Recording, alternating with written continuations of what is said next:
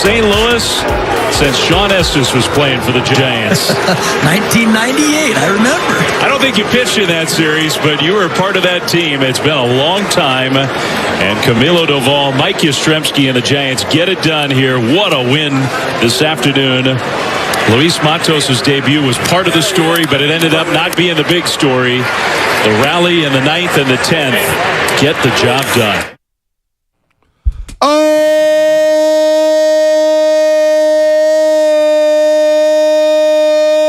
baby. And that's how we're starting Thursday morning. Flim on the call. Dave Fleming, of course, for NBC Sports Bay Area. You hear Sean Estes there. The Giants sweep the Cardinals in St. Louis for the first time since 1998. And again, they do it in dramatic fashion, winning their 6th straight road game. And there's a vibe right now with the orange and black. There is. You can't deny it. Yes. Tying the game in the 9th inning. 2 strike, 2 out, 2-run home run. Incredible. Giants win in 10 innings. Camilo Doval with the save. They win 8-5. They were able to overcome a tough start for Anthony DeSclafani. Luis Matos is up. Giants are 4 games over 500. They get the day off, and then they go to Dodger Stadium for one of the more anticipated series for the Giants in quite some time here. Good morning, everybody out there getting off their graveyard shift. I'm hyped up right now. I'm a little sore. Your boy did a spin class. Your boy's beat up. The athletic muscles are starting to move. Man, I could go to sleep right now. But, hey, good morning to Spinotti. Good morning to Lubman. It's Shasky. You're decked out in orange and black. I know you're fired up. That's a big-time win. It's a huge win. Big-time sweep. Two quick thoughts before I get into something that I want your opinion on. Wow, I don't remember the Cardinals being this bad at any point in the last 20, 30 years. Am I tripping? Their pitching is horrible. I mean, they actually got a decent start from Jordan Montgomery. It's the best start they've had in quite some time. Their bullpen's a mess. Steven Matz is now 0-7. He stinks. I think he needs to retire. Remember, he was part of that great core with the New York Mets. Absolutely. Who was it? Matt, Syndergaard, Harvey, and of course DeGrom. Well, Matz has been, he's done. I mean, this team, managers are going to get fired soon. 27-42 to St. Louis Cardinals. And they've got players. They've got ballers offensively. I mean, Gorman's got 15 home runs. You got Goldschmidt, Arenado, Jordan Walker, Donovan. I mean, DeYoung. They've got players offensively. 13-21 at home. I know. And they're getting boo-birded. Yeah. I couldn't believe it. Yeah, no. I mean, they deserve it. I know. They deserve it. And then, obviously, Tyro Estrada has been just a stud. Bailey continues to be a stud. Just the chatter, the vibe around the team when it comes to my friends, it's like arrow pointing straight up, right? Doesn't mean that they're, back to where they were, but boy, it just feels optimism has turned the tide for them. But I want to get into Camilo Doval because he's somebody that you've been all over the last couple of months, rightfully so. He was spectacular. That 10th inning, runner on second, they got a 3-run lead, and I get it.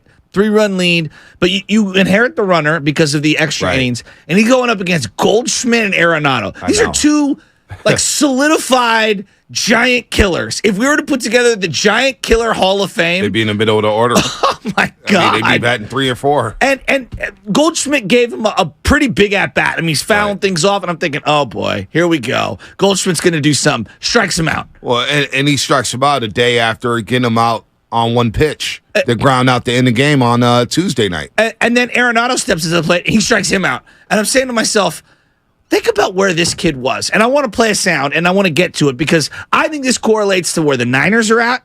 I think this correlates to where the Warriors are at and just life in general. Think about where Doval was 2 years ago.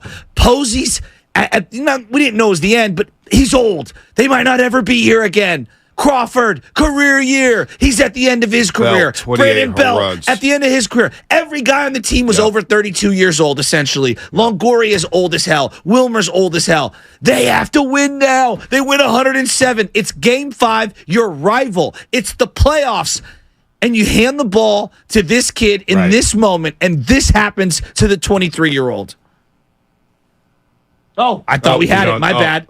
Was it the Bellinger single? He gives up a single to Bellinger in the 9th inning. I saw that coming, too. In the 9th inning, where he couldn't throw a strike, and he's so young. And all I kept thinking was, look, this is going to go one of two ways. Baptism by fire with scar tissue, or he's never going to recover, and he's never that dude anyway, right? And he was the best man for the moment. Would you agree? Not even close. No one was There's giving the ball nobody to Tyler close. Rogers You're in not that giving moment. it to Tyler Rogers. But Not giving it to nobody. Wasn't Tyler Rogers the vet? Yeah, but you know what, though? Camilo Duvall earned that right through a great September. Exactly. Through a great series. He earned that right. He pitched in some big-time games that month, so it was appropriate that he came in. And again, like some of these youngsters this year, the Casey Schmidts, the Patrick Baileys, the Luis Matoses, they need to play these games right now. They need to experience this because we all can agree here, and I can't believe I'm saying this, but this year for the Giants is not a championship or bust season. Thank you. It's let me see the plan, Farhad. Exactly. What is the plan? Is the plan to bring up some of the guys from the farm system? Is it to give guys new opportunities? Well, we've had 8 Giants make their major league debut this year. That's what we want to see. Yes. And so these guys need to play. So going back to that Camilo Duvall moment, is anybody questioning whether or not he shouldn't have got the ball? Well, I saw people that the next day like, oh, well, maybe you don't go with the kid there in that spot. But I'm glad you said he earned it in the final month of the season because I'm going back to Jonathan Kuminga as we talk about Kuminga and some of the trade rumors and everything. Right. And I think it's just so unfair. You've got to get scar tissue. Like, yes, are there Nick Bosa types and Justin Jefferson types who come into the league and dominate? They're like a comic. Those are first ballot Hall of Famers. Right. Those are unicorns. You know what Kobe did? Who's a unicorn? He failed. He failed. He airballed over and over and over in Salt Lake City. Thank you, But Bonte. you know what? It was good for him. What? Michael Jordan, we saw the Last Dance doc. He got swept by the Boston Celtics. He dropped 63, but he got beat up over and over by the bad boy Pistons. Over and over. LeBron James, quiet as it kept. Lost a lot of playoff games. Failed. Steph Curry and company, they failed a couple times. You got that scar tissue. You got to build it up. You got to experience it. So you don't get right now, as in one of the most electric closers in the game. Probably, B, you've said this now for like 3 weeks, and Baggerly's talking about it. Is this the best closer in Giants history? Well, he's not there yet. He has the ability to be. But he has the ability, and I see it, and this is why. What do you want from your closer? Number one. Just electric stuff. Yeah, you want electric stuff. Yes. He has that, right? Check Moxie. the box. Moxie. Composure. Yeah. When That's it's Harry out there on the base good pass, point. first and second, Yeah, that's a good second and point. third, one out. How is my closer going to react? Is he going to get rattled? Is he going to throw one in the dirt? Is he going to throw one behind the backstop? What is he going to do? This guy gets outs. He takes a deep breath. If he gives up the base due to the pitch clock, so be it. He's calm. He's cool. He's collected. And oh, by the way, with my closers, you got to have a little swag. Totally. You got to have that. I'm going to dominate you in this at bat. And he has it. And was he when he came up and he was 23 years old, that first month of success, because he came up before and he was totally different. Was he raw? He was raw. Was he making mistakes? He was making mistakes. Yes. And you know what you had to do? You had to baptize him by fire. And that's what happens. You don't get to reap the rewards of right now without that scar tissue. Was last year. It was promising, but it was a little up and down. Right. Probably more ups than downs. Yep. Kuminga, and I want to go back to Kuminga because I think we're going to talk about him By at the time. way, real quick, the splits for Camilo Duvall in that September, October, back in 2021. I mean, he was dominant. His ERA was incredible. 0.00. He pitched in 15 games, 14 innings, gave up 7 hits. 5 saves? Struck out 20. 3 saves. 3 Only saves. 3, but Wow. he struck out 20 in 14 innings. I mean, that's incredible. He didn't give up a run, another run. So there goes Camilo Duvall. So to your question about should he have gotten the ball in Game 5 against the Dodgers in 2021, look at the numbers. Yeah. The numbers tell you he should have gotten the ball. And again, people can lose their minds about rookies and Right. Kuminga had a great final month of the season. Mm-hmm. Now, was it as good as Duvall's? I don't know. We can argue about it. But he had a great final month of the season. Kuminga, heck, you go back to February 1st. Hell, go back to the start of the new year, January 1st, 2023, and go pull up Kuminga's numbers. Well, but people do this thing. You got to earn it. He did earn it. He did. He did. And then he got relegated back to a lesser role. And then you didn't give him opportunities to play himself out of that. And now we don't know what Jonathan Kuminga is going into year number 3. We don't know. You wouldn't allow for any scar tissue to build up. Because if he makes one mistake, we can't tolerate it. And so to me, He makes one mistake, he's unplayable. This is what some of the chatter which is unfair. It's unfair. Now, look, B, I get it. Steph Curry's an all-time icon. You say he's higher than Buster Posey. Fine, whatever. I love Buster Posey. It's a damn shame that they lost to their rivals, the Dodgers, and it was heartbreaking. It was really heartbreaking. If you tell me, Joe, here's the trade-off. You're going to lose to the Dodgers. Posey's not going to win another one. But that kid is going to have a moment. Well, he'll have some scar tissue, and he'll grow from it. And it'll be a growth moment that we're going to look back on and say, man, I think he's better for having had that moment. Right. Isn't that a trade-off most people are willing to take? I believe so. Now, I get it. The stakes of the NBA playoffs, and the Curry's legacy. And the stakes of the Warriors coming off a championship. I get it. You're playing for banners. But we're talking about, we're not even, Duval was given the ball at the end and said, close this out. Well, we're asking Kuminga, give me a couple of minutes. Well, no. Really? Well, against LeBron James, who's playing over 40 minutes a game. And you have Moses Moody trying to defend LeBron James. And Moses Moody is 6'5". And he doesn't have the strength of a LeBron James. And it wasn't that Moses Moody was just getting schooled. That's a tough ask. Exactly. But why not try the more athletic guy? Why not try the taller guy? Why not try the most athletic guy? Because I'm going to run something by you here. January, right? Kuminga plays in 5 games. He gives us 12 points, the 2-2. But it's the percentages for me. He shot nearly 60% from the floor and 58 from 3. Well, let's look at February, where he plays 12 games, and Andrew Wiggins steps away from the team. He shot 37% from 3, but he also shot 50% from the floor. All right? Is that good? He played 22 minutes a game, and he was getting better. Exactly. It's more than the box score. Just look at the way he defended other perimeter players. Luka Doncic comes to mind. James Harden. Just look at the way he defended guys. And he was asked, hey, I need you to go into paint and defend. I need you to go on the perimeter and defend. And he checked all those boxes. Here's the deal. Do the Golden State Warriors clinch number 6 seed without Jonathan Kuminga? I don't think they do. Do they not avoid the play-in tournament without Jonathan Kuminga? See, I think they're in the play-in tournament at minimum, you know what I mean, without Jonathan Kuminga.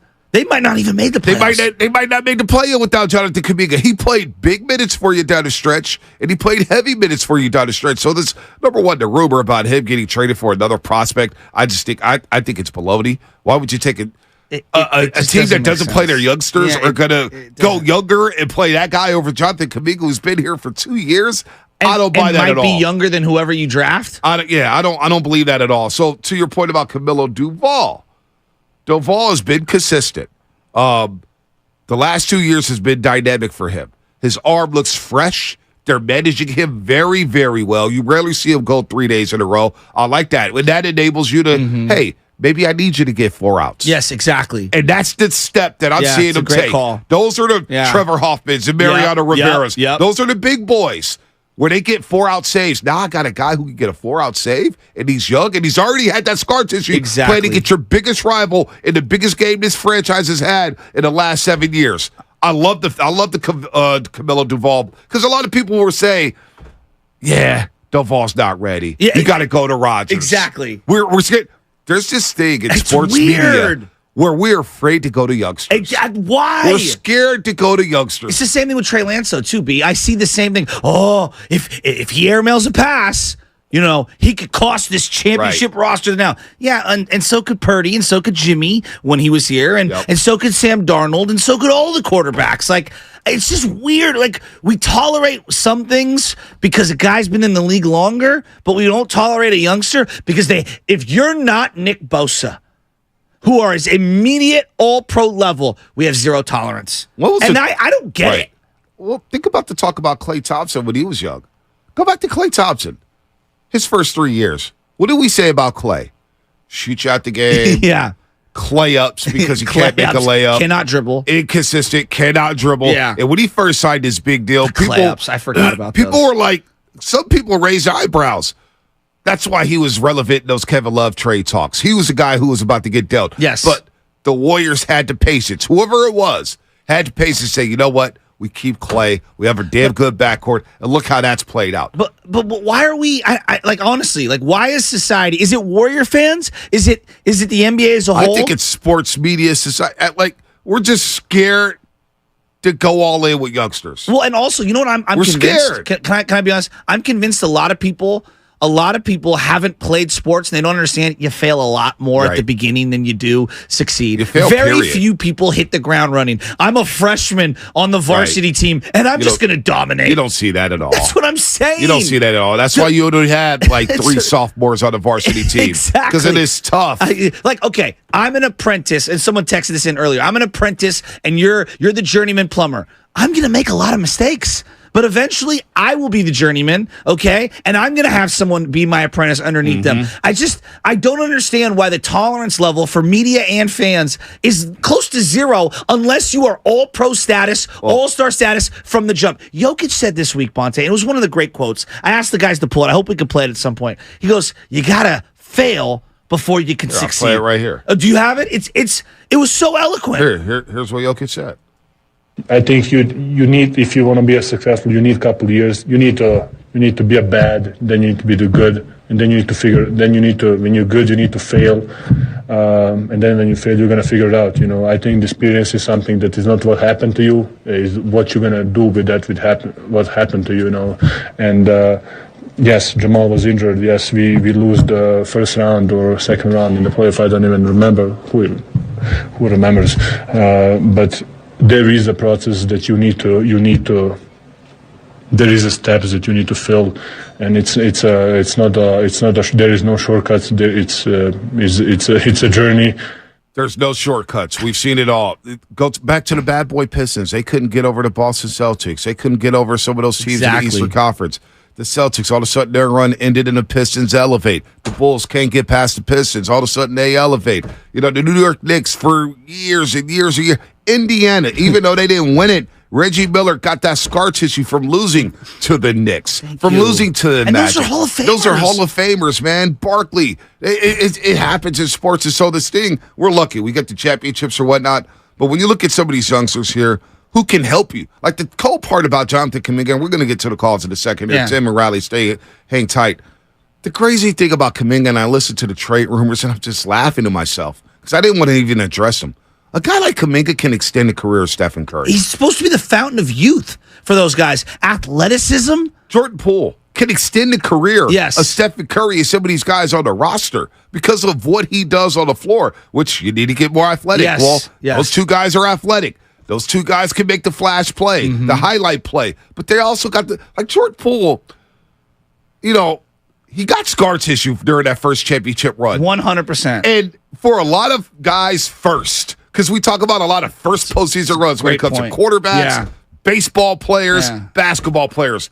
For Jordan Poole going through that first postseason run, I think people misremember some of the big games he had. I agree with you. Some of the big moments he had. Hell, the 21-0 run that you had in Game 6, Jordan Poole had his fingerprints all over that, hitting 3 straight threes. Remember that? Yes. Does everybody remember that? So, Jonathan Kuminga, that case study there, I just don't get it.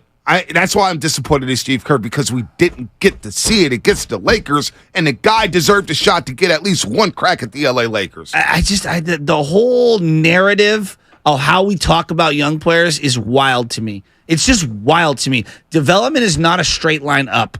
It's a rocky road at times. And yes, do some players not develop? Of course, I acknowledge that. Remember when the Cubs brought up 1,000 guys? Oh, yeah. And we were all like, yeah, maybe 2 of them might hit. It was like Jason Hayward and or not Jason Hayward, he was with the Braves, but it was like Anthony Rizzo. They brought up Chris Bryant. Schwarber, they brought up Addison Russell. Sterling Castro. He was there for a while. He was there before those guys. But it was like they brought up Addison Russell. Yep. There was like 5 or 6 guys. And we're like, if maybe one or two. What's his name? Javier Baez. Yeah, if 1 or 2 of these guys develops, it's a boon. Right? You know what I mean? Like, think of how many guys the Astros have brought up. And I'm just using them as examples.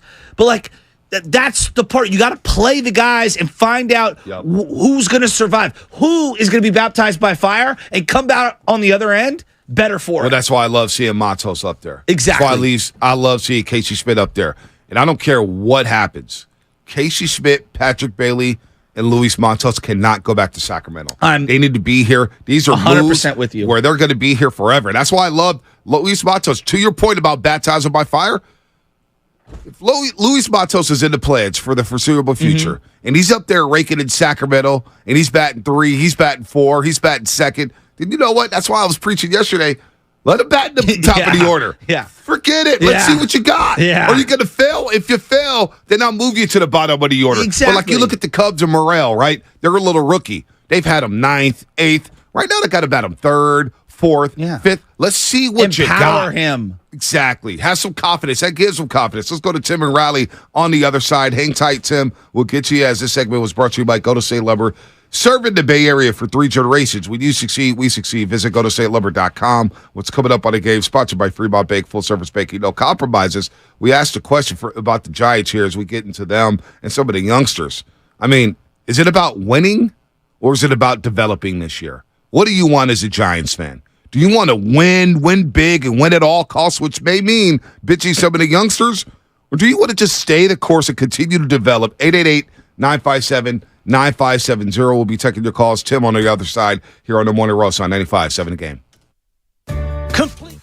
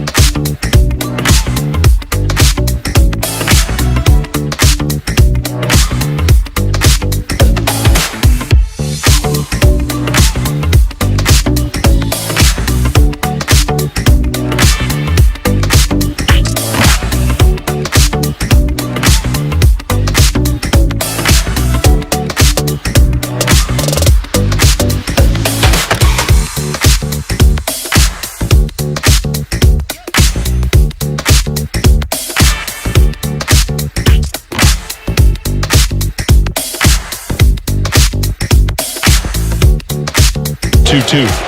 Yaz, high drive, deep right field. It is gone. He's tied the game. The Cardinal killer does it again. I The can't Morning believe Roast is live on YouTube right now. Take it away, Bonte. I can't believe it, Steph. I can't believe it. That was a big-time win. Down to your That last win. pitch. Last pitch, 2-2 Last count, strike. 2 outs, and Yaz comes through.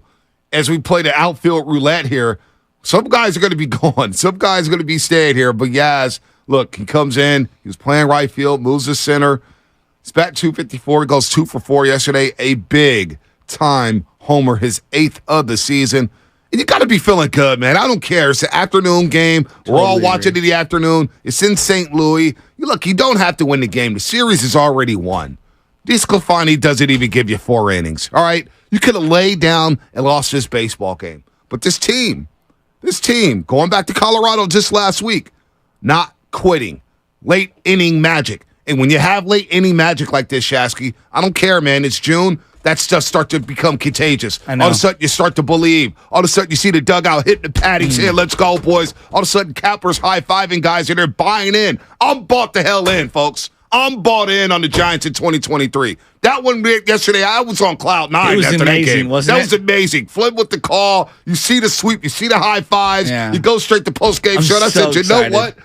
know what? These guys are playing for something in I June. know. That's all I asked for. That's know. it. They've exceeded my expectations. I'm all in on the Giants in 2023. And look, we can all agree, like, this is about big picture. I think that's what most Giants fans are feeling. Big picture, That yep. being said, they can still make the playoffs. And I Can. want them to make the playoffs. And if they don't, it's not the end of the world, but I want them to. They've got to get a starting pitcher.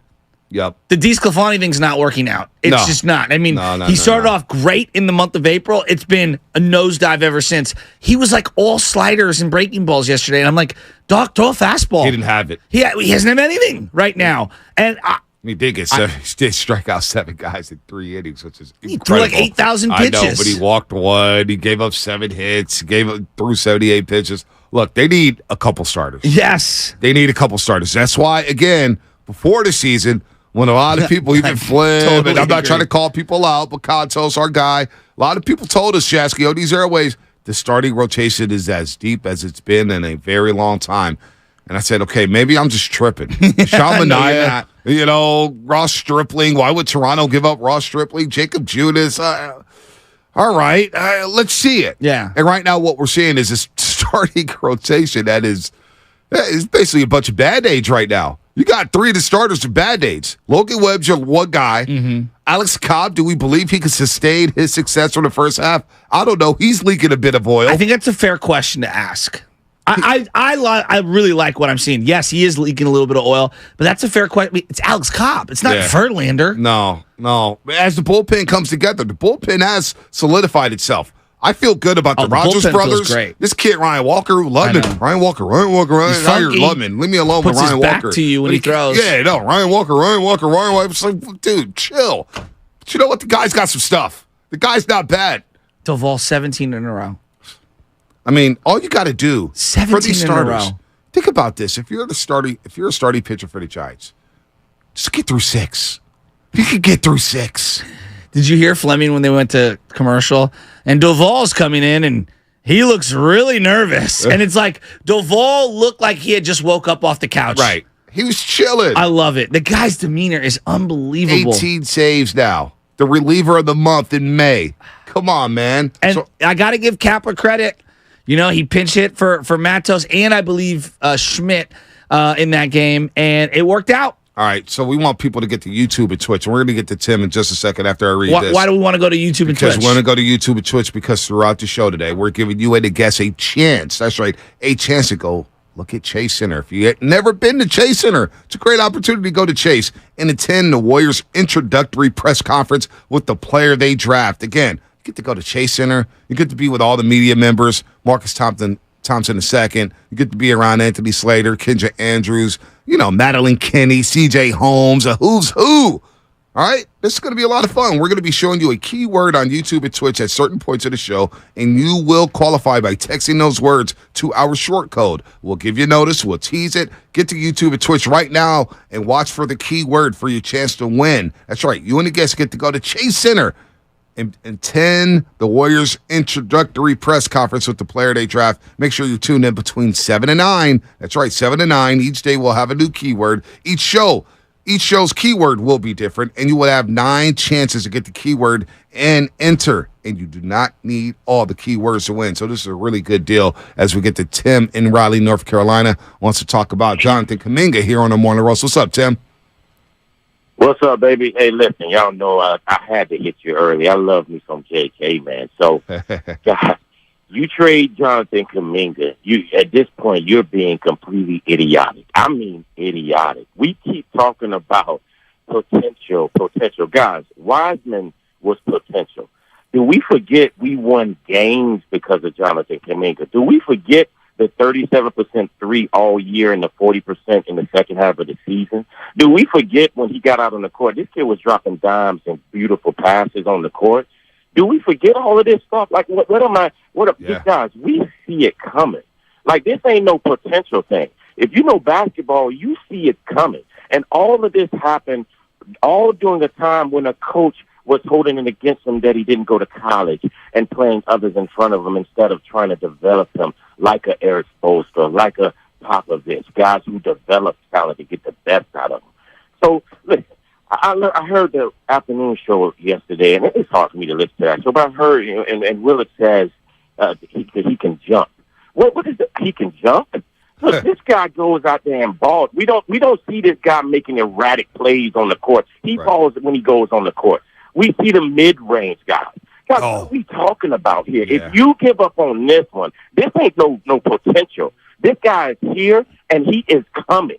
And think about it, Bonte Shasky. He did all of this. At his age, his confidence was not in the tank, in the toilet, with a coach who wasn't even trying to develop him.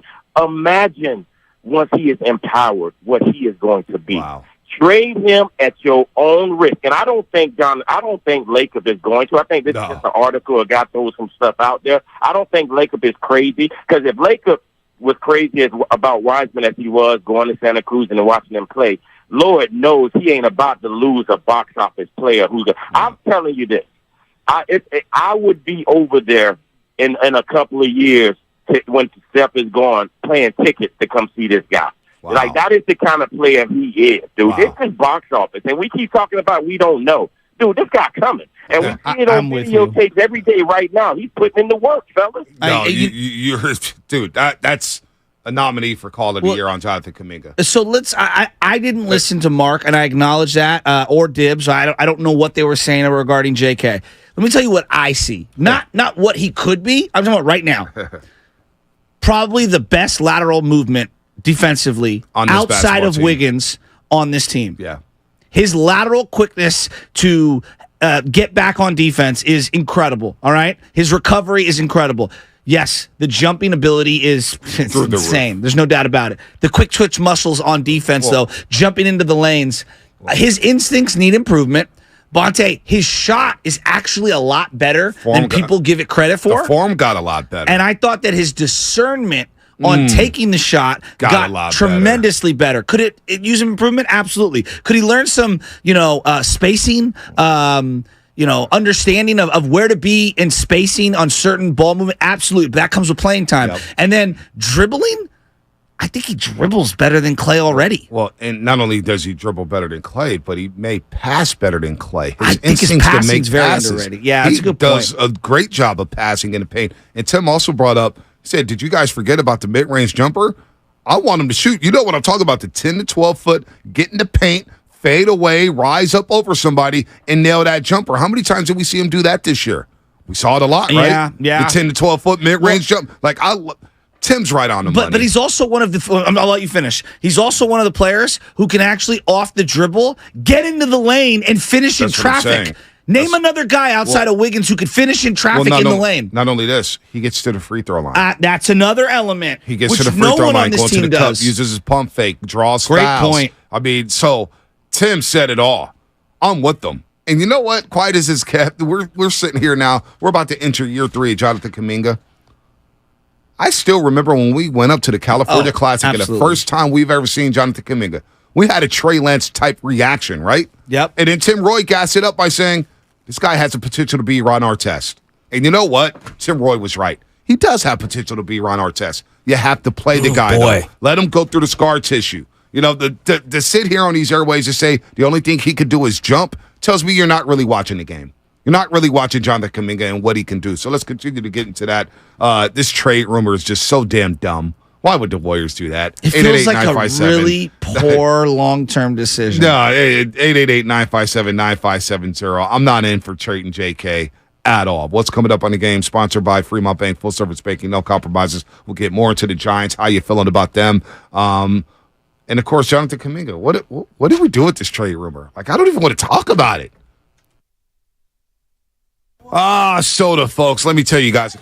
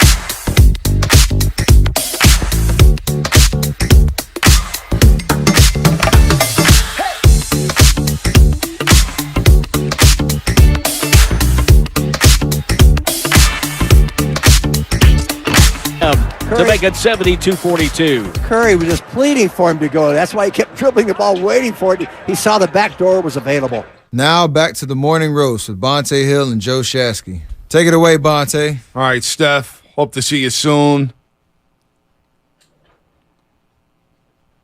Tim Roy, Jim Barnett on the call. 95.7 the game. Can I get a quick shout out? Yeah, you love shout-outs. I do.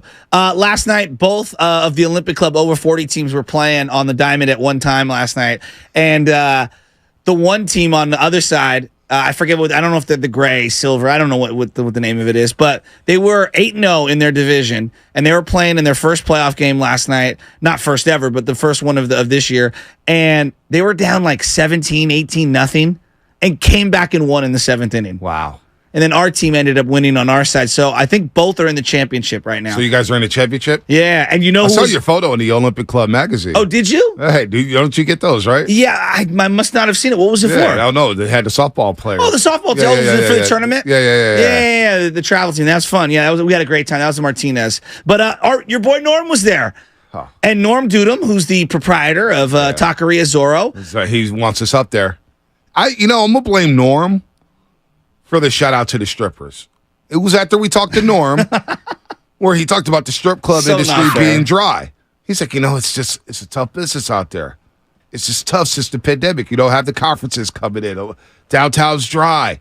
So Broadway's struggling a little bit. So that's why I had to say he's the reason why I started saying good morning to the strippers. He's part of the reason we won last night. He had 2 big base knocks. Did he? Hey, yeah, he did. Wait, Norm played baseball after going through a rigorous spin class. Yeah, you wouldn't have known by how slowly he sprinted, and sprint I use lightly, down the first base line, but he got on. As Lou said, who's one of the team captains, everybody knows Lou. I love Lou very much. He said, it's one of the ugliest 2 at-bats I've ever seen, but she got on. Oh, man. All right, this segment is brought to you by Golden State Lumber, serving the Bay Area for 3 generations. When you succeed, we succeed.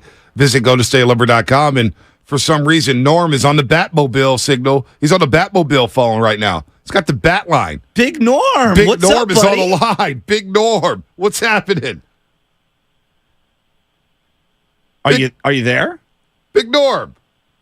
Going once. Going twice. I gotta go. Not a sparkling debut for Norm here on the Morning Roast. The job is done. We can go home now. He told me right now yesterday that you were in a spin class yesterday. Yeah, he talked to me. He's been talking to me about the spin class. You got to join it Mondays and Wednesdays. So we had our meeting yesterday, and I was doing some things on a laptop. And I said, boy, it's 11:30. Should I go to this spin class or not? I don't have any shorts. I was already making excuses for myself. So I ended up buying some shorts there at the O Club. Walked up to the spin class with about 2 minutes to spare. Norm was right there. Come on, baby. We'll set you up right here. Yeah, you Let's set go. up with a bike and Just everything? pace yourself. And boy, that spin class How was long hard. was it? It was an hour. Wow, that's a long time. It was an hour, man. And it was intense. Yeah? They played some good beats in there, though. You were feeling that? They played some dope Lizzo, and it had me going. All right, Norm's back. He's back. Norm's back. Let's go. What's up, Norm? Joe, Bonte, how you guys doing this morning? What's up, Norm? What's up, buddy? Big wins last night, huh? Oh, Joe, you got robbed on that catch, dude. That was a beautiful catch. Thank you that very umpire much. did not see that catch, and it screwed up that whole inning, but we came back and won that game big time. It was huge, absolutely huge. Now, how was Bonte in spin class? I wasn't going to let him stop. He had to finish that class because if he didn't stop, he would have never heard it from you or me. Okay? I know. I was like, if I stop, this is going straight to Shasky. And you had 2 ladies back there. They were rolling, man. They were in all cycling gear, man. That was intense. That was an intense class, You did Norm. good, Bonte. We're proud of you, man. We hope you can keep it up. It's a great workout in a short amount of time. You can get a lot accomplished in like 50 minutes. You'd be surprised. Hey, well, Norm said you're going to wake up sore tomorrow, so don't even worry. And I'm not going to lie to you. I woke up today at 4:30, and I said, "Oh, my side hurts." And I went to bed. I passed out at I went to sleep at 8:05 last night. Baby Chance was down at 7:15. I was down like 30 to 45 minutes later. And you slept like a baby, right? I did sleep like a baby. I slept really good. Hey, Norm, I slept pretty good, too, last night after that big win, baby. Yeah, Joe, that was nice. Boy, that was a nice win last night. Now, Norm, how's the calf doing? I know you strained a calf in the basketball game a couple of weeks ago. How's the calf doing? Actually, he's doing pretty good. I mean, I was worried about running down first base. Another guy on our team ran down first base, Woody, and he popped his hamstring halfway through. I felt bad for him. Oh, boy. Yeah, Big Woody's the man. That was fun. That was a lot of fun. Never get massages at the O Club. They always ask you, so what are you hurt from? Are you playing sports? Or you, and what do you say? I always say, oh, no, I just, my back's just a little tight. Now when I go in there, I swung a golf club 150 times. My right shoulder's tight. I'm over 60 and I have no business playing, but I still love it. What am I going to do? Exactly, Norm. Exactly. Hey, before you get on out of here, all right? Hey. The Giants chatter in pregame. How are you feeling about the Giants? I was surprised to hear so many people so optimistic about where the Giants are at right now. Well, you know me. I'm a big Giants fan since I was a baby. Well, right now they're bringing these rookies up, next man up. So whoever comes up's got to fill the spot. And that's how I approach it this year. All these guys, Bailey, Casey, Camilo he's lights out. He's amazing. Got this other kid yesterday. He had his first hit. What's his name? Latos? Yeah, Matos. Yeah. So, he's good. I want to say one more thing. This week in North Beach is the festival. Saturday and Sunday is the North Beach Festival. Oh, wow. You can spread the word out. There'll be a bunch of people in North Beach this weekend. Nice. Obviously, hopefully they'll come by Taqueria Zorro. Taqueria Zorro. Hey, you know what? That's big time. Yeah. That's big time. I'm going to stop by. This is one of the ambassadors of North Beach. Norm Dudum. And you know what? One of the better business owners in the area. And the street fair season in San Francisco, whether it's the Hay Street Fair, the North Beach Fair, Union Street, Mission Street Fair. We need to support our community. Get out there to North Beach, man. It should be some great weather. Small businesses need our support, you guys. Absolutely. We need a big time in the city. Absolutely. Hey, Norm, where can people get burritos from Taqueria Zorro? I know you do KC stuff. What's the address again?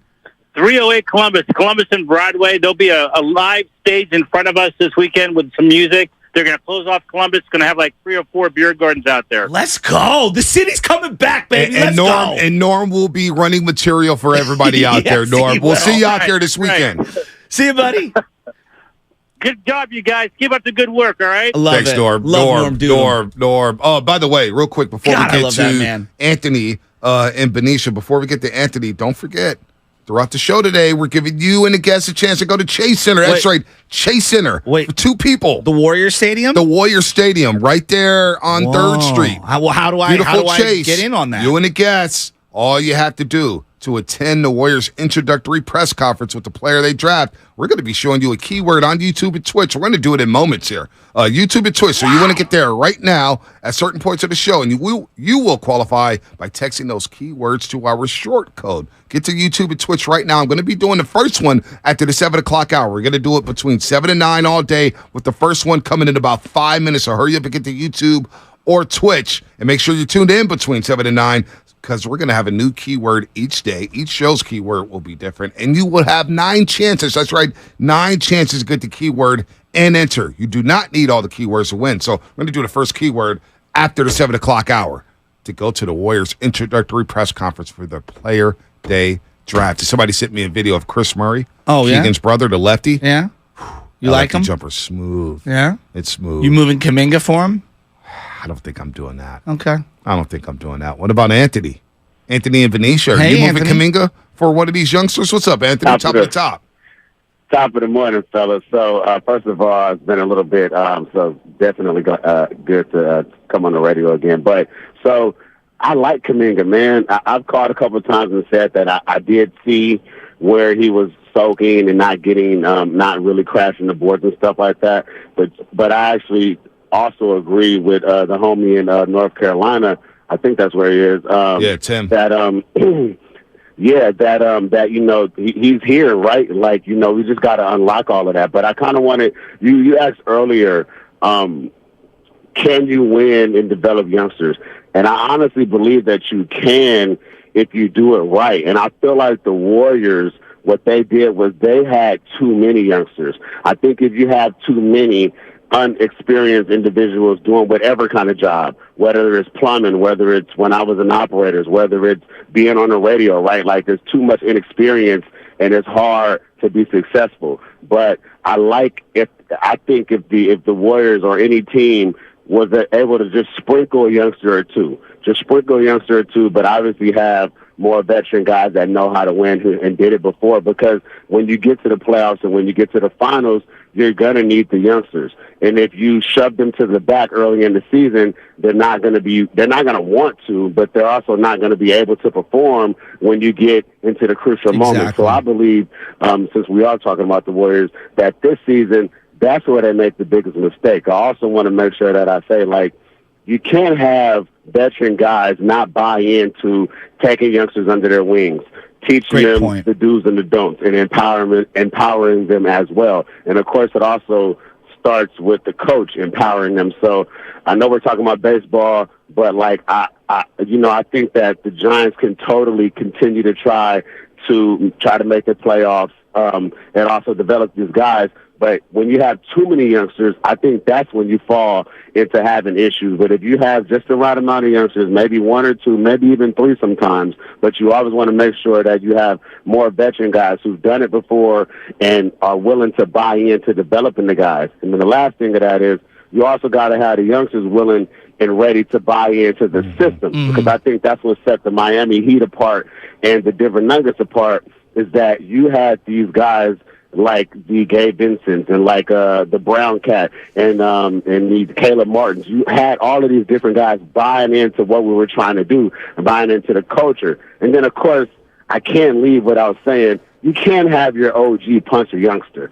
And I don't want to, bring up old wounds, but obviously we all know that it started with that. But I think it's 110% doable if you have just the right amount of youngsters and you have everybody buy into what we're trying to do. It's a great call and a great point, Anthony, and you're really sharp and you're really on point with that there. You need to empower the youngsters. And at times this season with the Golden State Warriors, it didn't feel like the youngsters were empowered.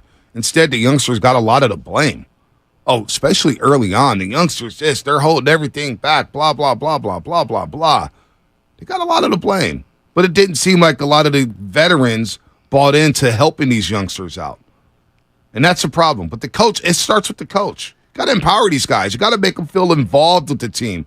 It felt like there was two basketball teams this year on one. You know what I'm saying? But one thing that I think I see a lot of people is like, oh, you can have one or two, but you can't have that many. Well, here would be my counter to that. They were forced to have that many because of the salaries that they have currently that are so bloated. And it's part of what happens in the NBA.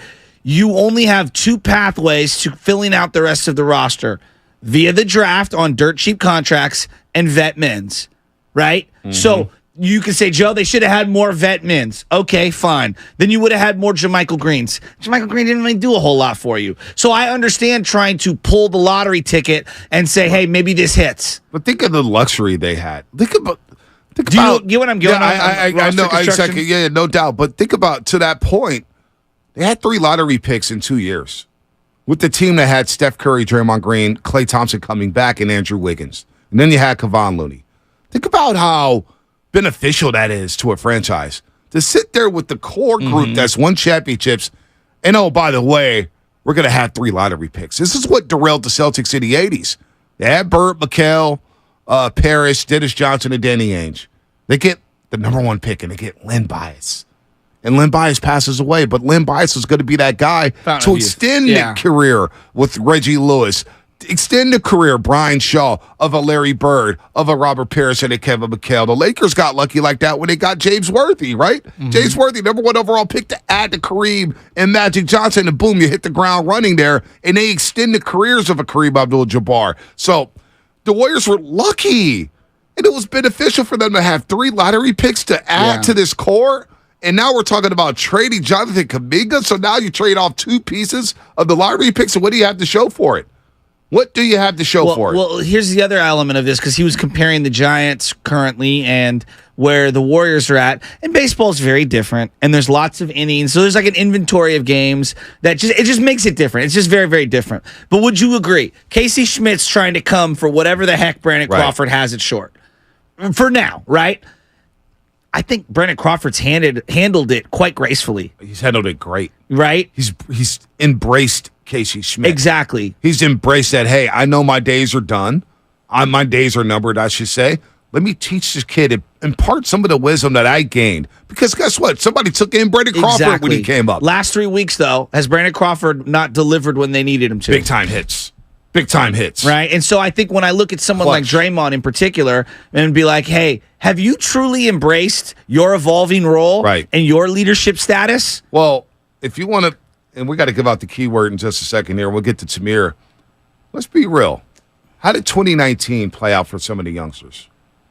Jordan Poole got better as that season went along, and he went down to the G League, and he came back, and he got better. I remember people laughing at his improvement, saying, yeah, whatever. Eric Paschall was leading the team in scoring that year. Did Draymond Green do a great job of leading that team to 15 wins? No. Not by, in my estimation, it felt very like, hey, we're out of it, so I'm going to quit. And then he admitted to basically just laying down. Yeah, exactly. Now, how does that stick with the franchise? How does that stick with youngsters? When they know that, saying, boy, we were in the foxhole, and our vet didn't lead us the way. He didn't lead us to the promised land. Or our vet basically said, you know what, I'm going to mail out. I'm going to tune out a little bit here. That's a problem. That's a problem. By the way, let's give out this keyword the first time we're doing it. You and a guest get to go to Chase Center. Chase Center to go to the introductory press conference for the player the Warriors draft in the upcoming NBA draft next Thursday. Next Thursday, right? No, 2 weeks from now. 2 weeks from now. NBA draft coming up. Here's the first keyword. Text that word to 20357. Get to YouTube and Twitch right now. We teased it. Get there right now. And we're going to be doing this between 7 and 9. 7 and 9. I'll be giving you guys warning, but get on YouTube and Twitch all day long. Subscribe to our page. Text that word right now to 20357. Let's go to our main man, Tamir in Oakland. Tamir, what's happening? You're on the roast. Hey, what's up, guys? Good morning. I think without listening to everything, and you guys are hitting it on the point, but me coaching sports, like high school, I have freshmen all the way up to seniors and stuff. I think that you can win with coaching youngsters, and I'll call my juniors and seniors vets, because they have to, I think Anthony just said, you have to buy into the system. But it's also on your coaching, too. You have to be able to put your faith in those youngsters and let them know that you believe in them as well. You can't be like Joe was saying, snatching them out like when they make one mistake, or like having the older players chastise them and making them feel like they're not welcome part of that team. And you guys just hit it on the point too. Like the older players have to be accepting their roles, like, oh, we may not be the same dudes we were before. So these young dudes are just as hungry and they're trying to play. Like Kuminga, he wants to play. And no offense to Draymond, like he hasn't developed a jump shot in how many years he's been in the league, and Kuminga's already putting that work in. So as a coach, you have to accept those things and be able to let the youngsters play. So I think it's a cop-out sometimes when coaches say, oh, a young person can't help my team if they didn't go to college or whatever, because just because they went to college and won championships or something, there's always that young dude or stud that can always help your team if you put them in the right places for him to excel. Good call, Tamir. Good to hear from you, brother. Hope you and the family are doing well. He's on point there. By the way, just got sidetracked for a little bit here. Karl-Anthony Towns, have you heard or seen what he's been talking about? No. He was on Patrick Beverley's podcast yesterday or the day before, and he basically said when he retires, he's going to leave his impact on the game. Basically, he said that he's going to change the game, or that he would have changed the game.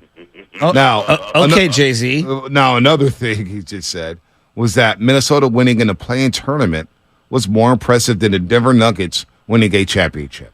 Now, we will pull the sound to hear what Karl-Anthony Towns said, but the only reason why I bring it up is because Karl-Anthony Towns is on the list. It's Steiny and Guru were talking about him. Again, the more I talk about Karl-Anthony Towns, the more out I am on him. I was receptive to it. I was open to it, but I'm like, nah. No. Change the game, huh? Change the game. Change the game. Change the game. Wait, his play-in tournament win against the Thunder was more impressive, but he had just lost a play-in game 2 days prior to that to the Lakers. What? We'll get that sound. We'll rack it up. We'll play it on the other side. But Karl-Anthony Towns, the more he talks, the more I'm like, nah, he's not a winning player, a championship player. So what do you do with Jonathan Kuminga? Is it salvageable here in Golden State? Is Steve Kerr the guy for him? What happens next year? Because if they don't change, we're talking about Jordan Poole, right? And if the Warriors don't do anything drastic this season, where's Jordan Poole going to start? But what does that mean for Jonathan Kuminga if GP2 and Andrew Wiggins is still here. And Draymond? And Draymond and Looney. Where's that leave Jonathan Kuminga? What is Jonathan Kuminga right now for the Warriors? I think you could play him in a dunker role. You could have him So go out he's to a the 4 or corner 5? 3. He's a 4 or 5, but I think he has a potential But to is be he a a 3? I think he has potential to be a 3. He guards 1s, 2s, 3s, 4s. But I don't get fixated again on whether or not he's a 3 or a 4. I just know he's a basketball player who can help your team win. And what's he got? 1 year after this left on his contract? You could extend him. You could the 5th-year option, right? What are you going to give him? I don't know. It's 4th. I think it's fourth year in the option. NBA. I think it's NBA, in the 4th year NBA. option. I could be Yeah, wrong yeah. though. No, that's coming up. So you got to make a decision on him. I mean, who do you have more like of a feel for who you want to pay, Trey Lance or Kuminga, when it comes to those options? Like, I feel like I've seen a little more of Kuminga, but I'm still Seen a lot more of Kuminga. I know, but I'm still like, what's the long term game plan here? I don't think the Warriors know. I don't think the Warriors know right now either. Well, we're going to find out shortly because Draymond Green has a decision on June 29th to opt into his deal. What if he doesn't opt in? What does that mean? I'm getting a lot of flack on YouTube for my shirt today. I just want to make sure that we're set. Oh, the dad shirt? Do you know how old this shirt is? It's pretty old. This is pre-World Series. I have 89 pennants on here. I have 2002 pennants on here. There are no World Series emblems on this. That's how old this shirt is. I'm happy for you. I had a shirt like that. I had to give it away. And the shirt that I'm wearing for those that are listening on the radio is a Giants. I don't even know what you call it. Dad shirt. Like a collage. It's the dad shirt. Is it like a collage? It's what the OGs wear. Don't you like it? Yeah, I had one. I told you, I just had one. Well, you're an old white guy, so I'm not surprised. Yeah, I had one. Kind of like a Hawaiian shirt, but like baseball feel to it. Yeah. That's a good take for it. It's the OG shirt. You know, you always the OG Giants fans who have been a fan for a lot longer. That's a great shirt on them. So it looks on you, Chasky. I feel like me and Nick Friedel should be playing like chess against each other in Miami while I'm wearing this shirt. No? I don't Why agree Miami? with that, Nick. Yeah, why Miami? I don't know because And why Nick Friedel? Because Nick, when I saw that photo that he posted online of him in like a Cubano hat or a Havana hat, I think it's called a Havana hat. I forget what the name of the hat is, and he's smoking a Cubano. I'm like, yeah, that's my kind of man Nick right there. smoking Cubanos now? I don't know if you know this, but you don't get a voice like that. Oh boy, drinking water. He does have. That's a great point, Joe, and let me tell you why. Exactly. Nothing is better than when I ask a great question to him, and he says, that's a great question. He says that to everybody. I'm like, I love when a journalist tells me that. He says that to everybody. The great question. Never heard him say it to you. No, he said it to me plenty of times. That's a great question. Oh, but B does it to Kellerman every day. No, he does it to me. B, that's such a great point. You know who else used to do it? My boy Bubba, JP Morosi. Oh, that's a great question, Bonte. And we would do the drink logo. I just asked how you were doing today, Nick and JP. All right, what's coming up in the game? Sponsored by 7-Eleven. Loveman's going to kill me. We'll talk more Kuminga. We'll get back into the Giants. Brett Boone's going to join us at 8 o'clock, former Major Leaguer. Brett Boone, he talked to John Miller and got 2 questions in. 2 questions in with John Miller for a 2-hour podcast. We'll talk to him about that at 8 o'clock here on the Morning Roast. Small cherry Slurpee drinks are only $1 at 7.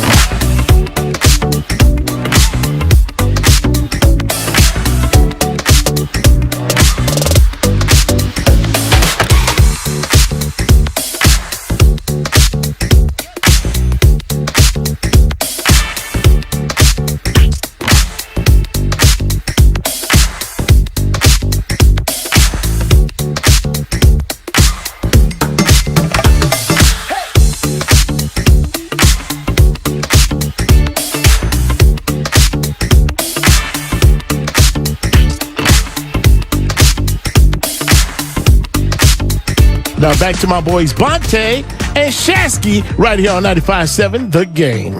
All right, this or that coming up at 7:30. This or that. There's no either or. We did this last week and we had a lot of fun, a lot of great calls. What does that mean? 888-957-9570. It's either you pick one. There's no in between. There's no hedging your bet. Okay. There's no gray area. It's either you pick this or you pick that.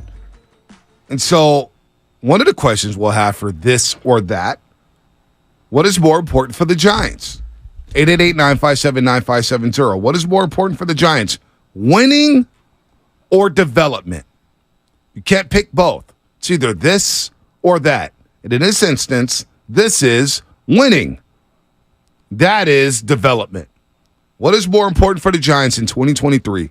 Winning or developing? Now, that's one question. You had another question, too, that I thought was really good. I feel like in sports right now, I'll set it up. I just feel like in sports right now, there are certain things that we've devalued that I don't believe should be devalued, and you look like the big man in the NBA. Right. Well, how long have we talked about the big man? Oh, it doesn't matter. Joel Anthony and JaVale McGee and you just put anybody. And yeah, perimeter play is very important. Warriors don't win anything at the beginning without Andrew Bogut. Nope. Not that he was the best player on the team, but he was very influential. Defense, obviously his passing. I mean, he was amazing. Raptors won without Marcus Hall? No. Hell no.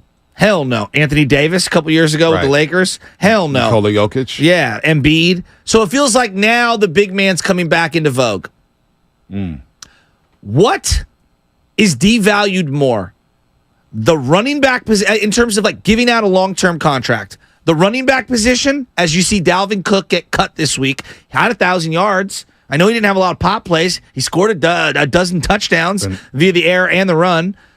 Or starting pitching, right? You look around baseball right now, and you're saying to yourself, like, if you just get me through 4, it's like, nah, then we get to the playoffs, and it really matters if you have starting pitching or not. You get to the playoffs, and it really matters if you have a running game or not. Ask Philadelphia. Ask Kansas City with their 7th-round running back. Pacheco. Ask Derrick Henry and the Titans if running backs matter. Ask the San Francisco 49ers. Oh, wait. Running backs matter again? I thought you could just plug and play anybody. That's my point. So what do you value more in this current landscape? Running backs or starting pitching? Because it feels like both are devalued, and I think it's completely false. 888-957-9570. 9 minutes, this or that. What's more devalued? Running backs in the NFL or starting pitchers in Major League Baseball? This or that. Line them up. 888-957-9570 here on a Thursday. By the way, throughout the show today, we're giving you a chance, you and the guests, a chance to go to Chase Center. That's right, Chase Center, where the Warriors play, where they hang banners, and attend the Warriors introductory press conference with the player they draft. We'll be showing you a keyword on YouTube in 5 minutes. In 5 minutes, I'm going to show you a keyword on YouTube and Twitch and at certain points of the show, and you will qualify by texting those words to our short code. So get to YouTube and Twitch right now and watch for the keyword in 5 minutes for your chance to win. That's right. We're giving you and a guest a chance to go to Chase Center and attend the Warriors introductory press conference. This or that in 8 minutes. This or that in 8 minutes. You know what's a trend? I'm not sure if I brought this up to you. There's a trend I'm seeing in Little League Baseball right now. You know the eye black? Yeah.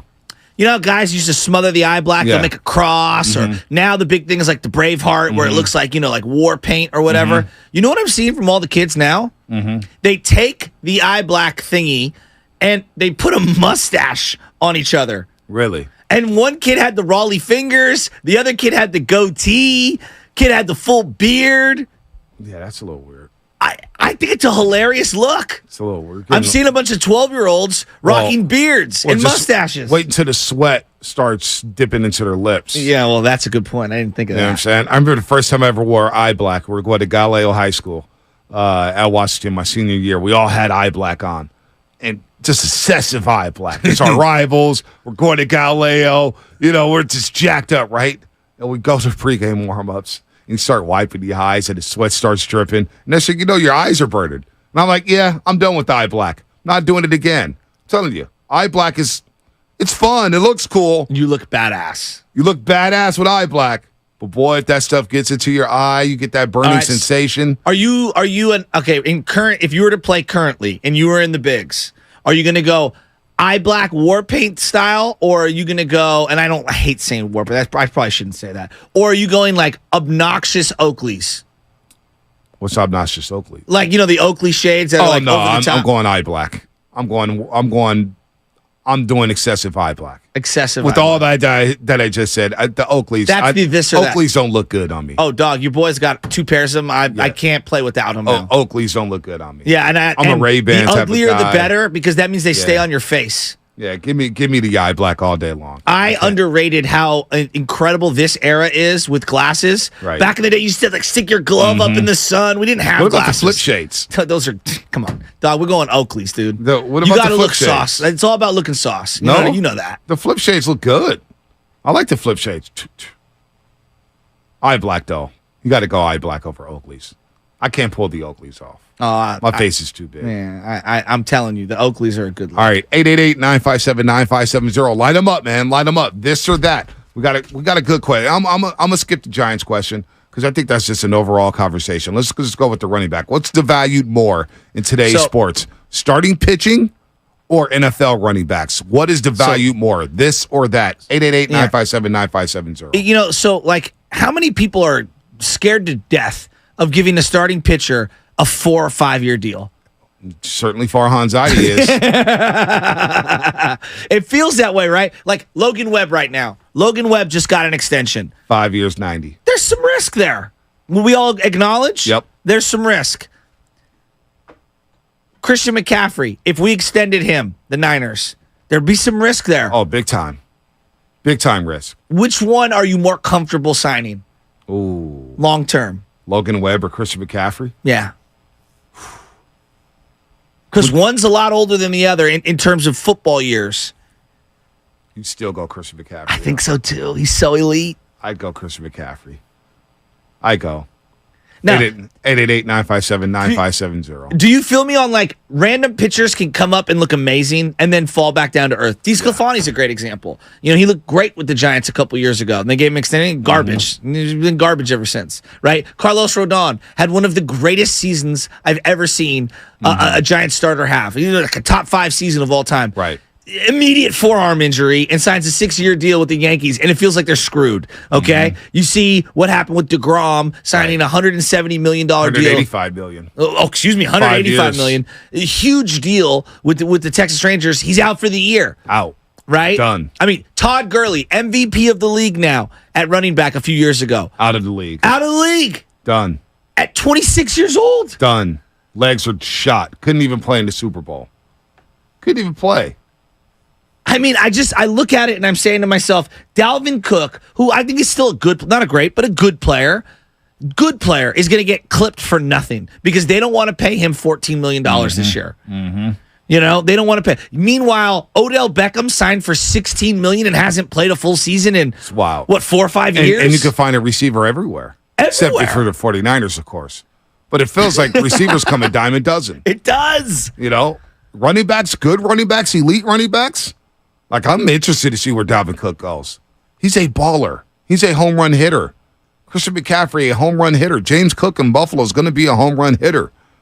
I don't know. Josh Jacobs. What would the Raiders be without But he had a couple Josh bad Jacobs? years. He had a couple bad years, but he had some really good years. Yeah, he did. How much of a difference maker is he? I don't get the devalue. Kenneth Walker III changed the Seattle Seahawks. It's a great point. Changed them. But people believe that it's a position that you could find anyone Plug at. and play.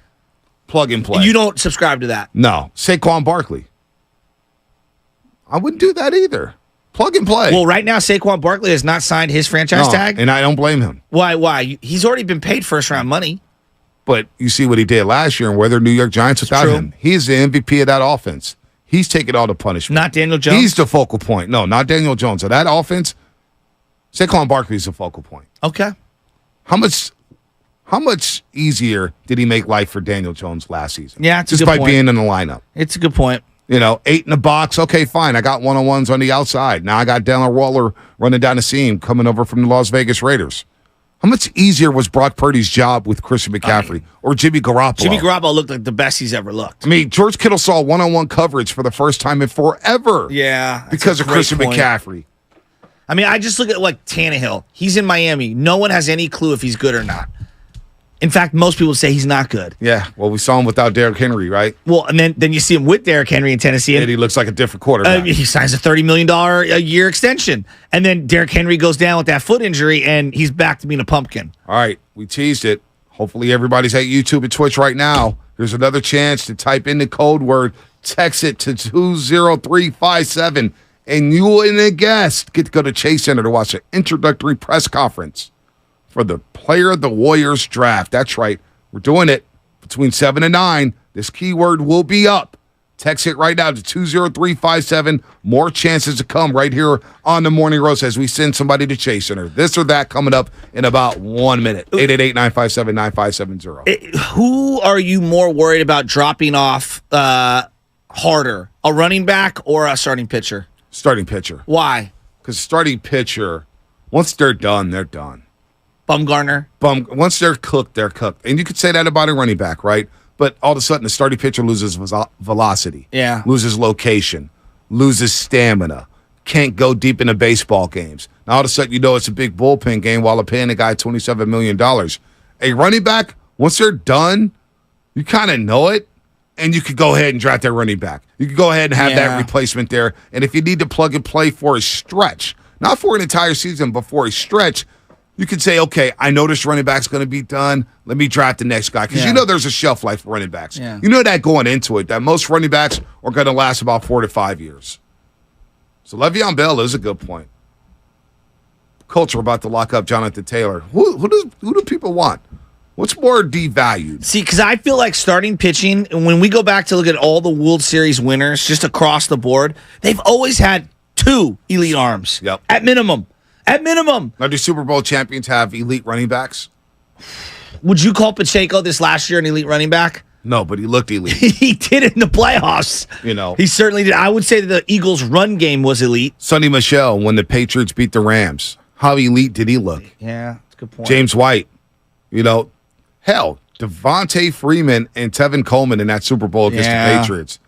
Marshawn Lynch. C.J. Anderson in Super Bowl 50. Yeah, C.J. Anderson was awesome. That's you know a what good I'm point. saying? He was Like, awesome. all these good teams. LeGarrette Blount for the Eagles in that Super Bowl. Yeah. Was dominant. Who was the guy that kicked the Niners' butt this year? Oh. Mitchell? Who was the other backup running back? The other Eagle backup running back? Oh, they had Austin Scott? No. That's the Gainwell. third one. Kenneth Gainwell. Gainwell killed the Niners this year. Killed them. Killed. All right, let's get into this or that. 888-957-9570. We'll read some on YouTube. We'll read some on the Comcast Business text line. This or that. What are you taking?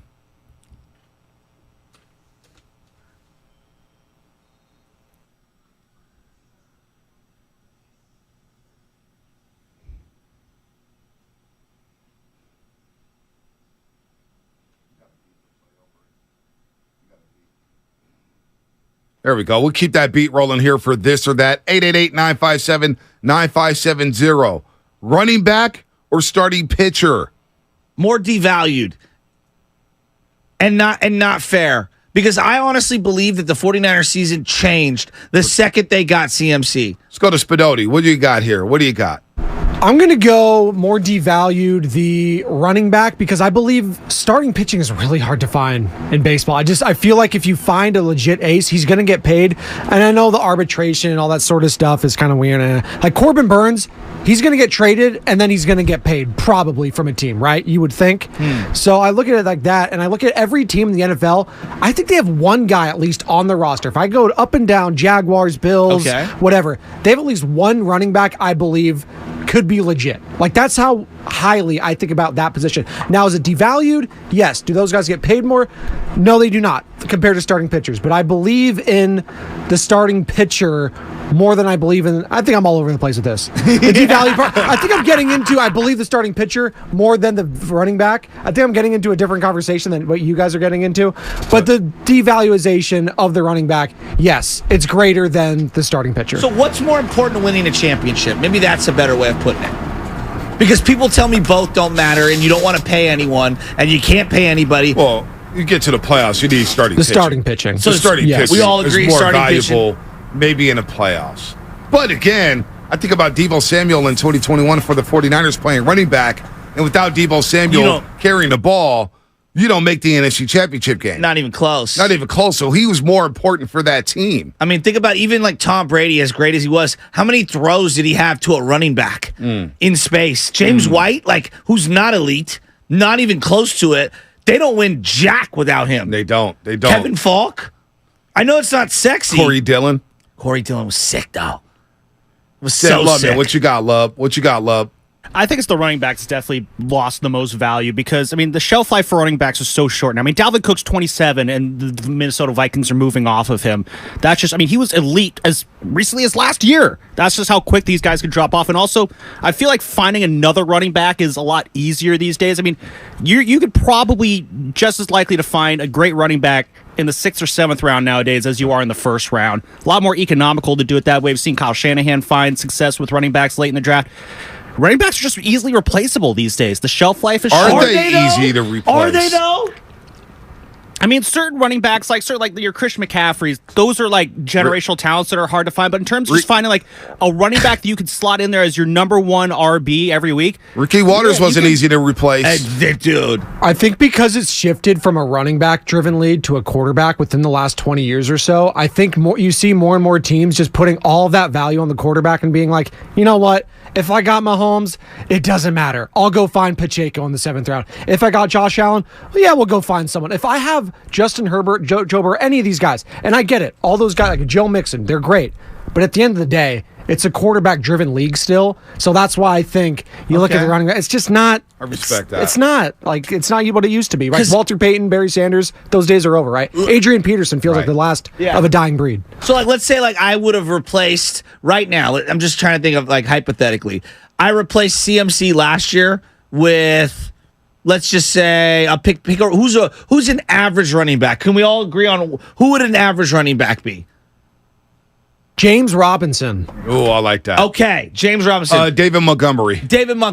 Yeah, they're not even close to the same. Right. Would we agree? No. Niners aren't even close to the same. No. Can we all agree there? Yes. Not even close. Not even close. All right, let's go with this question, and I will go around the room here. And if anybody wants to chime in, 888-957-9570. I think it's running backs. And as much as I love starting pitching, like random guys like Chris Stratton can throw a no-hitter. Yeah, and it is random. But I had another question for you guys. What's more important for the San Francisco Giants in 2023? Winning or developing? Yeah. Winning or developing? This or that? 888-957-9570. What is more important for the 2023 Giants? Winning or developing? I'll start with Sam Lutman. Sam Lutman, what you got? I go development here because I look at the Giants roster right now and I don't see a World Series contender. I see a team that's fun. I see a team that can win maybe 83, 84 games, maybe a little bit more than that. But I just don't see a team that's a move or two away from competing for a World Series. So you're not going to go out at the deadline and make a big move to try and get to the World Series because I just don't. If you're doing that this year, it's just not. I don't think you're going to get there. So if that's not really possible, then I think the next thing you got to do is you got to focus on the future. You have a great core right now with the Giants that's starting to come up, that's starting to matriculate its way into the big leagues. Let's focus on this core. Let's let them work through their struggles. Let's let them get better. Let's let them get that scar tissue, build it up, and then we can hit the ground running in 2024. Who knows what that does in free agency? Well, why can't they do both? I mean, obviously, you want to have your cake and eat it too. No, this or that, Shasky. You got to pick this one. Or that. You got to pick one. No, Come on. obviously, yeah. That's you a good want point. to do both. This or that. If the Giants are like sticking with Casey Schmidt, sticking with Luis Matos, sticking with Andrew with Patrick Bailey, and they accidentally stumble into like a 90-win season in the playoffs, yeah, I mean, I'm not going to shake a stick at that. But I'm saying like when these guys start struggling, Casey Schmidt struggling, Patrick Bailey struggling, and you're thinking, oh, do we let them work through this, or do we, let's take them out and get someone else in there because we're trying to win? I would let them work through it. Let Casey Schmidt struggle. Let Patrick Bailey struggle. Let them learn how to work through those struggles and get better as baseball players, because I think that will help the Giants a lot more going into 2024. Great take, Lubman. I'm kind of with Lubman here, developing. And I can't believe I'm saying that because I'm a winner all. If you're not winning, I tune out. But you know what? With this team, I didn't expect them to be in contention for the playoffs. I like seeing the youngsters here. Let these guys play. If this is part of the Farhan plan, and he doesn't have the ability to lure in big-time star players, we saw that. We saw him fail. And he's got to sign these guys like Conforto and Henniger and Minaya and Stripling with all these player options.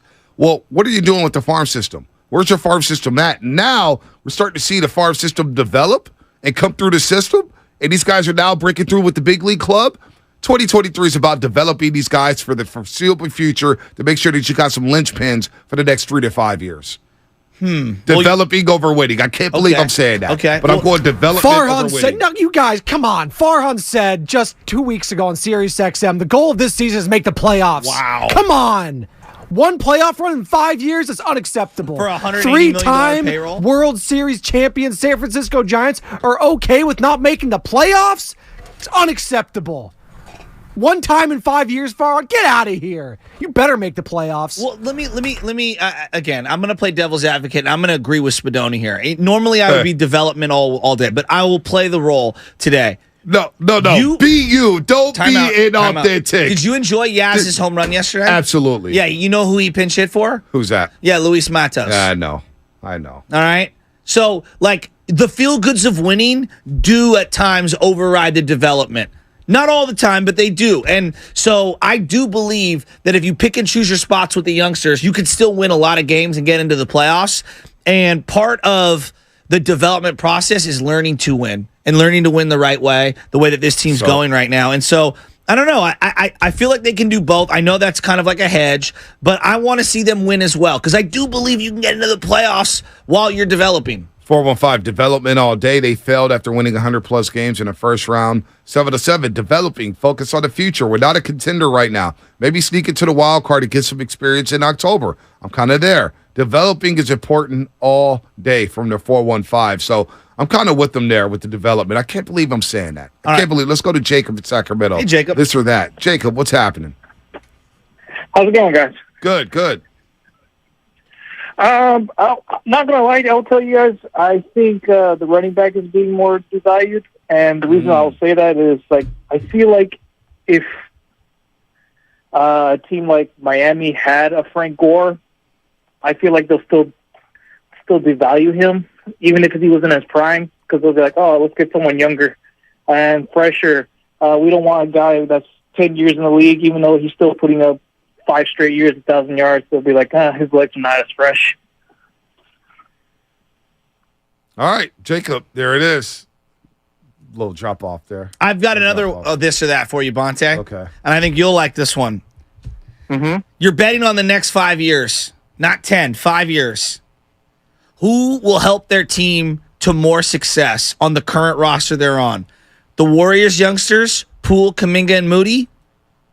Or the Giants youngsters, Bailey, Schmidt, and Matos? Well, I don't even know if Poole's going to be here next year. I don't know if Kuminga's going to be here. Everybody wants to trade the youngsters. I don't know if they're going to be here in 5 years. They were all just a part of a championship team. Yeah, well, they didn't play much. Kuminga and Moody didn't play much. Poole had a big hand in that. But after this past season, and what has transpired with the Golden State Warriors, how can I bet on the Warriors' future when I don't know who's going to be here? Safe bet. Wait, isn't that crazy? The safe bet is to bet on the Giants guys because I know they're not going anywhere. I can't believe. Are you? Am I the only one who's shocked? We're betting on Giants youngsters' futures helping the Giants more than the Warriors youngsters' futures helping the Warriors. That shows how crazy this past season was for the Warriors. I would say you're on crack right this time last year. So when you got to the cocaine, when does that crack come into play for you? Oh my God! So the cocaine's happening. The cocaine's happening, but when did that crack come into play? Now, when does that crack come into play for you? Now, the cocaine's happening. It's already happening. I can't believe you're picking the Giants youngsters. I don't know who's going to be on the Warriors next season. So I don't know. That's what the primary. If I told you all the Warriors players were staying with the Warriors, I would bet on Kuminga, Poole, and Moody. You would? I would. To help their team team succeed more than the Giants ones. Because I feel like the Giants ones are guaranteed to be prominent roles. Bailey's going to be a starter. Yeah, you know what? Schmidt's going to be a starter. And Matos is going to be a starter. It feels like he may be a star. I have no idea if Kuminga, Poole even, or or Moody are going to be starters. Right. I have no idea. Wow. I think I'm taking the Giants, and it's not because I think that they're going to get traded away. It's because I don't think any of those other guys will ever get the opportunity to start. Yeah, that's a great point. I don't know with the Warriors. But isn't that crazy? No, it is insane. 4 months ago, you and I were screaming to the high heavens that there isn't one young player that I could care about with the Giants. And then 2 months in, we're sitting here and we're saying, yeah, I think I'm betting on the Giants' futures. It flipped quickly. How much of that has to do, too, with Bob Myers stepping down? Oh, a lot of it, right? Down, That's a lot of it. The way the playoffs ended, we didn't see Jonathan Kuminga in the playoffs. That's a good point. Jordan Poole was relegated to the bench and moping. Now, he's not the only one moping, and I don't want to call him a moper, but a lot of guys were frustrated. I saw veterans moping on this basketball team this season. So, what a 2-week stretch, a 3-week stretch could flip your mind in a heartbeat. Think about that stretch. It's crazy. The Warriors play the Kings and the Lakers. Kuminga doesn't play much. Moody gets a little burned. Jordan Poole's getting worse and worse and worse during that postseason run. Meanwhile, Casey Smith he's getting called up and he's raking right away. Yeah. Patrick Bailey gets called up and he's raking and controlling the pitching staff. And the pitching staff is saying, we want Patrick Bailey to catch us. We want him catching us. And then Luis Matos comes up yesterday and he hits a loud single in his first ever AB. And the optics of the way the Warrior season ended and what the Giants are doing now and ascending and winning games and bringing up guys. Yeah.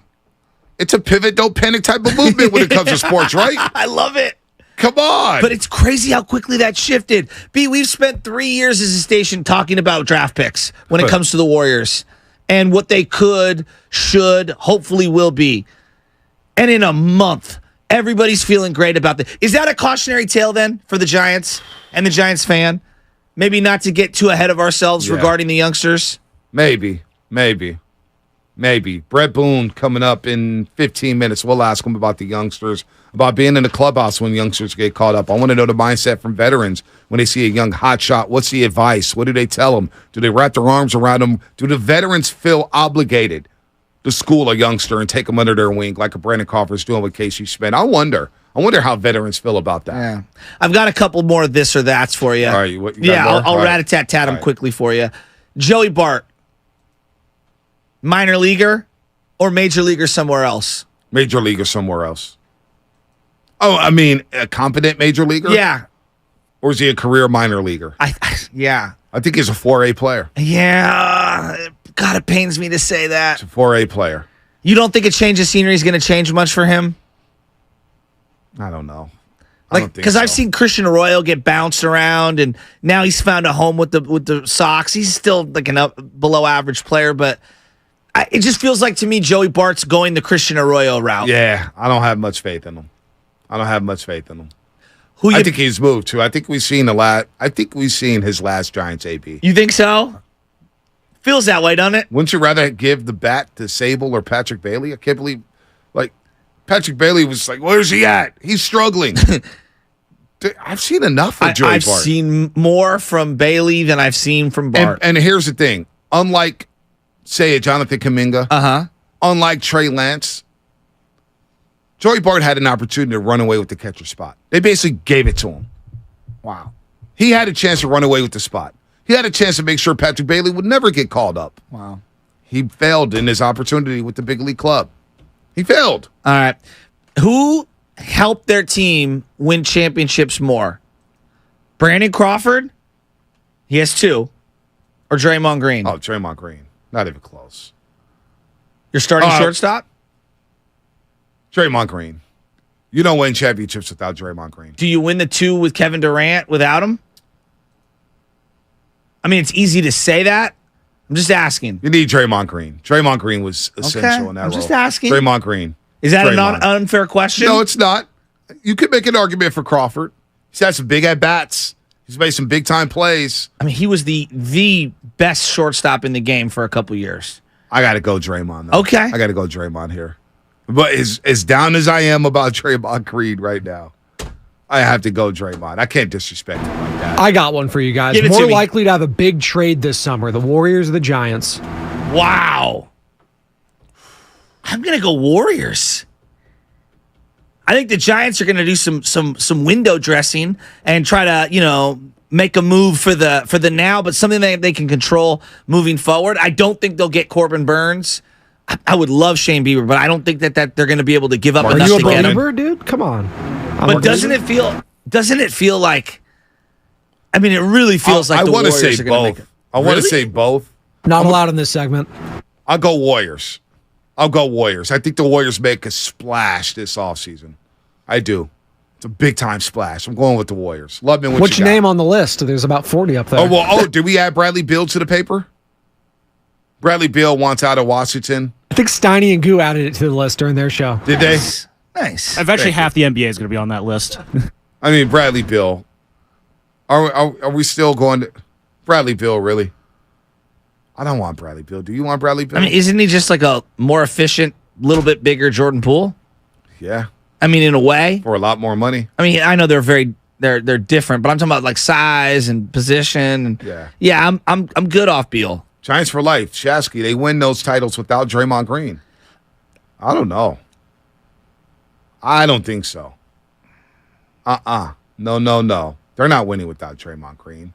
But sorry to cut you out. To answer the question, I think the Warriors are probably more likely to make a trade this summer. Because I think just kind of like what Shasky said, I think the Giants going to do a little bit of window dressing. I don't think there's a major pressing need for them to swing a huge deal right now because, again, if you're trying to preserve the farm system. And it sounds like the Warriors, I mean, what do you define as, a big trade? Like, if they trade Jonathan Kuminga to move up in the draft, I don't know if you would count that as, like, the big splash trade, but that would probably be a bigger trade than anything the Giants would do this summer, hypothetically speaking. What about this one from a 925? This or that? Give it to me. Comcast Business Text Line. More likely to stay with San Francisco, with the 49ers. Brock Purdy or Trey Lance? Long term. Long term? What does that mean? 5 years? 5 years. We'll cap it at 5 years because he doesn't. More likely to stay with the Niners. 5 years. I think because of the money that's owed to Trey Lance moving forward, if you pick up his option, you could always renegotiate, obviously. I'm going to say Purdy. I think you can get him for cheaper. I could see him sticking around. If Purdy balls out this year. He's getting big boy money. Yeah. I'm a little uncomfortable with that. I'm going to go Trey Lance. I'm going Trey. And what are you basing that on? I'm pulling a Mark Willard. What football reasons do you have to base that on? While giving 8 football reasons? It's a 4 for the Mark. What do you mean you're riding with Trey? Give me a football reason. Arm strength, mobility, pocket awareness. Give me a football reason, not a non-football reason. Now, I'm not saying I'm out on Trey. The team's telling you that, not me.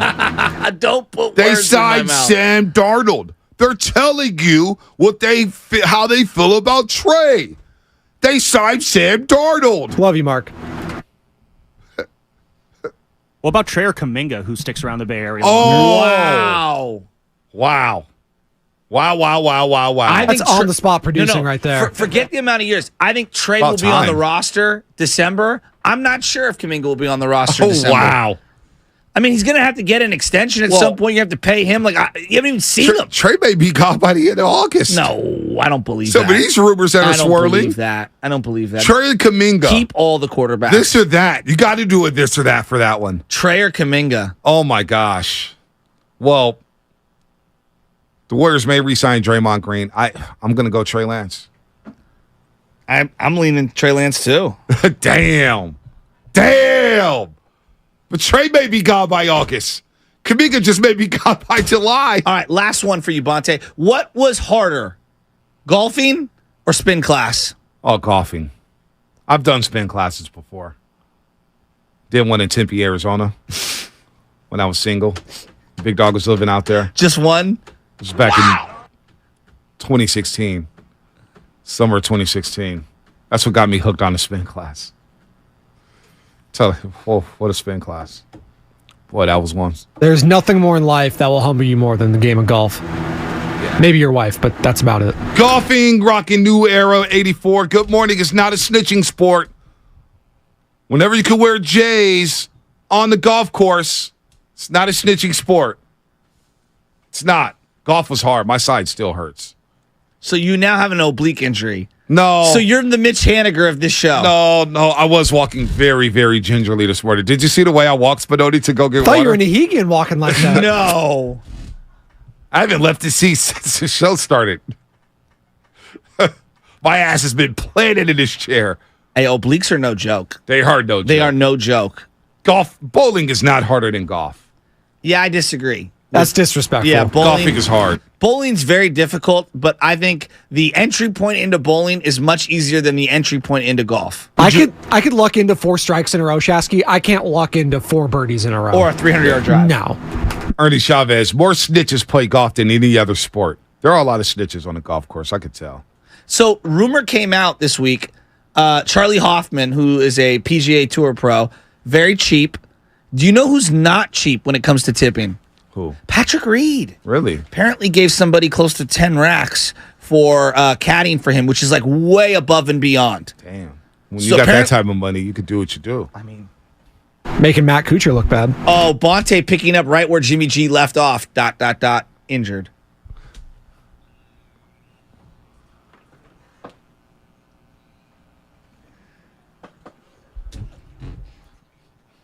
It's a science, Joey. SF Bay drummer calling me street clothes. Vontae Anthony Davis Hill. Not bad. Not bad. Willard catching strays. Willard's always going to catch a stray on this show. Always going to catch a stray. Mitch Haniger. Is he going in for x-rays? I was trying to find something with strays and Mitch Haniger and x-rays, but he's going to undergo surgery to repair a fracture in his right forearm. Sustained injury Tuesday night when he was hit by a pitch on a check swing. It's not clear how long he'll be out, but it's going to be for some time. Courtney, our UCSF medical insider, Dr. Nirav Panya. Good morning to you, Dr. Nirav Panya. We miss you. Why don't you stop by the roast one, or we'll go to the other doctor. What's our other doctor? Brian, what's the other doctor? UCSF. Who's our other guy? Brian Feely. Brian Feely. I was going to say Brian Touchy Feely. Yeah, I was going to say that, but Brian Feely. Maybe we get him back on. I don't even know if you could say that anymore. Dude, Brian, yeah, I wouldn't say that. You said it, not me. Oh, Dr. Feelgood. He's the one that makes you feel all right. I've got an angle on Kuminga that I got to read on the other side. Well, we got Brett Boone on the other side. Remember, 8 o'clock. Well, then we'll do it after that. Feely came on the morning roast. He brought the heat. So remember we bring him back on since Dr. Nirav Panya was gone in the afternoon. Anyway, injuries of this nature typically take 6 to 8 weeks to heal, but based on the location of Haniger's forearm injury, it could be 3 months before he returns to the field. Hell, we may have seen his last at-bat as a Giant. Seriously, Mitch Haniger kind of saw this coming, right? That's an unfortunate break for him. Injury report brought to you by Boxer & Gerson, Northern California's premier workers' compensation law firm, helping injured workers get their lives back for over 40 years. Don't we got a baseball game to go to with Boxer & Gerson? Hillary and Company? That's coming up next. We do. August, right? Mm-hmm. A's Giants? Mm-hmm. Might be your last A's game at the Coliseum. Yeah, it's almost a lock. What's coming up in the game, sponsored by Fremont Bake, full service baking, no compromises. Former Major Leaguer, now podcasting for us here at Odyssey, Brett Boone on the Morning Roast.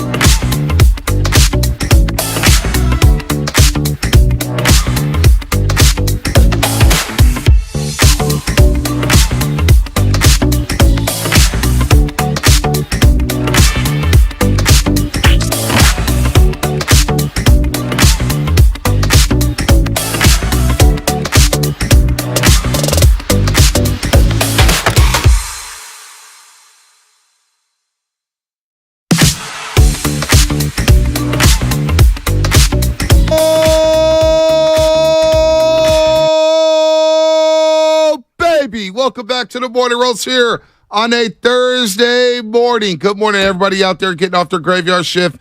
If you're at work, what is happening? Good morning to all the truck drivers, all the professional dancers. I know it was a tough Wednesday, man. It was slow out there, but good morning to you up there, Taqueria Zorro. My guy, Norm. Got me in a spin class, man. I see a funny quote here. Good morning to everybody on YouTube, the Comcast Business Text Line, and Twitch. Giants for life. Bonte tried to turn on a golf ball and hit it 400 feet down the line. Man ended up blowing his oblique, his zero ring, and got a sore throat. Well, I don't have a sore throat. My throat feels pretty good. But your boy is struggling over here, man. You know what? My dad called me and started screaming at me. Why? He's like, how does Bonte not know how to wear a glove? Why didn't they tell him to put on a glove? Because you're talking about how you got a blister. Yeah. You got to wear a glove. Yeah, look at the blister. Yeah, I'm aware. So now I get the tape, though. Got to wear a glove. Especially when you're first starting off, because you're going to grip. You're going to have a death grip on that golf club. I had a death grip. Yeah, you got to loosen it up, all right? Loosen it up, number one. Number two, yeah, you got to wear a glove. And then my dad was outraged that you didn't do any short game. I did a little bit of putting. Chipping. Oh, the chipping. He thinks you should have started there. I go, Dad, you're not the teacher. You're not the instructor. He's like, I'm gonna fix everything for him. The wedge, the short game, bro. You're putting. The putting was awful. I love you to death. Those greens were fast.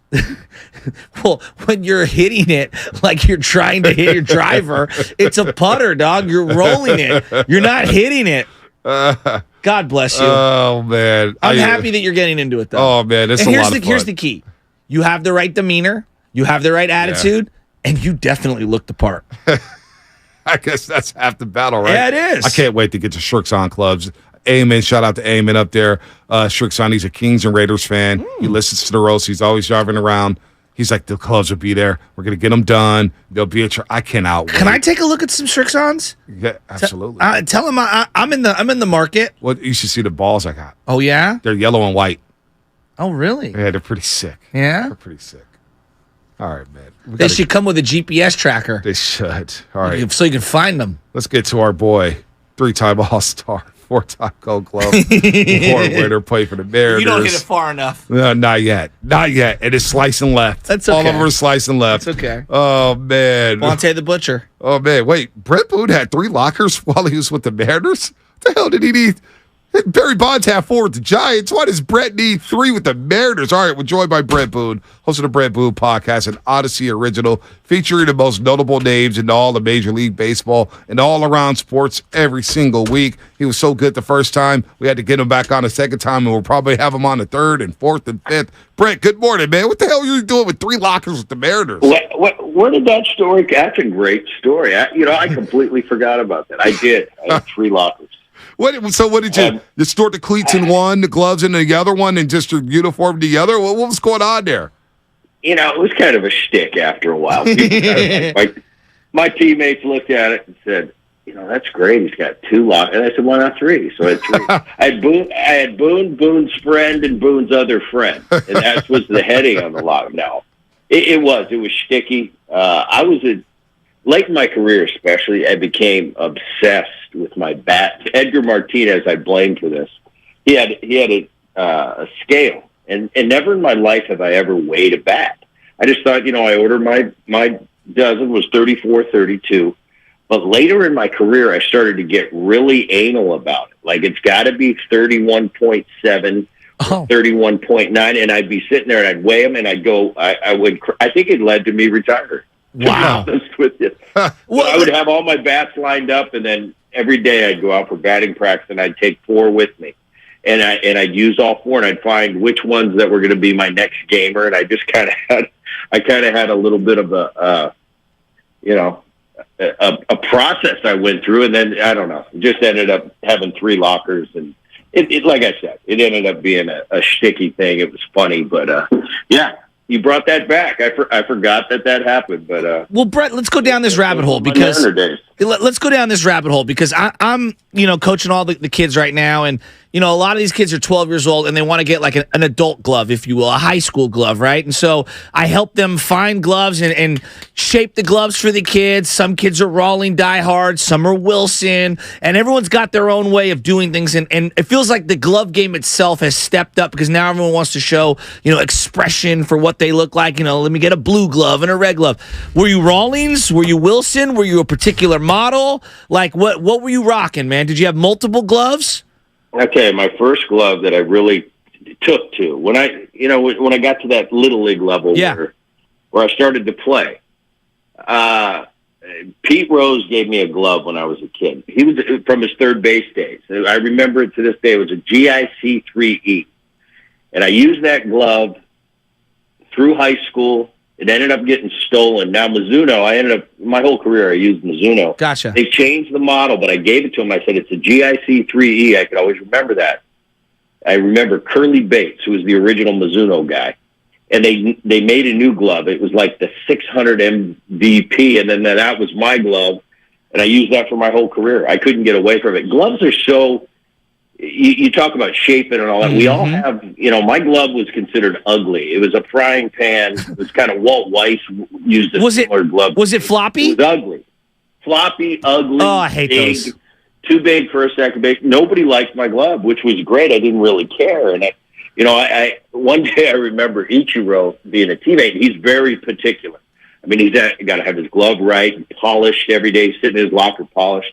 Mine, I just throw in the dirt, and I remember one day he came up to me, he said, Boone, in his accent, he goes, you have no respect for your equipment. I looked at him and I said, Ichiro, look at your pretty glove. I said, mine's just as gold as yours, so don't worry about it. I love it. It is. It's a unique thing, a guy's glove. Because I had a routine once a year. I'd put that glove, that was my gamer for the year, and then I had a new one that I would break in using VP. That would be my gamer a year later. Guys like Walt Weiss used his glove from his rookie year until I think his second to last year or last year in the big leagues. It finally just wore out on him and he couldn't wear it. But guys are particular. Everybody has a different way of going about it, but it's whatever works for you. Man, Brett Boone here on the Morning Roast on 95.7 The Game. Let me ask you this one, Brett, because I do want to get into what you talked about with Mike Krukow and John Miller, of course, iconic broadcasters here with the San Francisco Giants. John will actually join us tomorrow on the Morning Roast on 95.7 The Game, so that'll be a lot of fun. But I want to ask you about this, because the Giants right now, they're winning some games and they're bringing up some of the youngsters. So as a veteran, because you were a veteran in this league and you saw somebody, whether it's the new hot shot from AAA, the prospect that everybody's talking about, and he finally comes up to the show. As a veteran, do you feel obligated to take that youngster under your wing? Or how do veterans feel about that? Do they just kind of look at the youngster and say, well, you got to come up here and earn it, dude. Your accolades at AAA mean nothing up here. Or as a veteran, do you just sit back and say, you know what? Come here, youngster. I'm going to help make sure that you live up to the potential that you have. Well, it was different when I came to the big leagues. It was very much about earning your stripes and showing that you belonged in the big leagues. That being said, I did have some guys that kind of took me under their wing. Jay Buhner comes to mind. Buhner. Chris Bosio. Comes to mind. I mean, tough love. I mean, beat me to death verbally, but then put their arm around me when no one was looking, go buy me lunch and encourage me and teach me the ropes. It's a little bit different now. When I became a veteran player, I'd see that new hot shot. I'd see, I'd kind of size them up. But at the same time, what's the goal? The goal is to win games. And if this guy can help my team, of course, I'm going to do everything in my power to give him the best advice I can give him, to help him, mentor him a little bit, tell him things that I did that didn't work, things that I did that did work. So I think, especially today's game, it seems like the young players come up. And as a rookie, they kind of have status already. Well, that blows my mind, because it's like, man, that was different than my experience.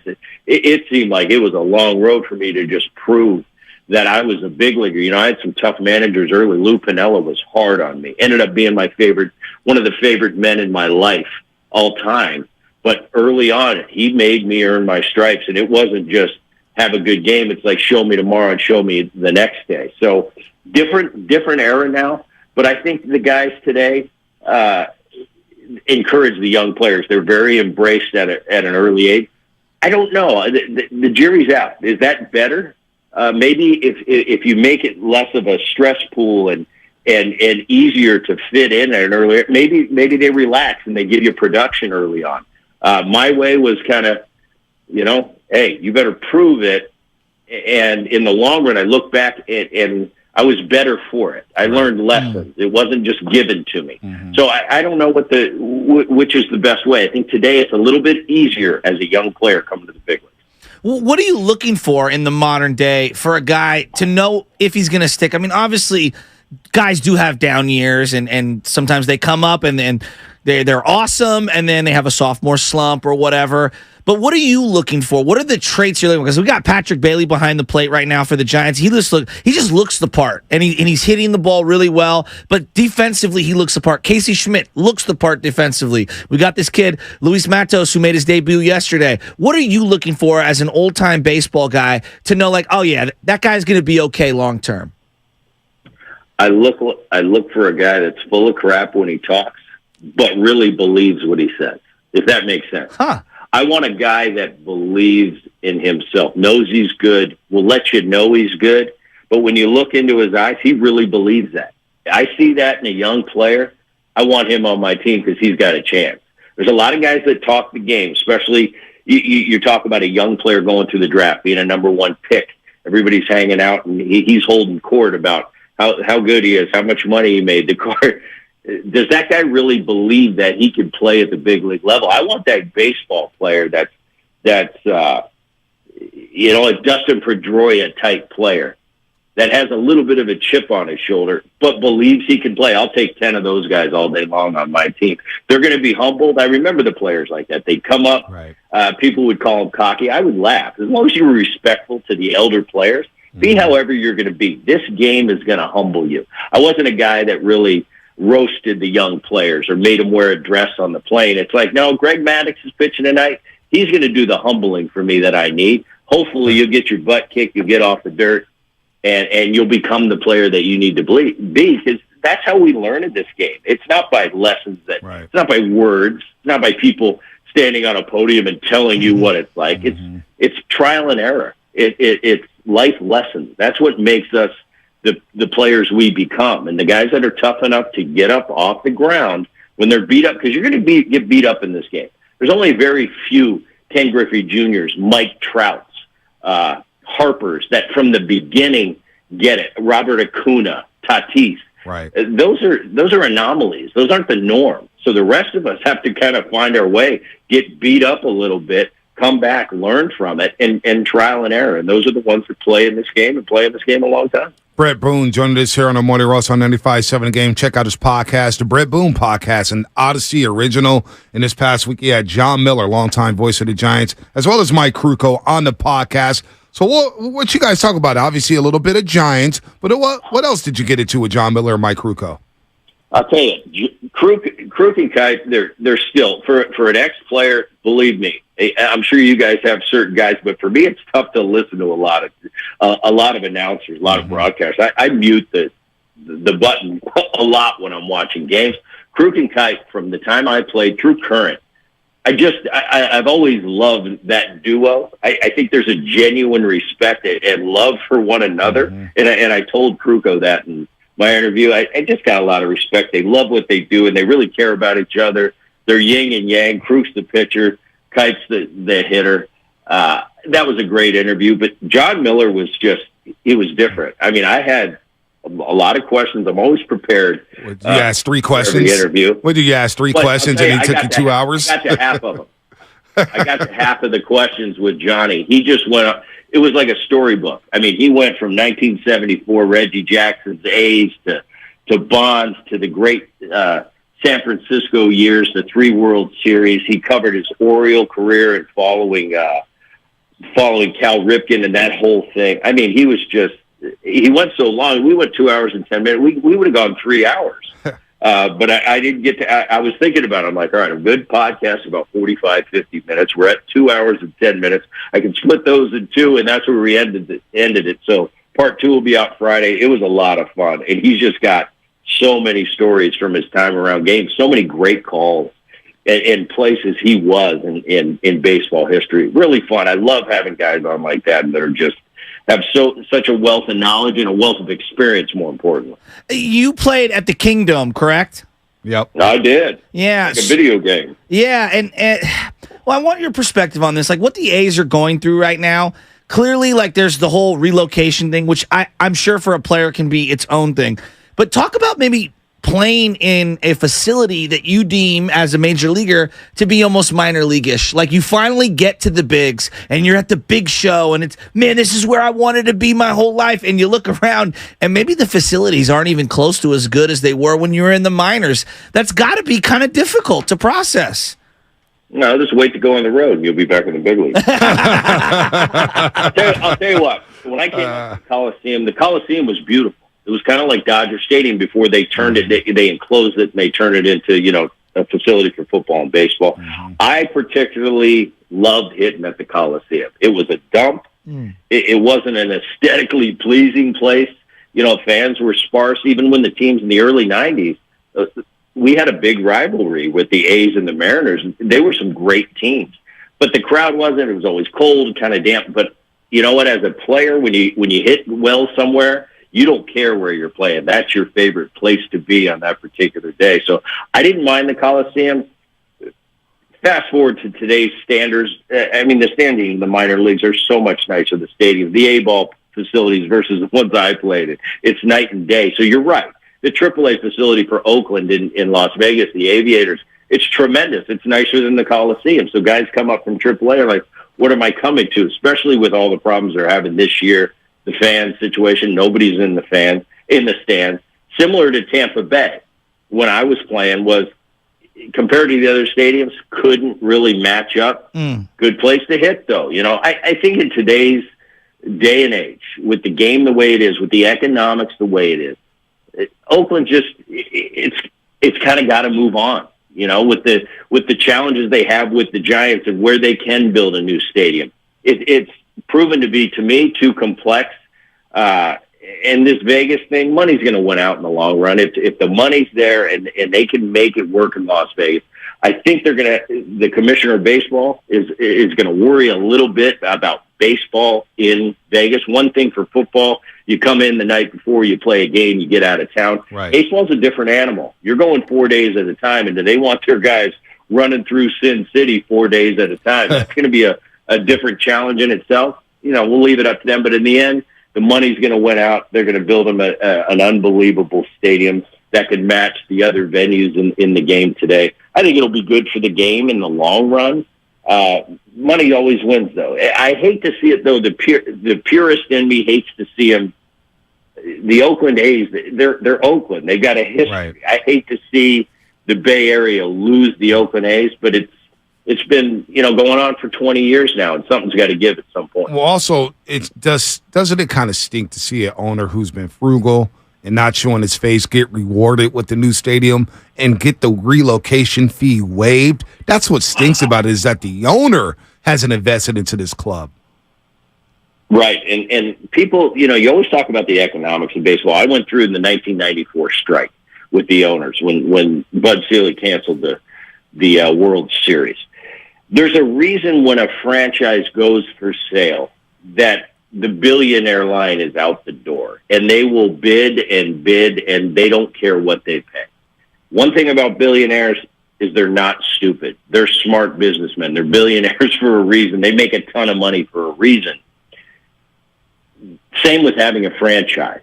It's just like there wouldn't be a line out the door if it wasn't a money-making machine. I hate to see, yes, you're in a small market in Oakland. You're not going to have the revenue that you have as a Yankee. But I look at that salary scale and what they're paying. They're making money hand over fist. I don't have the numbers. I don't have the books. I don't even know how to read the books if I had them. But I know that people don't line up to buy franchises because they lose money at that. Yeah. They're winning a lot of money. You hate to see it. I don't know if there's going to be something going forward where there's a minimum that you have to spend when it comes to owning a major league franchise. They tax you, and when you go over the threshold. Now, is there a penalty for you if you don't spend enough money? Maybe that's something to be looked at going forward in Major League Baseball. All right, Brett Boone here on Thanks, the Motor buddy. on 95.7 again. We love having you on. We're going to do it again as this baseball season heats up. Giants are playing well. 4 games over That's 500. well. As of today, they're in the wild card, right? Yep, there you go. And then they got a big 3-game set against the Dodgers this weekend, and they're bringing up some of the youngsters. So next time we talk to you, we'll see where the Giants are at, if they're bidding for another player or pitcher or whatnot. Brett Boone, thanks so much for the time today. Have a good weekend. Thanks. Thanks, All right, buddy. That was Brett Boone, host of the Brett Boone Podcast and the Odyssey Original. Make sure to follow the Brett Boone Podcast on the Odyssey app or subscribe wherever you get your podcast. You know what? On the other side, we'll give up another keyword. Oh, nice. We'll do it twice more in the last 30 minutes. So you want to get to YouTube and Twitch right now. You and the guest get to go to Chase Center. Yeah, hey there. You get to go to Chase Center. You get to look up at Chase Center, say, hey there, look at the video board. Then you get to go inside. Oh, to hey where there. Marcus Thompson, the second. Anthony Slater. You get to be around Tim Kawakami, Kendra Andrews, Madeline Kenny. You may even see me there at the introductory press conference for the Player of the Warriors draft. You and the guests are going to throw up the keyword. You text that keyword, but you got to be on YouTube and Twitch right now. Better do it because I'm going to do it on the other side, Shasky. We'll react to Brett Boone. That's what's coming up in the game, sponsored by Valley Transportation Authority. Looking for a fulfilling career with opportunities for job growth? Do you want to earn up to $39 per hour within 3 years of starting? Then apply to become a VTA bus driver by texting VTA bus at 333-161. Again, that's VTA bus at 333-161 to apply. Mm-hmm. Hey, it's your boy Guru here to tell you about my soda weight loss journey. I got so tired of my damn clothes fitting too tight. No more belt struggles.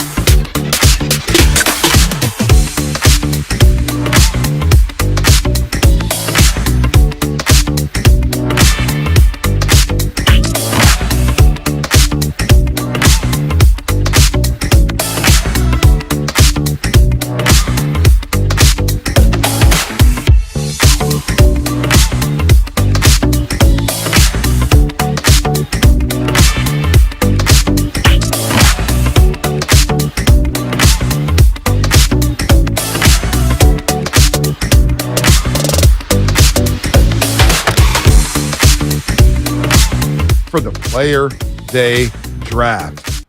We'll be showing you a keyword, and I said right after the break I was going to show you a keyword, so I'm going to do it twice more this next half hour. Here's a keyword. Text it right now to 20357. You got to go right to YouTube right now? YouTube and Twitch right now. I told you guys before the break to get there. Get there. Get there. Please. And here it is, 20357. Text our word right now. While and you're make sure you tuned in between 7 and 9. Hold on, Shasky, real quick. Each day we'll have a new keyword. Each show's keyword will be different, and you will have 9 chances to get the keyword to enter. While you're there, hit subscribe. Yeah. Subscribe. We want to get to 40,000 subs. 40,000 by the end of the month? I want to do it by the end of next week. I like where your head's at. You know? I like where your head's at. I like where your head's at. We just talked to Brett Boone, and boy, he's really good. I mean, I could talk to him for like 2-3 hours. And he was talking about the situation in Oakland, which obviously is on a lot of people's minds. You see what Bryce Harper said? I did this morning. Yeah, I'm talking. He's a Las Vegas resident. Yep. Basically saying that he doesn't think it's right what's going on to Oakland. And he believes that Las Vegas should have to rebrand their team. And he says, I feel bad for A's fans. A's and their fans are so rooted in Oakland. Those fans bleed green. Now it's, hey, we're going to pick the A's and come to Vegas. I don't agree with that. Who cares what I think? It's my own opinion. But when you see a team like the A's, there's so much history at the Coliseum with all the great players they've had. And the last couple of years, it hasn't been the greatest. I get that. I totally understand. But do I believe they should leave Oakland because of that? No. They could be as good as anybody if they actually went in and did it. Well, those fans deserve that. I think it's easy for Bryce Harper to say that. You know, I think it's very easy for Bryce Harper to say that. And what I would say is, Bryce, the A's, and we can argue about this, so don't be triggered. The A's are making the argument that they can't afford players like Bryce Harper because of their financial situation due to the fact that they don't have a good stadium. Right. Which, again, what happened first, the chicken or the egg, right? We don't know here, but like I find the irony in all of this, and I get it. He also played for a team that moved from Montreal and rebranded itself into being the Washington Nationals. Yep. So there's like layers to this one, you know? When we listen to Brett Boone talk, he referenced the early 90s and the rivalry between the Mariners and the A's. And I don't have a good feel for that rivalry, so it's tough for me to speak on it. But one of the things he said was there weren't a lot of people in the stands. And I think one of the things that a lot of people point to is, hey, you know, we used to draw really well. And that's true. It's factually correct. You did used to draw really well. But, like, our demographics have changed so much. San Francisco used to be a downtown work from the office area. COVID changed that, and I don't think it's going back. That doesn't mean that trends don't come back around in vogue. You see styles come back around. But to use the late 80s as an attendance marker for either team is foolish. I don't think the Giants are going back to the early 2000s when they opened Oracle. 3 million?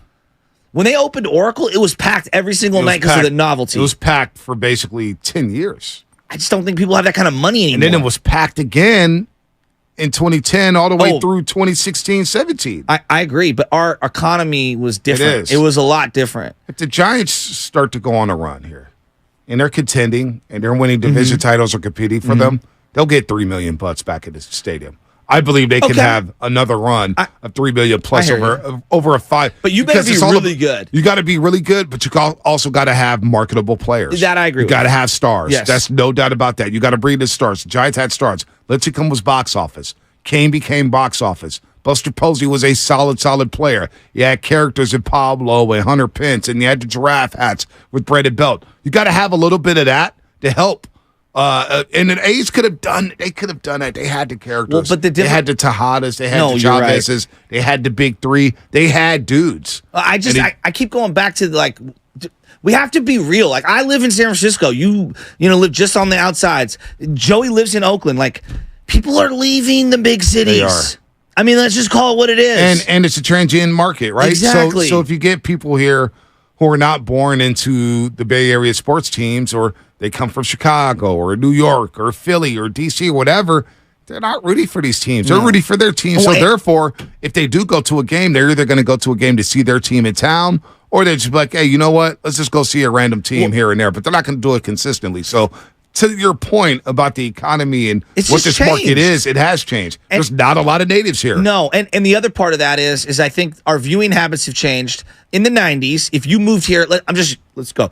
You moved here from Philly. You had nothing but to be a Giants or A's fan because that was what was on TV. Yeah, there was no MLB league patches. Now you can stream whoever you want. Our guy, neighbor Dave, can watch every single Philadelphia 76ers, Phillies, Eagles game because of the way television's being streamed these days. You couldn't do that back then. So, like 2010, right, when the Giants started to hum from 2014, more people lived in the city. More people were working in the city, even though the financing wasn't great because we had the 2008 market crash and we were still recovering from those things. The demographics of how you lived your life were just dramatically different than what we are now. So I'm not saying that the Giants or the A's can't, make it work and be, a packed house again. I'm just saying it's going to be very different. Well, your business strategy moving forward is going to be very different. Well, 2018, the Giants, quote unquote, had 3.1 million fans walk through the turnstiles. This was 2018. 2018. And they won 73 games that year.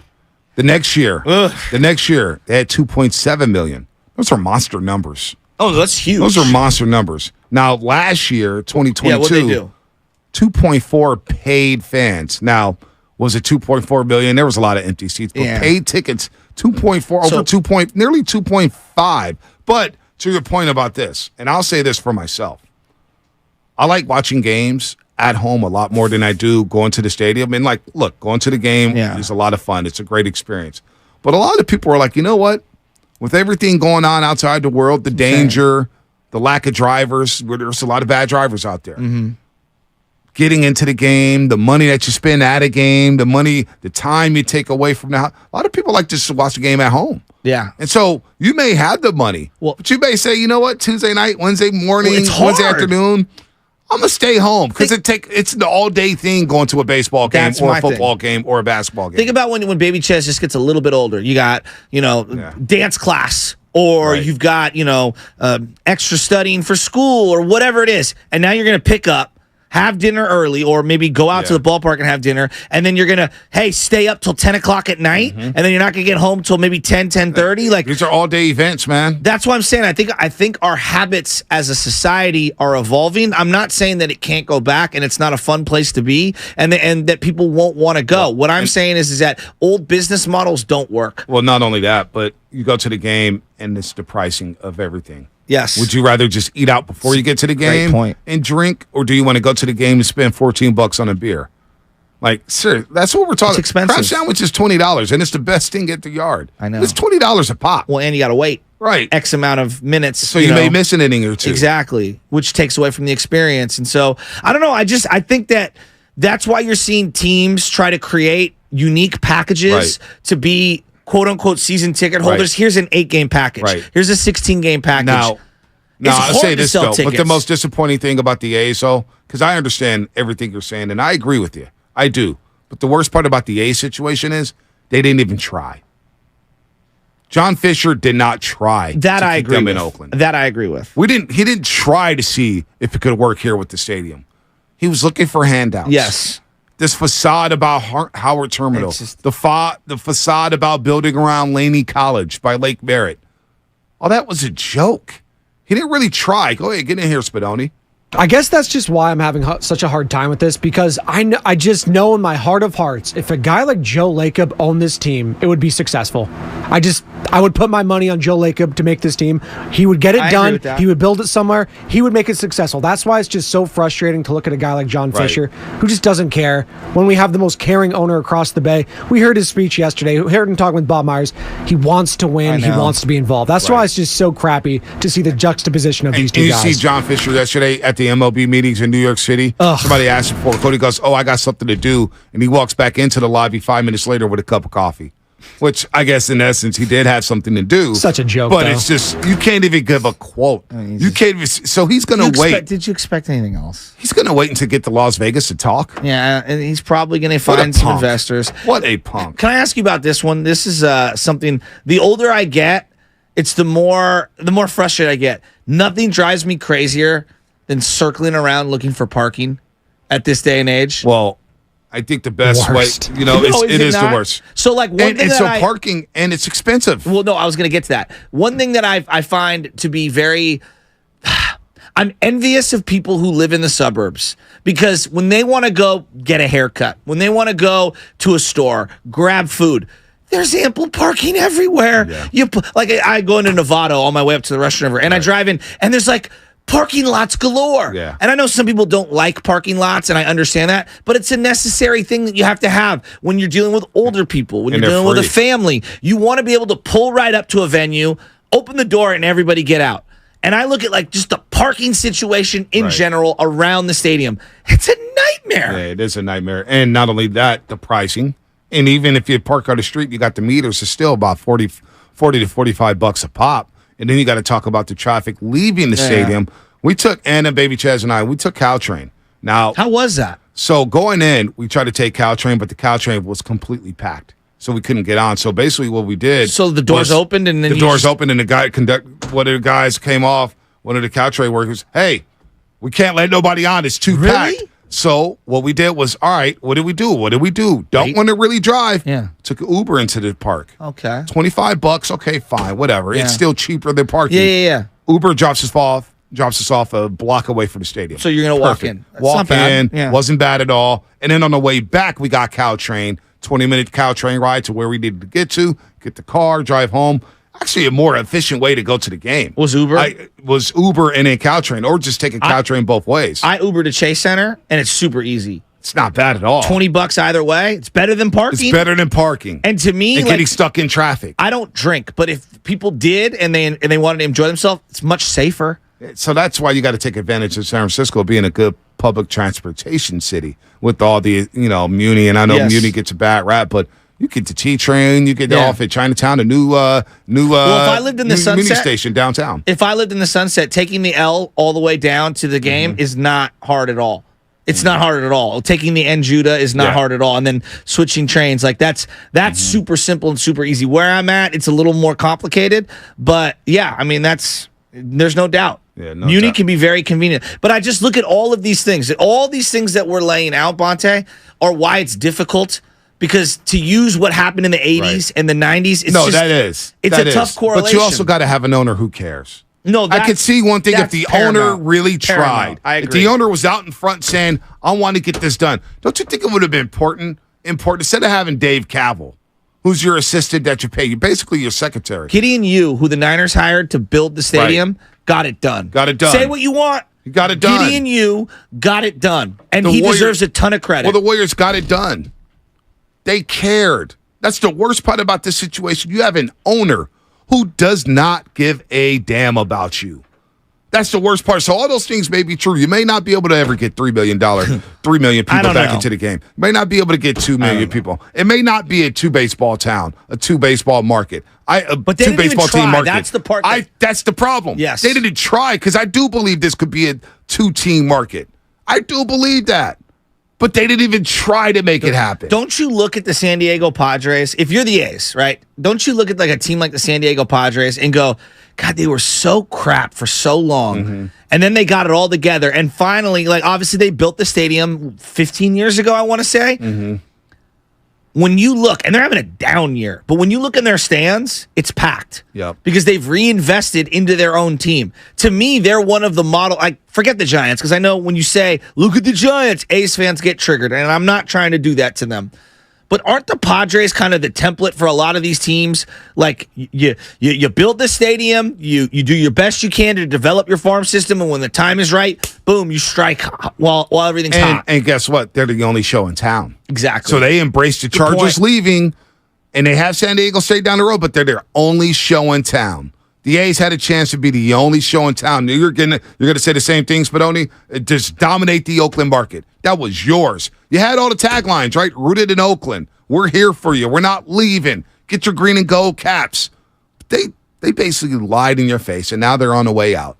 And that's why it's sad. When we go to that game in August, to the Giants-A's game, it'll be the last Babe Ruth series. And then I watched their pregame show yesterday and the postgame show, and I see Brody Brazil basically cry on air saying, I saw a kid at San Ramon with an A's hat. And he said he looked at that kid, and in 10 years, he knows that hat will be extinct. it'd be like the Montreal Expos. Oh, remember the Oakland A's back in the day? Remember we had the A's? We're going to be talking about that. Remember we had the Bay Bridge series and the Oakland A's? Remember the A's were in Oakland? Remember when the Raiders were in Oakland?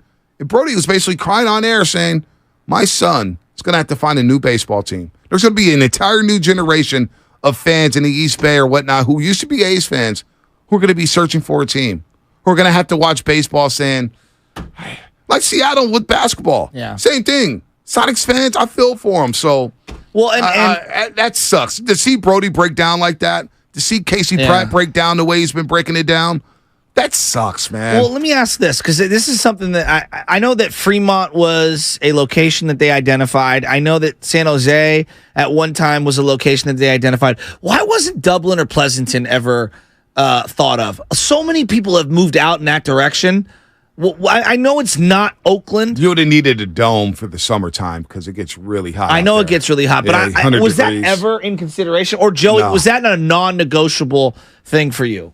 I mean, in hindsight, sure, like why not? But like, okay. I don't think they viewed it as a place where they would ever build something like that. Financially viable, yeah, okay. I'm just asking out loud. No, totally, yeah. I mean, you would think they would exhaust all options as it came to that, but as we've seen, they think they've exhausted all options when in reality they haven't. What a joke! What a joke! Where would the Giants be today without their stadium? You think they'd have a $180 million payroll? No, not even close. I don't even know if they'd be in this market. I think they would have left already. You think they would have left? Well, I don't think that. Again, Where would they have gone? I don't know. I mean, where would they have gone? There was expansion, right? Obviously, in the 90s, there's lots and lots of expansion. If they don't sign the deal in 93, the Marlins were already coming on board and the Rockies were coming on board. But Arizona later was on new. the Diamondbacks too. Yeah, Arizona was new, and then you were moving the Montreal Expos from them to Washington. Yeah, to Washington. That's it. That's right. You haven't had any new teams. I know. You would think though that someone would have moved them, but I just look at how they are now, and I don't think they would have kept Posey. No. I don't think they would have been able to even retain Barry Bonds. All of the financial boon that they've had over the years has really been directly correlated to that stadium. Right. If they don't have that stadium, I really don't think that they'd have even close to the revenue that we're looking at. Stadium revitalized that entire organization. And knowing that they built the grind. Remember, Candlestick Park would have the days until they moved out or the last days at Candlestick Park. And you just knew as we were driving by, those days of just driving by, it feels like it was yesterday when you saw some of the construction down there. It was like, wow, they're really going to build a stadium down here. And then when it got built, you're like, oh my gosh, this is actually beautiful. I have a reason to go to this area now. My buddy Brendan Fahey and I, this is a full disclosure, back in the day, and my buddy Jesse, they were skateboarders. I was not.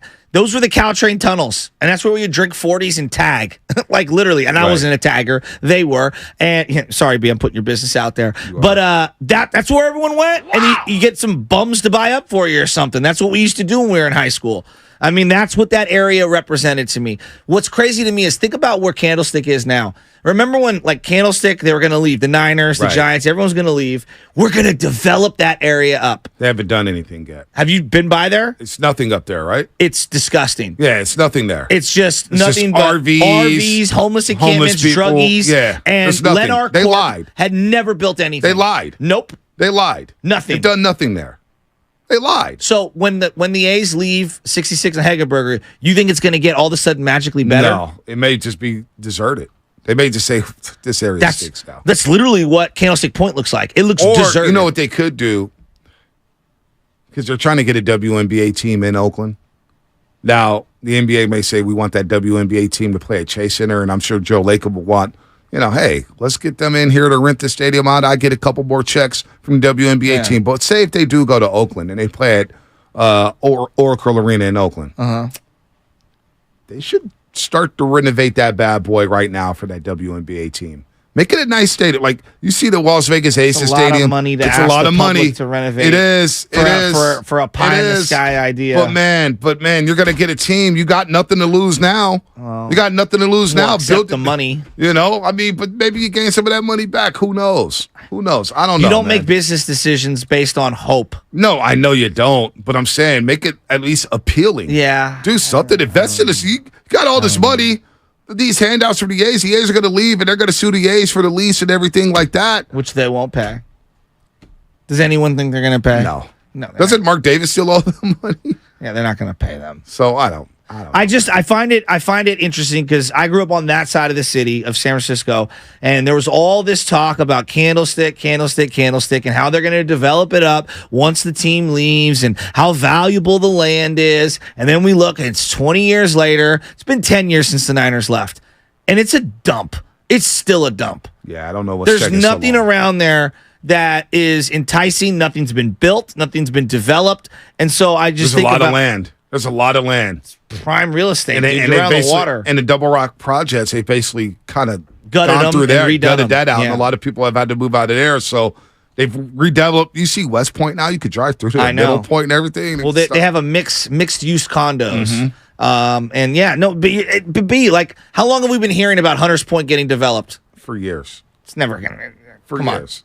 And it's prime real estate. It's actually the best weather in the city, dude. It's not bad. That view, it's There's phenomenal. Some really good views. You're by the water. It's not bad over there, and right by the freeway. All right, we're going to talk to Carlos Ramirez at 9:20 about the Giants here, but I want to play some sound from the world of the NBA.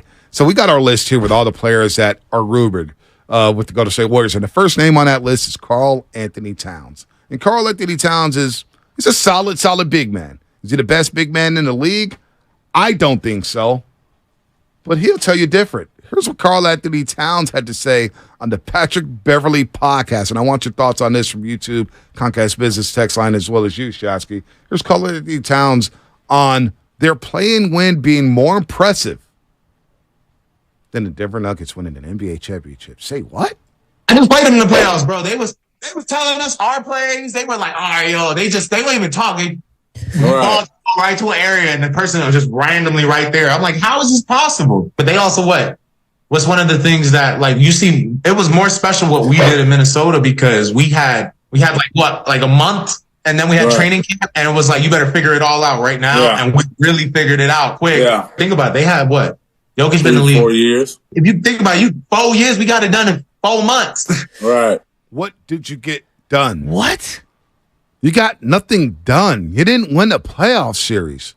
What is he talking about? When does that crack come into play for you? Now the cocaine's hitting. You're going through the cocaine. Cocaine stage is happening. When does that crack come into play for you? Now the cocaine's already in play. So I'm so confused. Karl Anthony Towns thinks that his Minnesota team that got together in 4 months, what is he talking about? Because the Gobert trade? They made the play-in and won a play-in game 2 years in a row. What did he accomplish? I don't know what he accomplished. But the more he talks and the more people talk about him, the more out I'm on Karl Anthony Towns. He also had a quote. He had a quote here that we sent to the chat. And the quote was, when my time is up and I retire, there will be people that say I changed the game. When does that crack come into play? Like, honest to God, he's got to be, like, trolling all of us. When my time is up and I retire, there will be people that say I changed the game. Yeah, in terms of, like, flopping big men who should have been better than what they were. Now, Draymond Green had himself a time on Twitter last night.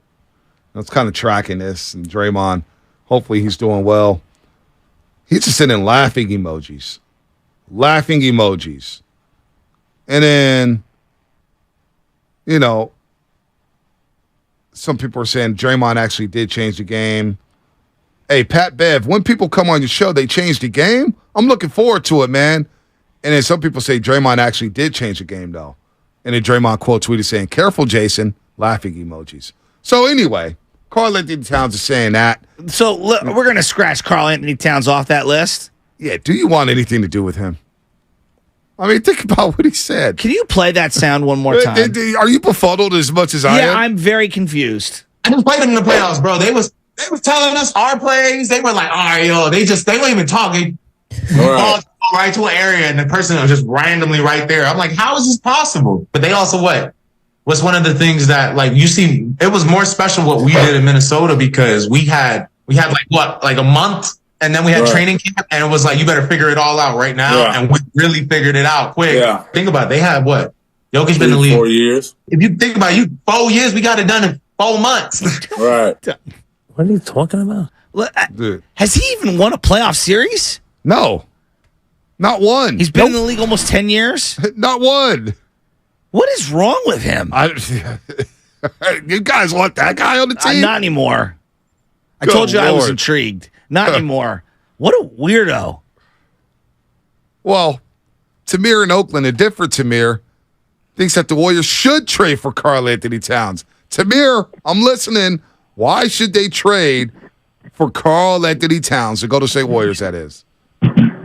Well, I agree with you. The more I hear about him and the more I see him, there's some questionable stuff about Karl Anthony Towns. And what is he celebrating about? He's thinking like the younger generation, as in, hey, we got to the playoffs and we have nobody.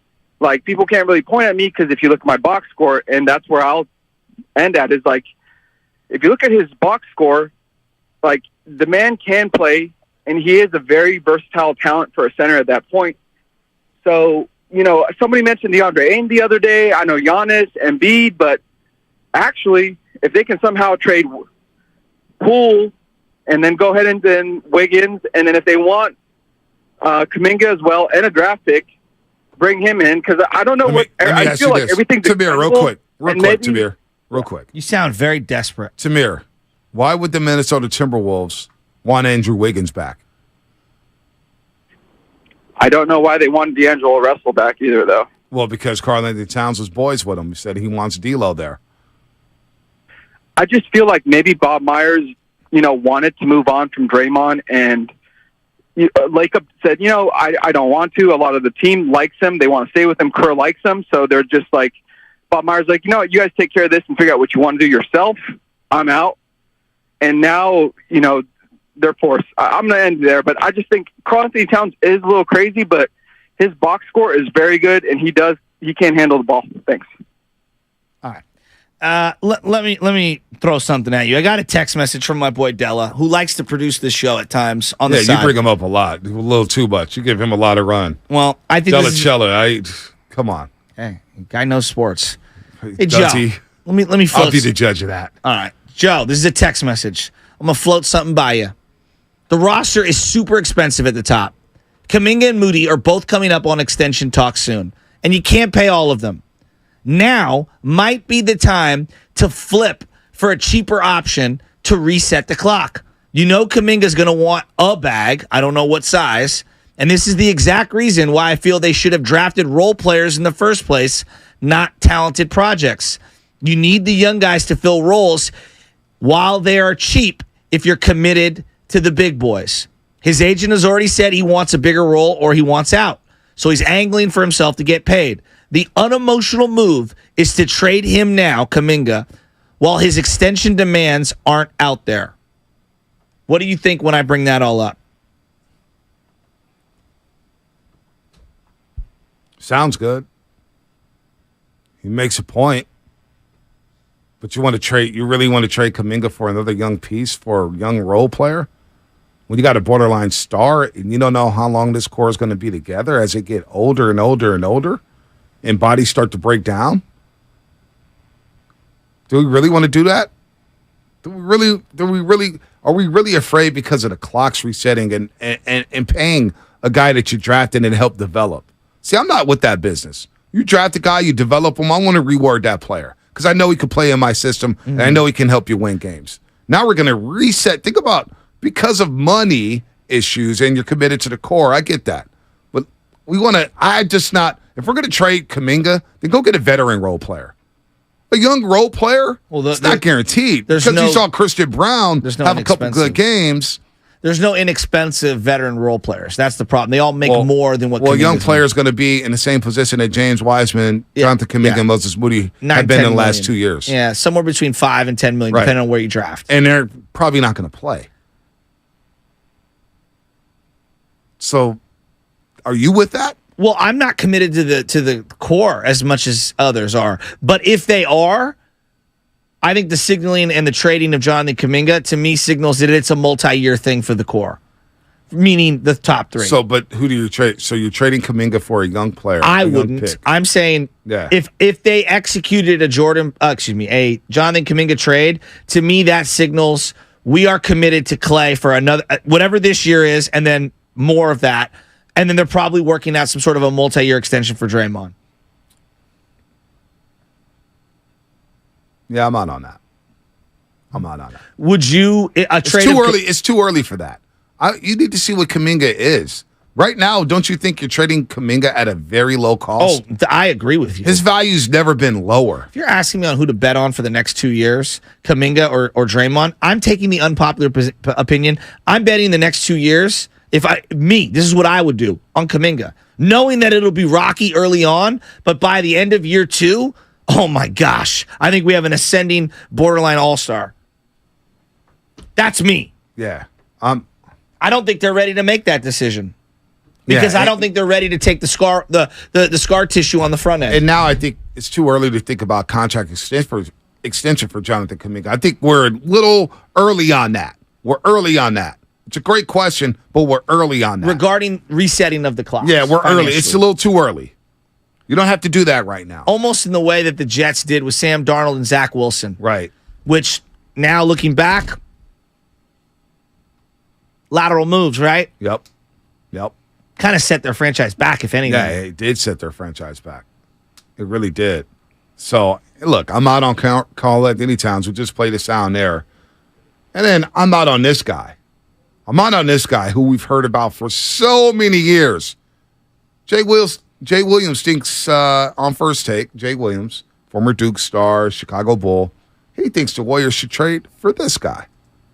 Jay, you got a landing spot for Bradley Beal that no one else is talking about right now. I got the best landing spot. The Golden State Warriors. It makes all the sense in the world. You got Draymond Green, who's a pivotal piece to them making one last run for the team of a championship with the core together, okay? I think he opts into the contract. Now, what you do with Clay coming off this year is a big-time question. But if you're Golden State and you're trying to extend the runway for Steph's legacy in this continuity system, why do you not think about letting Jordan Poole go? You're already talking about letting Kuminga go, potentially Moses Moody. Now, I don't want to give up that much. I've heard people throw in potentially Klay Thompson as well with maybe a Kuminga and a Jordan Poole. If you're not sure that that Klay, you want to pay him the supermax moving forward after the last year of his deal, is there a way to make a move for a Bradley Beal with Steph, with Andrew Wiggins, potentially with a guy like Dre? And Wiggins picks up the slack defensively. Because you are losing something defensively in the backcourt. Yes, you are. Bradley Beal enters our life once again. How much is he making this year? I'm looking it up right now. So Google it. What names? Two names that just won't go away here in the Bay Area. Kirk Cousins, Bradley Beal. By the way, Kirk Cousins, are you ready for this? Be a free agent next year. Are you ready for this deal? Listen to this. All right, let me guess. It's over $50 million a season. Okay, next year he's set to make $47 million. The year after that, 24, 25, Beal's making $50+ million. Then it's $54 million. Then it's $58 million, which he has a player option, which hell yeah, he's opting into. How old is he? Well, he's 29 right now. When's the last time he played 70 games? Great question. I'll pull it up right now. He's also already earned $222 million. He's got another 205 on the books. With Bradley Beal. God, he'll make $500 million in the NBA. Bradley Beal. Wow. Isn't that, look at your face. Look at your jaw. Bradley Beal. Look at your jaw. Bradley Beal never comes up in the conversations of, oh my, Bradley Beal, I got to go watch that guy play.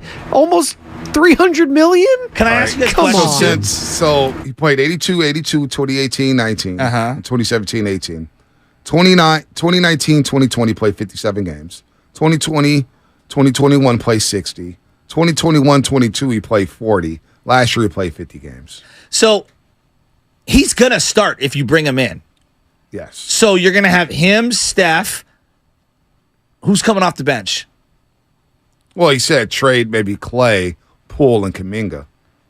Okay. So they wouldn't be here. So Poole's making 28. Right. Clay's making 43. So that's 60-something million. Right. So you're getting something else back from the Wizards. So, again, Jay Will, you have to match up the salaries. Well, if it... I don't think I'm trading Clay and Jordan Poole for Bradley Beal. No chance. Just that doesn't that get you part. closer to winning. Yeah, just that part. And if everybody's complaint is defense, well, when's the last time Bradley Beal played any defense? Nah, I'm out. You would owe him another $200 million. Could you imagine 6'4", 200, 6'4". Really?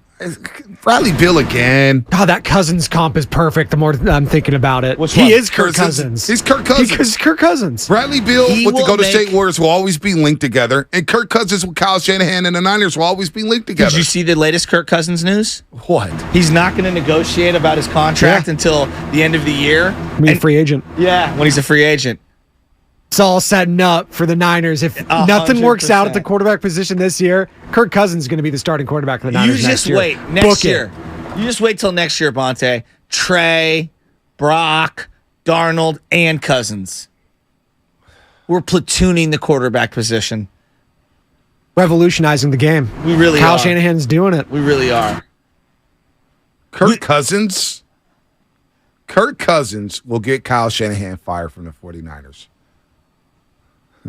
If Shanahan goes out there and gets Kirk Cousins next year, that'd be the beginning of the end for Kyle Shanahan. You like that? You like that? I think Shanahan knows that. But so here's something that I just completely my disagree gosh. with. 5-1-0. Nothing else matters outside of winning in the next 3 years. That means Draymond has to be a Warrior. Curry is still Curry, and the Warriors have to make sure that they are winning in that timeline. I don't think Draymond is that good anymore. That's the part no one wants to say out loud. Is he the same defensive player? They were as good with him off the floor as they were with him on the floor. That's the part no one wants to admit out loud. No one wants to admit it. Why? I was having this conversation Why are with people somebody. afraid to say it? Well, I was having this conversation. Klay Thompson, Jordan Poole, and Jonathan Kuminga have been the three guys who've been part of every single trade rumor with the Golden State Warriors so far this offseason. Why is everybody scared to have the conversation about Draymond Green moving on? I don't know. Because here's my idea. Here's my deal. Mike Malone said this during the playoff run. We don't have specialists. We got to have two-way players. And if you don't have two-way players, you're not winning anything. Now, some may say, well, Jamal Murray's not a two-way player. But you see the way he hustled on defense in the playoffs? Yeah, he was You see the way trying. Jokic? Yeah. That's half the battle with defense. You just got to try. Aaron Gordon became kind of a two-way player. Did some things offensively, just enough to be a threat. Michael Porter Jr., not a two-way player, right? Well, damn, he grabbed 13 rebounds in Game 5. He got his ass on the glass. He tried. Oh, but Draymond runs your offense, Bonte. No, Steph Curry runs the offense. Steph Curry is the offense. Did you watch the games when Draymond was on the bench and the offense actually flowed? Mr. Fab came on this show during the playoffs and said the thing with Draymond Green, and he's Draymond's boy. That's his guy. The offense is a little more predictable when Draymond Green is in there. That's what Mr. Fab said. Not us. Mr. Fab. And Mr. Fab knows his basketball. He's a basketball savant. The offense looks predictable, and it is. And guess what? Other teams know that. How many times did we see teams blitz the passing lanes when Draymond Green was at the top of the key looking to pass? Draymond Green pushes the ball up the floor, stops at the top of the three-point line, and is not even looking at the basket. Now, I would challenge Draymond Green because I think he is capable of averaging over 10 points per game. I do believe he can be a consistent offensive player to where he could average 10 to 12 to 14 points a game. Let me ask I you- believe he still has that in him. But why hasn't he brought that out? Because we see glimpses of it like, wow, Draymond scored 12 off the bench. Look at that. Wow, Draymond 21 in Game 5 against the Kings. Boy, against the Memphis Grizzlies last year, the closeout game. He attempted 14 field goals and had a double-double. That's in there. People But he are doesn't bring it out. People are just so afraid to acknowledge the obvious. He's a depreciating player who's not worth the trouble, and we overrate how important he is to the team. And we make it more about him than one of the top 7 players who's ever played the game. Right.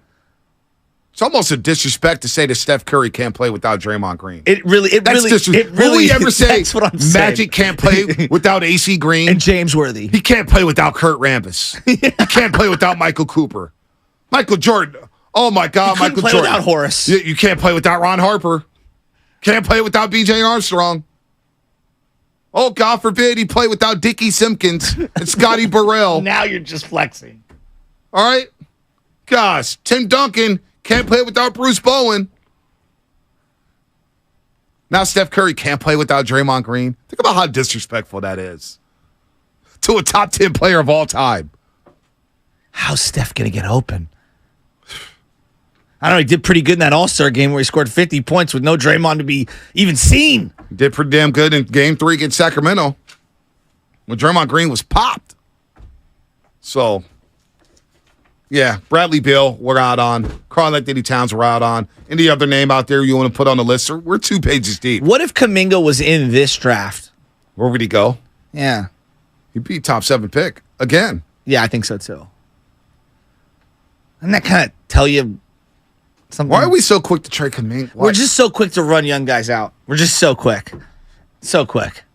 Just young people. People are already saying, look at Wiseman in so Detroit. Much ageism. You know, but you know what the Wiseman haters have to hang on to? What's that? The old plus-minus stat. Well, Wiseman wasn't great. Boy, he got an opportunity in Detroit. Looked like a serviceable NBA player. Looks serviceable. He's got a lot of work to do. Boy, oh boy. All right, what's coming up on the game? We got Carlos Ramirez, NBC Sports Bay Area. Plus, we got King of the Hill. King of the Hill is brought to you by West Coast Men's Health. That's coming up at 9:40. Successfully treating men for ED and chronic pain. Visit westcoastmenshealth.com as well as cars.com. Oh, that's the sound of a car being added to cars.com. And since up to 50,000 cars are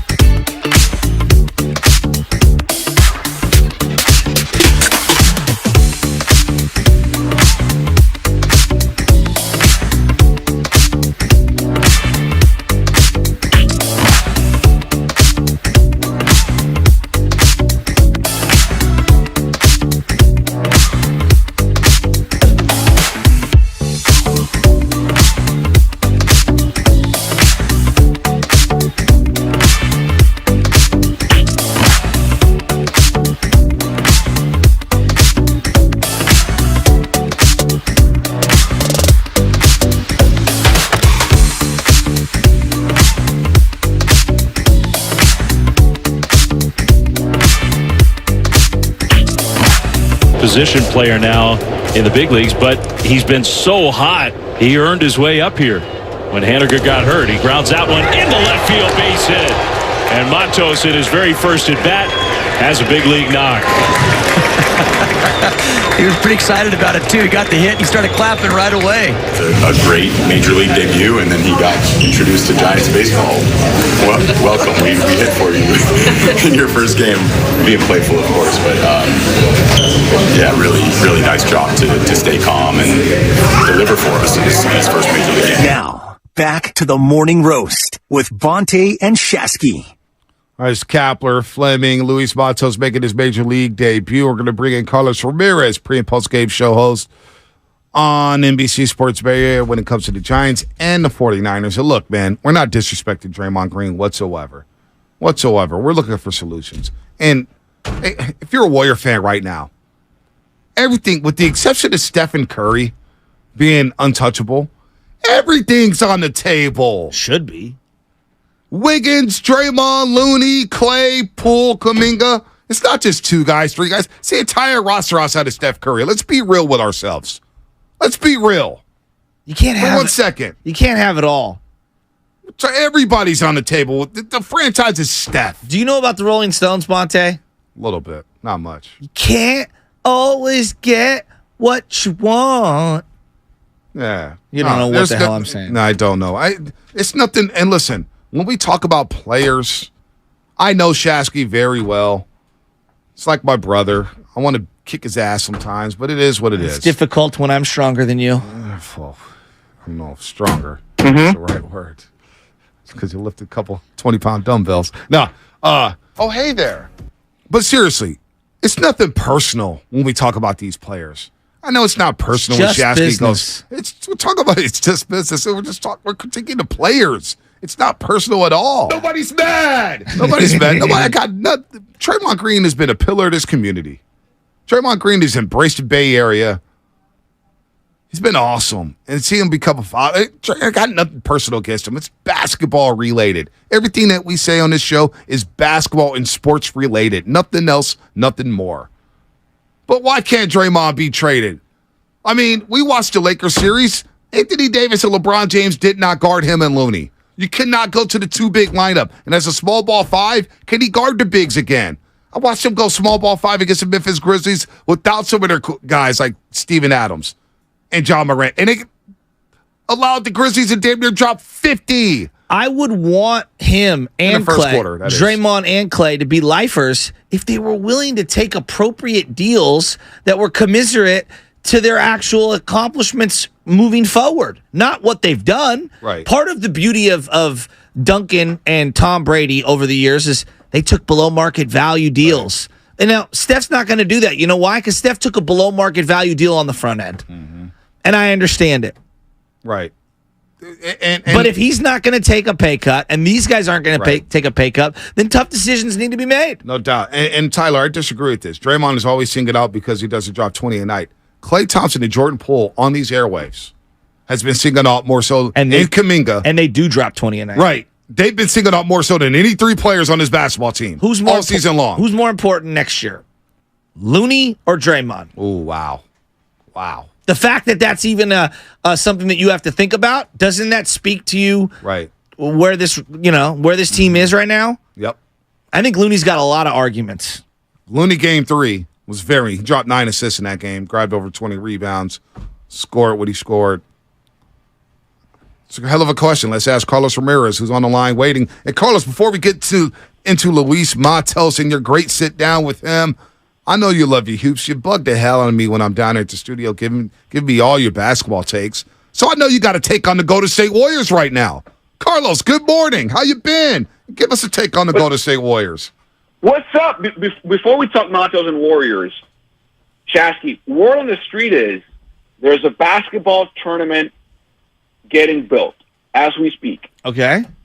Word on the street is there are 2 teams fighting for a certain free agent that might or might not be called Bonte Hill. Really?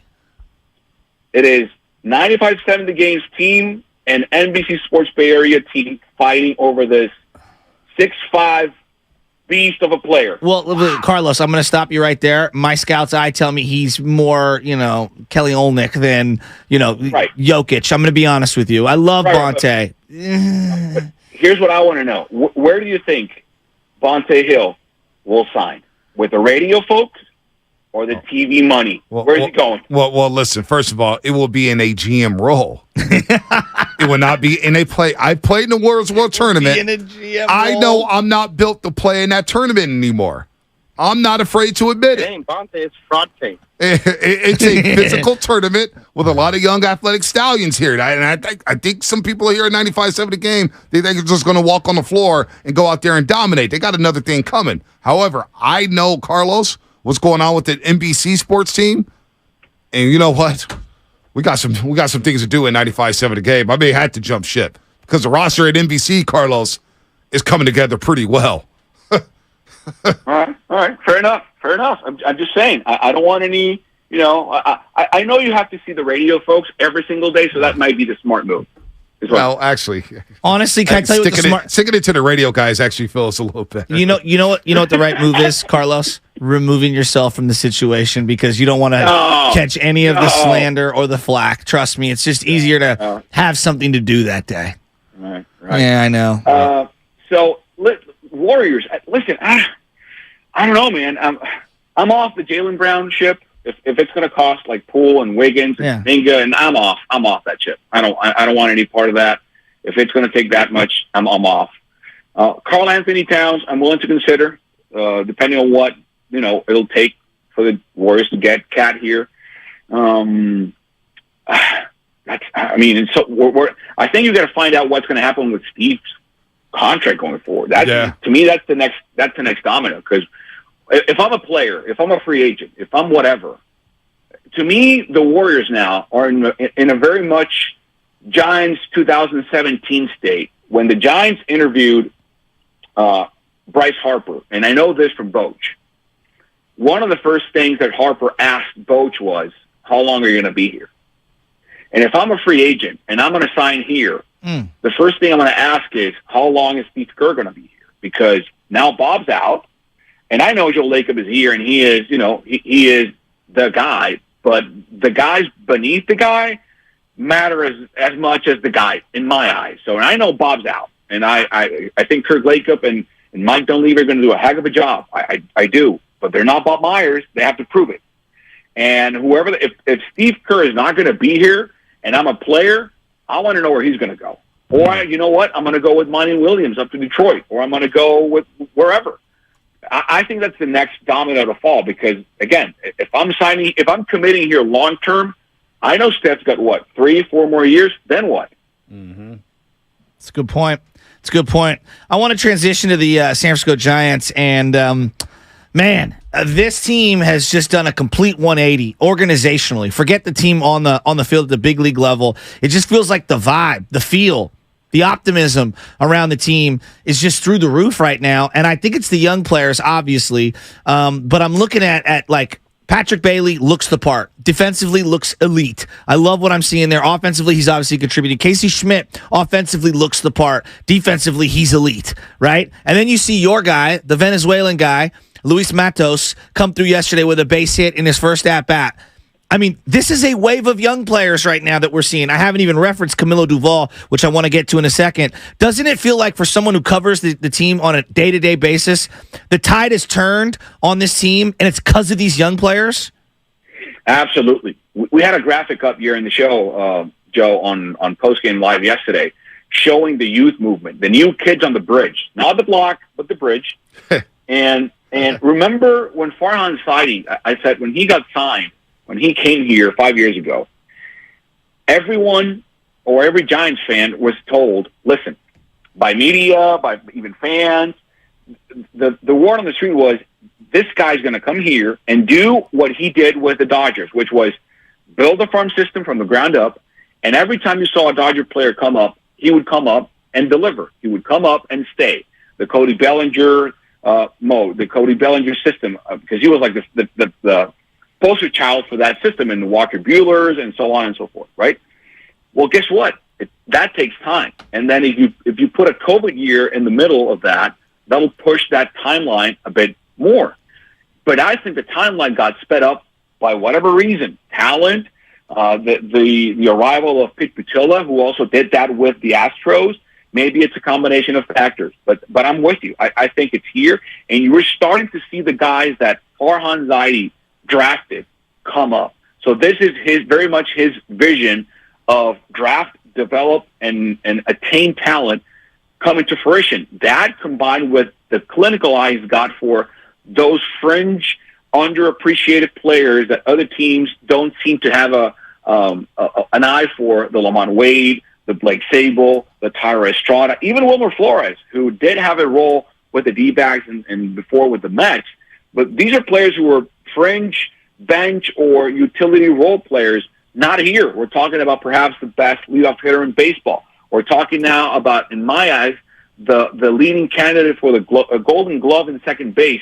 To say that last season with Tyra Estrada, that's incredible. Yeah, he was one of the worst. I know. Second baseman in the game. He is now the best. He went from being 27th in defensive runs saved to being number one.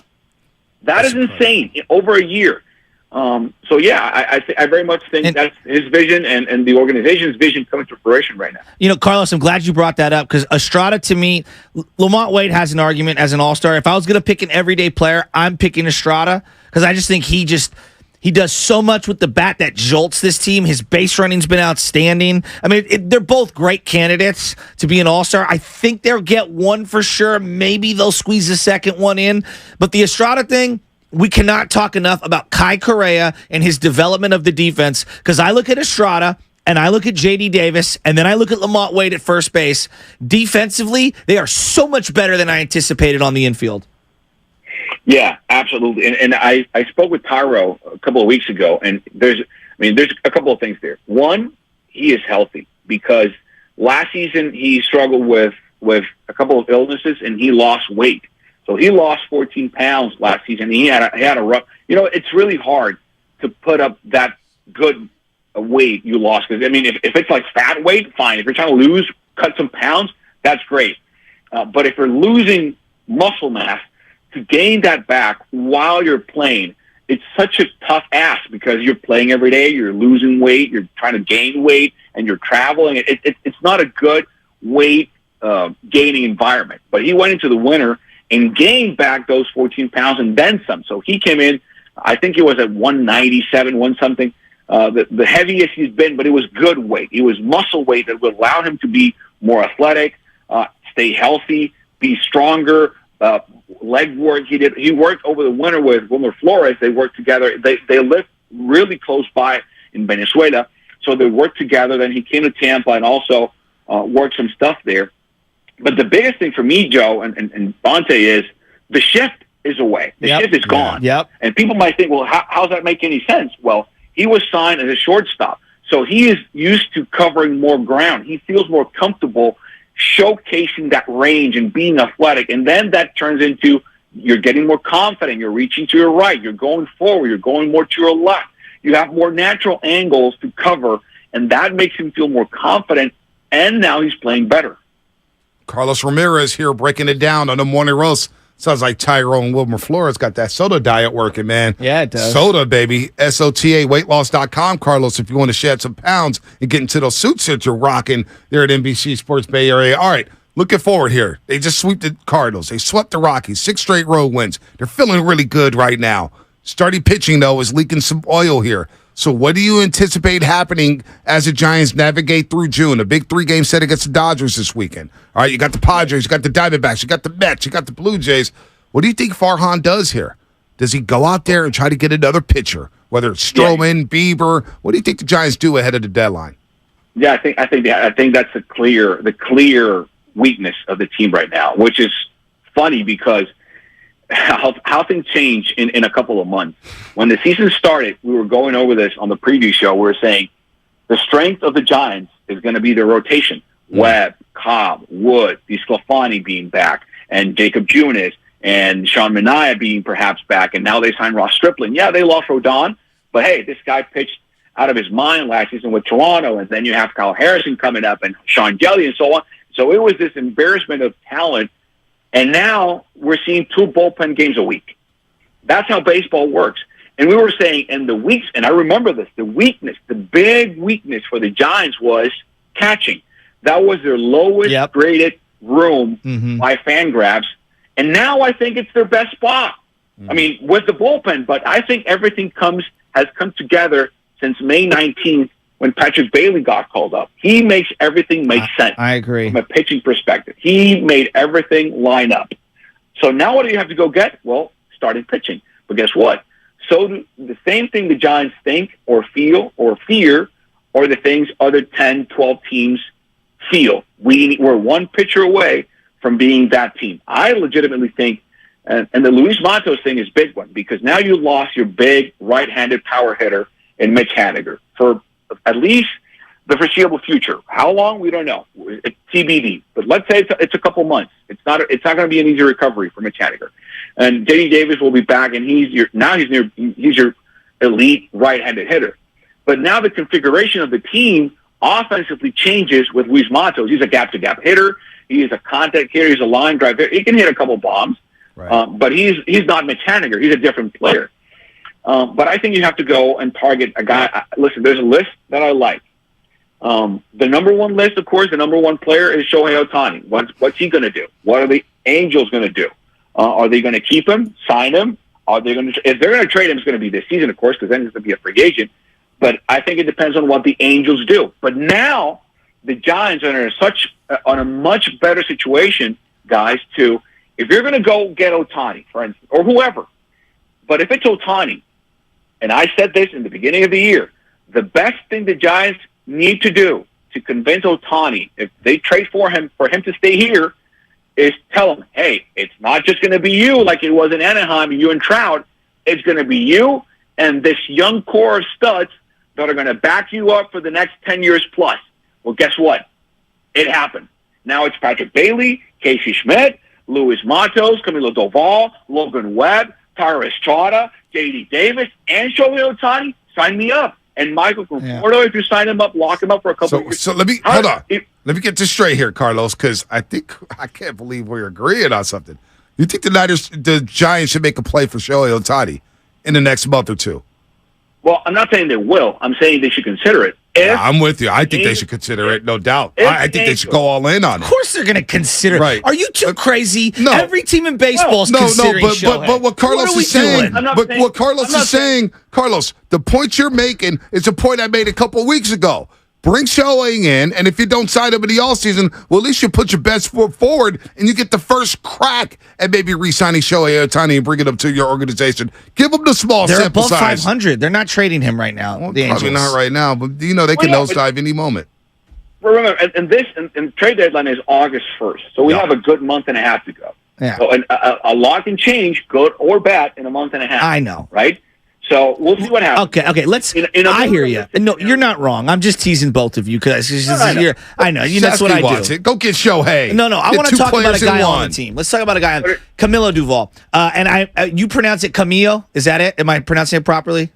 Camilo Doval. Okay, I can't do that. I'm going to butcher it. I hope I don't sound insensitive. Say that, Shasky? Come on. Camilo Doval. You grew up in the Excelsior. Camilo Doval. Come on, you grew up in the Excelsior, man. It's ever since. I can't roll my tongues out. My tongue out. Duval. Camilo. All right. Anyway, and now I feel like I'm going to mess the name up even worse. This guy, baptized by fire. He got brought up in May of 2021. I remember me and B were arguing about him. I said I think this guy has potential to be closer stuff. He's too erratic, whatever. Came back up in September, lights out.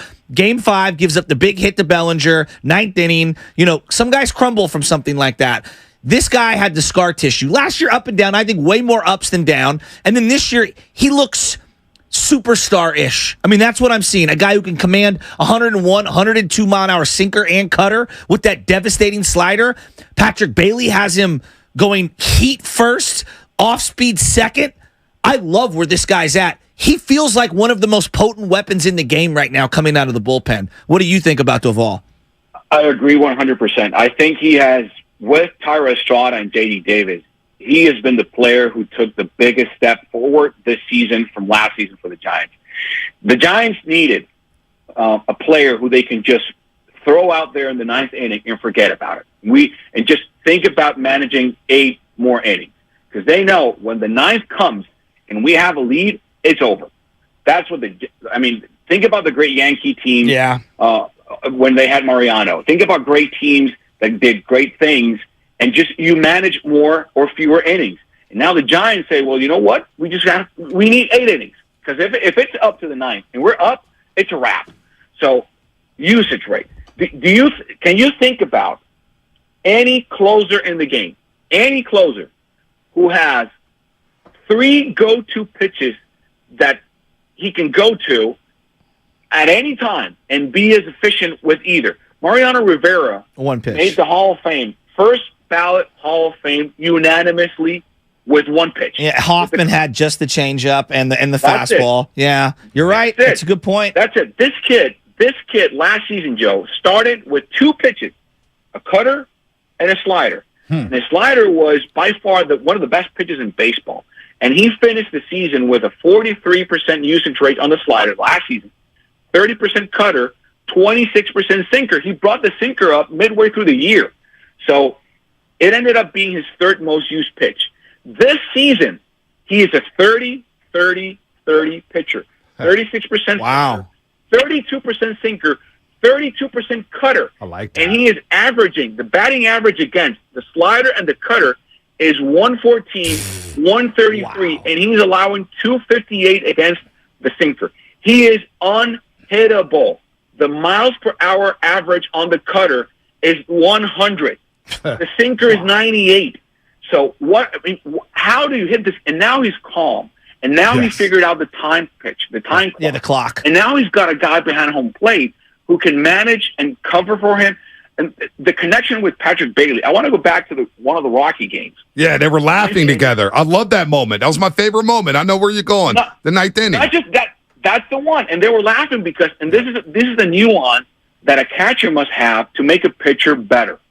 And again, the Patrick Bailey move, to me, if you're a pitcher, who wouldn't want to pitch to this kid? I mean, Logan Webb's not doing the pitch comm, and he let him call the game the other day and shook him off twice out of 100 pitches. Right. So go back to that Denver game. Camilo Doval, they get a grounder at first base. He's got to run from the mound and cover first in Denver. So what happens next? He's walking back to the mound. He's got a pitch clock, no runners on, so it's a 15-second pitch clock. What does Patrick Bailey do? He waits until Camilo gets back, and then he walks over to the mound. It's a 2-out situation, base is clear, 2 outs, but he knows this guy's going to have to suck some air here because he just ran from the mound to first base. It's not hey, what are we going to do here? How are we going to work this guy? Forget about that. It's an oxygen tank move by Patrick Bailey to relax his guy, to get him more time, get him some oxygen, get him some air, some breathing space, so he can gather himself and then finish the game. That does not show up on a box score. That does not show up anywhere. And that's what both Camilo and Patrick Bailey have done since he came up. Both came up. And I'm so excited about this. To me, he's the all-star for the Giants. If there's one guy who should be in Seattle, if you have to pick just one guy, to me, it's Camilo Doval. I hope it's more. I hope it's Tyro and JD and Lamont and Logan and everyone. But if it's just one, as of today, I think it's Camilo Camilo Doval. Camilo Doval. I like it. Carlos is on fire, baby. He's on fire. Good stuff. Go enjoy your day off. Yeah. Go enjoy your day off, man. You deserve it. You and Laura doing it in work, man. But if you need a fill in, I got a guy. And it's not Joe Shasky, maybe Sam Lubman. No, you can FaceTime me too. Tell Pavlovich to move out the way. No. I'm teasing. Listen, guys, thank you so much. I'm just going to ask you a question and leave you to wrestle with it. Oh, boy. I'm scared. I'm a little nervous. If you are the Giants and Shohei Ohtani does become available this season, what is hands off and what would you give away? I'm just going to wait a couple months. I'm not going to give up. I'm not giving up any of my top 12 prospects in the system. What's the guy's name? Wisenhunt that you guys are talking you're about? not giving up Carson Wisenhunt. No, Wisenhunt? Hey, Wisenhunt. You've never even seen him pitch. Hey, that's a good thing. I see Shohei pitch. I see Shohei pitch. That's what I've seen. And he's a damn good one. Oh, and I've seen him hit, too. But he's going to be a free agent literally 60 days later. I don't care. I don't care too much of Shohei. Are you kidding me? He's testing free agency regardless. Let me rephrase the question. If you have guarantees from Shohei Ohtani that if he comes here, he's going to sign a new deal. Well, that's a different conversation. Okay, so if it's a long-term deal, I'll give them Reggie Crawford. I'll give them Reggie Crawford. I'll give them Alverson, who's in there. These are all names no one's ever heard of. But, I'll give them Alverson, the shortstop that they've got in their system. I would consider Vaughn Brown. Those are the types of guys, which are all top 12 prospects. Those are 3, probably more 6 to 12, depending on the rankings. But that's what I would be giving up. Because it is a rental on some degree. Yeah, I think it's going to take more than that. I agree Carlos with you. I agree with you. The conversation would start with Cal Harrison, and then let's move. Yeah, then I'm not doing it because they need starting pitching. And that's the one area where the Giants have not developed in a decade, and it's cost them in free Carlos, agency. I'm all ears. These guys, Wizen Hunt, Harrison, you're right. I've never seen him pitch other than the highlights, but I've seen Shohei pitch. I've seen him hit, too. Hey, Carlos, get out of here. Go enjoy your day off, man. All right, guys. Thank you. See ya, buddy. Anytime. Carlos Ramirez here on the Morning Roast on 95.7 The Game. Camilo Doval.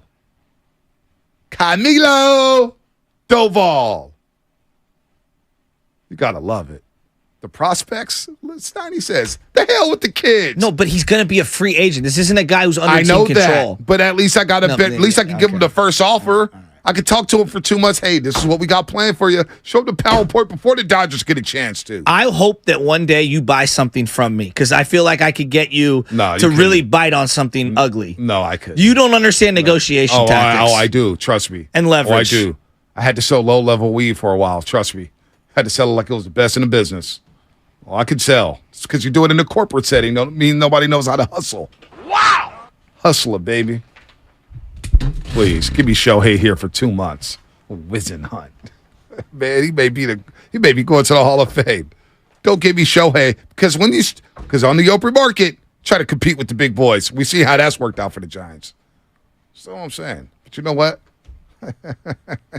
It's time for the King of the Hill. Brought to you by West Coast Men's Health. Successfully treating men for ED and chronic pain. Visit westcoastmenshealth.com. And I got a good one for you, Shasky. Top 7 players that you're going to trade for player X? Luis Matos can go for Shohei. So you know what I got for you? The most anticipated debuts in Bay Area sports history. Wow! Well, I'm not even going to do history. The last 30 years. Now, by debut, you mean rookie? Home debut. Okay. Rookie? Doesn't have to be a rookie. Okay, Barry Bonds is my number one against the Florida Marlins at home against Candlestick Park. Okay, but when he this had a is home my run list. off the Charles Bob's. This is my list. Well, I'm giving you my number one. Yeah. This is not your list. And we're not even I think starting it was at number old one. man Charlie Lieberman. It's not even number one. Well, he should be. No, he shouldn't. Wearing the Nike high tops. No, he shouldn't be. Laced 3/4 of the way up. Most anticipated home debut in Bay Area sports in the last 30 years. Starting off with number 7. Give me a number 7. Number 7. We got to go back to February 18th, the year 2000. Oh, I thought you were going to go 1941. Frankie Albert. No, I'm just teasing. I almost went Frankie Albert. Honorable mention. 2000, February 18th. Okay. At home against the Boston Celtics, the Golden State Warriors making his home debut. Larry Hughes. You remember that walk-up crowd? The Warriors won by 22 Larry's points. Kids. Larry played nearly 35 minutes. 21 points, 5 assists, 9 rebounds. Although he was 8 for 21. But Matt Steinmetz, who was on the beat, covered the Golden State Warriors. I don't think Matt Steinmetz ever covered a playoff team. By the way, NBA he's talking about the the walk-up to Oracle Arena that day to go see Larry Hughes. That was highly anticipated. You probably don't remember. Of course I do. Because you were checked out on baseball or basketball. You was getting ready for spring training. I knew who you were saying. I don't even have your list. I literally named who you were going to say. What are you talking about? I gave you the date. That's what why. number did Larry Hughes wear? I gave you the date. I don't care what number he wore. I don't care what number he wore. I had the jersey. Him and Jason Caffey wore 21. All right. 2021. All right. Number 7. Number 6. Number 6. I'm going Christian McCaffrey last year against the Kansas City Okay, that's Chiefs. pretty good. That's good, right? That's pretty good. I mean, I'm talking last 30 years He knew here. like one play. Yeah, he knew one play. And I wanted him to play the whole game. Yeah, we all did. I know. Wasn't even because well, don't know if he's going to read him. Dude, You're playing this week against Kansas City and Patrick Mahomes. Then he went down to SoFi Stadium and boom. San Francisco all silence said, damn, he's way better than we thought. Everybody in San Francisco, like, I know who he is, fantasy. Right. We know. Then they saw him for like 2 weeks and we're like, oh my God. He's the best player on the team. Dude, listen, you remember the day after he got traded here? Incredible. We were playing the Stafford highlights. It's incredible. I was sitting here like, kids play them all. What was the game that he had with the punt return that he started the game? Or the Iowa. Where it's just his first play, Texas route, 80 yards. First play of the game, Texas route. I love McCaffrey. The USC game.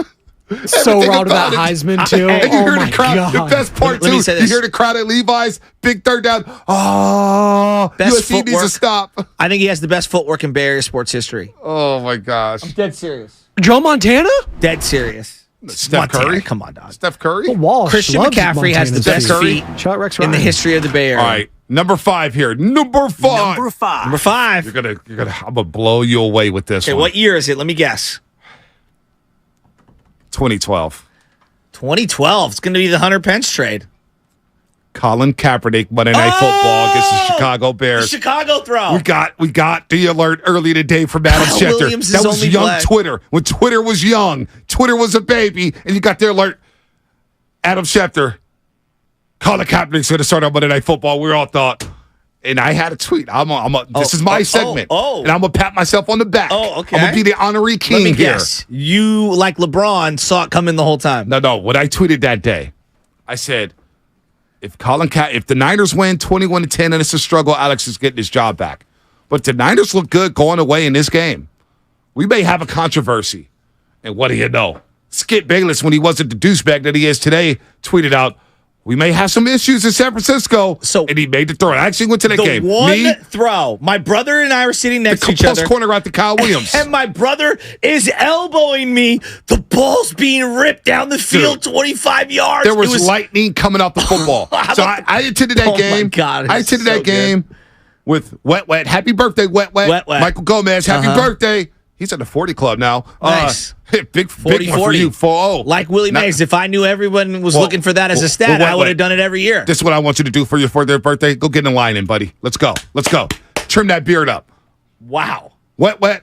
You are just the chopper on everyone. Danker, Jeff Hilborn, and that throw he made. Because my dad was saying, you got to play Colin Kaepernick. My dad, I'm like, dude, you just want a black quarterback. That's all it is. He was right. And Kaepernick never looked back.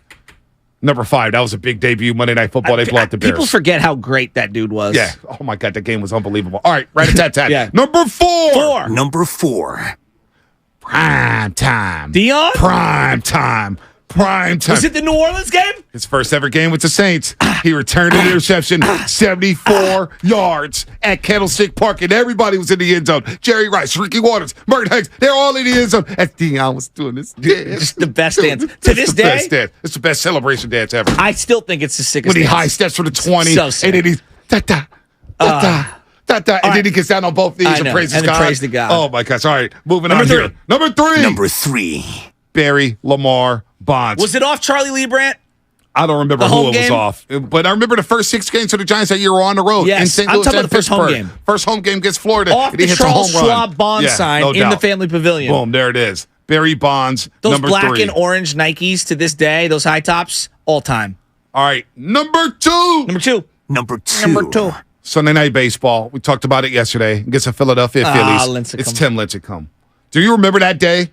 Cole Hamels, Utley, Howard.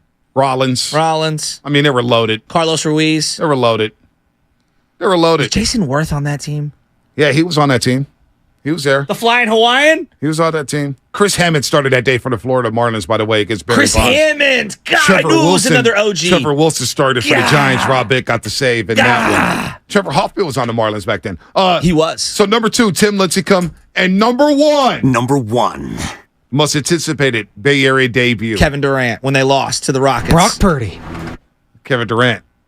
You're right, but you're wrong on the team. San Antonio Spurs. They got blown out. They got beat by 30. That's right. Why did I think it was the Rockets? I was a Texas team. The game ended with JaVale McGee getting dunked on.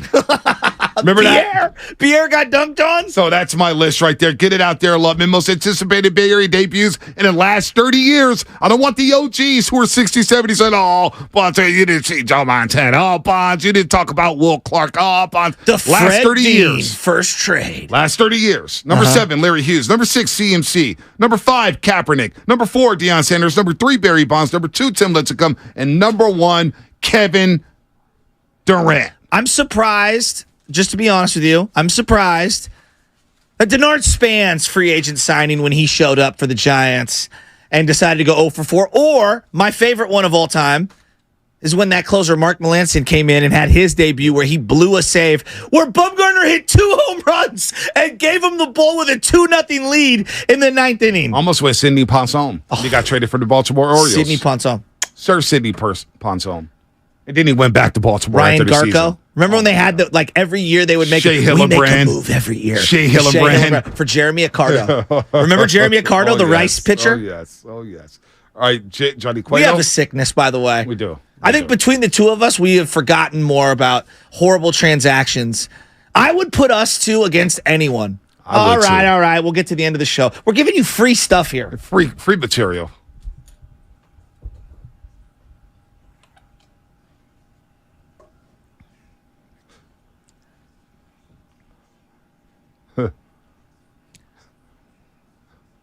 Somebody asked on the YouTube chat, who's going to get a ring first, Anna or the 49ers? And I think Anna came in and chimed in and said the Niners. So let's make that happen. All right. That's a good bet, Anna. Final thoughts. I think the Giants have turned the corner. And I think in the future, I'm going to pull a Cosmore and I'm going to have to say sorry, sir, to Gabe Kapler and Farhan Zaidi. Oh. Well, that's after Gabe Kapler came on here and blessed him with 30 minutes. Yapper. And we kissed his ass for 30 minutes on the airways like we never been critical of him. We know how to do that very, very well. John Lynch should be fired. Hey, John, how you doing, man? Great job this year, man. You got the Niners back. Well, we know how to kiss ass with the best of them. Go ahead, Spinoni. What you got? I'm surprised your Bay Area debuts didn't include Jamarcus Russell, first overall pick of the Oakland Raiders. Who could forget, Bonte? Well, he didn't play until like week 10. December 2nd, I believe. In Jacksonville. It was against the, well, he came in relief against the Broncos. I think he had 2 touchdowns in that game, too. Or the Alex Smith 5 interception game where he completed like 6 passes against Peyton Manning. Oh, my God. Remember that one? And then do. Peyton met him at half-field. Like, you're going to be a great one. It's like, Peyton, you're lying. Dude, by the way, Drew down. Bonte, I don't know what you heard about me, but you can't get a diamond out of me. That's good stuff. Lubman, what's up? I think my final thought is I can't wait for Shasky to issue this apology. That's going to be, you think I've been smiling lately. That'll be probably one of the biggest smiles in Morning Roast history when that happens. Wow. My final thought is I'm all in on the 2023 Giants. Let's go! I'm all in. This team sucked me back in, just Speaking like the of Major League beat. Hey, Spinoni, as we go on, get the Major League beat right now because we need to roll out to that because that's how I'm feeling about these Giants. Yeah, so 2 strikes, Jasky. I'm in. Before the season, who is in this lineup? These guys suck. Now it's June 15th. Who are these guys? They got me all the way sucked in. In the words of John Miller, tell it goodbye. That was Fast Side, brought to you by Xfinity, the next generation 10G network, only from Xfinity. The feature starts now. The Giants. I'm all in. Steiny and Evan next here on 95.7 The Game. Go Giants, go.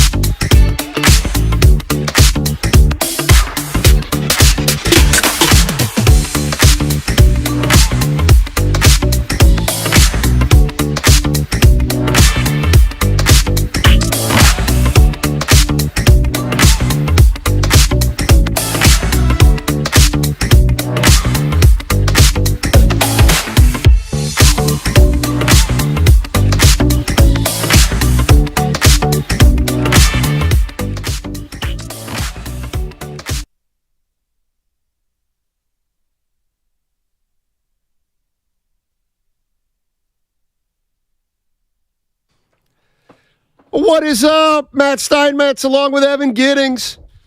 You know where Guru is. How much did he expose? He's family. I made him talk about reunion? it yesterday. Yeah, Okay. he's down in Dallas for the family reunion. Gotcha. Although Okay. it just so happens to be a Thursday. All right. Oh, that's right. That's right. So we know Goo will be listening on the Odyssey app. Nothing's going to get by Goo, but we wish him a great time in Dallas. Yeah, love you, buddy. Absolutely, positively. So,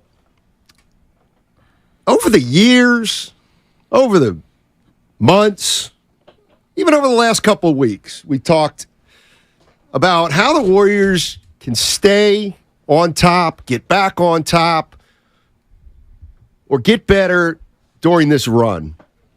And we've heard some names. Karl Anthony Towns. We've heard LeBron, Chris Paul. And they're all to some degree, Evan, of reality. But there's a player available, and it's official now. There's a player available that is more realistic, I believe, than all three of those guys, if the Warriors are interested. And his name is Bradley Beal. Bradley Beal is the shooting guard for the Washington Wizards, and he's good. He's a real good player.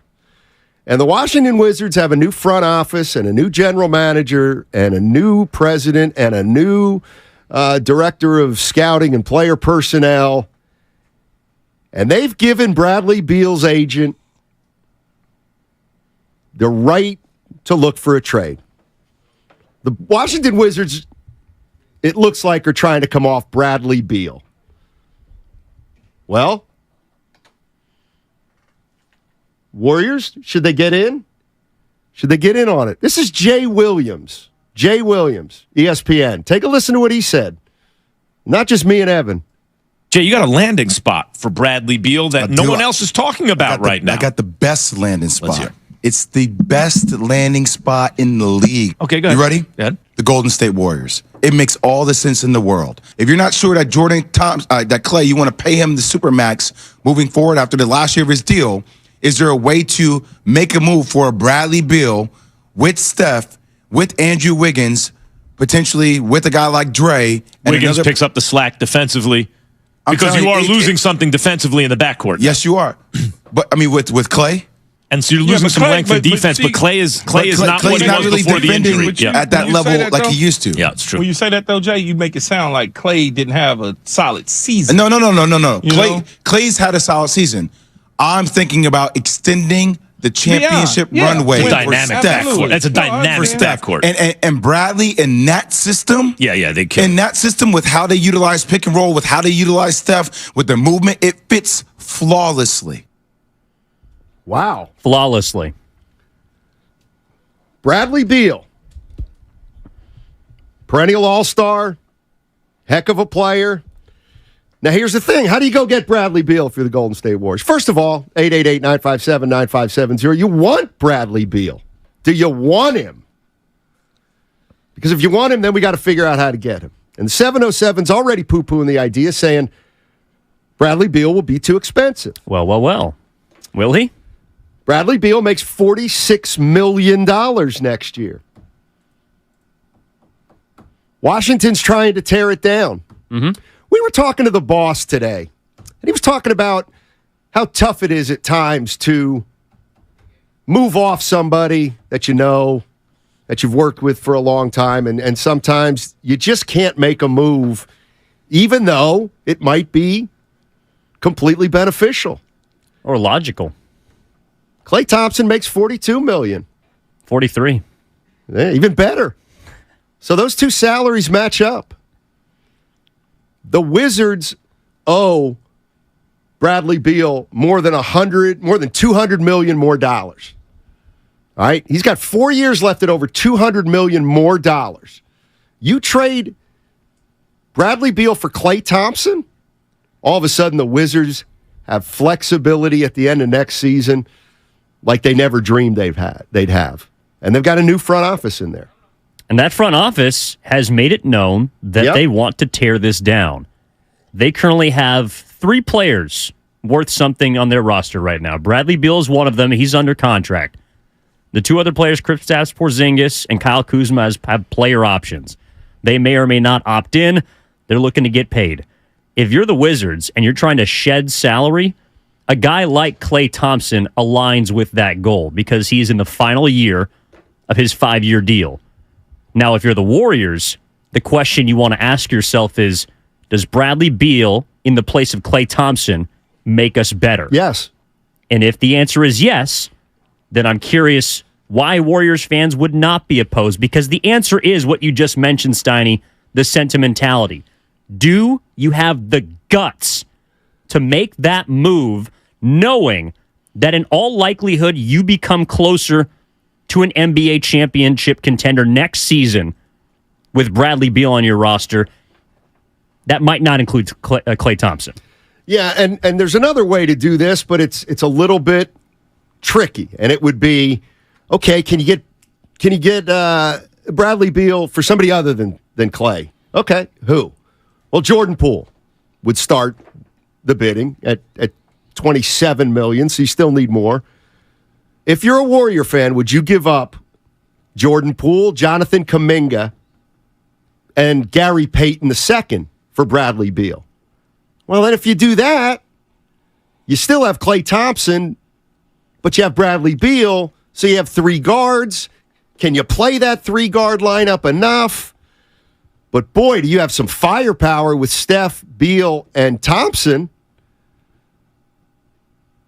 I think you got to, listen, Joe Lacob said we will win, and the only way you're that bold about we will win is if you think that you're going to be able to make a big move if you need. And the Warriors, I see a hell no, Steiny, from Golden State, Lakota. I see. And I do want to know, yes, at 888-957-9570, is that because of the connection with Klay Thompson, or because you just, from a basketball standpoint, legitimately don't believe Bradley Beal makes you a better team? Because if it's from a sentimentality standpoint, then we know a guy that's okay with cutting ties, and Joe Lacob is one of them. Right. So to me, that's not what they're taking into account. If Bradley Beal gets them closer to a championship, if it involves Klay Thompson, of course, you mentioned the other option, Jordan Poole, probably Jonathan Kuminga, some sort of filler to find a difference between that salary gap. But all of that is on the table. And like you mentioned off the top of the show, this is the most realistic trade scenario that the Warriors have been rumored to be involved in. That's right. 888-957-9570 is the number. Bradley Beal. I think if the Warriors really wanted Bradley Beal, they could get him. Question is, do you really want him if you're the Warriors front office or you're a Warrior fan? Now, here's the other thing. Because and some of the stereotypes of the perceptions might not be real. For example, my first thought is, boy, Klay's getting up there, and Beal's Klay's been healthy the last 2 years. Mm-hmm. Beal hasn't. Beal has not been healthy. Beal's played about 90 games the last 2 years. So it's not like he's coming to post 80 games a year. Klay Thompson might be better next year than he was this year. I don't know. I'm a little skeptical, but it's possible. He didn't work out all last season. So this is the kind of decisions that Joe Lacob's got to make. Would you trade Klay Thompson and the 19 for Bradley Beal? I would. I'd have to do that deal. And the reason I'm doing that deal is because, firstly, I've made a promise that I'm going to do everything for Steph. If that's the strategy, we're going to do everything for Steph, then absolutely trade Klay Thompson for Bradley Beal and move the 19th pick. Because the 19th pick is not going to help you this year. And it's all about this year. So a lot of fascinating ins and outs on this. Here's another one that's out there. And it's the time of the season. It's so much fun. I love talking about this stuff because there's a lot of stuff out there. How about this? Would you trade Kuminga and the 19 to move up in the draft? So you're going to give up Kuminga and the 19, but it's going to get you, let's say, 8.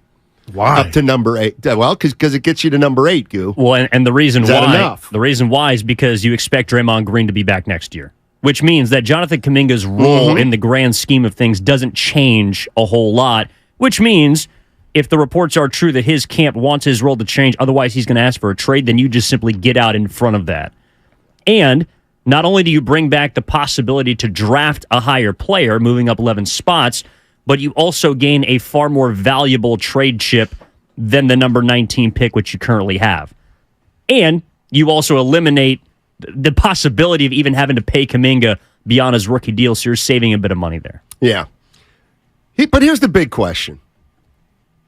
If you think that Bradley Beal would be a little better than Klay Thompson, let's say they're very comparable, but, Beal's a little younger, and let's just say you think Beal's a 9 and Klay's an 8. Are you still doing that deal? Well, listen, Guru and I get into this all the time about sentimentality and about what you may owe somebody or who you might owe something to. And I'm always the guy who says, who cares? No loyalty. Klay's a little different. Klay and Steph and Draymond are different. I'll acknowledge that. By the same token, you're trying to win.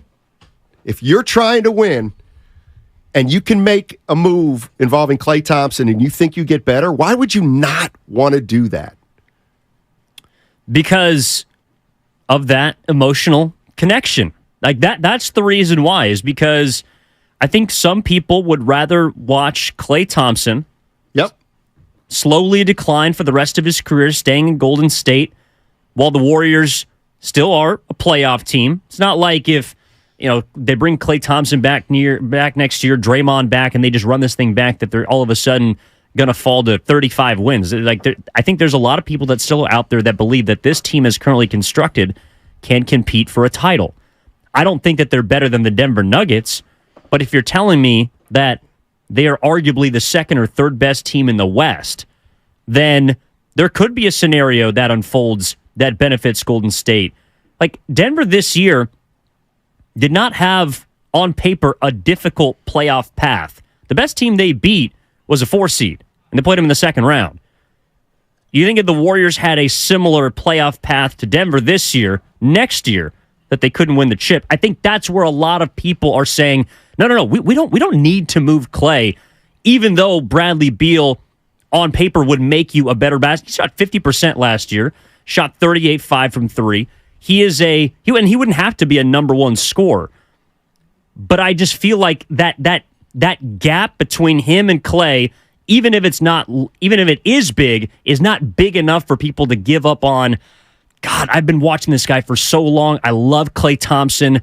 You know what? I'm okay with seeing out the rest of his career, because in a way, I think a lot of people at this point want to see him retire in Golden State.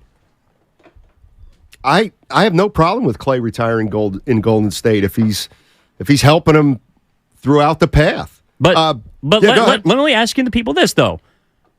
Stephen Curry, Klay Thompson, Draymond Green all retire in Golden State. You win no more championships.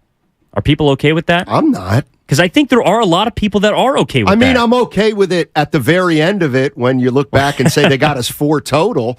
But right now, no. And that doesn't jibe with what Joe Lacob's saying. Billy Donovan's on Twitter, and he says, no way they can match the salary without sending Klay.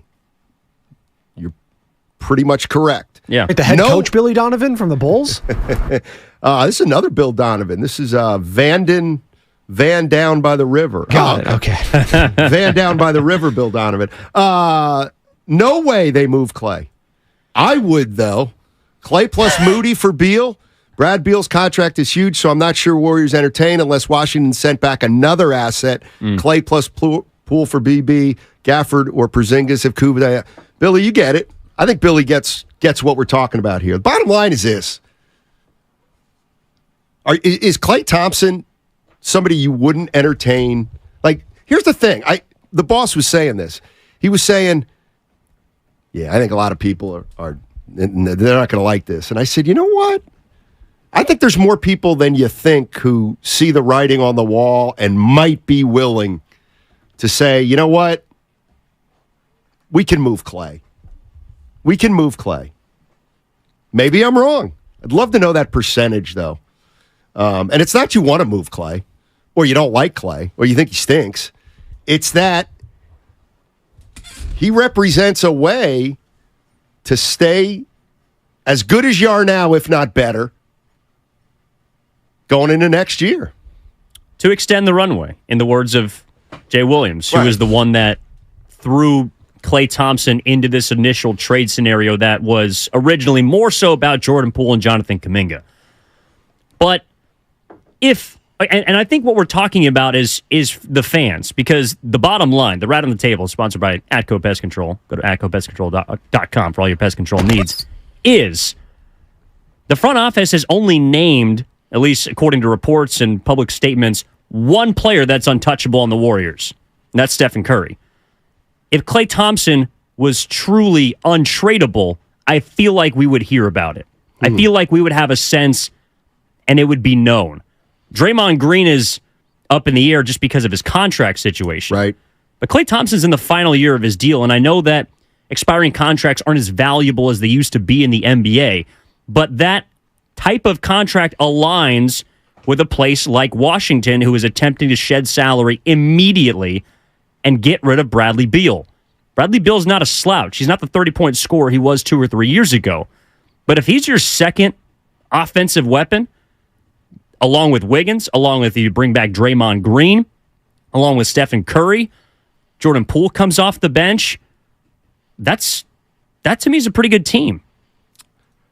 It's not bad. Morali on the YouTube chat says, Steiny, Klay Thompson just had a record season last year for most three-pointers, and look at Bradley Beal's average in games played. You're right. 50, 90 games over the last 2 years. I cannot believe you're entertaining that trade. Well, first of all, a GM's job, not that I'm a GM, is to entertain everything. You got to entertain everything. Everything. Let's go to San Mateo. Mike is in San Mateo. Hey, Mike. How you doing, man? Hey, good. How you guys doing? Doing well. Good. Good. Hey, what you guys are not talking about is the Warriors, after next year, must shed $40 million salary on the new CBA. They don't have a choice. There's a hard cap.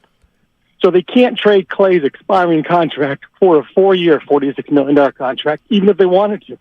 Well, they've got to shed $40 million after next year. Well, they're going to save. They would save money under this scenario because they'd have to. If they go the Klay Thompson route, then they take on less money. I'm sorry, they don't take on less money this year. They will take on Bradley Beal's remaining 3 years on his deal, but they can still go try to skin that cat in another way with other parts of their roster. I suppose, but I don't know whose contract expires after next year. It's not. Assuming they extend Draymond, it's not his contract. It's not Steph. It's not Looney. It's not Wiggins. So it's not Jordan Poole. So I don't know how. Well, it could be Jordan Poole. At $40 million. It could be Jordan Poole if they get Bradley Beal. Then you go move Jordan Poole. Or you know what else is you get Beal, and you get somehow Draymond to come back on 1 year.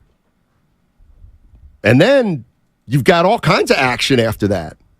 Well, and to his point about having to shed salary, they would if they are attempting to curb the new CBA's, rules, restrictions. But it doesn't mean you have to get rid of one of your players that's already on your roster. Like, I'm not saying you get grandfathered into the new CBA, but if you're over a certain level, like there's not an immediate hard cap. It just means that you are severely limited in what else you can do. You don't have access to certain exceptions that would allow you to sign players for anything basically beyond the vet minimum. So they would have to fill out the rest of the roster with a bunch of young guys and a bunch of old guys willing to take pay cuts or take vet minimum deals. But it's not like beyond next season, they have to say, all right, either you're gone, you're gone, you're gone. The league is not going to force them to just drop a player. From the, a lot of people, Curry would veto the Klay deal. Maybe. JP and JK, yes. Clay, no. All right, let's take that one then. Kuminga, Poole, and Peyton. It's got to be Peyton. But then you have. Okay, you don't want to trade Clay. Are you okay with Curry, Clay, and Beal? Is there enough room for those three guys? Well, and that's what I love how the Warriors want to do everything for Steph except get better right now because it's going to be painful. Well, so the reality is at some point, maybe it's not this year, but it might be next year. Like if we're talking about Klay Thompson and his future, whether it's involved in a trade this year or beyond next season. If you want to maximize Curry, you can't also maximize Clay.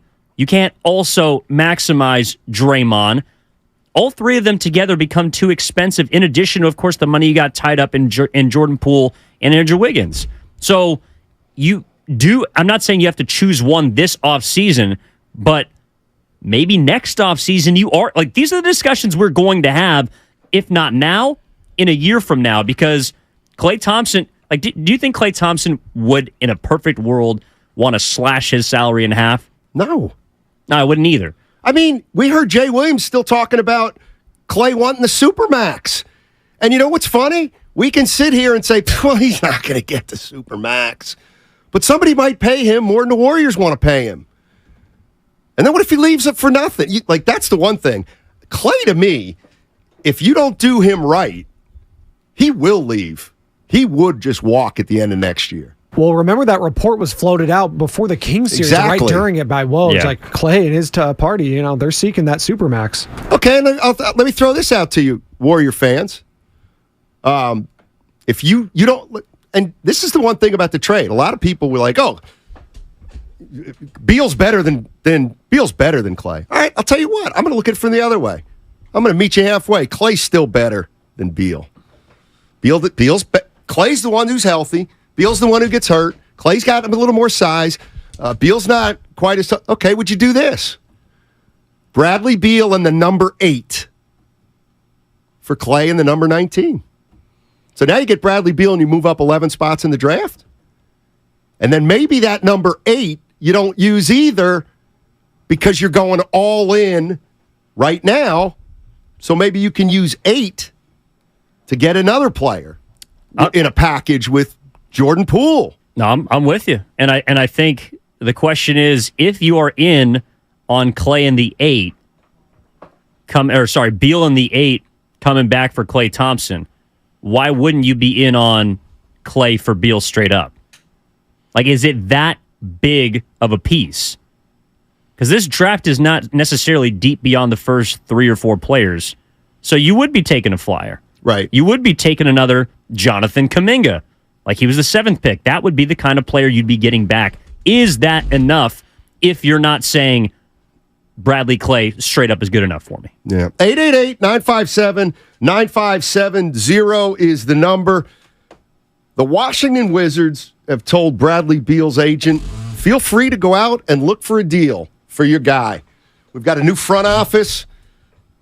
We're going to change things up. We're probably going to tear this down. If Bradley's open to it, and we like the deal, we're ready to move off Bradley Beal. If you're the Warriors, what are you hanging up? You don't take any calls from Washington? You have no interest in Beal whatsoever. We talked a lot about Bradley Beal a year or two ago, and there was some interest. There's some interest in Bradley Beal. What about now? You trying to stay relevant? What is he, 29? 29 years old. 888-957-9570 is the number. Hey, listen, throughout the show today, we're going to give you and a guest a chance to go to Chase Center and attend the Warriors' introductory press conference with the player they draft. Maybe it'll be the 8th pick. The 8th pick in the draft. We're going to be showing you a keyword on YouTube and Twitch at certain points of the show today, and you're going to qualify by texting those words to our short code. Get to YouTube and Twitch and watch for the keyword for your chance to win. That's all sponsored by Lucky Row. The best Father's Day gift is the...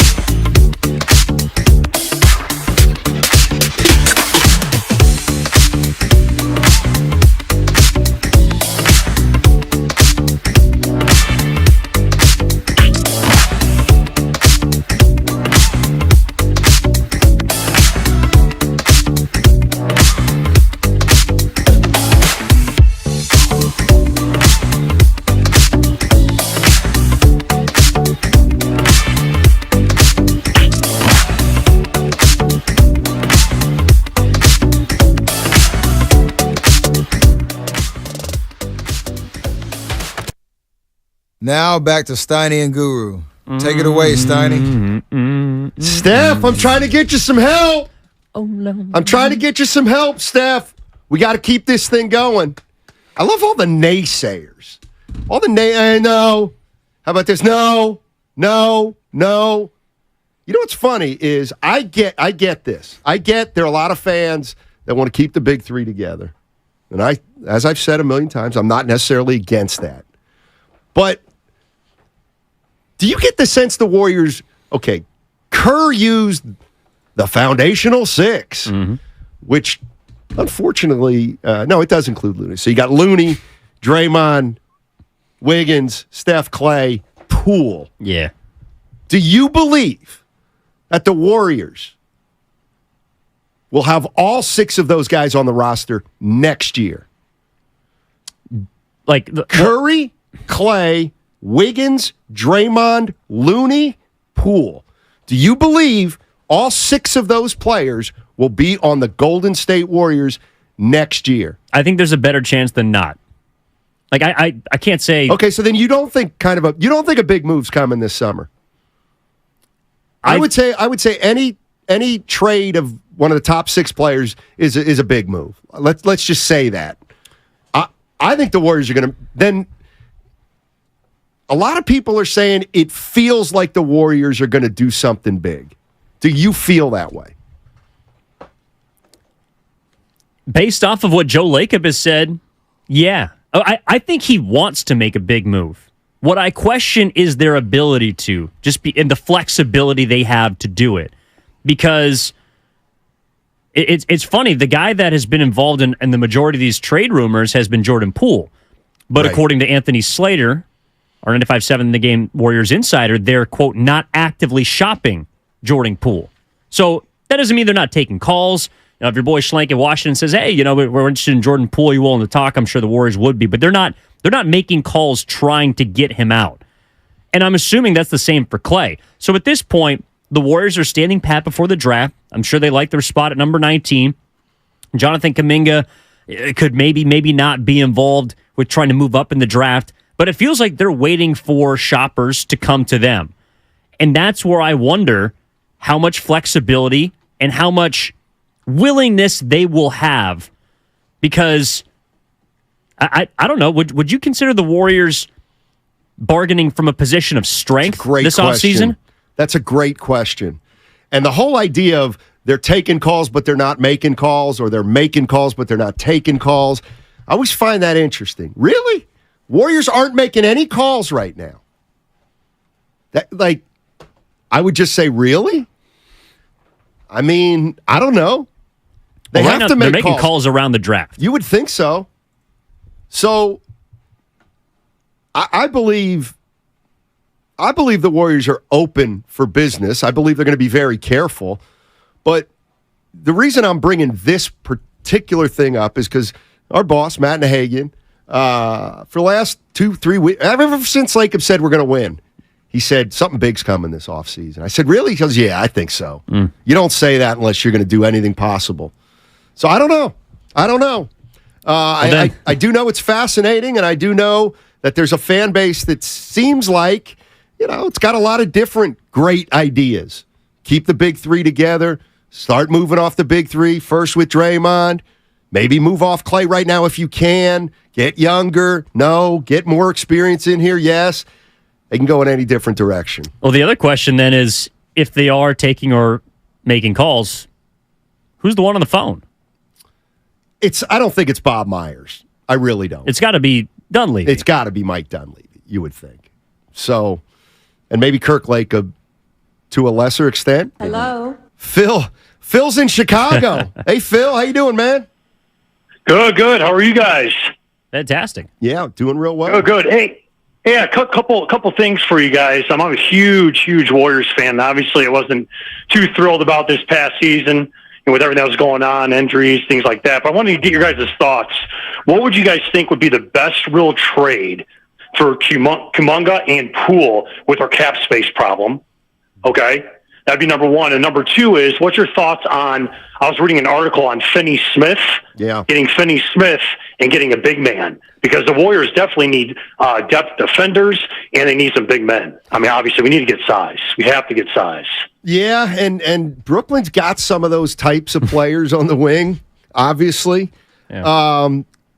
I think that's a great question. What could Poole and Kuminga get you? But what's funny is, people say, I don't stand for anything. God, I'm reluctant to trade Kuminga and Poole.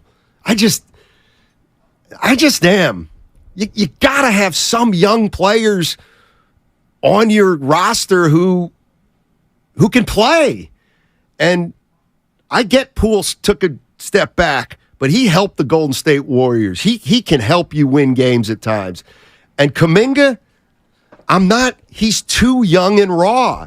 I don't think he's going to be a non-contributor for much longer. I just don't. I also don't think he might not, I don't think he's going to be as great as maybe some people think he might be, but no, I'm not trading Kuminga right now. But this is the conundrum. If I decide, Mike Dunleavy, we can't trade Kuminga. We like him too much. Well, then how do you bring Draymond back? Because there's no room at the inn for Kuminga right now. Well, and that's why it feels like a lot of these situations, these hypotheticals we're throwing around are all, like, there's multiple parts to each of them. Exactly. It's not just that's a great point. There's not one that you say, okay, this is going to solve everything. Like, if you go out and trade, hypothetically, you trade Klay Thompson for Bradley Beal, I'm assuming Draymond Green is going to resign. Exactly. Otherwise, I would not make that deal. If I'm trading Jordan Poole and Kuminga, I'm also assuming Draymond's going to be back. If Draymond says I'm out and I'm done, then yes, there's no way that I'd feel comfortable moving off of a young guy to improve a team without its defensive leader. Because at that point, I mean, we've tossed this around a bunch, but I don't think they're close to a championship team without Draymond on this roster, even if you go out and improve it. So, the question is, do you want to try and remain, or in some cases, get older, or are you attempting to lean more in on those young guys, Jordan Poole included?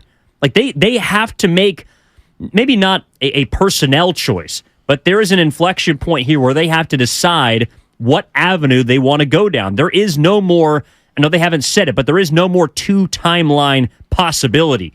They, in a way, told us a bit this year which way they were leaning when they traded James Wiseman for a 7th or 8th man, Gary Payton II, who I love and is a great part of this team. But to me, that means Jonathan Kuminga absolutely is on the table, because you have shown me already you do not believe wholly that all of the young guys are going to be around and can contribute in the near future. 650, I don't think the Wizards signed Beal to a supermax just to look for a salary dump. Well, there's a new front office in town in Washington.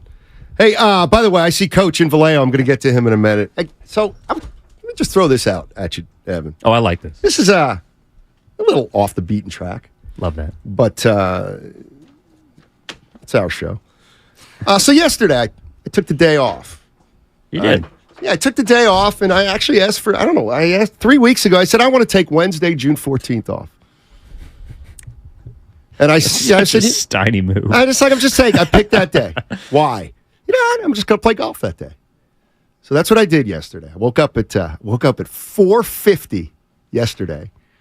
Got down to Baylands in Palo Alto for what we call Dawn Patrol. 6:40 start to the round in the morning. Played 18 holes at Baylands, had lunch, drove back to Alameda, and played 18 more holes at Carica Park. So we played a round at basically 7 and then another round at 3. So I played 36 holes. Now, I'm not here to brag about playing 36 holes. But what I was thinking about on the ride home, Evan, was, God, I needed that. Yeah. Like, oh my God, that was just a great day. I've come back today. I feel good. Refreshed. I got some exercise yesterday, 30,000 steps. I got the competitive part out of me because I take my score seriously, and I had an 88, and that's pretty good for me. And then I had a 91, and I had some bad luck, but I'm trying my best. And I was just thinking, God, I needed that. Just my itch was scratched yesterday. You know, I played high school, college basketball, whatever. We've got junior high, high school. We've got a lot of competitive athletes out there. Yeah. Former competitive athletes. Mm-hmm. How do you scratch your itch? How do you, if you're a former athlete that can't play anymore, your sport, like what gobbles up that competitive need that you still have? I thought it's a great question because, like, you played basketball, I played baseball.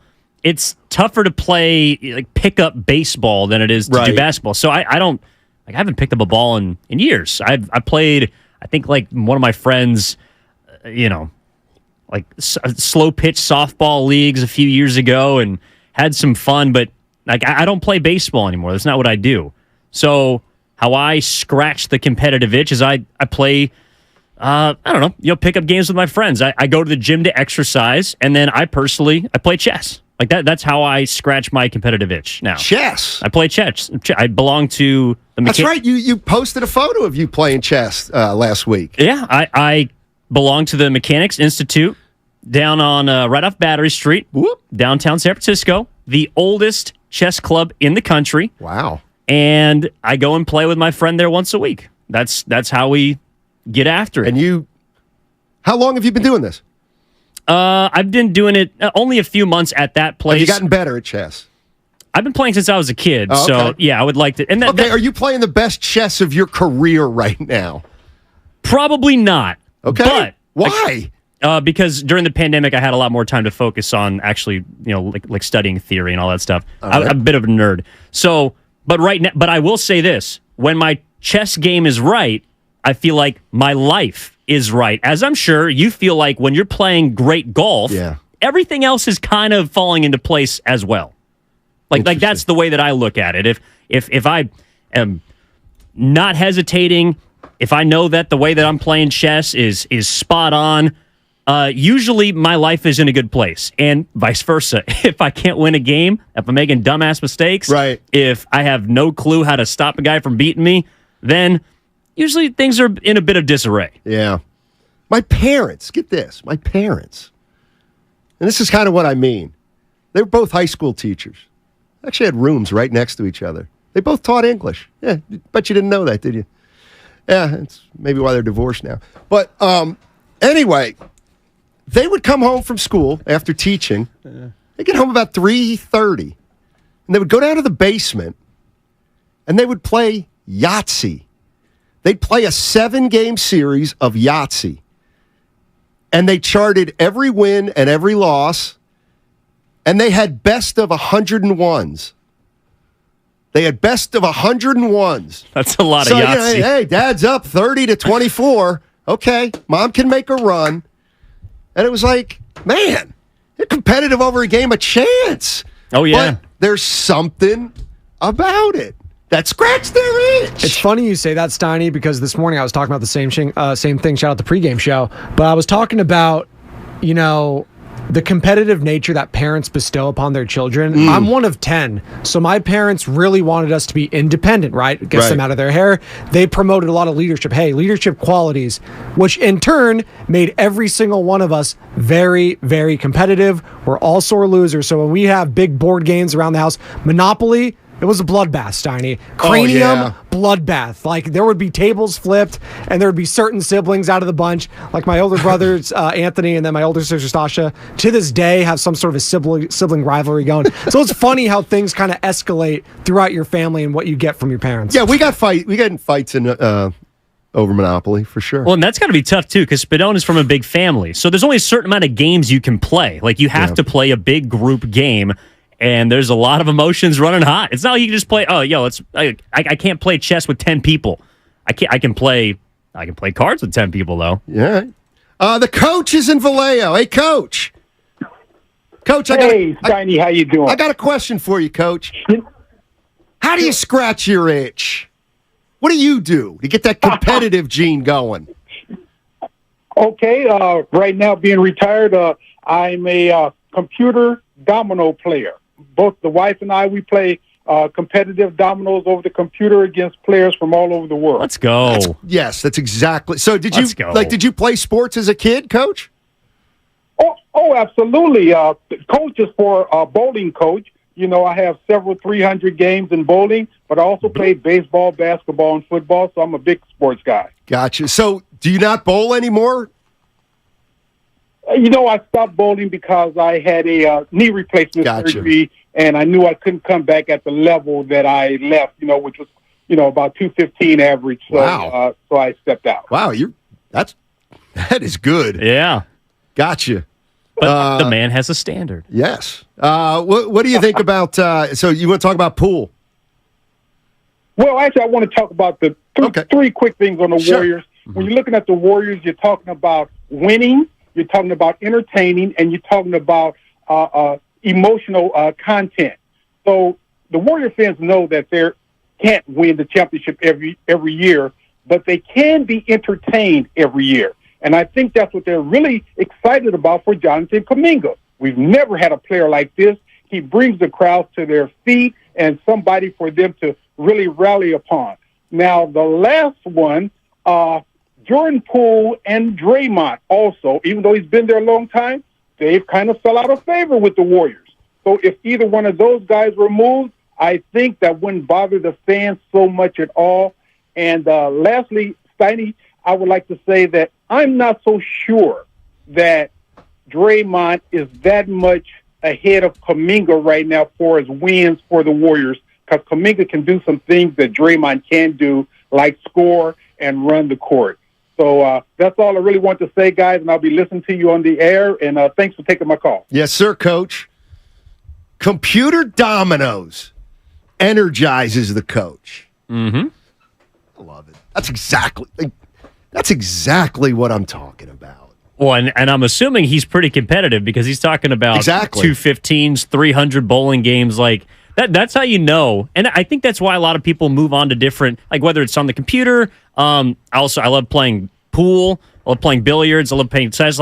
But there's a standard you have for yourself in your respective competitive circle. So, and it sounds like that's the reason why you don't play pickup basketball anymore. You're not as good as you used to be. So what's the point in playing? Exactly. And I still think, even at my age, I can get better at golf. Yeah. TBD. Yeah, to be determined. 888-957-9570. Jump in with, how do you scratch your competitive itch? Because I got to assume that a lot of the people who listen, maybe not, maybe all but a few, have played sports in their life. And now, get a little older, maybe you can't play competitively, but you got to get that out. You got to get that out. You know what? Sometimes I'll come home and Susan will be like, how'd you play? I'm like, struggled a little bit. She'll go, maybe you should just go shoot, just go play and not keep score. No. Incapable of that. Can't do it. I don't like playing scrambles. I don't like playing 9 holes. Mickey D, pickleball. You know what? That's getting big.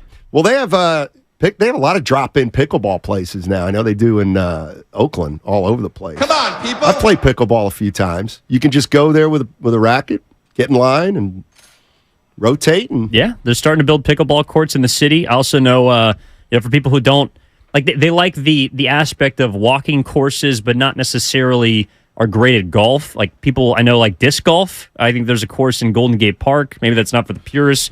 But that's the reason why a couple of our teammates here, obviously Guru, and of course Bonte Hill, they picked up golf. Like they're trying to learn to probably transition to whatever the next form of their competitive chapter is. I feel like I'm better than you. 415. Not yet. I play social tennis. It's safe, healthy, and socially in Vallejo. Vallejo is a great drop-in court. Valley Joe. That's Tennis Yoshi. Okay. See, I used to be pretty good at tennis. Whoop. Yeah? Yeah. I do love watching tennis. I was never any good at it. From the 650, jiu-jitsu and some martial arts. I mean, he also mentioned that means you can tap people out legally. But there's some people that enjoy boxing, that like to, that combination of exercise and competition. You're not going to ask me what my record was in junior tennis? I didn't know you played junior tennis. Oh, yeah. I played 3 summers. How'd it go? I was 1-8. Like what? And who was the one person you beat? I can't remember. But it was in a double elimination consolation bracket. Injury withdrawal. Biggest win of your life. I played basketball mostly, but I got into tennis. But I played 3 sports, and so when the summer would come, we'd go tour. We'd go on whatever. There'd be a tournament in Delaware, and then one in Philly, and one in Maryland, and every other weekend we'd go to a tournament. I just never won because I was running up against guys who were only playing tennis. Were you a big Johnny Mac or Jimmy Connors guy, Steiny? I hated, and I still can't stand Jimmy Connors. How come? He's got one of the coolest documentaries on ESPN. Probably haven't seen it, but I'm not a big fan of him. I just didn't like him. Because of how expressive he was, because of how he emoted on the tennis court. Yes. I feel like that'd be right down your own. No, you should see me on the golf course. You'd be shocked. What, and how tame you are? Oh, my gosh. Again, 3 years in a row I voted player you'd like to play golf with the most in the Bay Area. Self-submission, or? I've heard comparisons to Brooks Koepka when it comes to Steiny. I've heard that. Some have said. What? Yeah, if you had to compare your game to a curtain guy on the tour, Steiny. I don't know who's the shortest guy on the tour. Cantlay. Okay, I'm him. No. You know what I'm really like? Although this is going to make me sound better than I am. I'm like Bernard Langer playing on the PGA Tour now. I'm driving at 40 yards less than everybody else. I'm using Freddie Couples. I'm using a 5-iron instead of a pitching wedge. Oh man. Stu's in San Leandro. Hey Stu, how you doing, man? You do me a huge favor. Hey guys, how are you? Hey. Can you hear me all right? Yes, sir. How do you scratch your competitive itch, Stu? Well, I've seen all of the Celtics win their eight championships, and so I go a little ways back watching basketball, but I'm checking on this one thing. Now I'm thinking I like scrappy players, like Kurt Rambis and all those guys, and I was wondering if we could get Patrick Beverly for a couple of years. He's 34. And I think he knows enough. They're all the same age with everybody. If we could get him for another point guard, I don't know. You guys have seen him play. I love his defense. I love the way he agitates people. And he's like Draymond Green in a way. Right? Yeah. They play. I like the way they play. Gotcha. And I don't know. I just want to get you guys' opinion on that. That's all. Thanks, Stu. Appreciate the call. I'm out. Can I say what you really want to say right now? I think he's washed. And I don't use that word a lot. I see where Stu's coming from. The age, maybe the exuberance. But Patrick Beverly was statistically one of the worst, if not the worst, basketball player in the NBA last year. All right, 888-957-9570 is the number. He stinks. We're talking about the Golden State Warriors. Bradley Beal available. Do you have any interest in Bradley Beal? They're looking to move off him in Washington. Also, coming up on the other side, we're going to give you step 1 on how to be at the introductory press conference when the Warriors draft on Thursday. That's 1 week from today. 1 week from today. And also, I know we got a lot of former athletes out there who maybe aren't at their peak, but how do you scratch that competitive itch? How do you do it? I play golf and I keep score. That way I can tell that I'm not getting better, and it makes me even more competitive. It's all sponsored by Cars.com, 888-957-9570. You cannot be serious!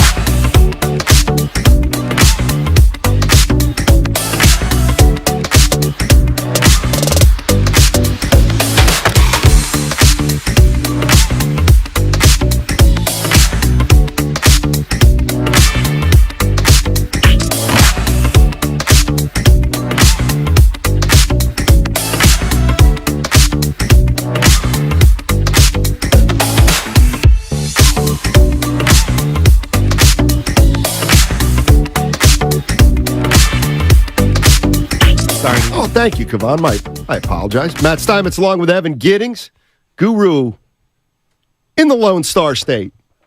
Family reunion.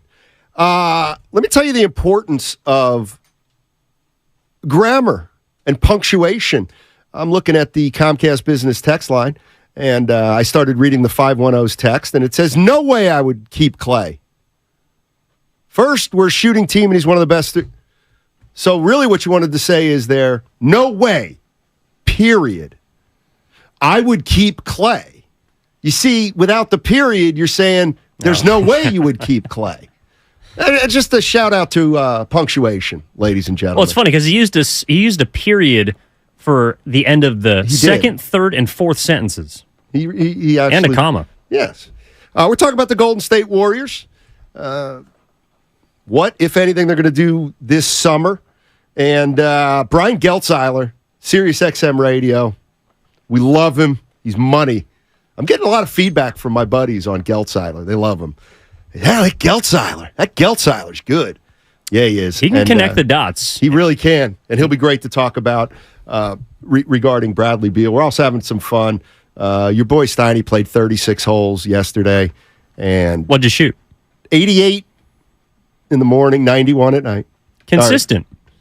Yeah. And by the way, for all those out there that say golf's expensive, it can be. But we played an early morning round where we got a little discount because the guy we played with works there. And then we played at 3 o'clock in the afternoon. You get the twilight rate. So, yeah, you do the best you can. But here's the other thing I forgot to say about golf. It's not just about the score that makes, that scratches that competitive itch. But here's one of the best and worst parts about golf, and one of the reasons I love it, is if Steiny, good front. 41 for Steiny on the front. He throws together a 41 or 42 in the back. He's going to shoot an 83. Mm-hmm. That's really good for him. And you start getting nervous. And you can feel the things change. And even though you're not playing against anybody, you know that score's out there. You can just feel it. The just little butterfly, the competitiveness. It's nothing like it. Because you're competing against yourself. Exactly. You can still get it. If you're a competitive person, then you can scratch that competitive itch playing golf, even if it's not a match against somebody. I do like golf, but I haven't gotten to the point where I feel competitive about it. And in fact, I feel like it was nice to play back in the day because it was a place where I didn't have to worry about being competitive because I used to get extremely hot, especially on the diamond. So it was like I could blow off some steam on the golf course. Gotcha. Plus, the other thing about golf is you don't want to get into competition if you're not that good. And I'm not that good. Well, someone like Stephen Curry can play golf for the rest of his life because he is very good. And he will, probably. Yeah. Smokey is in Oakland. What's up, Smokey? How you doing, man? Hey, how's it going? I've been listening for a long time, back to BSG days, and first time calling. Thank you. Appreciate it, man. Yeah, so I wanted to call in and just kind of let you guys know about how I got back to my competitive edge. I played a lot of baseball growing up when I was a kid, and then kind of moved back to the Bay and was playing some softball, but it just wasn't cutting it. It wasn't getting that itch. So I met up with a buddy and joined a bunch of good dudes with the Bay Area Vintage Baseball League. Wow. It was a ton of fun. I've heard about five teams. Yeah, it's a blast. So if you want to go check it out, there's 5 teams in the East and 5 in the West. I play for the Berkeley Clarions, which is like an old vintage trumpet with no valves, and we play 1886 rules. So there's a couple of leagues. One of them's I think in the 60s, and that looks more like softball. It's underhand, but we play overhand, so it's got a little more juice. The bats are real heavy; they're almost like 40 ounces. The gloves they're like 5-finger leather mitts, so there's no webbing. Yeah, right. So it's super fun because it's overhand. People throw heat. People throw junk. You got to be able to play pretty well. And then there's no routine play. It's a pop up. You got to leg it out. You can get a double on that thing. Do you need a second baseman? Are there shift rules? Yeah, you guys allowed to shift? No, you can. Yeah, you can shift. I don't think there's not that many rules. There's, they didn't have the like pitch clock in 1866. You can go fast. How old are you, Smokey, if you don't mind me asking? 37. So it's pretty good baseball still, I'll bet. Oh, yeah. Oh, yeah, it's good ball. Nice. Been playing like 3 years now, and most of the guys are 30s and up. We got some, people are a little older, but it's all guys who used to play, so people know what they're doing. Yeah, if you're looking for a player manager, be happy to help. Yeah, you bet. If you're in San Francisco, most Sundays there's multiple games going on at Big Rec, so that's what's super fun too. We kind of play in the East in our division, but then when we play in San Francisco, there's like 3 or 4 games going on most Sundays. So you just go down to Golden Gate Park and you can catch a little bit of a game and see some old uniforms and see some funny baseball. Good stuff, Yeah. man. Love that. Appreciate it, Smoke. Thank you. By the way, coming up in 5 minutes, you get a chance to go to the introductory press conference for the Golden State Warriors draft pick. It's probably going to be next Friday. Yeah, we're gonna show you a word. We're not gonna tell you the word, so you have to go to YouTube and Twitch. While you're there, please subscribe. But you can only have a chance to go to the introductory press conference for the number 19 or maybe the number 8 pick if you get to YouTube and Twitch right now. Oh my God! Yeah, so you got 5 or 10 minutes to get to either YouTube or Twitch. Then I'll hold up a word. Then you text that word to a certain number, and you're in the hopper. You're in the hopper to be out at Chase Center next Friday, most likely, and meet the Golden State Warriors first-round draft pick. Is it going to be the 19th pick? That's where it is right now. Right now, they're drafting 91. 206. Growing up in the Pacific Northwest, Kuminga reminds me of a young Sean Kemp. Extremely competitive, wants to show everyone he's here to stay. That's from Gutter Trash. He also scratches... Yep. He scratches his competitive itch. Mm-hmm. Cribbage. Oh, love a good game of cribbage. It's, you know what? Is it as complicated as it looks? No, it really isn't. And the only reason my grandparents used to play, like you talk about your parents used to play Yahtzee, best of 7. Yeah, my grandparents would play basically a World Series of cribbage every single day. 15 for 2. I don't know what that means. Oh, boy. Well, so you were 15-2? We'll get you a rule book. That's what the 49ers may go this year. They're so good. You think so? No. What? But it was always it was a bright day if my grandpa ever won a game. My grandpa used to just kick his ass. Wow. 888-957-9570 is the number, yes. Oh, also fishing for a lot of people. I don't know if that's necessarily competitive, but it is therapeutic. See, now I wouldn't think that does it. I would think that's the opposite.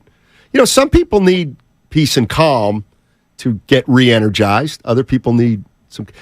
Here's what I mean. We're talking about competitiveness and when you get older and you're not competing in organized sports, how do you scratch that competitive itch? I mean, how do you do it? How do you do it? I play golf, and I keep score, and I work on my game. I still don't get better, but I am competitive. Just because you don't get better doesn't mean that you're not competitive. Can you tell I'm in a rut with my golf game? I mean, it sounds like you, again, like it depends on what your standard is, because if you are continuously looking to improve, then at some point you're going to hit a wall. I mean, like, yeah, I play chess. The highest rating I've ever been is close to 1,600. That's out of, I think the Grandmasters are like 2,500. So I'm very far from being very good. But that's the highest I've ever been. So if I'm playing anywhere close to that, I'm pretty happy. But it sounds like there is a wall, a mental hurdle or a physical one that you believe you can get past. Like, I guess, like, where's the point of no return for you in your own competitive sphere? I don't take. I don't know. I just want to get a little better. I don't. Okay. Here's what we're talking about today. The big news in the NBA has the Washington Wizards putting Bradley Beal on the trade block. Jay Williams, ESPN Radio. Hey, Warrior fans, what do you think about this? Take a listen. Jay, you got a landing spot for Bradley Beal that no one else is talking about right now. I got the best landing spot It's the best landing spot in the league. Okay, good. You ready? Good. The Golden State Warriors. It makes all the sense in the world. If you're not sure that that Clay, you want to pay him the supermax moving forward after the last year of his deal, is there a way to make a move for a Bradley Beal with Steph, with Andrew Wiggins, potentially with a guy like Dre? And Wiggins picks up the slack defensively because you are losing something defensively in the backcourt. Yes, you are. But I mean, with Clay. And so you're losing some length in defense, but Clay is not what he was really before the injury. At that level like he used to. Yeah, it's true. When you say that though, Jay, you make it sound like Clay didn't have a solid season. No. Clay's had a solid season. I'm thinking about extending the championship runway. Dynamic backcourt. That's a dynamic backcourt. And Bradley in that system. Yeah, they can. In that system with how they utilize pick and roll, with how they utilize Steph, with the movement, it fits flawlessly. Flawlessly. That would be a dynamic backcourt is what I heard.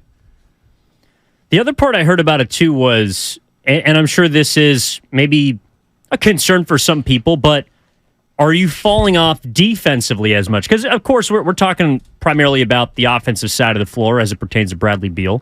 But how much do people think they're losing moving Klay Thompson and Bradley Beal for each other? Because it sounds like from Max Kellerman's perspective, and that's and at this point, like last year, if you said whether you would do it or not, Klay Thompson for Bradley Beal, I don't think the Wizards are making that deal. Right. But because he has asked for a trade, because he's had a couple of down seasons, and he's only played 90 in the last 2, he is much more attainable for less. Like last year, I think the hypotheticals trades we were throwing around was like Andrew Wiggins for Bradley Beal. Andrew Wiggins now, to me, is much more valuable of a trade asset than Klay Thompson is, even if he doesn't have the sentimental connection to the fan base as a guy like Klay. Now, Bradley Beal for Klay Thompson straight up, a year ago, whether you would want to make that deal or not wasn't a reality. Now, it seems much closer to being something that the Warriors actually could pull off. Don Mega on the YouTube chat says, Beal already said he doesn't... Oh, that wasn't it. We need a big boy, not another star guard. Here's the thing, and let me... Because I think earlier in the show I was like, oh, I would do it. But I need to clarify. Again, the first order of business for me would be the decision to come off Draymond Green at this point. However... As I've said before, if you're going all in, and if you're doing anything and everything you can for Steph Curry, if you think Bradley Beal is a better player than Klay Thompson, how do you not do the deal? Is it just because we love Klay? Is it because he's got 4 rings? What the one strategy that befuddles me is the one that has the Warriors' big 3 growing old together, continuing to decline, and in 2 or 3 years we're holding our hands up saying, what happened? That's, to me, the one avenue that I don't want to go down if I'm a Golden State Warrior fan. So I've got to think outside the box right now. I've got to think, how do we try to save a little money if we're going to go that? Like, here's the thing: if you want to surround Steph Curry with the best possible players, and you got to think outside the box, and you got to talk about sending future draft picks, well, then you may not be able to cut money this offseason. Well, and the reason why some people are asking why would the Wizards want Klay is because of the position they're in as a franchise. They want to rebuild, and acquiring a player on the last year of his deal means that in addition to Kristaps or Kuzma, whoever's on their roster next season, they'll come off, and then you're left with $70 to $80 million of cap space. That's the logic for Washington. And then the other option that we've thrown out is involving Jordan Poole, who is not, quote-unquote, being actively shopped, but I'm sure if Washington said, hey, is there a way we can make Poole and Beal work? Well, then it would probably be Poole, Kuminga, maybe that first-round pick, and you'd have to find about $8 to $10 million between. So that'd probably be Gary Payton II. Right. Poole, Kuminga, GP2, and a pick for Bradley Beal. In my mind, that is far more of a cost because you're not only giving up somewhat of a known commodity in Poole and GP2, but then you're also giving up your future in Kuminga and that first-round pick for a guy that can help you this season. Right. Because, again, Klay Thompson's coming off the books either way next year, so you're going to have to decide whether you want to re-sign him or not. Draymond Green either gets a new deal. Ideally, he opts in, but then you still have choices to make. So, in a way, this might be, and I'm not saying Bradley Beal is the guy, but this offseason could be the last one for a few years in which the Warriors could realistically reshuffle their roster and still compete. Rory Lehman on the YouTube chat. Why would Washington trade Beal for Klay if they're rebuilding? Klay would demand a trade from them or leave in the offseason. Yeah. Exactly.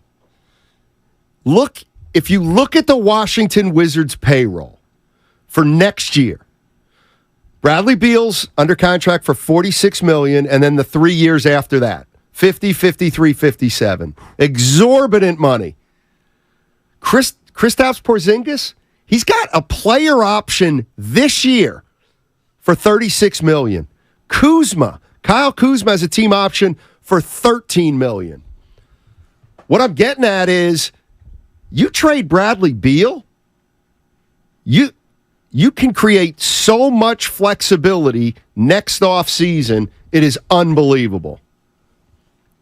All right, you want to take over this? Because I'm discombobulated. No, that's all right. Well, we've been throwing around a lot today. Yeah. But if you are on YouTube and Twitch, which I'm sure you are, I see we're just at about 300. Would love to bump that up because we're giving you the chance to go to the introductory press conference at the Chase Center for the newest draftee of the Golden State Warriors. I'm showing a word on YouTube and Twitch right now, and the word and the number to text. That will automatically put you in, as Steiny says and nobody else, the hopper for your chance to go to the introductory press conference for the newest draftee of the Golden State Warriors. There you go. Go to YouTube or Twitch right now. See the word. 95.7. Uncle Looney says, so the Wiz are going to give up their best player for nothing. Makes 0 sense. Zero. They're tanking. They don't want to win. The Wizards want to win. And here's the other thing. And listen, I'm not saying I know anything. But when the Atlanta Hawks hired Travis Schlenk to be their GM, they weren't a bad team. They had just reached their peak. They had Kyle Korver and Al Horford. And Schlenk was hired there to tear it down. Travis. And what did I say? No, you just didn't give his first name. Travis Schlenk was hired there to tear it down and build it back up. And it took him about 3 or 4 years. He drafted Trae Young, drafted John Collins. And 3 years later, 4 years later, they were in the Eastern Conference Finals. Now, were they that good of a team? Not really, but it was turned over. I look at the Washington Wizards. Come on. They're not going in there to be an 8 seed. Like, they didn't hire a new president of basketball operations for the Wizards and the WNBA team, a new general manager, a new director of player personnel and scouting, and say, let's try to get to 42 wins right away next year. No. Let me tell you how it works. The new ownership group sells the Washington Wizards before they ever get hired on what they would likely do. And they probably said, let's get off Bradley Beal. Start creating some flexibility. Because they're allowing Bradley Beal's agent to look into trades. And there you go. To kind of calm some of the concerns about Beal's injury history, like we mentioned, he only played 90 games the last 2 years. However, I think a lot of that might have been because they weren't trying to win. They had him, I think it was a wrist injury. They had him undergo surgery, sat him for the rest of the season last year. In 2021-22, he had multiple COVID-19 stints, a hip injury that was prolonged, along with apparently the death of a family member. So there was a lot going on that season. I don't think it's as crazy to say that Bradley Beal, I don't know if he's going to play all 82, but prior to the last 2 years, he'd been a very durable player. And if you believe that Andrew Wiggins, who's also had a long history of playing the majority of seasons, could bounce back from what happened last year. I don't see why the same reasoning couldn't be applied to Bradley Beal. Yeah, it's a name. It's a name, and it's probably a realistic name at this point. You want to go get Bradley Beal, you can get Bradley Beal. That's what it feels like. I'm not just talking about the Warriors. I'm talking about anybody else. From the text line, I want to say Porzingis already opted in. I'm looking at He has not, as of yet. Yeah, he's still deciding, apparently. I see something from 2 hours ago. Kristaps Porzingis is owed $36 million next year, but it's a player option. Any chance he opts out? Well, he's eligible 4 years, $180 million. Wow. If someone gives him that money, and I feel like someone would. I mean, if you're not comfortable with Bradley Beal for Klay Thompson straight up, I guess I'll hear that because of the sentimental connection. Jordan Poole and Jonathan Kuminga for Kristaps Porzingis. The realistic scenario would be a sign-and trade. Is that something that would entice people? Porzingis? Yeah. On the Warriors? People have asked for size. They've asked for a big who can shoot. I was not the biggest Kristaps Porzingis fan, but he had a hell of a season last year. He did. Would you, and now people would say, well, why would the Wizards do that? Well, the Wizards, in theory, he could opt in, and then they move Porzingis for Klay Thompson. Yeah, in a way, Klay Thompson aligns more with what the Wizards want to do than even a guy like Jordan Poole because he's on a contract for the next 4 years. Right. Yeah, I do think that the Washington Wizards are probably looking for players that don't have long-term contracts unless they love the player. So that's where we're at right now. We got a draft in 1 week. Golden State Warriors right now hold the number 19 pick in the draft. We got Brian Geltzeiler on the other side at 1 o'clock. 1 o'clock to talk about the Warriors and how realistic or non-realistic that Bradley Beal is. Also, all the former athletes out there who are getting a little older, like your boy Steiny. How do you scratch your competitive itch these days? What are you doing for competitiveness? How do you get that out of you?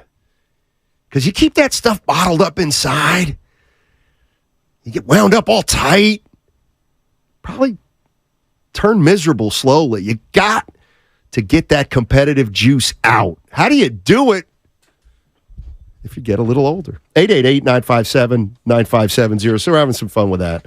We're also having some fun with Bradley Beal. And that's all sponsored by Fremont Bank. Full-service banking, no compromises. Mom, Dad, Sis? Here we go again. Why are you in a suit? Picture, if you will, a world with the best network imaginable. I'm talking about...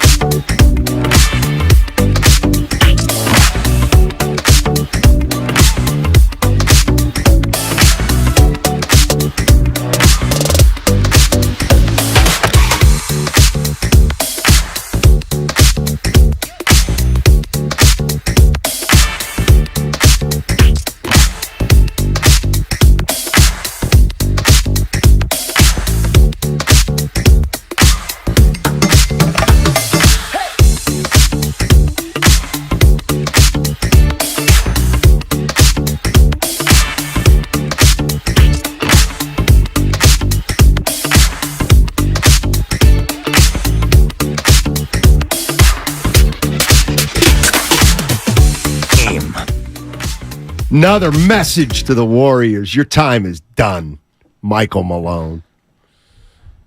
Michael getting loose. Former Warrior Michael Malone. Oh, now there was a casualty of Mark Jackson quietly. Now, he got a head job, but I don't know if you remember this, but when Mark Jackson was hired, Michael Malone was kind of the associate head coach or the defensive guy. Mark Jackson didn't like that. It's funny because he didn't like when people made a big deal out of Michael Malone. I don't know if you saw this, but the night the Nuggets won the championship, Andrew Bogut tweeted out about Michael Malone and basically aired everything he just said, which was he was our associate head coach. He called all the defensive plays. He was the one that got us ready before the game. And oh, by the way, I'm so happy for him. Like, it was every single shot he could take at Mark Jackson without saying his name. Oh, you got to love Bogut. All right, Matt Steinmetz, Evan Giddings with you. Coming up in 10 minutes, you get your next chance to win a seat at the table. Likely next Friday at the Chase Center. You can be at the Golden State Warriors press conference introducing their draft pick. We're having a contest for one of our lucky listeners and a buddy to go out there and be a part of the unveiling of whoever the Golden State Warriors draft pick is this year. Bradley Beal is a name that's come up over the years, and he's kind of the Eastern Conference's version of Damian Lillard. Everybody kind of just, he's made it clear he kind of wanted to stay in Washington. Well, Washington's got new ownership. They've got they've got new front office. They don't have new ownership, but they've got an entirely new front office, and they've made it clear that Bradley Beal's agent can go out and look for deals, and if they can find one that works for both the Wizards and Beal, they're gonna do it. So the Washington Wizards are in rebuild or tear down mode, it looks like. All right, do we have any interest out here in Warrior fans for Bradley Beal? Yeah, we have interest. Well, what if it's for Klay Thompson? No, we don't have interest. Okay, fair enough. Can I say one thing? And I'd like some Warrior fans, and I see Vincent Lafayette. I'm going to get to him. The one thing I feel like, and I get it. Listen, if you don't like Bradley Beal, I get it. If you don't want Chris Paul, I get it. But I just have a couple questions for Warrior fans. The one thing that to me is incongruous is whenever we talk about Steph Curry, and maybe it's just an easy thing to say, but we say it.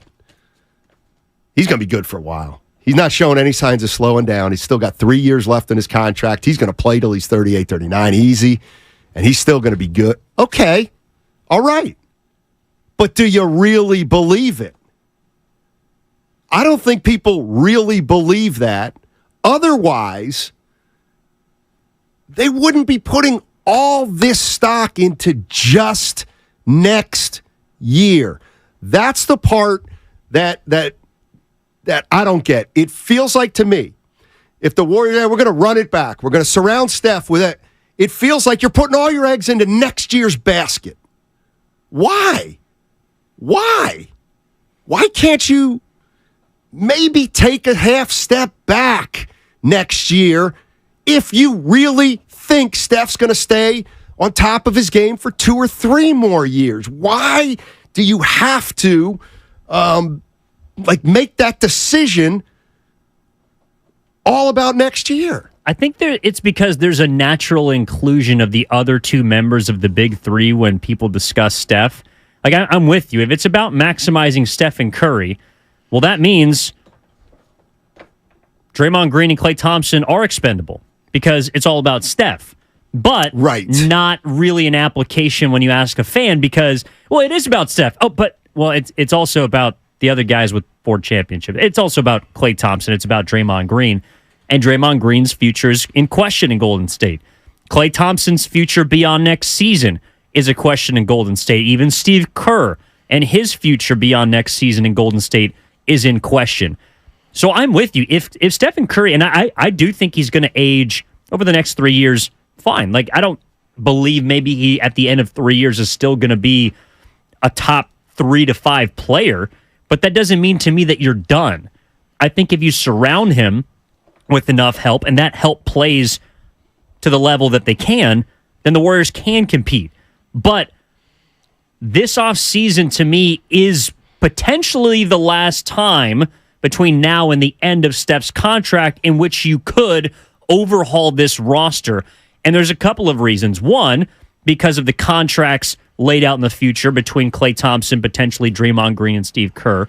Also, beyond next season, the new CBA kicking in, which severely limits the Warriors, based on their financial reality, limits their options as far as acquiring other talent beneath, let's say, the foundational six. So if you're going to make a move, if you're going to make that big splash move that Joe Lacob is kind of hinting at and kind of throwing into the sphere, but not really saying we're going to do, we're not committed to it, well, then now would be the time. Yeah. And just piggybacking on that, the one thing that frustrates me when we're talking about the Warriors, because I understand if you don't want to make a move or you do want to make a move. But for example, when Chris Paul, it looks like Chris Paul is going to essentially be a free agent. Yeah. Let's just say hypothetically that's what happens, and he gets paid $16 million. Now it's unlikely, but if you can this is what I don't get. How can you, if you're a Warrior fan who says we got to go all in for Steph, why would the same people then say, I don't want Chris Paul? That's what I don't understand. I'm saying, hold on. You're just going to drop Chris Paul on this team, in theory. That would be the discussion. Dropping Chris Paul onto this team. That makes the Warriors better next year. I'm sorry, it does. And to me, it's not even close. And I get it. Chris Paul's getting older. He's not the same player. But what if he wanted to be a sixth man? I'm with you. Now, I'm not. But my point is how can you say you want to do anything and everything for Steph and then eschew all these opportunities to do that because it's not a perfect thing, or there's just one aspect of it you don't like. My feeling is if you're going to go one way, go that way. If you're going to go the other way, go the other way. But to me, saying, well, we have an opportunity to get Chris Paul, but we're going all in for Steph, so we're not doing it, makes no sense. Yeah, to me. No, those don't seem to align at all. To me, and I would implore people to be open to closing the door completely or keeping it wide open for literally anyone. Now, that doesn't mean everyone's a fit, but Bradley Beal, for example, is the most realistic big-name trade scenario that we have heard thus far this offseason connected to the Warriors. Yeah, I would love for them to be able to go out and get Joel Embiid from Philadelphia. I don't know how that would happen. I don't know how that would work. I can see how a trade for Bradley Beal would work. I can see how they could go out and acquire Chris Paul and how he could fit with this team.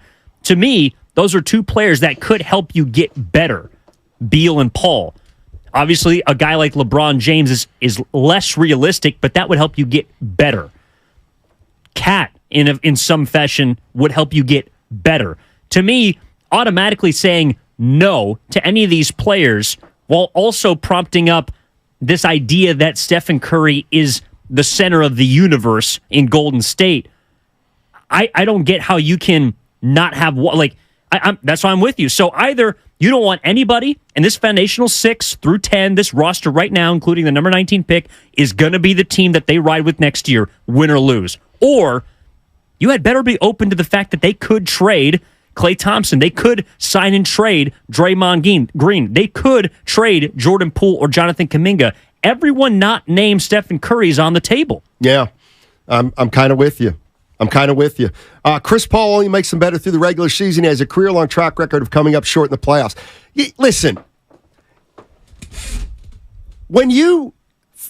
under this scenario, they would essentially be signing Chris Paul to the veteran minimum because he's already going to make $16 million from Phoenix. Again, he would have to want to come here. But my point is, first of all, quit saying he's hurt every year. He's played more games in the regular season for the last 4 years than Steph Curry has. So under my scenario, Steph Curry played 56 games last year. Okay? Mm-hmm. Boy, I'd love to have Chris Paul starting 26 when he's not there. Well, Chris Paul can't stay healthy. Oh, yeah? Have we ever tried to keep Chris Paul healthy at this age, playing only 25 minutes a game, coming off the bench. Obviously, would need to take another role. And if he wants to play 40 minutes a night, well, for sure, then don't bring him on. I get it. But I actually see a scenario in which Chris Paul would be a great backup for Steph Curry. Like, phenomenal. And you could keep them both happy or healthy. You could load manage both of them, but not have to give up games when Steph doesn't play. Again, I don't like it long term, but if we're talking about just next year, absolutely. CP3 equals Iggy's waste of a roster spot. That's an insult. That's BS. 415. And before we get to the caller, caller, compare those before we two get to the caller, Steiner, we should give out the code word. Yes, sir. So I'm holding up a code word right now on YouTube and Twitch. You cannot hear it. We will not give it out to you over the air. You got to go to YouTube and Twitch. While you're there, please subscribe to the 95.7 The Game YouTube channel. There's a word and a number to text that word to. I'm holding it up right now. You got to get to YouTube and Twitch. That enters you into the chance, God, I hate saying this, the Dennis Hopper for the Golden State Warriors introductory press conference for their newest player. You could be there live at Chase Center for it. There's the word. Continue. Yes, sir. Let's go to Vince. Vince is in Lafayette. Hey, Vince, how you doing? Thanks for hanging in there, buddy.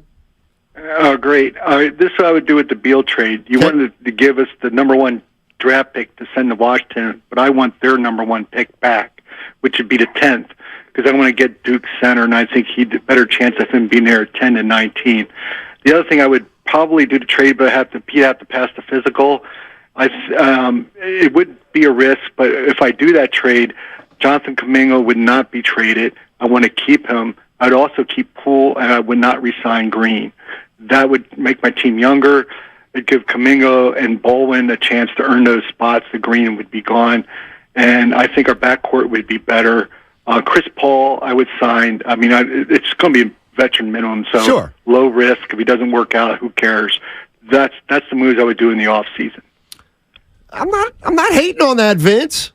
I'm not hating on that. Well, and something we asked earlier around that pick is, okay, if you are doing Klay Thompson for Bradley Beal straight up, you say no. Okay. Would the 8th overall pick, I don't know if Washington would offer it, but would that be enough for you to say yes? And if so, well, I don't think there's that big of a gap between the 8th pick and Bradley Beal and Klay Thompson. Well, you know what? That's interesting, because here's where you'll really get a feel for Warrior fans. And the question isn't, why would Washington do this? Forget it. Washington's going to do it. I'm just hypothetically. What if the Wizards said, we'll give you number 8 and Beal for Klay Thompson? How could you not do that if you're the Warriors? How could you not do that? Now, I'd look at that trade and say, Washington can't do that. Like, that's too much in favor. Like, the thing that I think's amazing is I would look at that trade and say, wow, did the Warriors just do extremely well. But I think there's a lot of Warrior fans that would say, yeah, I still don't want to do it. And I get that sentimentality. I understand it, but at what point must you look to the future? Morale says no, Steiny. So Morale on the YouTube chat, you would not trade Klay for Beal and the number 8. Morale. You would not do that. Okay. All right. I mean, that would be the only move that would help you build for now and the future. Exactly. That would actually serve two purposes. There's one. David Hernandez says yes, Steiny. Thank you. I thought I was losing my mind. I think. Oh, Morale now says absolutely. I wonder if that means the 8th pick changes everything. Yeah. What about a switch?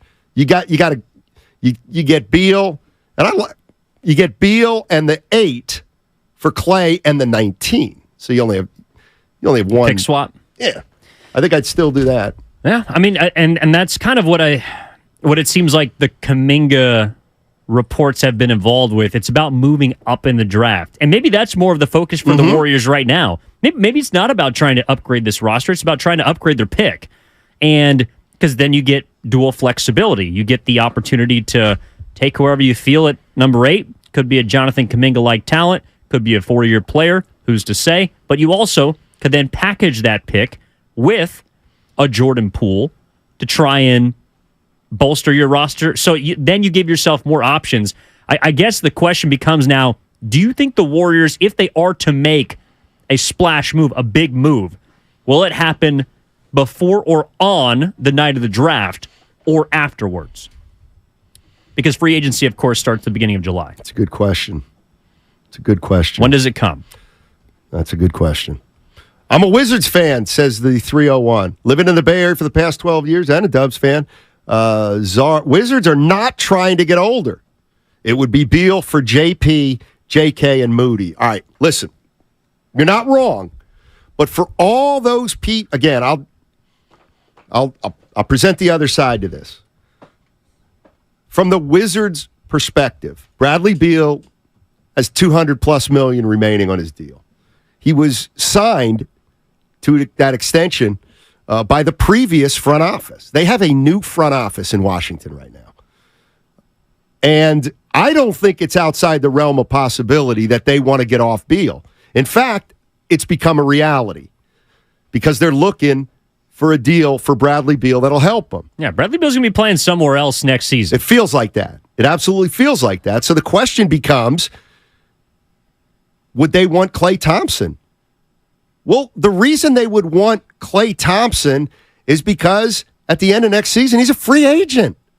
So by trading for Klay Thompson, they get off all of Beal's money. And depending on what happens with Porzingis, who has an opt-out, and Kuzma, who has an opt-out, the Washington Wizards could create a scenario at the end of next year where they're the biggest free agent player in the NBA. So that's why the Wizards would consider it. If they're truly thinking about tearing this, Wizards are 37-45. They want to go 42-40 next year? And lastly, Travis Schlenk, who's with the Wizards now, was last with the Atlanta Hawks, and that's exactly what he did when he was hired in Atlanta. He tore it down, and he rebuilt it in a short period of time. There you go. There you go. How do you approach Klay Thompson? If his name is, before you make the decision whether or not to trade him, you probably have to give him the heads up, right, that there's a possibility he could leave. Or do you just say, hey, Klay, by the way, we're moving you to Washington, D.C.? Well, it depends. I think if you're the Warriors and you're talking to Klay Thompson, 888-957-9570 is the number. Bradley Beal looks like he's available. Do you care? Are you interested? But as for Klay Thompson, who's got one more year left on his deal, I think you got to get a sense for, Klay, what do you want? What do you want, Klay? And let's say Klay says, I want a contract extension so that I can retire a Warrior. All right. What does that extension look like? You're making $43 million next year. What does that next contract look like? I'll tell you what, Klay, we'll give you 2 more years. That'll line you up with Steph Curry. Will you take $60 million over the next 3 years? So you're going to make 43, 30, and 30. Will you take that, do you think? I don't know that he's saying, oh, absolutely. Oh, absolutely, I'll take that. I'll sign that right now. Do you believe Klay would just say, I'll sign that right now? I'm not sure. He might. I also wonder if Klay feels like he could get one last big deal, like a 4 for $160 from some team. Okay. And also, how much does Klay want to win as opposed to retire a Warrior? That's another question he's got to have to wrestle with, because there are other teams that he could go be a 3rd, 4th option for, and maybe that would help extend his career. But is that more valuable to him than the loyalty he has to Golden State? Because he's going to have to take a pay cut, even if it's $30 or $35 million a year. That's less than what he's making now. I don't know if anybody's going to give him 40, but there might be a team out there that does feel like Klay Thompson is the last piece to their puzzle. Meanwhile, the Warriors are trying to find other pieces to fit with Klay Thompson. Yeah. If you ask me to bet, Steiny, you got to bet on what the Warriors are going to do. Whether they're going to have their quote-unquote foundational six all back, or whether they may move one of their big three, or whether they move somebody else. I would say I would have to bet at this point on they're going to trade Jordan Poole and maybe Kuminga. Like if I had a bet, it's not saying what I want or what I think they should do, but I can't see them bringing the top six guys back. And Poole seems to be the guy who has the most value. But I don't know. I don't know what they're going to do. No, it is you think interesting. they know? I don't think they know what they're going to do. No, I don't think Actually, they do. I don't think they have a clue. Well, I think they're hoping that someone else can make that decision for them, whether it's Draymond Green telling them that I'm opting out, or another team picking up the phone and offering them something that they can't refuse. Because, I mean, what the report was, Joe Lacob wasn't even in town last week. Right. Like their focuses are elsewhere, and that probably includes trying to figure out what's going on in their front office. So there are other steps they have to take before they look at this roster. But if Klay Thompson is willing to align his deal with Stephen Curry's, and Draymond Green is willing to align his deal with Stephen Curry's, and so is Steve Kerr, then your two trade chips are also the two players that play the least from the foundational 6 or 7, which would be Jordan Poole and Jonathan Kuminga. Those would be the 6th and 7th guys. In that scenario, I'm with you. I think that not only would that be the right move, but that's probably the only move that you can make is Jordan Poole and Jonathan Kuminga involved for a package that bolsters the current 5-man roster of Curry, Clay, Dre, Looney, Wiggins. 888-957-9570 is the number. If you're a Warrior fan who is down on virtually every scenario we've presented, why? We've got to do this together, Dub Nation. We've got to navigate this offseason together. We all know it's going to be tricky. But I think if we work together and we throw out all the scenarios and we all have an understanding of where they are and what they want to do, I think we can solve this. I really do. And you know what? You know where I think we can solve it? I think we can solve it on 95.7, The Game. Have you been in a car accident? Chilton Auto Body has 15 convenient Bay Area locations.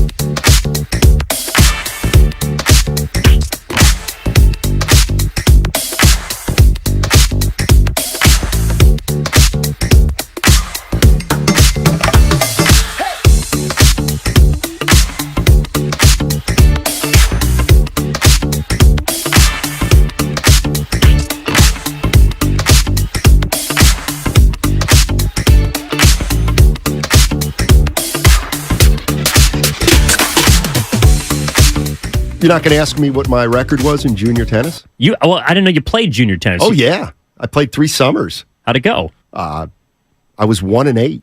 Hey, it's Dante DiVincenzo. Now back to Steiny and Guru. Take it away, Steiny.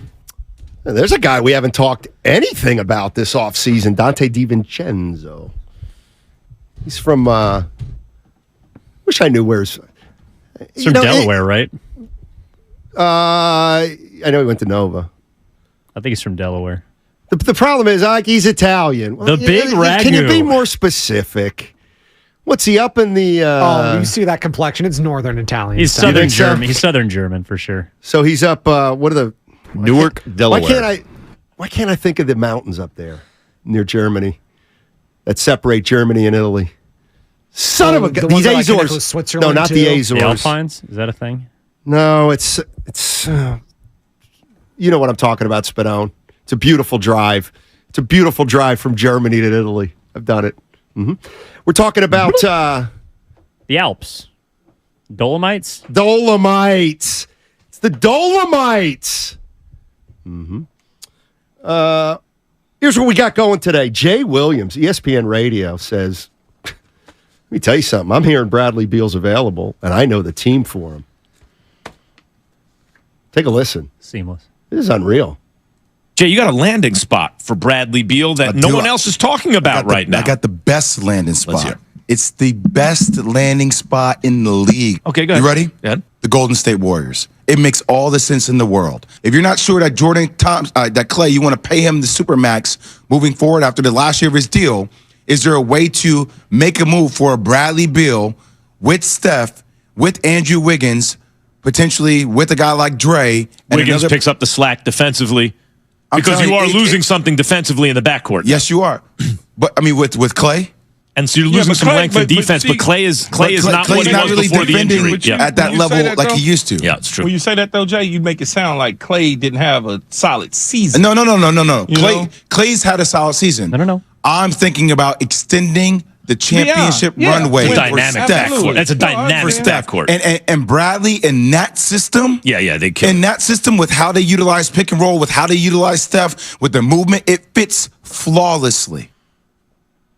That's Jay Williams basically saying if you're not going to sign Klay Thompson to the Supermax, which apparently wants, or at least has. But anyway, if you know right now that Klay's extension or re-signing is going to be an issue, that he's going to want too much, then you absolutely have to entertain it. Doesn't mean you have to do it, but you have to entertain it. Mm-hmm. And that's all I'm saying. Bradley Beal's a hell of a player. And there have been more people than I believed before our show that are open to that possibility. I thought it would just be ultimately, hey, shut it down. Klay Thompson's our guy. We're not trading him for Bradley Beal. 1, because we love Klay Thompson. 2, because we don't think Bradley Beal is that big of an upgrade. There's all these different reasons. But to me, I don't know if you were to trade Klay Thompson at any point between now and the end of his career in Golden State, I don't know if his value is going to get any higher. And I don't know if Bradley Beal's value, if he comes back and has a successful season, would be any lower. If I'm Klay Thompson, I'm thinking if I'm Klay Thompson and I have the exact same year next year that I had this past year, he's going to get paid. He's going to get paid. This is from the 650. I think this man or woman's right on the money. Dolomites are on the Italian side and Austrian border. That's where I was. That's right. Whoop. The Bavarian Alps separate Germany and Austria. And don't sleep on the Matterhorn, as you know, Steiny. Yeah. Italian and Swiss borders. Great ride. It's a great bar. It's a great. Oh, there's a bar. Yeah. The Matterhorn. Where? It's on the East Coast. Disneyland? No. Let's go to. It's a great ride, though. Let's go to. And we're also. Let's go to Jacob. How you doing? I'm doing pretty good. How are you guys doing? Doing well, thank you. Swell. Yeah. So I mean, I don't hate on the idea of trading Klay Thompson. He is getting a little older. He is a little bit not the best player of hero ball, which tends to happen with the Warriors a lot with their lack of scoring in the post. So having a Bradley Beal out there score off the ball or on the ball would be nice. But if we were to stick with Pat, which I personally would rather do myself, the direction I would want to go is salary dump pool for picks, re-sign Green if you can to same or slightly less if you can. I would prefer that. I don't know if you can work it. If Green wants too much, honestly, Jeremy Grant's out there as a free agent. I would love to see Jeremy Grant as a power forward for the Warriors. His movement's amazing. His passing could get a little better, but I mean, you have Steph and hopefully some sort of big man you can sign, which goes into my next thing. I would love to push for Vukovic and CP3. If we can't sign Vukovic because he's too expensive, I say go cheaper, get Pirtle, Lopez, Plumlee in that order, re-sign Dante DiVincenzo, sign Cam Johnson. If you can't get Cam Johnson, get Cam Reddish. Damn. Ooh, I hate Cam Reddish. Wait, is the caller still there? Yeah. Question. I am here. We've also been throwing this around. How do you scratch your competitive itch now after your playing days? How do I scratch my competitive itch? I mean, myself, like you asking me personally, what do I do? Yeah. I mean, I'm a boxing coach on the side, so I just get in and spar with the young kids and let them try to pattern me up and punch them as hard as I can. Take it easy on them. Yeah, that's exactly what we're looking for, Jacob. Appreciate it. Beating children, yeah. There you go. All right, he's not Adrian Peterson. No. Let's give him a break. No, Jacob, thanks for the call. Jacob obviously wasn't listening in the beginning of the show when I was talking about it. The bottom line is I explained that I took yesterday off, played some golf, played a lot of golf, played 36 holes, and it was just an unbelievable day for my mental health. It was an unbelievable day to scratch my competitive itch. And it was a great day to get some physical exercise. And I'm like, yeah, we got a ton of athletes who listen to this show who probably can't play competitively anymore because they're getting up there a little, like your boy. And my question is, what do you do? What do you do to get that, to fulfill that need of competition? We've heard cribbage. How about the computer domino gentleman? That was interesting.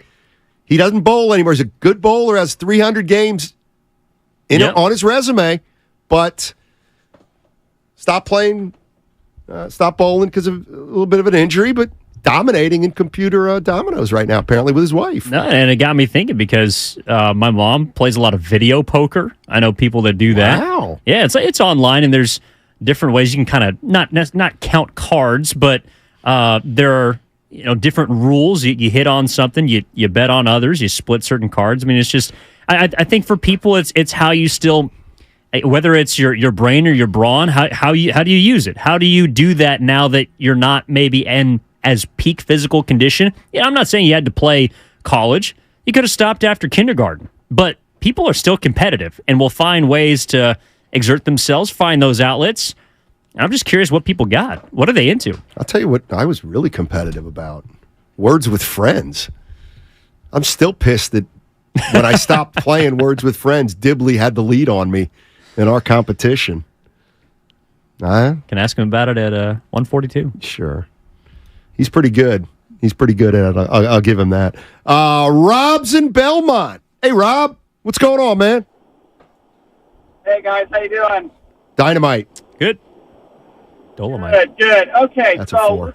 listen in. I am not in on the Bradley Beal discussion. I think that's a massive downgrade. I think that's a massive disrespect to Clay for everything he's done. There's definitely a sentimental value there, but I think there's other players to explore to retool this roster. And kind of the first idea, and it's been talked about last year and the year before that, but Miles Turner's still out there. We're looking for size. We're looking for mobile scoring. I think that's definitely an option. The caller before mentioned Vucevic. I think that's another option, too. And then I'm going to give you another big home run that might shock some people. But what about Ben Simmons? Rob. Very good at... Let me tell you something, Rob. Talk about scratching an itch. I have taken a lot of heat over the years about Ben Simmons. His name is Robin Belmont. Rob, you've got a friend. Oh, boy. You've got a friend. In me. I would absolutely roll the dice on Ben Simmons. Why? If I could somehow do it. Why? I mean, listen, I'm not giving up it much because I still think he could be salvageable in the right situation. He was too good too early in his career to be this lousy. He can't be this lousy.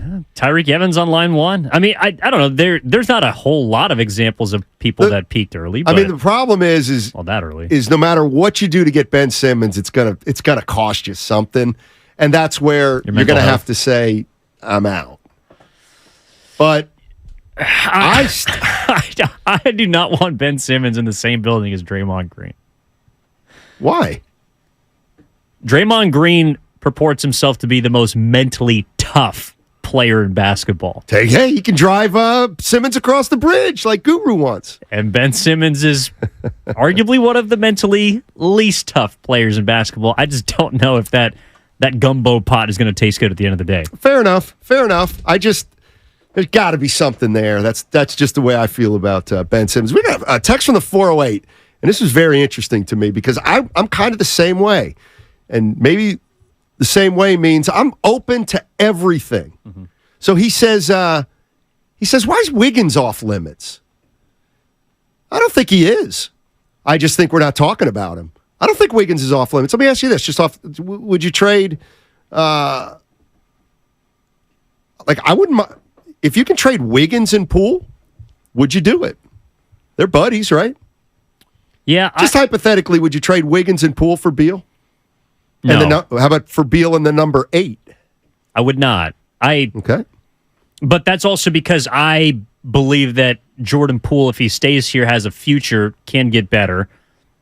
I just think with Andrew Wiggins, the reason why we haven't discussed him in trade talks is I think there's a lot of people, myself included, to believe last year was somewhat of an aberration. There's a lot of factors that contributed non-injury related to why he didn't play and perform well, and I think he can overcome that next season.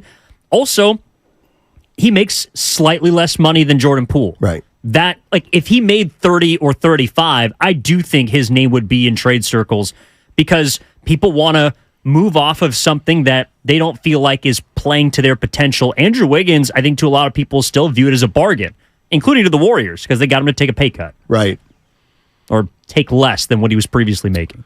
Uncle Looney on YouTube says, Steiny, do you have to play against someone to be competitive? Absolutely not. Absolutely not. Well, the man in the mirror. Yes. Golf, Or I play. woman. You know who my number one opponent is in golf? It's Matt Steinmetz. Who's winning? Steiny. Not Matt? And also you're playing against the course. So, you can be, hell yeah, you can be shooting darts and be competitive. Absolutely. Yeah. Anyway, Wiggins and, the one thing about Wiggins and Poole, though, is though they both make, 25 plus, if you somehow got off those guys, you know how much money you would save? A lot. For example, let me ask you this. Would you do this? Mm-hmm. Well, actually, it's a hypothetical. I love hypotheticals. No, it was just about, what if the Warriors could trade those two guys for a guy on the end of his deal? But he's good. The guy on the end of the deal is good. Like if Bradley Beal had one more year left, let's say, and you were to trade, and I know Beal makes 43 and what I'm going to present is about 50 plus. But that's how the Warriors could save a boatload of money. That could change some. That could change your outlook.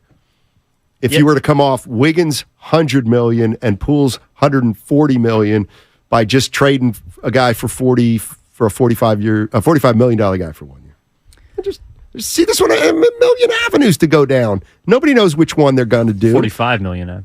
Oh, that's a 3. Oscar's on the freeway. What's going on, Oscar? How you doing? Hey, how's it going, guys? I just want to make a quick comment, and I'll listen to what you guys have to say when I hang up. But I actually feel, now that I kind of thought of it, I think Ben Simmons might kind of work with us for the fact of Draymond is such a mental, tough competitor. We don't need Ben Simmons to be who he used to be. We just, from what I remember, he used to be an above par defender. And that's really what we need is better defense, if anything. I think if Draymond can kind of groom him, he needs a fresh start. And I think Draymond would be a good teacher for him to become more mental tough instead of whatever's been going on wherever he's been. Because honestly, I haven't seen him play in a while. Right. So I don't even know how good he is anymore.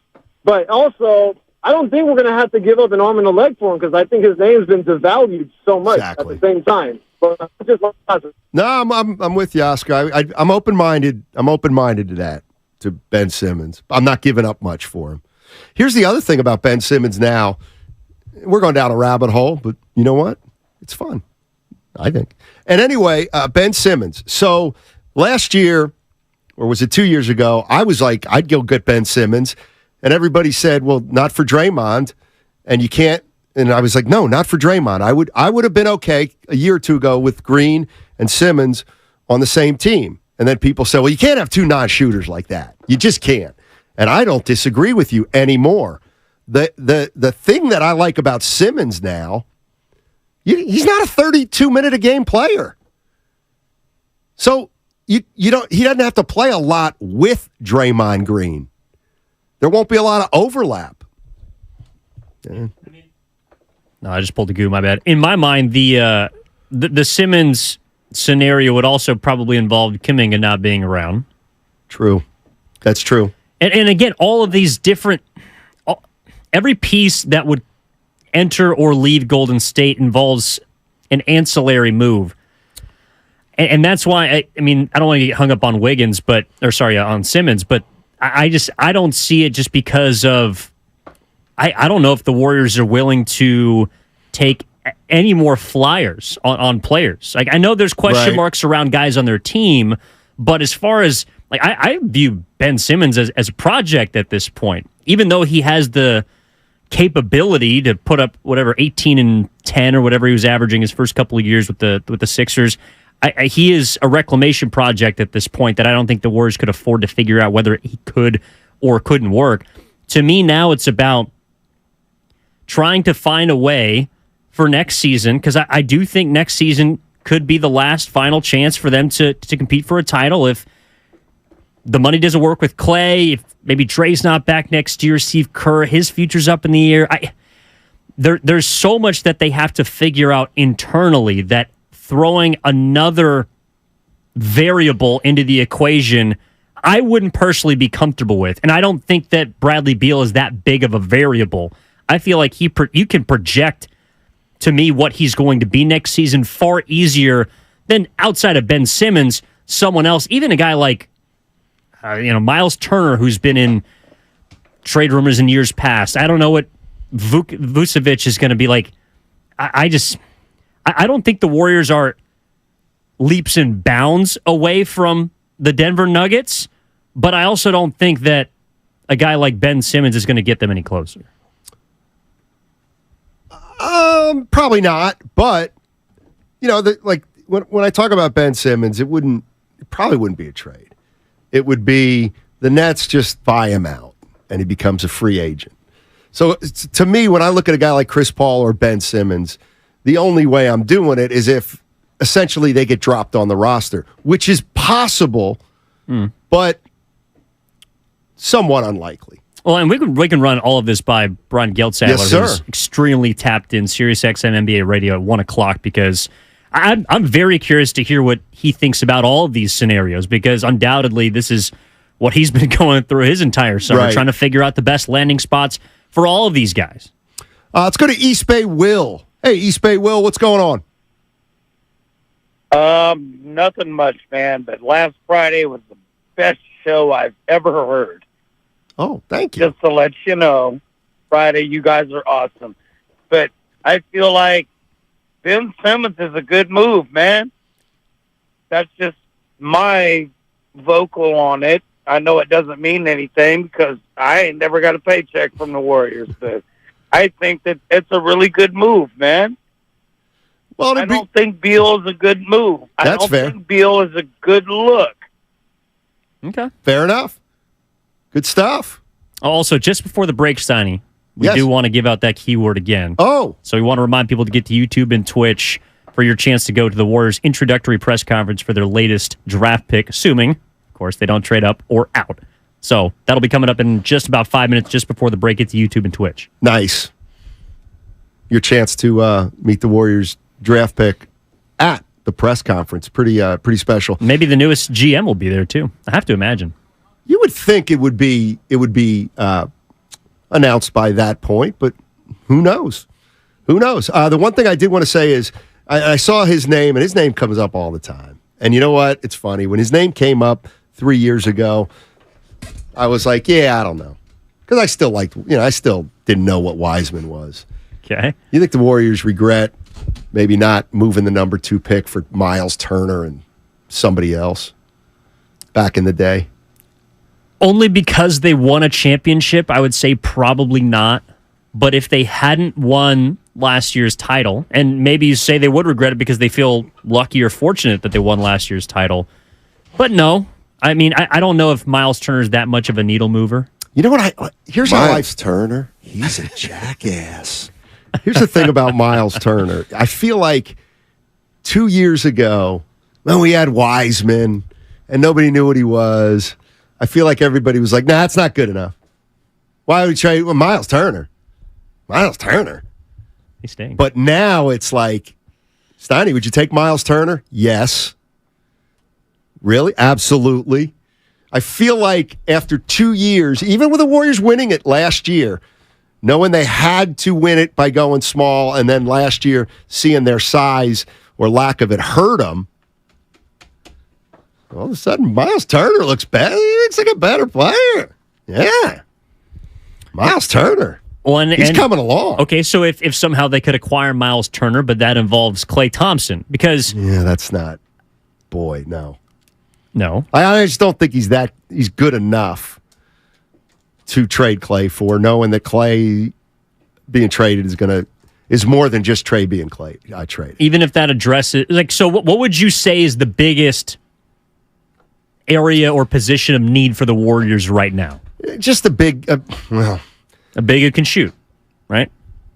I mean, they might need a wing almost more than a big, but I'll give you a big and then a wing. Well, and maybe it could be the same player. You know, a wing who's 6'7", 6'8", like a Pascal Siakam could be qualified as a big. Like if Ben Simmons were good, he would be the kind of guy that could be both a big man and a good defender. I will still never forget you and Guru's interview with Stephen A. Smith about Ben Simmons when Stephen A. brought up the possibility of Ben Simmons being just only a 70% free throw shooter from the line, and Guru responds by saying, well, you can't just go to the drive-thru and pick up a jump shot. That's what we're talking about with Ben Simmons. You also can't go to the drive-thru and pick up mental fortitude. No, you can't, but you can drive across the Bay Bridge, according to Gu. We need to do something here, or is it on the other side with the person who's going to the draft? You want me to throw up that word? Yeah, because we got to get out. YouTube and Twitch. Go there right now. Subscribe to 95.7 The Game. I'm holding up a word and the number to text that word to for your chance to go to the Chase Center for the Warriors' introductory draft press conference. All right. 888-957-9570 is the number. You're always welcome to jump into the conversation. Golden State Warriors have a draft a week from today. You know, teams that take their futures seriously, they're doing a lot of work on the 19th pick. You get a little diamond in the rough, you may get a guy who can play here in a couple years. I know. Warriors don't play their young guys. They may need to soon, though. 888-957-9570 is the number. We'll be right back on 95.7 The Game. Mom, Dad, sit.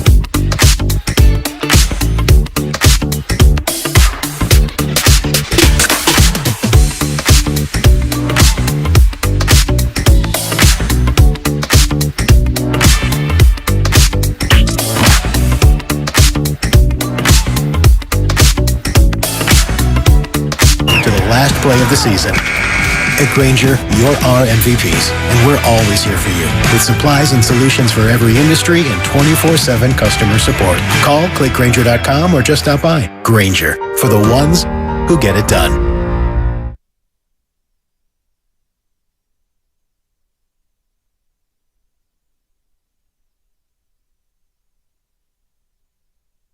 This is James Wiseman, and you are listening to Steiny.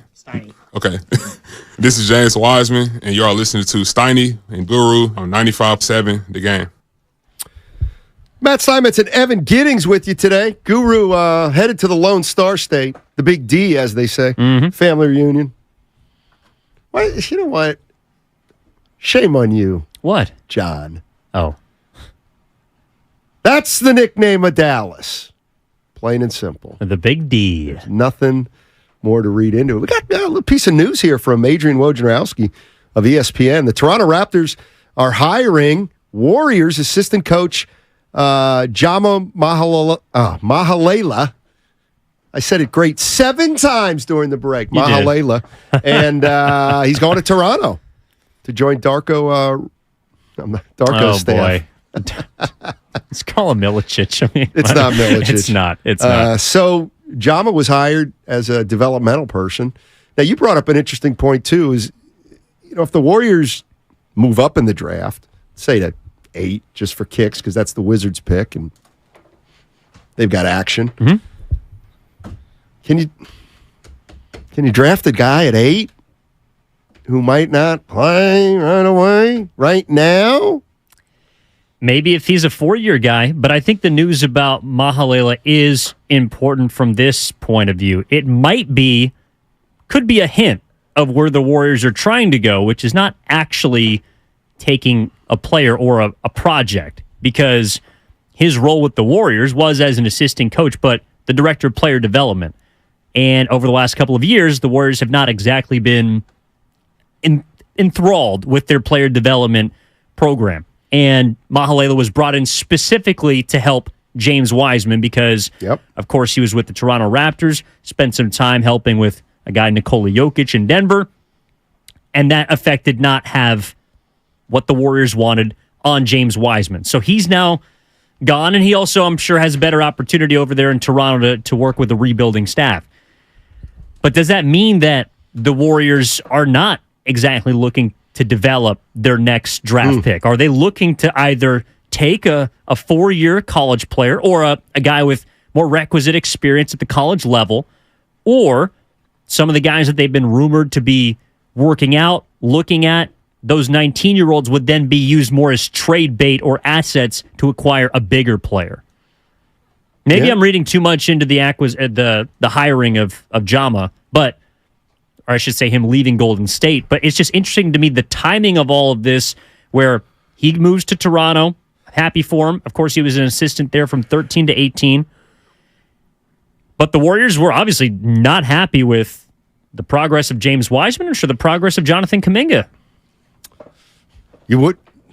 Or at least I wouldn't be. Anyway, yeah, I mean, you wouldn't think so. We're also talking about all you former competitive athletes out there getting up there a little bit. How do you scratch your competitive itch? I have from the Comcast Business Text line. A gentleman says he's 44 now, and he's just taken up competitive marathon running. Wow. That's another sport you can be absolutely positively. You ever experienced the runner's high, Steiny? Oh, yeah. Oh, my God, yes. It's a drug. I used to be a big runner. Huge. I ran 22 miles once. Never ran a marathon. So you got close to running a marathon's length. It was a training run when I ran 22. It wasn't a race. What were you training for? To run as long as I could as far as I can for as long as I could to get it best shape I could possibly be in. But see, this is where the marathon could come in, because it's often more difficult for your mind when you're trying to just run as long as you can, because your mind will give up before your body gives up. But if your mind knows that you got to get the 26.4 or whatever the marathon is, I think you might have been able to do it. No, I would. I think I could have back in the day, but I thought about it. I ran an 18-mile race once. the Long Beach Island run. Damn. There's an island off the southern New Jersey. From one end of the island to the other is 18 miles. Barnegat Light to Cape May, I believe. Something like that. No, it's not Cape May. You don't care. But it was 18 miles. 2 hours and 13 minutes. Longest. Just under an 8-minute mile. I'll tell you what, man. You were flying. I had about a 3 to 5 month stretch where I was running over 50 miles a week. Dude, I was 159. Were you still running in Converses? No, I had running shoes. Basketball shoes of choice? I had running shoes on, but I would go through them. Less grip. Used to run at the Valley Forge National Park outside Philadelphia. It was a beautiful place to run. Does sound nice. Yeah. But yes, I remember during my 22 mile run, there was a path. One of the portions of the run was a path in a wooded area over a creek, and the creek was moving at a high rate, with some white, whatever they call it, white caps and stuff. And I just remember looking down, and it, like, the colors were just popping. They were popping, and the depth, my depth perception made it look deeper than it really was. I was probably 8 feet above the water. It made it look like 30 feet above the water. About as close to a natural high as you can get. I was unreal. And you feel like you can run forever at that point. By the way, back to Wiggins. Oh, no, I was going to say. From the 510, back to Wiggins. Back to the draft. Get to YouTube and Twitch. In a couple minutes before we get to Geldseiler at 1 o'clock, we're going to be giving away an opportunity to go to the first press conference if the Warriors decide to actually want to use that pick. Exactly. By the way, just one other little house cleaning note from the Comcast business text line. Somebody said it looks like all the conversation today is centered around the Warriors. And it made me think, and I learned this a while ago, when you say something is centered around, it's really centered on. See what I'm saying? How do you center around something? You can't. You center on something. Well, yeah, because if you are in the center, you can't be around. You can't center around the one. So if you're going to criticize. Well, does the Earth center on the sun? No. Centers around the sun, right? Or just revolves around the sun? Completely different usage of the word. I'm trying to. Mike's in the city. What's up, Mike? What's up, Steiny, man? We missed you yesterday, man. Where you at? I golfed all day long. Night to... Okay. Yeah. Hey, where'd you golf at? Because it was kind of foggy in the city. You had to leave the city, huh? I golfed in Palo Alto in the morning and Alameda in the afternoon. Damn. Oh, okay. It was nice out there. But, hey, I'm happy to hear that you had fun. Hey, the main reason why I'm calling, honestly, is because of the draft. It got me thinking, like, if Steve Kerr can't, people are saying himself, like, he can't develop young rookies and help them, become assets to the team right now. If we have a team that's already declining, on the verge of declining, what makes the Warriors think that they could trade Kuminga, trade somebody like that, and get another rookie and develop him? Steve Kerr got to be real with himself. He can't develop young guys. When he came and took over the Warriors, Mark Jackson gave Steph Curry and Klay Thompson the confidence to shoot from wherever they wanted to. He came in with his offense, helped them, get clean looks, open looks, Draymond facilitating, boom, they're knocking down threes. But what happens when that all starts to die down and they try to add other pieces to try to help them? If he can't find a way to develop these rookies, and I don't know if the job is for him next year. If the Warriors trying to look at another direction, they really believe in Steph Curry, then I think they got to get a coach who can not only develop young stars, but help them become assets to a championship team. I mean, when we played the Kings, I can't count how many times I felt like Mike Brown just schooled Steve Kerr. Like, they were just intercepting passes, like cutting out the schemes before they happened. I'm not saying Steve Kerr is a bad coach. I'm just saying I feel like Steve Kerr would thrive in a team that's ready to win now. And I'm not saying the Warriors aren't, but I'm saying we need another coach. That's all I got. Thank you, guys. Appreciate it, Mike. Listen, actually, I've realized that when you say listen, it makes you sound like I know more than everybody. Because I think he was right. It is absolutely within the realm of possibility that if the Warriors start to transition, it's fair to ask whether Steve Kerr is the best coach for this team. I mean, that's totally fair. He's got one more year left on his deal, and that's why odds are they're going to bring everybody back, and he'll coach a very similar way to how he's coached his entire career here. And then, depending on what happens next year, he'll probably move off of Steve Kerr. I'm guessing, right? You think Steve Kerr's going to be a coach here in 3 years? I would lean more towards no than yes. I would also. But partially because he doesn't have a deal beyond next season. Well, that's a huge reason. But do you think Steve Kerr would want to be here in 3 years? I think the answer would be, well, first of all, he told Willard and Dibbs that he's loving coaching now. He wants to keep coaching for a while. He can coach Team USA.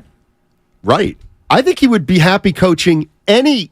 See, here's the thing. When you say Steve Kerr can't develop players, I'm not going that far. I don't know that he was ever asked to develop players. I don't know that it's a coach's job, believe it or not, to develop players. Head coaches. So that's a good question. But I do know this: if Draymond Green opts out and Clay's done after next year, then here's the other thing. Can the Warriors... Everybody talks about Monty Williams. Can the Warriors afford to pay Steve Kerr 3 more years for 40? I mean, they can afford it, but would you want to pay Steve Kerr $12 million a year for the next 3 years? No, probably not. Well, then... And I also don't think he would want to take anything less because he's got a better resume than the guy that just got paid $70 million to be a head coach. Exactly. And people often say, well, it's not money's... Joe Lacob will come off. Joe Lacob will... Well, maybe Bob Myers isn't here because Bob Myers wanted that big number that he got earlier. Maybe Steve Kerr is saying, I can't come back and coach the Warriors for less than Monty Williams is getting in Detroit. So you give me $1 more than Monty. Well, if I'm Joe Lacob, I'm saying, we love everything you've done for us, but good luck to you.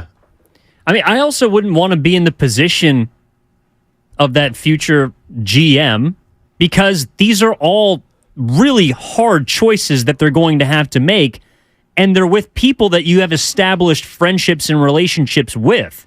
So not only is it tough because you got to figure out the future of your franchise, but on a personal level, I might have to tell my friend and coworker that I've been succeeding at a high level with for the past 5 years or longer, hey, dude, we can't keep you around, and we can't pay you what I know you're worth, what you know you're worth, and that's just the reality. And like, there doesn't necessarily have to be hard feelings.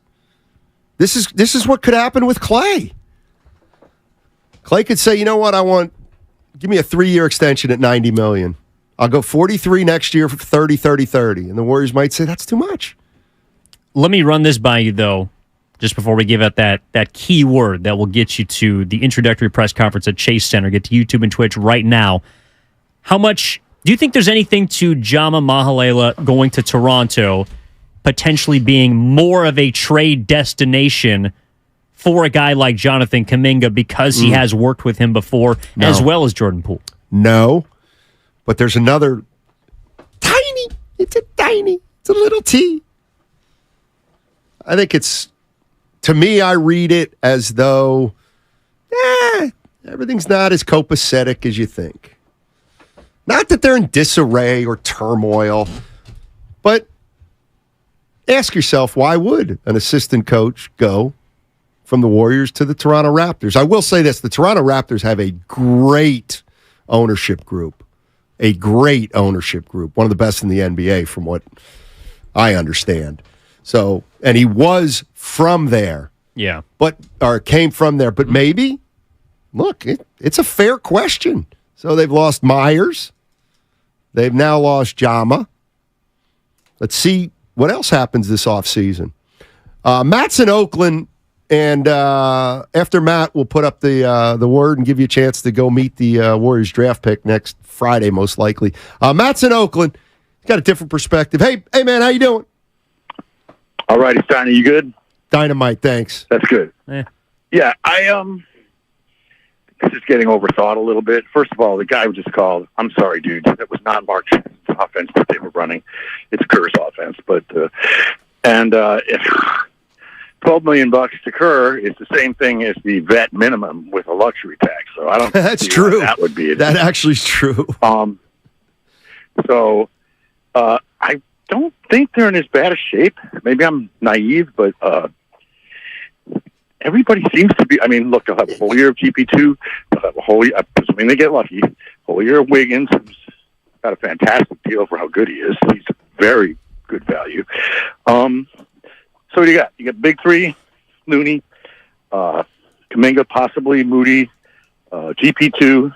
God, I'd love to see him re-sign DiVincenzo. So I think the odd guy out is Poole. And if you can get something for him in the pick that's going to give him a little more wing depth and size, fine. The Beal for Clay thing, it just seems like a lateral move. And one thing that we haven't considered, which I think is probably a little bit naive on my part, but I mean, if Draymond and Clay want to stay, they can stay. It's just got to be at the right number. Exactly. Would they accept that? But I don't think they're that far off. Well, you know what? And Matt, let me ask you this, because under the comment for your name, it said, Matt doesn't think the sky's falling, meaning you, not me. I don't necessarily think the sky's falling.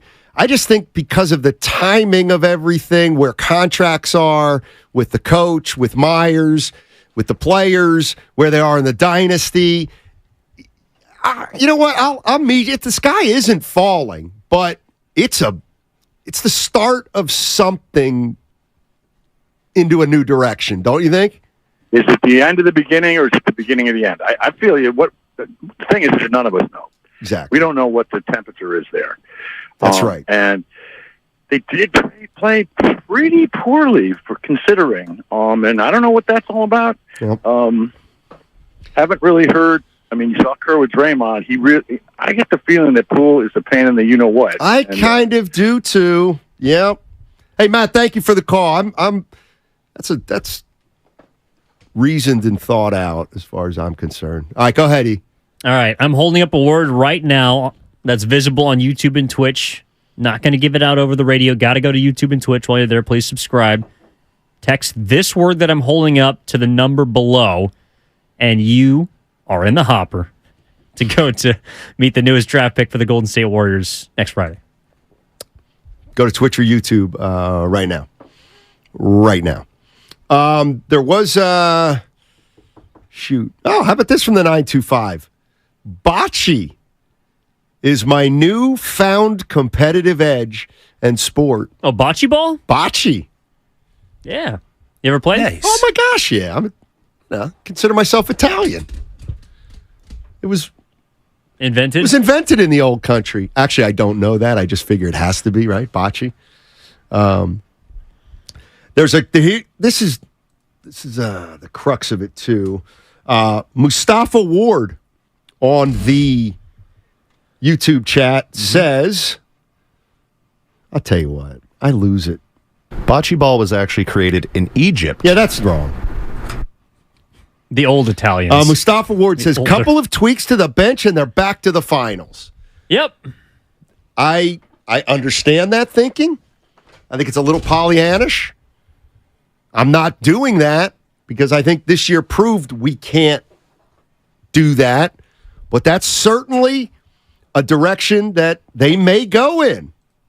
They absolutely may go in. So, what was I saying about bocce? Oh, bocce's from Egypt? Evidently. It is most popular in Italy. But in 5200 BC was the first record of a bocce ball game. Now it's more popular in a European country. How do they keep how did they even keep records back then? Like how do we even know that's true? The Egyptians were ahead of their time. That's nice. That's a 3. Some parchment? You might be right too. Come on. I like parchment. Let's go to L in Pacifica. You could write on some parchment as a part of your competitive itch. Yeah, some people. Skateboarding?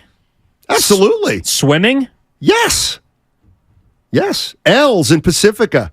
Hey, L, what's going on, man? Hey, what's up, guys? Thinking about trying bocce now, but It's fun. another one that you can give it a shot is curling.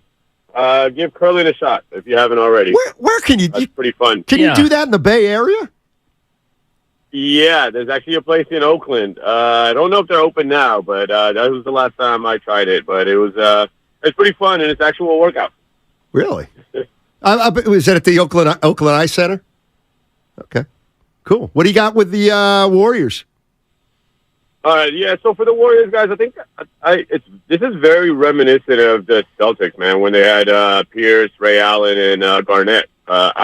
Ray Allen left first, so I compare Ray Allen to obviously Klay Thompson. I think what we want to take a look at is like how long do we want to rebuild? Do we want to just ride it till the wheels fall off, get no draft picks right now while we can, or do we want to just trade some of our big three and kind of get some value back? And to me, I think we just ride it. Like these guys earned it. So let's try to do the most we can to get them, as much support as possible. Right. But overall, I think we're all headed in the same direction. Doc Rivers ended up leaving. Steve Kerr is probably going to leave.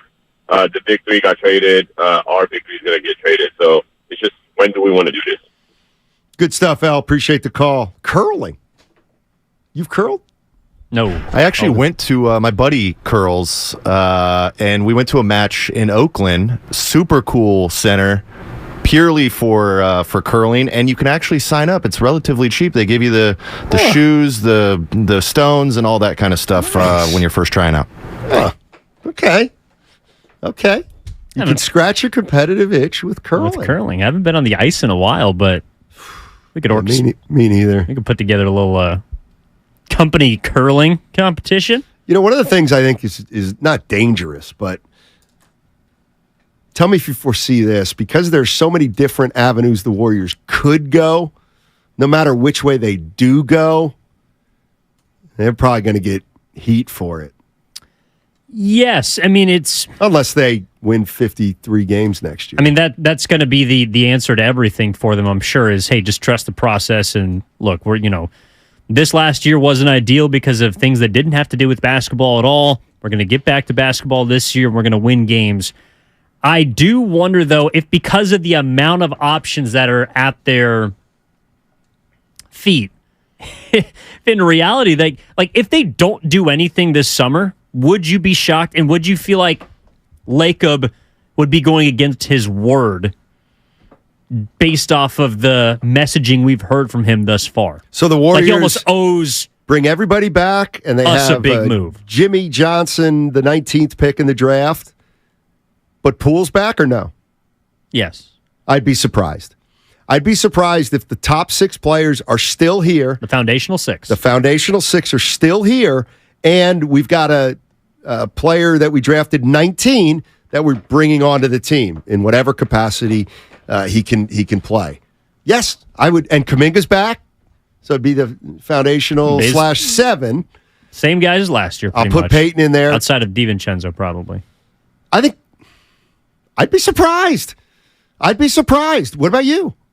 I would be too, just because I don't know why Joe Lacob would make this type of statement that he did at the Bob Myers press conference of, we're going to find a way to win, and we're going to continue to win, when this year they looked not, I think, a chasm far away, but they looked head and shoulders beneath the current champions, the Denver Nuggets. It's going to be interesting to see what the Golden State Warriors are going to do. Want to know what the guy on the other side thinks about it. Brian Geltzeiler, Sirius XM Radio. We've had him on before. I'll tell you what, you want to listen to a guy who knows basketball. Stick around, because Brian Geltzeiler knows basketball. It's all sponsored by SC Johnson Raid. Have you been in a car accident? Chilton Auto Body has 15 convenient Bay Area locations to help restore your vehicle to pre-accident condition. Chilton Auto Body is also actively hiring for all positions. For more...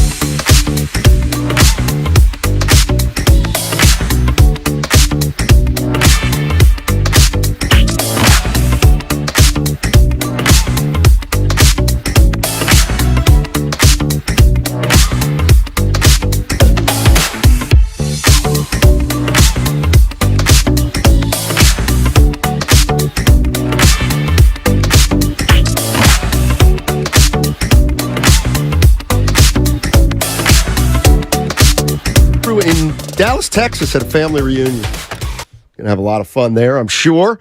And he's become one of our favorites in a very short period of time. XM Sirius NBA commentator Brian Geltzeiler joining us on 95.7 The Game. What's up, Brian? How you doing, man? Good, man. How you doing, buddy? We're doing good. I'm going to throw this one at you because you dropped last week that your son plays AAU basketball, so I got to believe that you were a former athlete of some kind, but you're getting older like the rest of us. The question was, how do you scratch your competitive itch at your age right now?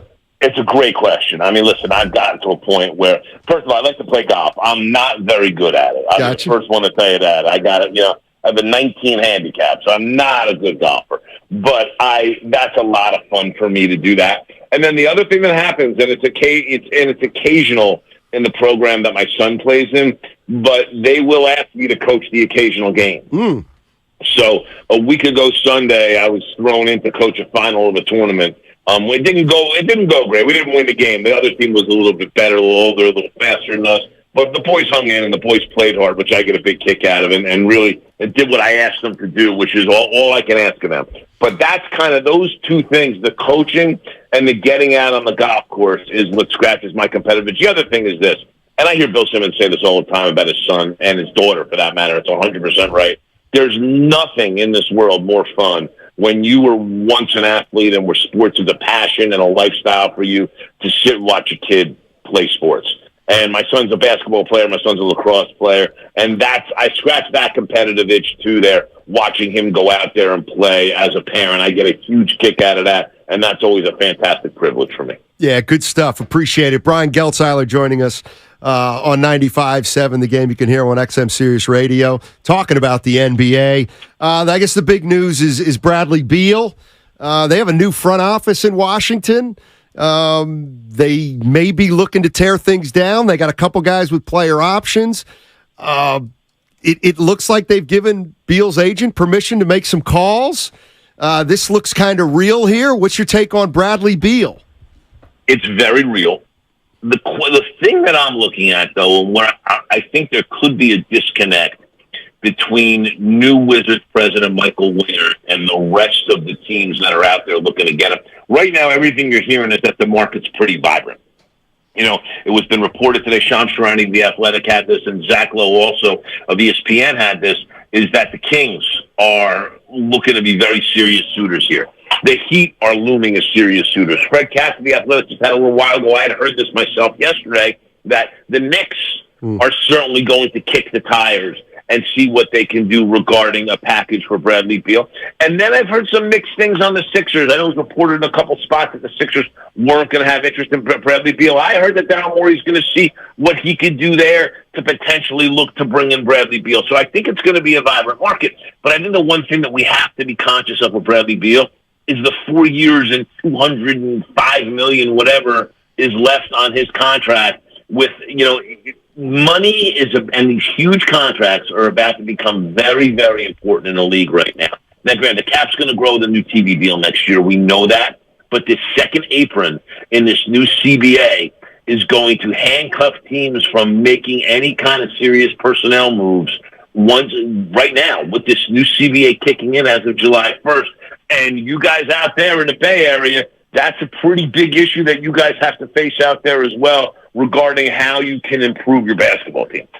Brian, off of that, with the amount of money that Bradley Beal is owed, do you think that would suppress his value enough that if you're looking at all the packages from different teams, you mentioned Miami, New York, potentially Philadelphia and others involved, do you think there is a package that Golden State could put together to acquire Bradley Beal if they wanted, because his value is going to be a little lower than it was in prior years, and there are some pieces in Golden State that might align with what Washington is trying to do as far as maybe get an expiring contract or get more of a foundational younger piece? Do you think there's something that Golden State could put together that would be wanted by Washington? Well, listen, Evan, I think there's two questions that are going to have to be answered to know if that really is viable.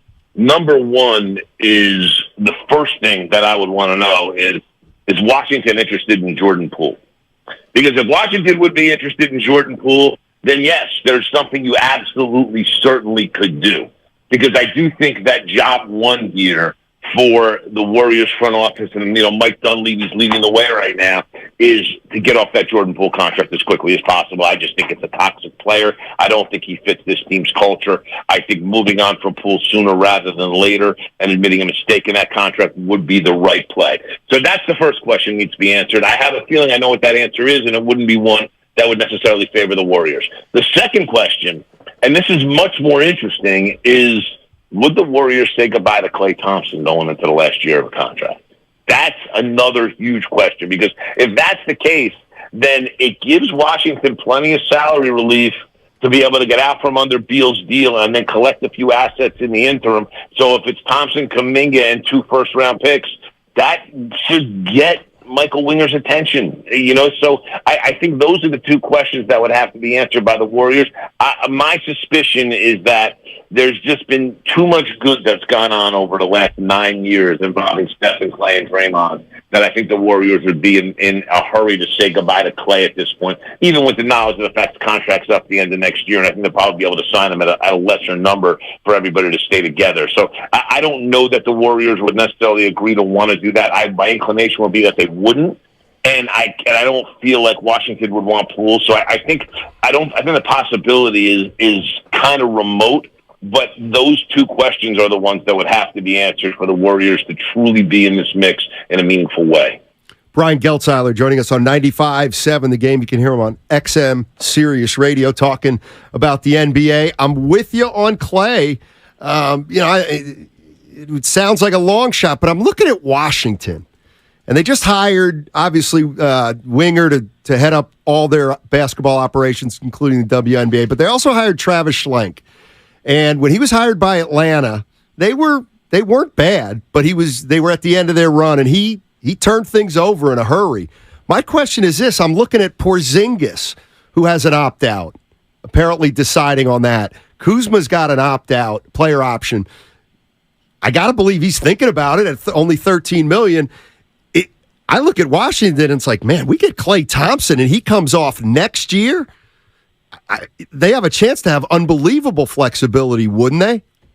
No doubt. Listen, no doubt. The truth of the matter is, Klay is attractive to Washington for that reason. Okay, but I will also say this: I think you're on something very interesting there, Matt. To this extent, first of all, Kuzma's opting out of that deal. With this free agency class, Kyle Kuzma's going to get paid a lot of money. Yep. I do not believe Kyle Kuzma's going to opt into that last year of his deal. Porzingis is interesting, because Porzingis could very well opt into the last year of his deal to find his way to a destination that he wants to go to. And oh, by the way, how good would he look playing the 5 next to Draymond Green in a Warriors uniform? So, to me, I'd almost tell you this: if you're going to keep Klay and be able to do something with Poole and figure out a way, even if it's a 3-way type of trade, Porzingis' salary and Poole's salary match up a little bit here, and Porzingis would be a wonderful fit there. But Porzingis was really good this year. Yeah, I know. 60-some-odd games, he went for 23 and 9. I'm going to tell you, I know the Knicks are talking about Beal. The Knicks are also talking to the Wizards about Kristaps Porzingis too. He's expressed a desire to go back there. All the guys that he burnt bridges with the Knicks are all gone. That whole front office and the coaching staff is gone. It's a whole new group in there since he's been there. So Porzingis is a guy who I think is going to draw a lot of interest from a lot of teams, but he may fit better on the Warriors than anybody else. And Brian, the center of all these hypothetical moves that Golden State can make seem to include Jordan Poole. You mentioned Operation essentially get off of Poole and eliminate that contract from your books. The reports out here are that he's not being quote unquote actively shopped. How quickly could that change? And do you think there's any other move that Golden State could make that doesn't involve Poole, or is he the guy that has to be at the center of all these trade talks? He has to be, unless you're willing to step up with Klay. It's going to be one of those two guys to be able to bring in a major salary. And then, of course, the guy you look at that teams want, the young player, is Kuminga. And so, it could put you in the mix for something like that. Listen, there's other players that are going to be available. There's talk that although the Bulls haven't made a decision to definitely trade Zach LaVine, that they're definitely gauging to see what kind of interest if they would decide to trade Zach LaVine. So my point being is that if you're going to want to bring back an impact guy like that, not someone on the margins, either Poole or Clay's got to go.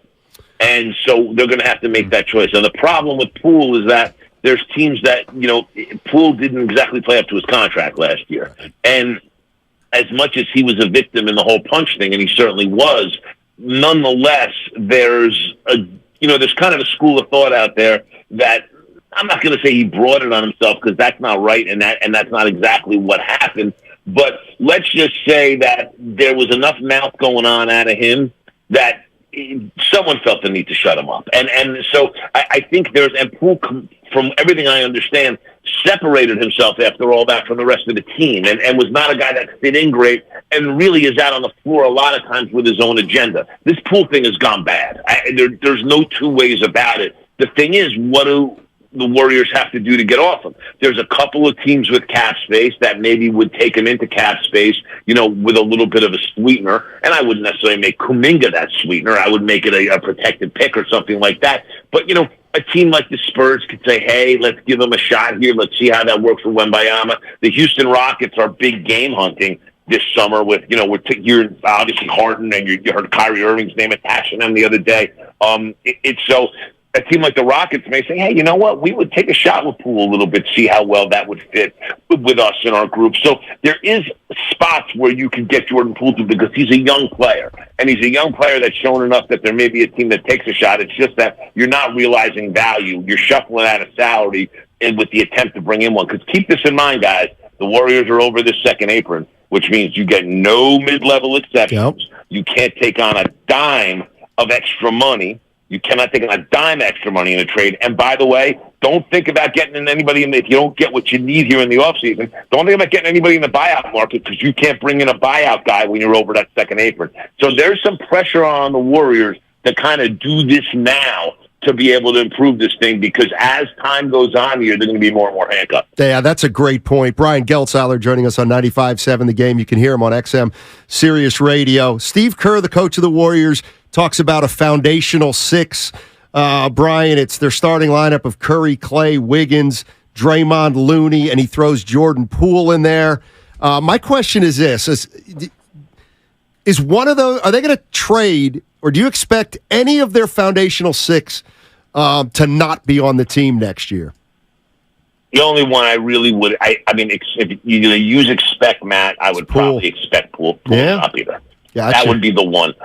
Would it shock me if they were able to make a deal to upgrade something, if they would put Kevon Looney in a deal? It wouldn't surprise me. Not that I think they're out there shopping Kevon Looney, but after the way he played this year, he's got value. He's a very good player. But if you can upgrade and use him, and it's a very reasonable salary, so he allows you some flexibility. And again, like the player very much, and the Warriors love the guy. The guy's fantastic. Not only is he a very good player, he's a fantastic guy. Great to be around the team. As unselfish as unselfish gets. I had spent time with him right before he was drafted, and I was struck by what just a sweet, warm, friendly kid he was. So me seeing all this with him doesn't surprise me. With all that said, you got to give up to get. And if Looney was a player that was attractive to somebody and you could make an upgrade, for example, in a Porzingis deal, let's say that Looney was a guy that Washington was sweet on. You know what? 23-9, still 23-9. You would have to look at something like that. But I don't expect that. You want to tell me who I expect? It's Jordan Poole. Yeah. Brian, my last one for you, just with the Denver Nuggets celebrating their championship parade today, looking at next season as it pertains to the Western Conference, we don't know what's going to happen with Ja Morant. The Sacramento Kings probably back in the mix. Phoenix Suns looking to retool. Am I crazy to think that Golden State can go from being a 44-win 6 seed this season to being in the top 4 next year? No, not at all. Not at all. I mean, you guys have to always keep in mind, and I think you're right in saying this, is that when you go to the finals the year before, you've played more games than anybody else. Your summer's shorter than everybody else.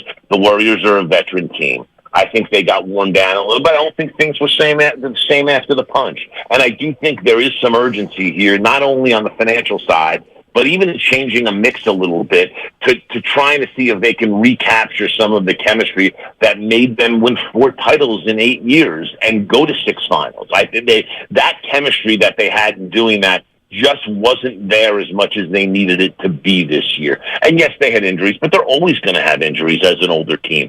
But I do think that it's when you look at the West, listen, Denver was fantastic. They're still not all that deep. They played 8, and you worry about with Denver, as much as those guys love each other, you worry about this whole disease of me thing. And does anybody kind of morph towards being selfish? I wouldn't think so, because of how unselfish their leader is. And how everybody just kind of rallies around Jokic, who is just so unassuming about all of it.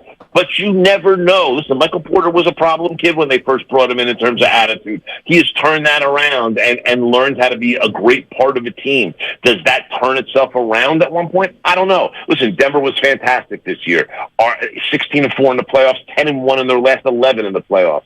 They're not unbeatable, though. And a team like the Warriors that just won a title last year, there's no reason they can't go turn it around. Hey, last one. Let's, if you have a second, I'd love to do this quickly. In the NBA, guys aren't available, and then they come available. And you never know. Let me throw some names at you. You tell me if you think they're going to stay with their original teams they're on right now over this offseason. Bradley Beal. I think he's going to be traded. Trae Young. I think he'll probably end up staying there. They may kick the tires a little bit. Let me say this about Trae Young.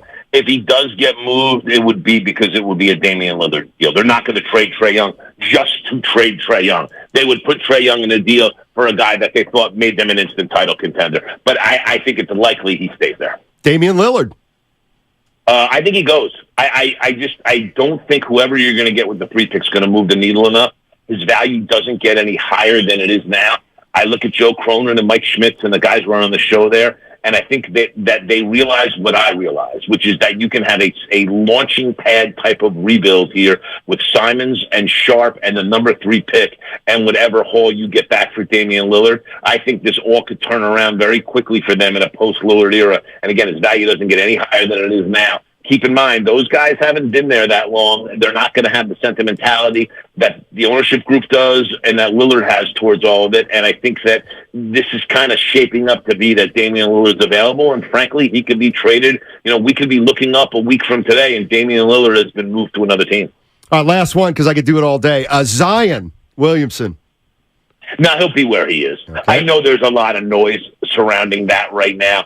But I think that maybe is just David Griffin putting his ear to the ground to see if I really wanted to trade him, what exactly could I get right now? But I don't think they're there yet. I don't think they're worried about all this Twitter stuff with the porn star and all that. I mean, that's embarrassing to him personally, but I don't think that's something that, listen, what Memphis is worried about with Ja Morant is way more significant in terms of what the stuff that's been brought to light with Zion here. You know what I mean? Mm-hmm. Some immature stuff with Zion But I want to say this in the right way because, again, there's people's feelings involved and there's women and there's a baby. But there's a level of kind of immature harmlessness to it, if you know what I mean, versus Ja Morant, where that is not harmless even a little bit. So right. I look at that and feel like, yes, Griff's probably a little frustrated here with all of this with Zion, I can imagine, and is putting his ear to the ground a little bit. Zion stays where he is. Hey, Brian, you're the best, man. Thank you so much for joining us. It's been great since we've had you on, and I hope we can continue. We can continue, Matt. I have a great time with you guys. It's always my pleasure. Say hi to Darryl for me, and Evan, it was a pleasure, buddy. Thanks, All Brian. righty. That's Brian Geltzeiler, XM Sirius Radio. You can hear him talking about the NBA, and you can hear him talking about the NBA pretty smartly. Look, dude, I mean, this guy's money. I mean, it's his money. job, and I see why he gets paid the money. I mean, for as long to do it as long as he's done it, I can see why he has a great pulse on the league, on the teams of relevancy, but also the teams that might be able to shake things up. Like, I mean, the whole thing about Damian Lillard is something that we obviously haven't considered, kicked around, doesn't pertain too much to Golden State, but. Lillard moving to potentially another team in the West, in the East, definitely shakes up how you view the NBA. I'll tell you what, to me, the most interesting thing that I heard from Brian Geltzeiler is Porzingis. And, it makes sense. And the reason it makes sense is because, again, what's Washington's aim right now? Not quite sure. Porzingis has one more year at $36 million. It's his option. Kyle Kuzma's making $13 million with a player option. He's probably going to opt out, according to Brian Geltzeiler. Then you got Bradley Beal, who's owed $200 million over the next 4 or 5 years. But they have a new front office. So do they like Porzingis? I don't know. How much do they like Beal? Well, they don't like him so much that they told him to go sniff around. So maybe the Washington Wizards are in a situation where Porzingis, they're willing to do something with Porzingis. $36 million. And with the Warriors, it wouldn't involve then Jordan Poole. I mean, that's the other big takeaway from listening to Brian, is that if the Warriors wanted to go out and maybe get a Kristaps Porzingis, Jordan Poole, along with probably Kuminga, would be able to fetch you something along those lines. And what he brought up, I thought was kind of an interesting question. Jordan Poole, number one, labeled as a toxic player. Yep. But then the decision we've always kicked around since the season has ended is, well, it's got to be Draymond or it's got to be Jordan Poole. Well, in reality, the question is Clay or Poole. Yeah. And that's what I heard from Brian, basically saying the Warriors got to decide between one of those two guys. Yeah. And I think what he also said is, obviously, he basically says, I'll believe it when I see it that the Warriors would be okay with trading Klay Thompson right now. Mm-hmm. That's what I heard. So we'll see how it all plays out. But you also have to look at it from Porzingis' point of view. He can opt out right now and become a free agent. What if he doesn't like Washington? What if, he might have told their new front office, look, no hard feelings, for you guys, but I'll tell you right now, I can't right now sign you to a long-term extension, so you're free to move along.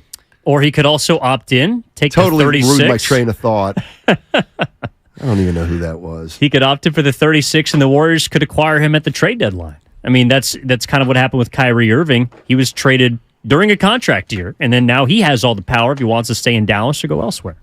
That's true. All right, let me see who this was. I have a feeling, I hope it wasn't my dad. Got to keep it on vibrate. Because he should not. That's true. Thank you. Thank you very much. All right, coming up next, a couple other things I want to touch on with Evan that's going on outside of the world of basketball. And then after that, you know what time it is. It's crossover time on 95.7. Bay Area Panthers indoor football. Hard-hitting, fast, and fun for the whole family. Tickets as low as $15 as we battle the San Diego Strike Force on Monday.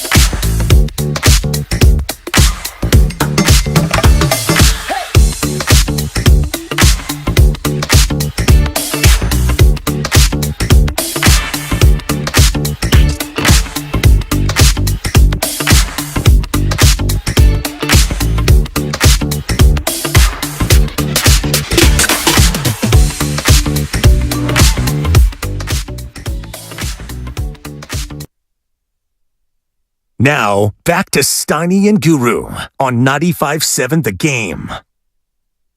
All righty. Evan Giddings in for Daryl the Guru Johnson today, tomorrow, next week. Yeah, he's got a little family reunion down in Dallas. Yeah. I heard the weather's nice. It's only 113 down there right now. Oh, my God. At least it's dry heat. I made that up. No, it's not. Not in Dallas. Yes, it is. It's not a dry heat in Dallas. You're thinking of Phoenix. No, I'm thinking of Dallas, which is... Dallas has a lot of humidity. Houston, Austin. They're 2 hours apart. They're very different parts of the state. But it's okay. Well, agree to disagree. 888-957. Humidity. Where's it the worst? You just said that... I'm taking the temperature. John Hollinger of The Athletic made a list of his potential free agents and what they'll be paid. I believe he's got a formula for that. Yeah, so he has a different, essentially financial calculator that spits out a number, a valuation of a player. And for Draymond Green, that number was settled at $23.8 million. So his...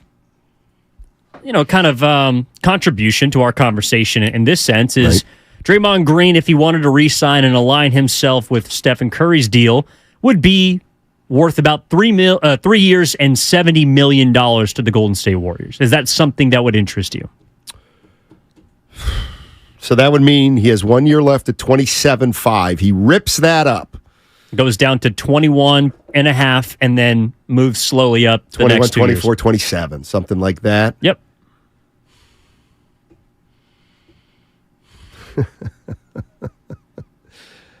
I guess, but you don't like any of it, to be honest.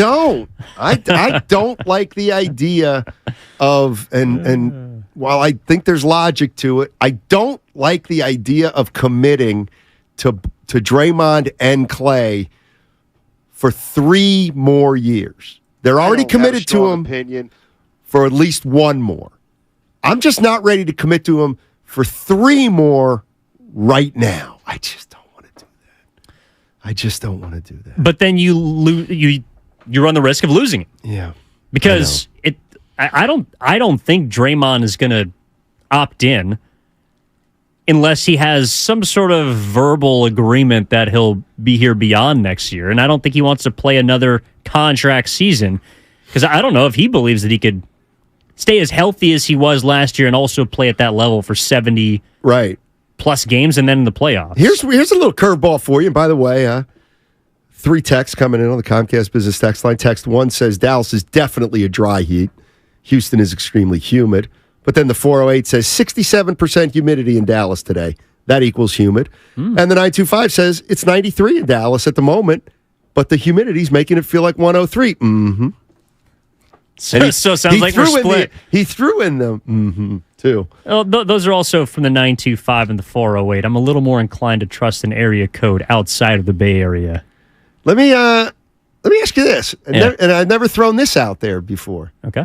Let's say the Warriors re-sign Draymond, but not Clay. What's Clay in a contract year look like? Especially when Draymond has gotten paid, Steph's gotten paid. He wants to get paid, but he's on the last year of his deal. You ready to find that out? You probably have the same question for Steve Kerr. I mean, how does he coach in a contract year? He's probably going to lean into whatever he wants to do, knowing that he can simply sever ties at the end of the year, or maybe he knows he's not coming back. I do wonder how Klay Thompson plays in a contract year. I don't think it's much different than if he has a deal, honestly. Really? Yeah. You don't think Klay's the kind of guy who likes to prove something? I mean, he already has tried to prove something each of the past 2 years. Exactly. So wouldn't it look exactly the same as it has the last 2 years? He's trying to prove that he's back in the first year, and this year he's trying to prove that he's still at the top of his game. That's why he took 150 more threes than anybody else. Maybe he's going to be Clay squared, though, next year. Just even more shots, even worse shots, more aggressiveness. Draymond Green played... Did Draymond Green play better this past season than the regular season of the title year? That's a good question. I would say yes because... No, he also played more games. Right. So, Klay Thompson, hypothetically, could shoot better in a contract year. It's possible. It's possible. It's also possible it's possible that next year is his best year post-surgery. Surgeries. I'm not ruling that out, but I'm skeptical of it. But I'm not ruling it out. But the issue with, to me, sitting tight is you just need so much to happen. You need Poole to get along with Draymond. You need Draymond to be healthy again. You need Klay to get better, not worse. You need Steph to stay Steph. Goodness, what if he drops 15% in his production? That's why I think, to Brian Keltz-Tyler's point, everything probably begins with trading Jordan Poole. I'm starting to think that way, too. I don't view him as maybe as toxic as Brian does, but I can see why he'd say that. It looked like it a lot, especially towards the end of this season. 888-957-957. Actually, you know what? Don't worry about that number because we have the crossover. Oh, by the way, Stoney. Yes. You said it was 66% humidity in Dallas? Yeah. Would you like to guess what the humidity in San Francisco is right now? Oh. Well, I could look at mine. It's 68. Weather. Yeah, right. I swear. Well, you're taking the text line. No, I literally just looked it up. Well, I'm going to look it up, too, on my app. Okay. This is how we scratch our competitive itch. This is how we... I only have... What'd you say it was? 68%. I have 62. Oh. Although I have Oakland, not San Francisco set up. Oh, there you go. No, it was a little humid yesterday playing golf down in the peninsula. A little sticky? A little sticky. 71% El Cerrito per Uncle Looney on the YouTube chat. Thank you. I like 415 saying it's not Poole who's toxic. Shout out to everyone else, Cerrito, by the way. Why? Because I'm from there. Are you? Yeah. Grew up in El Cerrito, California. Where'd you go to high school? St. Mary's College High School. My brother went to EC. El Cerrito High School. Yeah, ECHS. Go Gauchos. I guess so. Good question. Boy. What's a good question? Sports station or weather station? Well, whatever we want to be at the time. I'm with you. I mean, come on now. By the way, I'm watching the Diamondbacks game. Did my guys do anything on Philly? Who are your guys? My fantasy guys. I don't know who those are. Schwarber and Harper. Schwarbsy and Harpy? Yeah. I'm in second place this week, like 4th or 5th overall. That's a real... I don't know about them, but I do know the San Francisco Giants have won 4 games in a row, 7 of 9. You got any boys on those teams, Steiny? I have Duvall. I have Camilo Duvall. Best closer in baseball right now. No doubt. You know what? I'm glad you brought up the Giants because I want to talk about the Giants. It looks like it's going to be mostly tomorrow, though. That's fine. Because we don't have enough series. time. We don't have enough time. That's true. They play the Dodgers next. The boss called me into the office about 3 or 4 days ago, and we started talking about the Giants. Mm-hmm. And he says, I got to bring up all the kids. Bring up Matos. Bring up Luciano. Get Kyle Harrison up here. And it's like, it hit me that that's everything wrong with where we are as a society right now. The San Francisco Giants this summer struck out with Judge and Correa. And there wasn't a lot of optimism. And I said, you know what? They're going to have no optimism heading into the year. Nobody's going to care. Okay, you're probably right. But maybe you start winning. You use a couple young players. And now there's more excitement. The Giants are 30-19 since they started 6-13. 30-19. Matos is now up. All right? Patrick Bailey, Schmidt. Like, they have young players in there now. Can't we just, as Jeff Kent said, enjoy the game? We don't have to do anything. If a guy's ready to come up, you bring him up. You don't just play the games right now. What's wrong with seeing what you have? Well, maybe if they were there at the beginning of the season, they would have started better than 6-13. Worse. That ship has sailed. They might be in first place if they brought up the boys, Steiny. They brought have up the young Dodgers, guys. Padres, and Diamondbacks next. Oh, yeah. Here's what I'm advocating. NL West. Don't do anything for 10 days. Just see what happens here. Well, see what happens here. Win.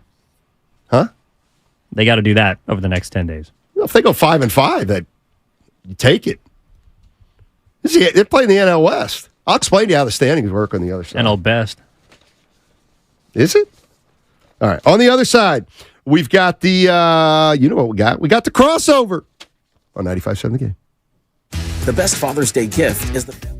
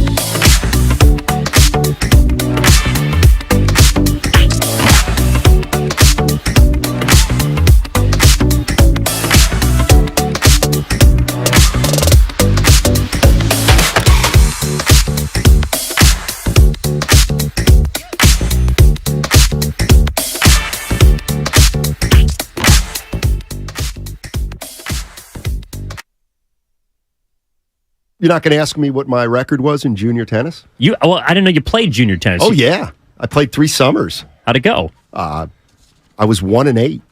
Now, back to Steiny and Guru on 95.7 The Game. The crossover brought to you by California Academy of Sciences. Every visit supports the Academy's mission to regenerate the natural world. Learn more and reserve your ticket at calacademy.org. This is the crossover. And one of the things we were talking about earlier is you guys were both big-time athletes in your day. And competitors. And we were talking about, yesterday I played 36 holes of golf. And I felt so good after. Mentally, I felt great. I got my competitive juices flowing, got some exercise. What'd you shoot? 88 and 91. Played 36. Not bad. And, not bad. Take that every time. But I scratched that competitive itch. You know what I'm saying? How do you scratch your competitive itch right now, Larry? With my left hand, because my right hand is wow. You know, it doesn't quite. Now, how do I like real? I'll give you okay. one. Yeah. Saturday, my wife starts. Are you going to take your kid out and play with them, or are you just going to do live streams and talk to yourself all day? You know, one of those kinds of. I know what the answer to that was. So I'm like, all right, yeah, let's go shoot some sure. hoops. You know, let's go shoot some hoops. We decided we'd go to the park. Went out to this park out in Pleasant Hill, and I said, let's play horse. And my kid proceeded to beat me. Originally, it was 2 out of 3. But then I lost 2 out of 3. I'm like 3 out of 4. Let's go best of 5. 3 out of 4. Best of 7, which went to best of 9. Yep. Best of 11. When I said best of 11, he's like, Dad, come on, man. You come lost. on, man. You lost. Gotta hold that L. He just, the L. my kid was just destroying me, and I was trying every How cheating. old is he? Yeah, how He's old is 14. he? He just turned Nice. 14. That's about that age. But I mean, seriously, he had one spot that he just kept draining from. And can you move off that spot? But I mean, I was doing everything. I was around the back, lefty off glass, you know, just you name it. I mean, Obviously. left hand layup underneath. Obviously, you weren't doing those things. No, he was ball. I was trying to play ball Wait, control. Don't you use the rule that once you've made one shot and someone's gotten a letter off that, you can't use that shot again? No, we didn't play that. Yeah, rule. you got to use that. play That's that. that's the spirit of how the game should be. Yeah, you Different can't, shots. You can't bury somebody with one special shot. I was as cheap Like, if as you I don't- could possibly be. I went to every cheap shot. Like I'm closer to 6'2". He's like, you know, whatever he is. He's 14. He's short. So I'm like, go baseline, and then with your right hand, reach over off glass. So it takes longer arms, and he's still making them. So he made all the shots that I tried to force on him, and then he started making these shots like he was Nowitzki from the elbow. That's like knowing someone's a bad free and that throw was it. shooter. You just take free throws over and over again. It was debilitating. It was embarrassing. Dude, I got a 9-year-old at the house. Everything's competition. It Perfect. doesn't matter what it is. Yeah. If it's wiffle ball at the park, if it's hoops at the park, if it's not, we got the Nerf hoops in the house. Cleaning dishes. That's the older ones. Taking Penny for a walk. Yeah. Everything, right. Everything is, that's a negotiation. That's a little different than a competition. But everything. The guy likes to play like NBA mind games. He wants to play this game where you're like, here, I'll play it with you guys right now. What Is that for PlayStation? NBA mind games? No. Oh, I'm going to it's give actually you. an app. I'm going to give you the initials and maybe like the state the player plays. Okay. Let's see if I can come up with a good one. Okay, this one made him laugh. All right. There you go. This player plays in Florida. Mm-hmm. Okay. The beginning of his last name is something that a 9-year-old would find to be a funny body part. It's not Jake Butt, is it? Jake Butt? Jimmy Butler. There you go. Jimmy There you Butler. go. Jimmy There you go. Butler. Jimmy Butler. There you go. So just run for hours. When I'm not here. You guys want to know why I start this is yelling? This when is I called get Lucky here? Logger, by the way. Lucky Logger. This is what I do when I'm not here. I go home and this is the crap I'm doing for 23. The other. What do we got here? 4 hours. The other 20 hours of the day, I'm either asleep or I'm doing this. You hope you your want to kids know, scratch Stanny, their why I'm in competitive such itch. a bad mood when I get in here? Yeah. Yeah. That's a shame. That's what we do. That's what we do. Yeah. I actually, There you go. I think I'd love your son because I love playing goofy games Okay. like that. Plays on the Warriors, and sometimes you jump in his last name. Poole. Jordan Poole. Poole. This is Jordan what we Poole. Jordan do Poole. all day, and then I go cook. It sounds like a game you would That's what play on we a do. road trip. I'm telling you.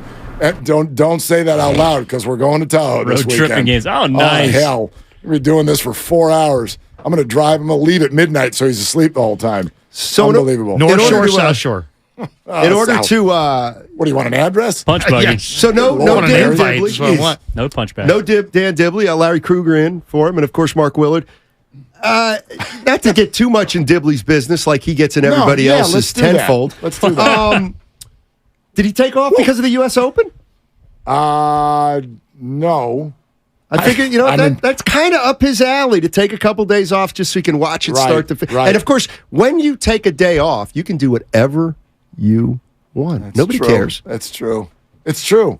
Which is why I actually don't even know what he's doing today because nobody cares. It's Father's Day weekend. He's been a father for 413 years now. So, Now that's the I other. think maybe, yeah. He's like, we're going to take 3 days off for Father's Day because I got 3 kids. So I should be doing the exact same thing. That's what Guru's doing. This is a great question I have. Oh, 6 days. You're out, but I know That's your fine. answer. I'm glad I'm out. Krugs, I don't know what yours is going to be, and it's this. Yeah, it's Father's Day Friday, right? No, it's not Father's Day that? Friday. Yeah. Damn it. Yeah. It's Thursday, Father's Day Sunday. Sunday. Okay? Sure. I got They 3 moved kids. it this year. And a bunch of problems. You have 3 children. Larry, you have 2. And a bunch of problems. You have Yeah. 4 that I know Okay. of. Boy. It's Father's Day on Sunday. Does that mean the father gets to do whatever he wants, or does it mean the father spends the day with the family? You know what my answer is. Why can't they be They're both? one Why and can't the they be same. connected? Yeah, why Steiny. can't they be They're connected? one and the same. What do you mean?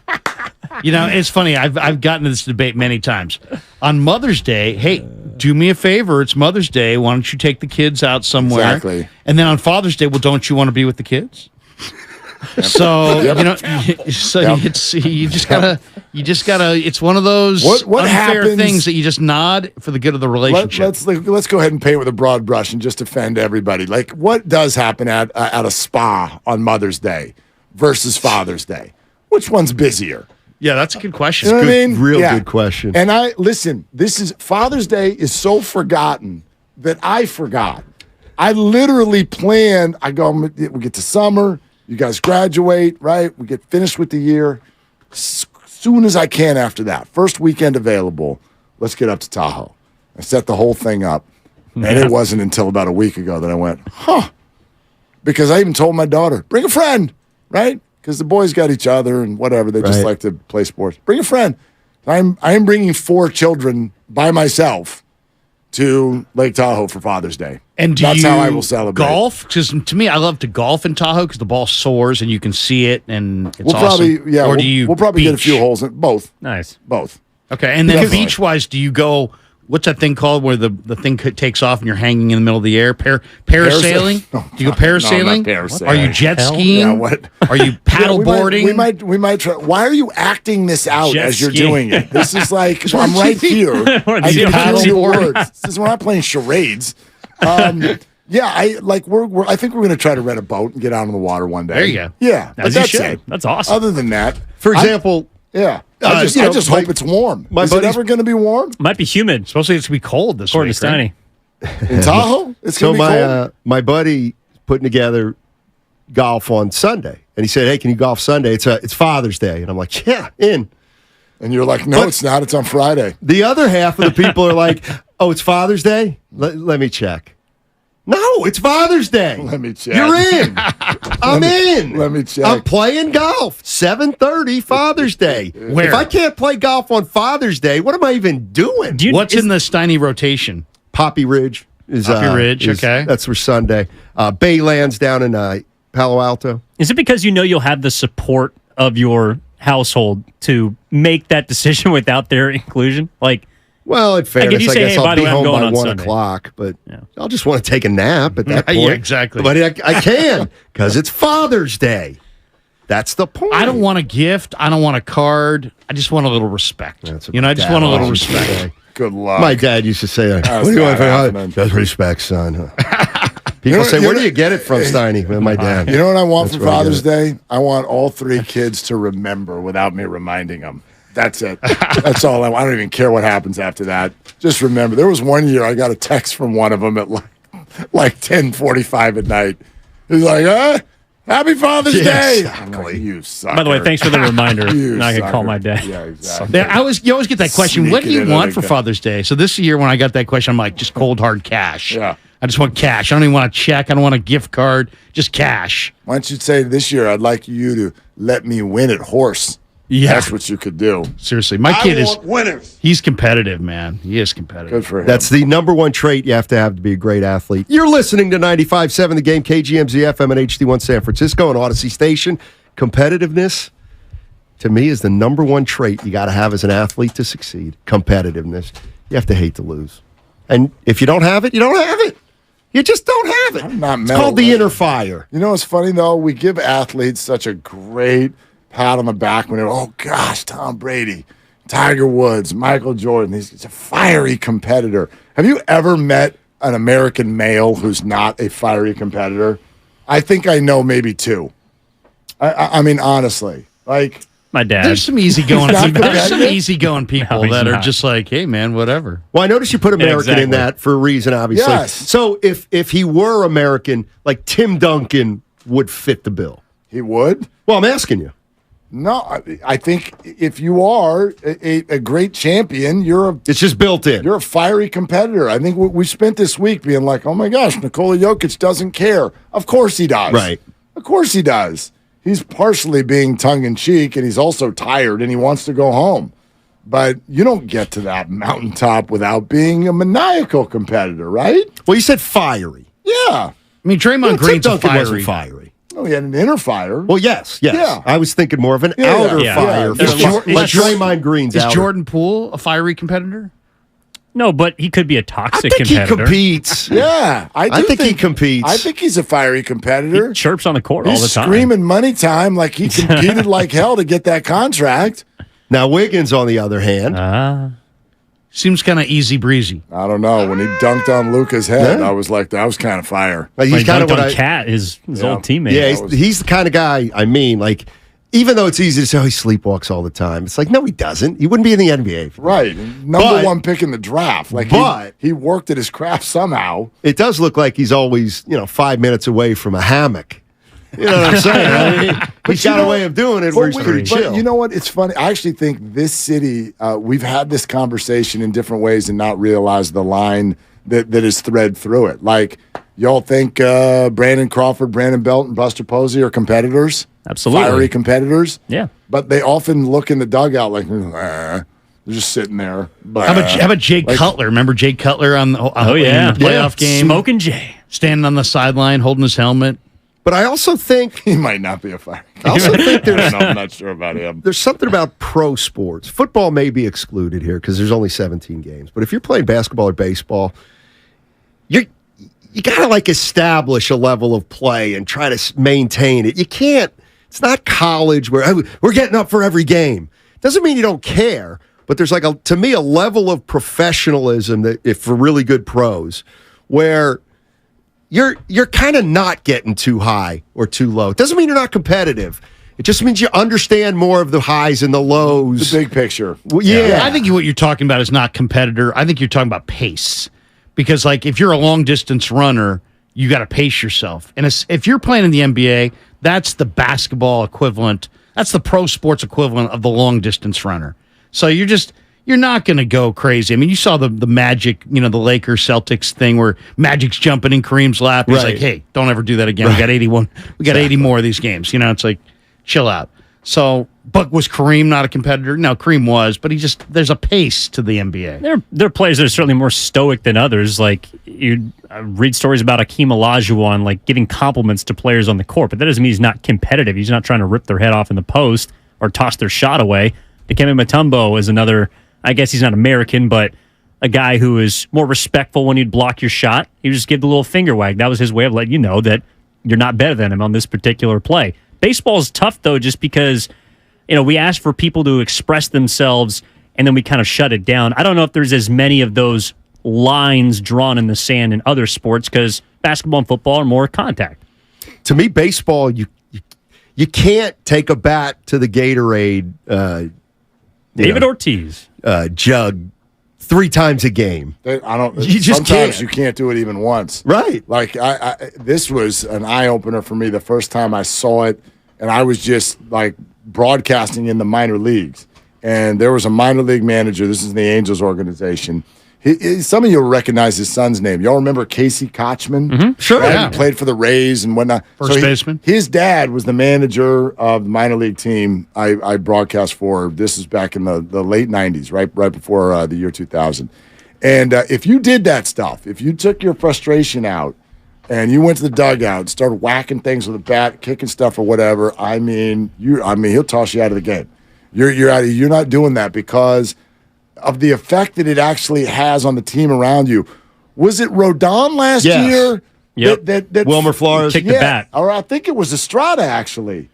No, it was Rodon. It was Rodon. No, but it was Rodon. It hit Estrada. Flores was the one that checked Rodon after kicking the bat. Yeah, he whacked something and it fired up and it hit Tyro Estrada, and all of a sudden he's apologizing and everything. Yeah, that stuff's not usually welcome in the dugout. Well, there's a lot. I'll say this: there is a lot of pushback, even at the high school level, for any demonstration of anything. Mm-hmm. Like there was a kid last year who struck out the side in a high school game, and he pulled the Trevor Bauer deal with the sword. Right. And his lineup, and he was walking back to the dugout. It's 109 degrees. We're talking about summer ball in Walnut Creek. Right. Nobody gives an S. His teammates all loved it. The coach was like, never seen anything worse. It was like, that must stop. We must eradicate that. It's like, okay, all right. Well, but it's a culture. It's a culture of do not stand out, do not celebrate, do not, and they take it very seriously. You can celebrate and you can mimic ball players, just not Trevor Bauer and not the Dodgers. Okay? I am always amazed. Pick somebody better than that. But in football, though, I'm always amazed at how players are not as openly fiery as you would assume they are, just because they come off the field after hitting somebody. I thought everybody would be Bill Romanowski, but it's like you'll be on the sidelines for a game, college, professional, and you'll see guys that are just kind of sitting there, just being present. Bosa's kind of like that. Yeah. Polamalu is the one who always pops to mind. Like he could barely even like make noise when he's talking. He's so soft spoken. Yeah, football players they're nuts. They're just wired differently. They're psychopaths, and they just turn it just click. It just goes on when they go on the field. And also, we're not getting the audio.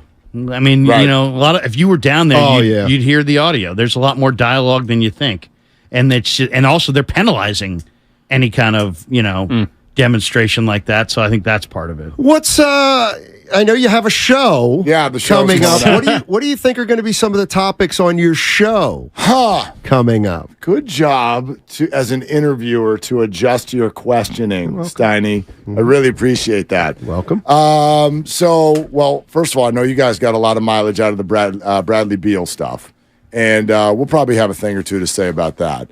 But I can tell you where we're going to start, and it is that Larry Krueger has what I think is an absolutely bananas opinion about this Giants season. I do like bananas. Well, I know bananas. I know I was I'm truly independent. Very disagreeable with him earlier in the bring everybody up. Bring everybody up. Everybody under the sun. Bring them up. 21 Rivers. years old. Get them up. If anybody over 24, get them out. Look at this. 30 and 19. 30-19 since a 6-13 start, Willard. We got action. Oh, you don't need to and tell you know me. what? I love the mix. I love the mix of veterans and young players on this team right now. You're sprinkling in the Schmitz and the Baileys. Yeah, and here comes Matos. You know what it is? It's called perfect. Hope. Before you had none, and now you have Willard, some. I need so you. It's a better situation. I'm kind of with 4 you. hours, but I'm saving. I'm kind of with you. 4 hours. I can't wait. Some tells me Krueger wants to upend this season right now. Seriously. Or improve it. Yeah. So you are going to tease this, all right. What you said to me about an hour ago goes well beyond, hey, they should bring up the kids. I cannot wait. Everyone over Now, 25. are you going to do this ship at 'em off. 2:12 or 2:27? What? Or What is- 2:30? When are you leaving? By the way, since they brought up the Well, don't kids, do it when that's I'm what, walking to my turned car. the season around. That is what's turned the season Haven't around. lost with Luis Matos in the lineup. That's true. 1-0. Undefeated with Matos. He has never hit less than 333 in a ball game. So he's dominating. No, I got nothing against these kids that are coming up. Why don't you like kids? What's wrong with kids? I've got 3 of them myself. Yeah. Yeah. I Maybe that's why. I compete with them every day. Don't forget Duvall. He ain't old. No, he's a Boy, star. I like him. He's an all-star. He's probably an all-star. Not probably. He's definitely. Unfortunately, I think he's the only one who's going to make the team. Well, Even though they got they've other candidates. How they about got Tyro? Yeah. It's just the first base, second base, and third base National League candidates have bigger names, and there's long lists of guys who, everybody's got to be represented is the dumbest thing of all time. Is it an all-star game or is it is it a birthday party? Maybe if they brought up the kids earlier, one of those guys would be in the All-Star. I They mean, might serve cake. Patrick Bailey. Do me a favor. Can you wait 3 minutes? What? Because I don't want to. Well, it takes one for them. They got to play the music. Okay, but I'm right. I don't want to not be in my car then get into my car and I'm like, God, I missed it. You're all loosened up. I could do a solo played on the 30 harmonica for the first 90 seconds Right? and just do me a You played favor. 36. You should be able to move a little quicker today. Just do me a favor. What's your favor? Do like 4 resets in the first 25 minutes. This is what Larry I'll tell you said. what, I'll If tell you're you- just joining us, this is what Larry said. Do it about 5 times and I'll be like, all right. Or I could spend the first minute and a half of the show talking about how everybody will continue to have chances throughout the show to end up at Chase There you Center go. to go to the Warriors introductory press conference after the draft. I could do that and explain that really slowly as if I'm talking to a child. Can't we talk Gaffigan and Seinfeld? Or is that Seinfeld already and is that come Gaffigan? and gone? Is it come and gone? I think that the contest is come and gone. okay. But We could also take shots at Dibley for 40 seconds. Again, we could update the U.S. Open leaderboard. You're taking the material that I'm going to use all day. Okay. I'm taking shots at Dibley every hour. Yeah. On the hour. I love it. Yeah. All right. Don't go anywhere. Dude, go Willard fast. and Kruger. Go. Wait till you hear what Larry wants to do. Kruger's got some This ideas. is Savannah This guy. Banana. All right. Bananas opinion You ever watch about Stoney this run? Giant season. I do like bananas. They're longtime friends Let me tell you something real quick about Dibs that I'm sure not everybody knows. and first-time partners. Hang in there, big guy. There'll be brighter days ahead. Now, these 2 homegrown Bay Area boys finally come together to take over sports talk. Get the hell off of my doorstep. Major League Baseball, you stink. It's Willard and Dibs on 95.7 The Game. Quick, say your opinion really fast before Steiny gets to his car. You got to say it. Say it out loud really fast. Go. You got to do it. I just disagree with you. And I had to change. The reason it took me a second there is I had to change my muff from that one to this one. Whoa, take it easy over Easier, there. easier. Take it easy. Yeah, you can't disagree with me yet. I haven't said anything yet. That's all. You can't just disagree with me just for the sake of disagreeing with me. That would be disingenuous, Larry, and that is not you. Hi, everybody. That's Larry Kruger in for Dibs. Twitch, YouTube. Hello. How are you doing? Welcome in. Get your comments going. Comcast business text line. And yeah, it's true. Throughout the show today, once again, we're going to give you and a guest a chance to go to Chase Center and attend the Warriors introductory press conference with the player that they draft. We'll do that with a keyword. We will show the keyword, the number to text, and then you have an opportunity to win this thing. And I keep telling people, I told them yesterday, Larry, this is kind of unlike any other contest I think we've had or that I've ever heard of before. Usually you win tickets to something. Never have I ever heard of a radio contest where you essentially win a credential. I've never heard of that before, but that's essentially what's happening here. And you can go sit next to Kawakami and Slater and hang out and grill the Warriors' new draft pick, whoever that may be. That's what we're doing. So you got to get to Twitch and YouTube right now. You have to get over there right now so that you're ready when we do this. And not only that, you get to be like, there's tiers of Warrior media credentials. you get to jump into the top tier. Is that what you're saying? Apparently. You get to sit there in the room and say, how does it feel?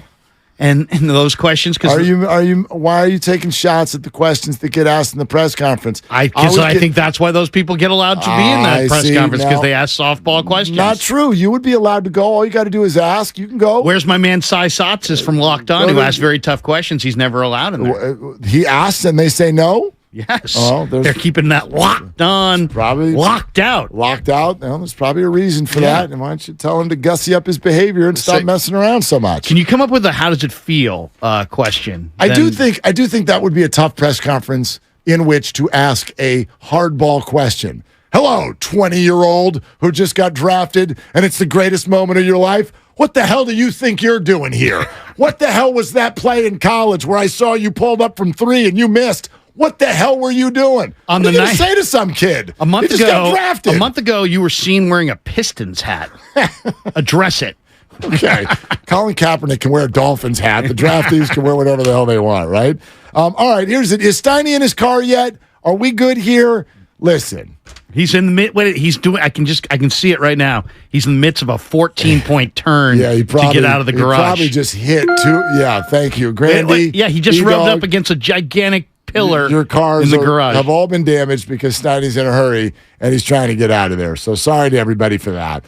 But yeah, man, I saw your tweet when Matos got called up. What was it? Because I tweet often and okay. I can't quote my own tweets. You're gonna make me look up your own Twitter. Well, because I at least get the context right. But you do. You tweet a lot, so I got to scroll and scroll and scroll. It was the one where you said something about like Matos is getting called up, and you're like, well, so much for the tired argument about Matos coming up and not having a space to play every single day. Right, because that's what one of the Giants announcers went on the radio and was like, well, you're just going to call him up and sit him on the bench. Well, what were you going to do?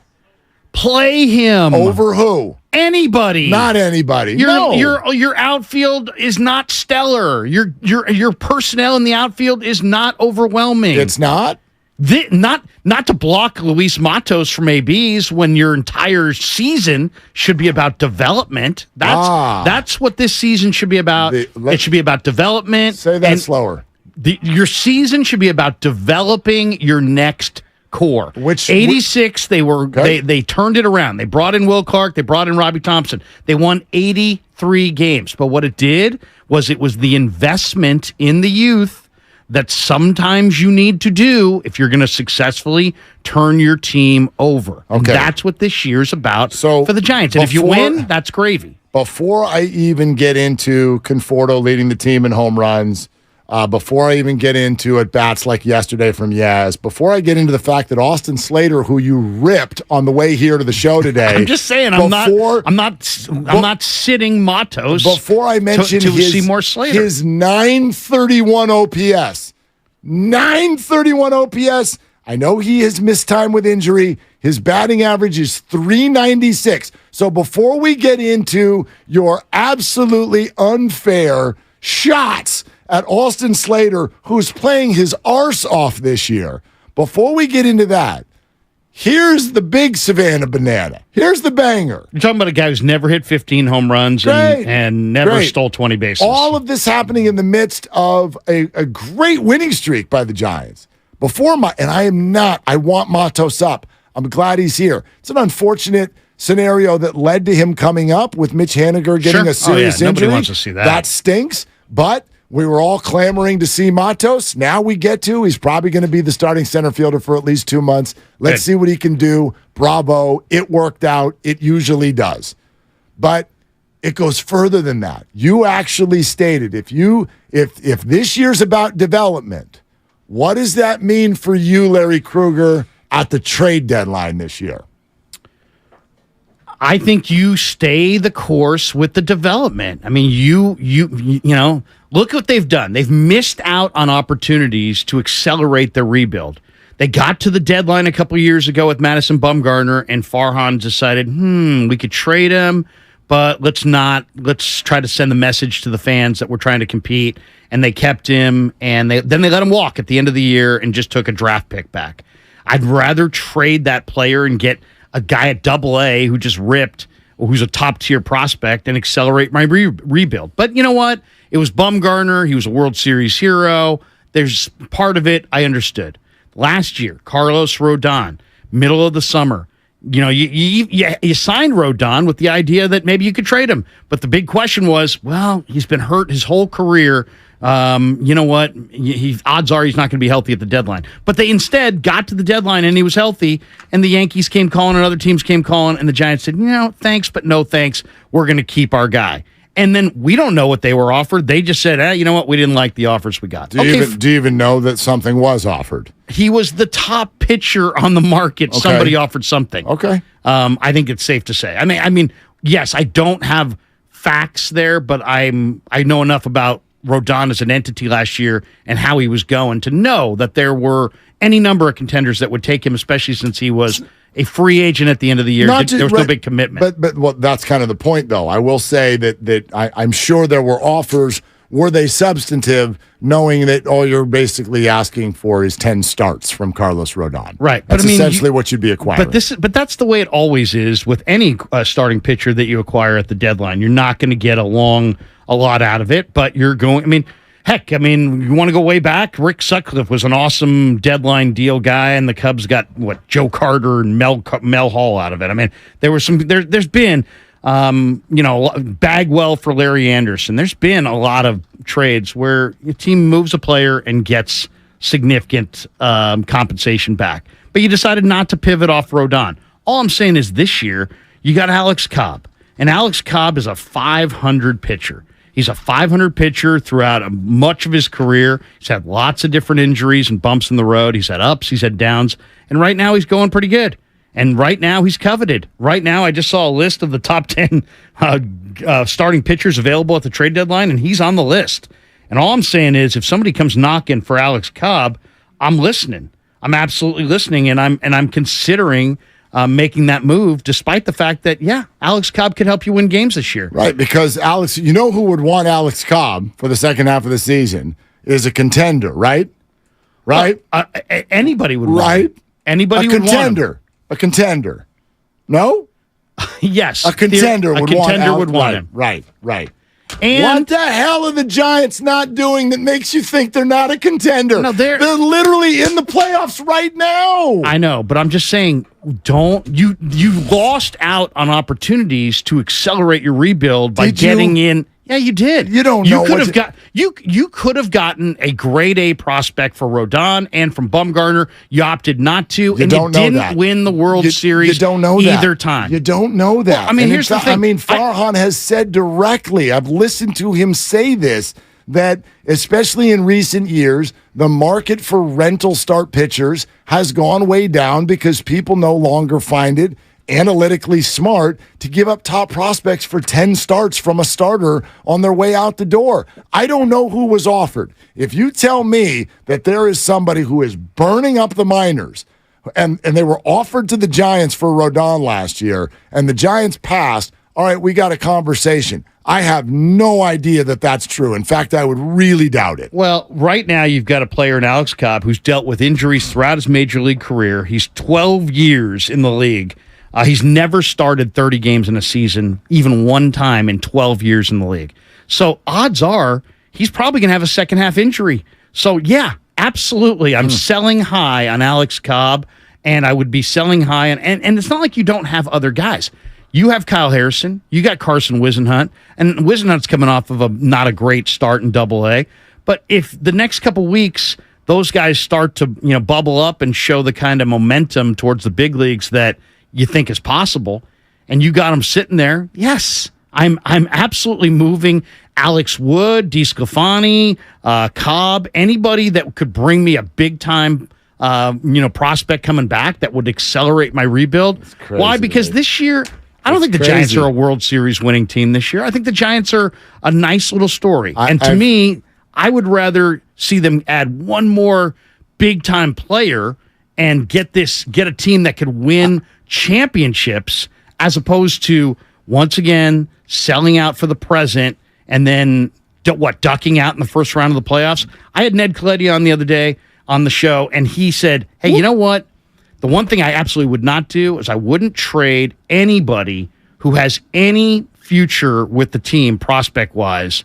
At the deadline, they probably won't. And I would. That's fine. I would definitely prioritize, the rebuild and potentially what I could, the momentum I could get in the rebuild over the present. Do you know what's crazy though? You just used the phrase "odds are," and odds are that every single team in the majors will not win the World Series. I'm looking at FanGraphs right now. The highest odds are. Belong to the Atlanta Braves to win the whole thing, 18.6%, less than a 1 in 5 shot.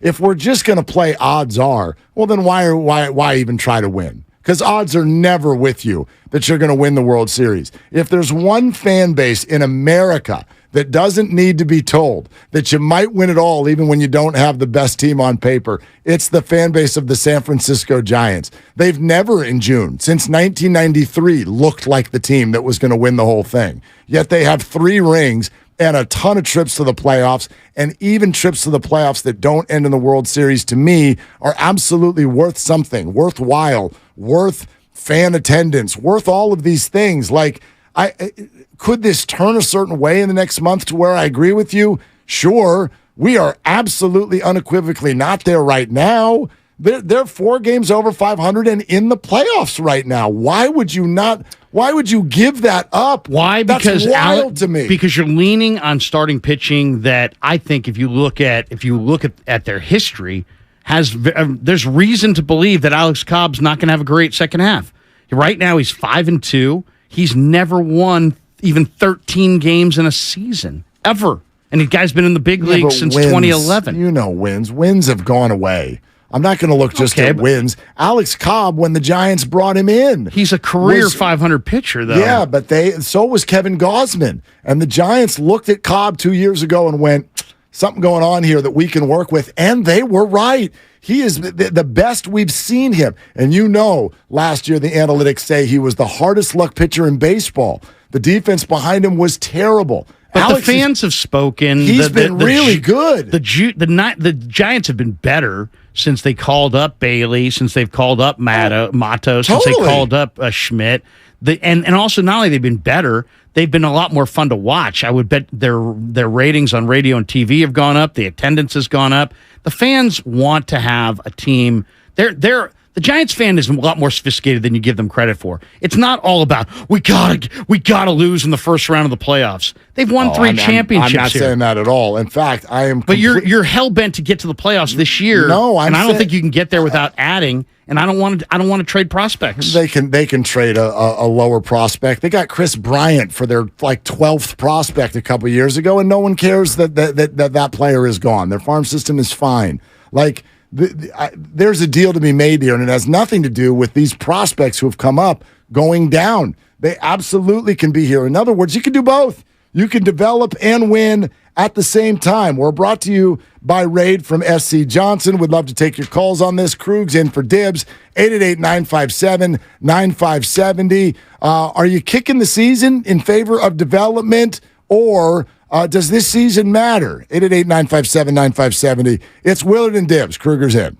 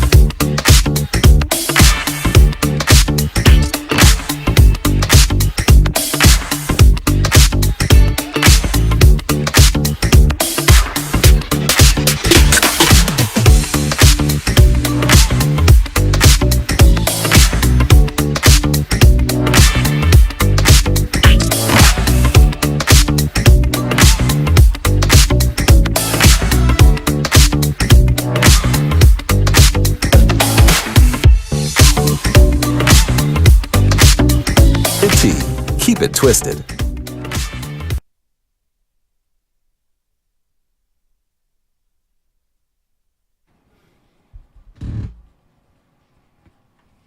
Infinite number of outcomes. Now, back to Willard and Dibs on 95.7 The Game. Comcast Business Text Line 510. He's knowledgeable, but blowhard. Is that me? I don't know. It was one of us. I think it was me. Boy, that's a great question. Yeah. Thanks, Tim. What's going on, everybody? Comcast Business Text Line. That's where you can call us blowhards. And YouTube and Twitch. I was just responding to some people on the chat there during the break. We'd love to do that. Get in there and chat with you. Plus, starting at 3 o'clock, that will be the spot where you need to be, YouTube and Twitch, if you would like to end up at the Warriors introductory press conference after the NBA draft that is upcoming. And if you would like to know who the steals of the third round will be, Larry's here for you as far as the third upcoming round. What if the Warriors trade their pick? You'd be the only guy who, when the 2 rounds are over at the NBA draft, you're like, I still got 12 guys I want. Seriously, I still got 12 guys. I don't think I could name 12 college basketball players, and I'm not ashamed to say it. You could. I could. Don't discount yourself. I watched the tournament. What if the Warriors trade their pick and don't have, because they have no second round pick. So let's say they trade their pick. To move up or down? To move out. Or just out. Then what's to get a player? What does that do for the contest? What does that do for the person who wins? Don't bring up the business aspects of this contest. I'm That's going to make saying. my head explode. I actually have already thought of that. Like, what if there is no player? What if there's no player? Well, then there'll be a press conference with who? The faceless ghosting GM of the Golden State Warriors. He will be there. Ooh. He'll just float into, I don't know. It'll be a ghost. It's going to be a voice like the Wizard of Oz. It'll be somebody behind a curtain. The Warriors have decided not to draft anyone. I don't know. I have no idea how it's going to work. I don't know. But you can be there. It's like going to a Lake Up family dinner, maybe. You can be there, and Joe Lacob will hire you to work 7 days a week. You might actually root for them to trade out because then you know they would try to make it up to you some way, and you'd probably leave with just a ton of swag. Oh, you'll end up in the owner's box for opening night in October. No question. Ray Ritter will swag you out. Oh, yeah. 888-957-9570. And we're going to go to the phones here in just a second on this. I'm not saying that I don't understand pieces of where you're coming from. We actually probably agree at the end of the day on this. I'm incredibly focused on the farm and excited about the future, and the fact that it's finally bearing fruit is incredible, and boy, do I want them up. I'm not trying to stump for 36-year-old vets who are hitting 230 by any stretch. That's not what I'm saying at all. But the idea to me that you would take it so far as to give off starting pitching, which is literally the one thing they need more of, in a year where they are now 4 games over 500, less than 70 games in, and in a playoff position. Wow, I am categorically opposed conceptually to that idea, because this fan base knows better than anyone. Like, yes, call me crazy. Yes, this year could end up being a World Series year. Absolutely. It's baseball. Sure, anything can happen, but let's not ignore what we've seen thus far. Bailey got called up. He was better than the player that he was replacing. Casey Schmidt got called up. He's been better than the players that he's replaced. I think there's a chance, and I've seen that kid Wisenhunt, and I saw a ton of Kyle Harrison. They're the kinds of starting pitchers that when they blossom will be better than Alex Cobb, Alex Wood, and Anthony DeSclafani. Those are like their first-round draft picks. And these guys are close. So that's great. Well, yes, they're close. So but all I'm saying you is also don't want to rush it, do you? Well, I don't want to rush it, but at the same time, their confidence. Well, I don't think it would. I don't think it would. Harrison still needs to find the strike zone a little bit more consistently. No, you don't want him to come up and start. But Mark, there's always some debate who's ready, who's not. I mean, we both know that Brian Sabian knows a lot more baseball than either of us, And yet he went with Benji Molina for half the year and left Buster Posey in the minor leagues. And are we supposed to believe that Buster Posey was going to fall on his face? Maybe. If he had been called up 2 months earlier? You'll never know. I mean, this is the debate that I've had with Warrior fans for months now who are like, Moses Moody had a good playoffs, which proves that Kerr's an idiot for not playing him earlier. Well, how do you know that he would have played like that in the playoffs if you had played him earlier? You don't know. You don't know. And everyone in that organization has clearly stated that if you want to go back to, say, January, Moses wasn't there. He wasn't locked in. He wasn't ready. There is a reason there are minor leagues. People need, you don't eat your steak before it's cooked. Like you gotta season that thing.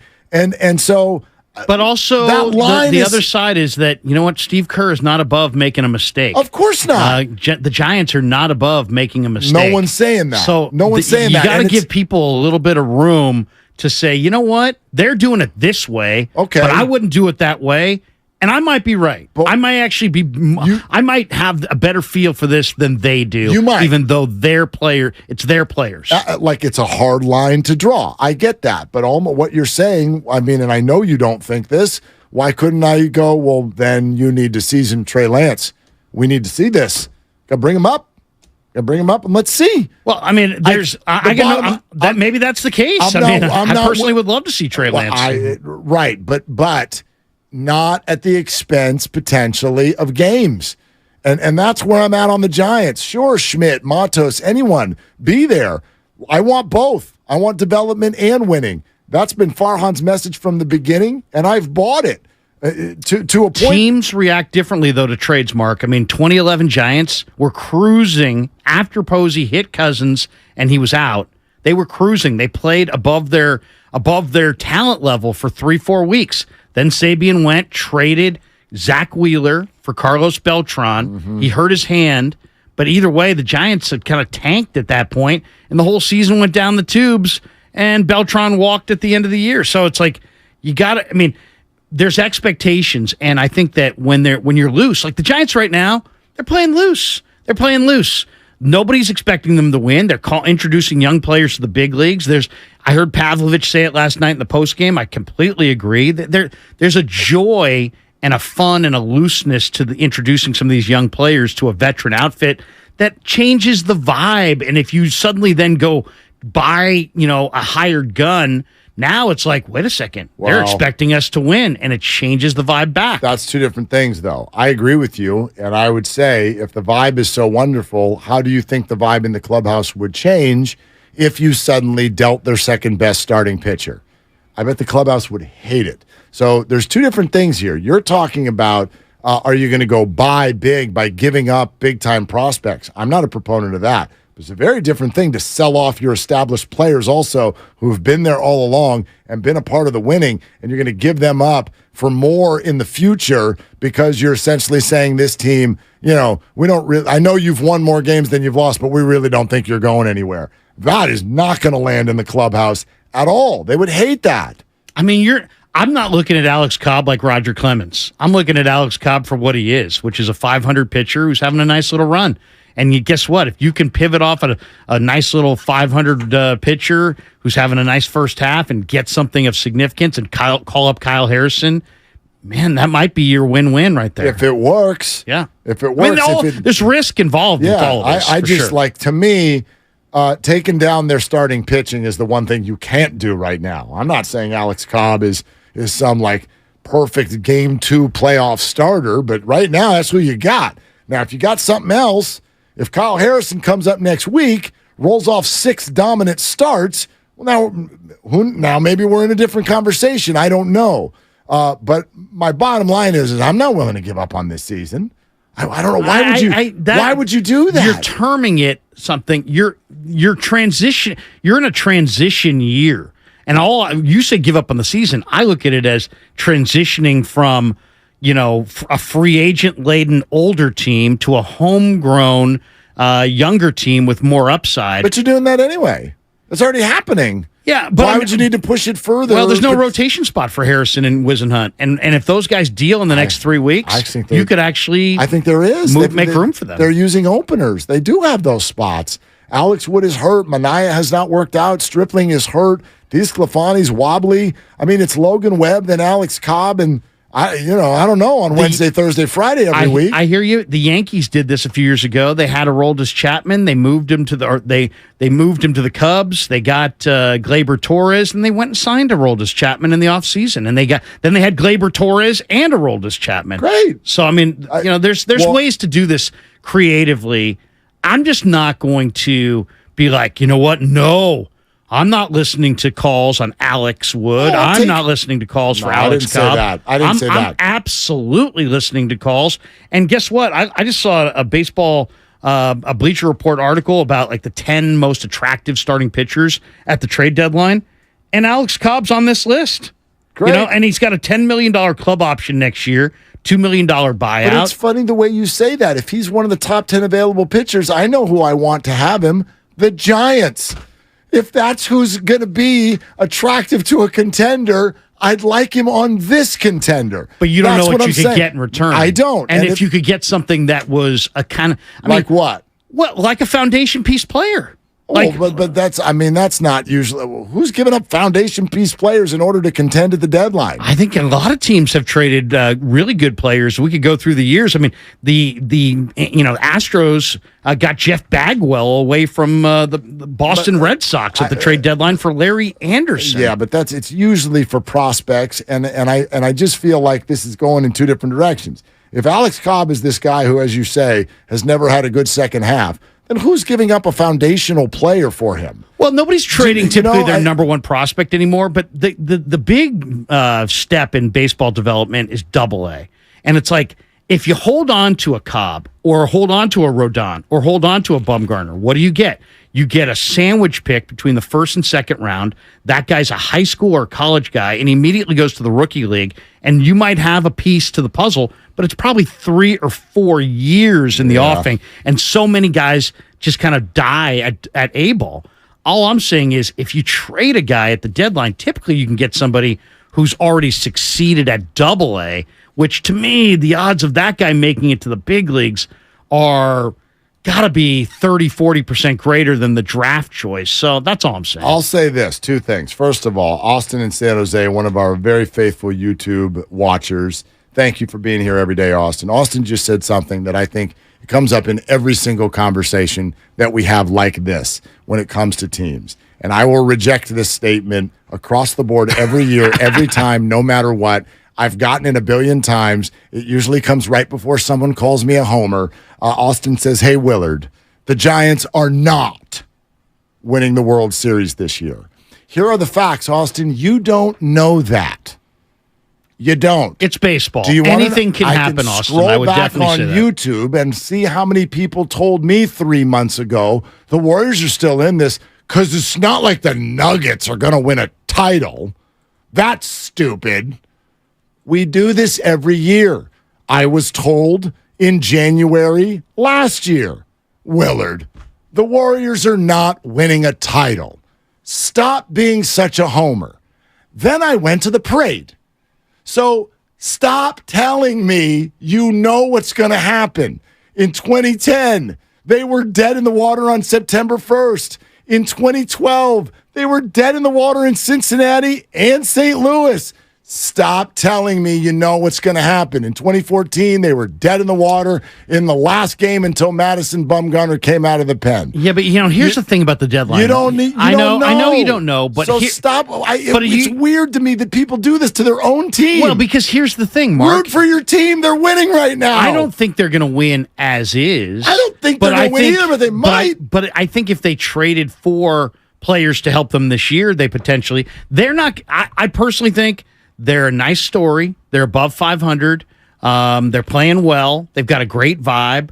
But I don't expect them to win the World Series this year as is. But if you told me at the deadline they got Shane Bieber or Lucas Giolito, like a big-time guy, starting pitcher coming back, now they may be on that list. But what does it cost to get that I don't know. guy? My guess I'm not willing to move off of the prospects at this juncture, because I really believe that this year is about setting them up for 24, 25, 26, 27. I don't know. For me, I'd like I don't know about you, but I'd like a nice 5 or 6 year run with Farhan and Gabe and the current regime with homegrown players coming out of the system. And the same reason that Farhan has stated, and you've agreed with it in the past, that, hey, we're not going to go into the free agent market and really compete for free agents until we're ready to win as far as our system. Well, now we're seeing that happen, right? The system's starting to produce some players. And so maybe next year in free agency maybe is the time to go after a big-time guy like a Shohei or whatever, because you've got this momentum of prospects coming. So it's all about timing, well, really. But I'm with you. I don't want to give up a big-time prospect. Like Luciano's. No. You might be able to get Lucas Giolito, but do you want to trade Marco Luciano? I don't think you have to, Lara. I really don't. I mean, again, they got Chris Bryant for Alex Canario a couple of years ago. Caleb Killian. And those guys were decent prospects at the time. They're decent, right. Luciano's not a decent prospect. He's a big-time prospect. Yeah. I don't know where it's going to go. But, here's the thing, Mark. I mean, they signed him as a five-tool shortstop. And from what I've heard, shortstop is not in his future. It's been a while. And maybe the infield is not in his future. And we may be talking about a good-hitting left fielder with bat speed as opposed to an all-world shortstop. That takes his value down several rungs, in my opinion. Except for, are we already looking at their future shortstop? So maybe that's all taken care of already. I got no problem with a left fielder. The Giants have had a revolving door since Bonds over there. Yeah. So let's get a left fielder who can hit 30 home runs. That'd be amazing. Yeah, I'd take that. I don't know if that's what he's going to be. But he's also had back problems. He's got problems. And, I'm excited over the last 5 days. The guy's homered every other at bat. I know. It's just like you got to. The most important thing the Giants could do is scout their own system. Just have a real good knowledge of who do you got, and I'm sure Farhan's doing this. Who do you have that you believe in? Who do you have that you believe in but you don't think is going to do it on a certain level? You know what I mean? And then you know where Baseball America and where the industry rates your prospect. If you have a prospect that you think is a 6, but Baseball America and the industry rates him as a 9, maybe that's a guy to move, right? Maybe that's Luciano. I don't know what he thinks about him. Yeah, we don't know. We've sort of danced around for a couple of years of does Farhan like Patrick Bailey better than Bart? I think we got our answer. The answer is yes, and he was right. I like him better than Bart. Absolutely. I mean, Joey Bart, listen, Bart and Ramos were the two names for a couple of years.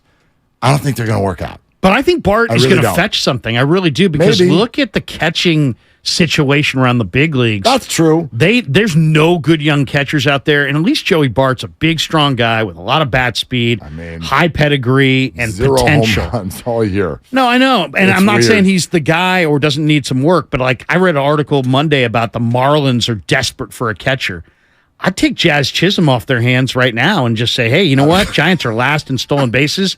Throw Jazz Chisholm out there as a guy who can play multiple spots. How great would Jazz look in a Giants uniform? Jazz Chisholm for Joey Bart? Well, I'm just saying, when you have a catcher that's young, controllable, and ready to play in the big leagues, or at least on the verge of being ready, and you're looking at a team that's staring at nothing, you might be able to get Jazz Chisholm for Joey Bart. You might. He's hitting 210. He's hurt. Here's what I would say also, and I know Farhan says this when he gets asked this question.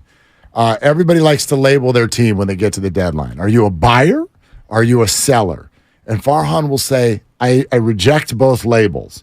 We will look at every single offer as they come and decide, is this a good move or not for our team in this moment? And if it's a good move, we'll do it. And you've seen them do things that are almost considered buying and selling at the exact same time. Darren Ruff, J.D. Davis. That was literally one of the greatest trades in recent memory, and it didn't seem like a big deal, but Darren Ruff left, barely got another hit, and the Giants got a haul in return, led by a major league player in J.D. Davis, who is succeeding at a high level. Yeah, great trade. Followed by prospects as well. Yeah. And so that almost felt like a deal. But it felt like a sell/buy at the same time. It's like we gave up a major leaguer, but we got a major leaguer in return, and we added to it like a sell deal. So I don't know, man. When I watch him at the deadline in recent years, we can talk about the offseason and free agency. That's been maybe a weak point.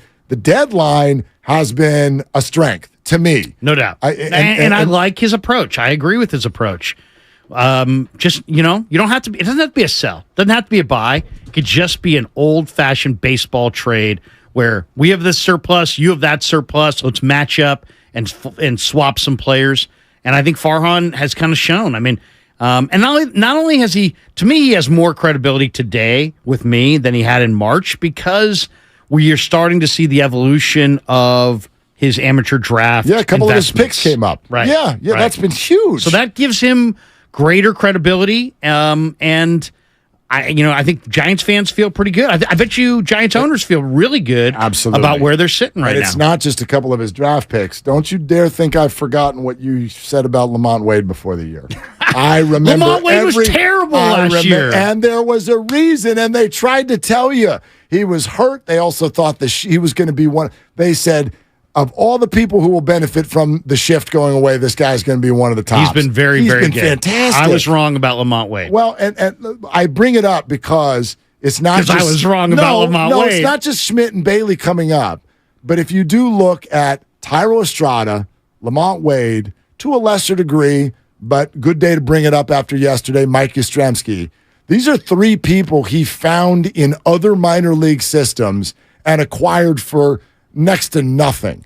Tyro came over for cash considerations, and the dude is playing like an all-star. Looks like he's going to be here for a long time. How about Brebbia? How about DeSclafani? I mean, he's found these guys too, and they've fulfilled their potential. Sable this year is a Rule 5. Rule 5 guy. He was a nice little pickup for sure. He's done some nice things. I mean, let's be honest. The old saying is the best deal is the deal you didn't make.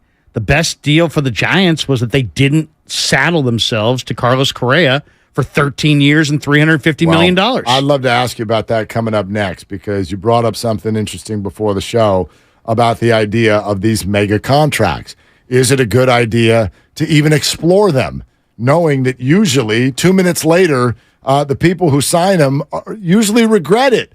And it's relevant with Shohei on the way. So we can get into that coming up next. Y'all can weigh in on it, 888-957-9570. Do you want the Giants to still be involved in the idea of a mega deal or not? We're presented by Fremont Bank, full-service banking, no compromises, and also starting as soon as we get back. Coming up in 5 minutes, we start the process of getting everybody qualified to get into Chase Center for the Warriors' introductory press conference after the draft. We'll tell you how in a moment. Larry's in for Dibs. It's Willard and Dibs. What's up, DP family? The Pandemonium Tour 2023 tickets are on sale now. We are so excited about this brand new tour traveling all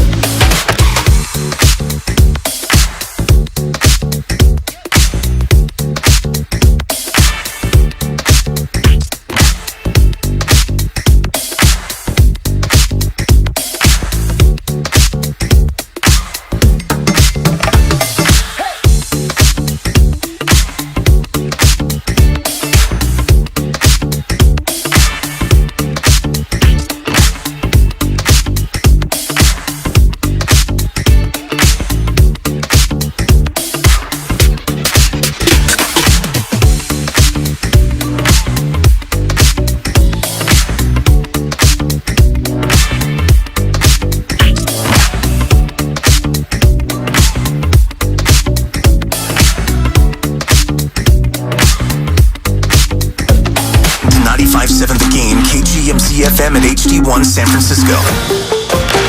Always live on the free Odyssey app.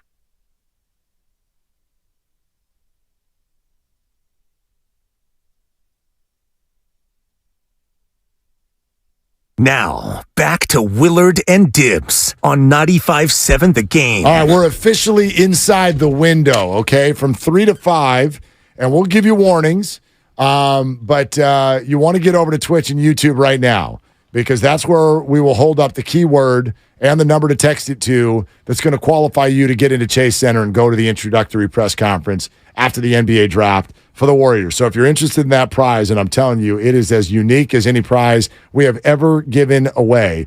You get to be on the inside at Chase, the bowels of Chase, if you will, and see how it all plays out and meet the new Warrior draft pick and all of those things. So get over to Twitch and YouTube right now. I can tell you that within the next 15 minutes, we will hold that sign up for the first time. So get yourself in position right now, Twitch and YouTube. Thank you so much for being there. Krug is in for Dibs. We've been sitting here talking about this season, how hard to go for it. I put a poll up on Twitter right now, and I'll tell you the way I phrased it, since you had brought up Alex Cobb just as an example of somebody that you think maybe they could shop at the deadline. So I gave everybody two options, and it's on my Twitter feed right now. SF Giants fans, would you rather trade Alex Cobb /sell or go for this year? Yeah. What do you think the percentage responded to so far? I would say that people are always cognizant of what the person who puts the poll out wants, so that leans it towards. You think my Twitter followers want to be nice to me? Yeah, is that what you're saying? Yeah, because they're your followers. You haven't. So you've been on Twitter long enough to know that that's not how Twitter works. They're showing blind faith in the man from Marin. I'm not from Marin. Well, you live in Marin. I live there now. I would say if they were a really intelligent baseball fan, they would not be on your side. They would be more along the lines of, you know what, sell high. Sell high. So you found a way to answer that and call me unintelligent at the same time. No, I'm just saying. There you go. For example, Alex Cobb has had injuries throughout his Major League Baseball career. He's been in the league for 12 years. Who hasn't? He's never had a season of 15 wins, and he's never had a season where he's even made 30 starts. Yeah, but so what does that tell you, Mark? It tells you if history is any way of predicting the future, and maybe that it is, maybe it is, maybe it isn't. But it tells you that he's probably going to have some injuries. I just watched the game in Colorado the other day. He threw a pitch, and he grabbed his hip. Well, he winced. So who knows? Maybe he's going... History tells you he's probably going to have some second-half injury that's going to prevent him from making 30 starts. This goes along with my thinking of why I would be open. If somebody calls and says, we'll give you something for Alex Cobb, I would do it. Now, at the same time, if Farhan doesn't believe in a couple of their Giants' real high-end prospects, the kind of guys it would take to get a Marcus Stroman, a Lucas Giolito, I could see him doing both. I honestly could. I think you hit on it already. I could see him selling a pitcher or two, but I could see him over here going, you know what? We'll go and we'll trade this prospect that they think is special and we just think is good, and we'll go get this pitcher back. So, I think Farhan is always in the deal flow, and if you said to me, make a prediction and put your money behind it, I would guess that he would buy and sell at the trade deadline. I really would. He has done that before, and he probably will. He won't just sell off. It won't just be just a gigantic sell off. No, and the Giants just tumble out of control. It won't be a gigantic buy either. They're not giving up a top 3 prospect. There's no way. They may if they don't value that prospect. Well, if they don't, then to them it's not a top 3 prospect. You get Luciano. what I'm saying? Is Luciano somebody that they absolutely want to have in San Francisco, I don't know. or is he going to be utilized to bring in that guy? And what if, look at the Angels. What if Shohei Ohtani gets moved at the deadline? Would you rather leave that alone? I'd leave that alone. And try to go after him in the offseason? Yeah. Or would you rather... I'm not interested. What if you could get him for Luciano as the centerpiece in the trade? No thanks. You wouldn't do it? No, I'm not interested in a name that big at the deadline because of the prospects it would take. And you're going to get him for 8 weeks.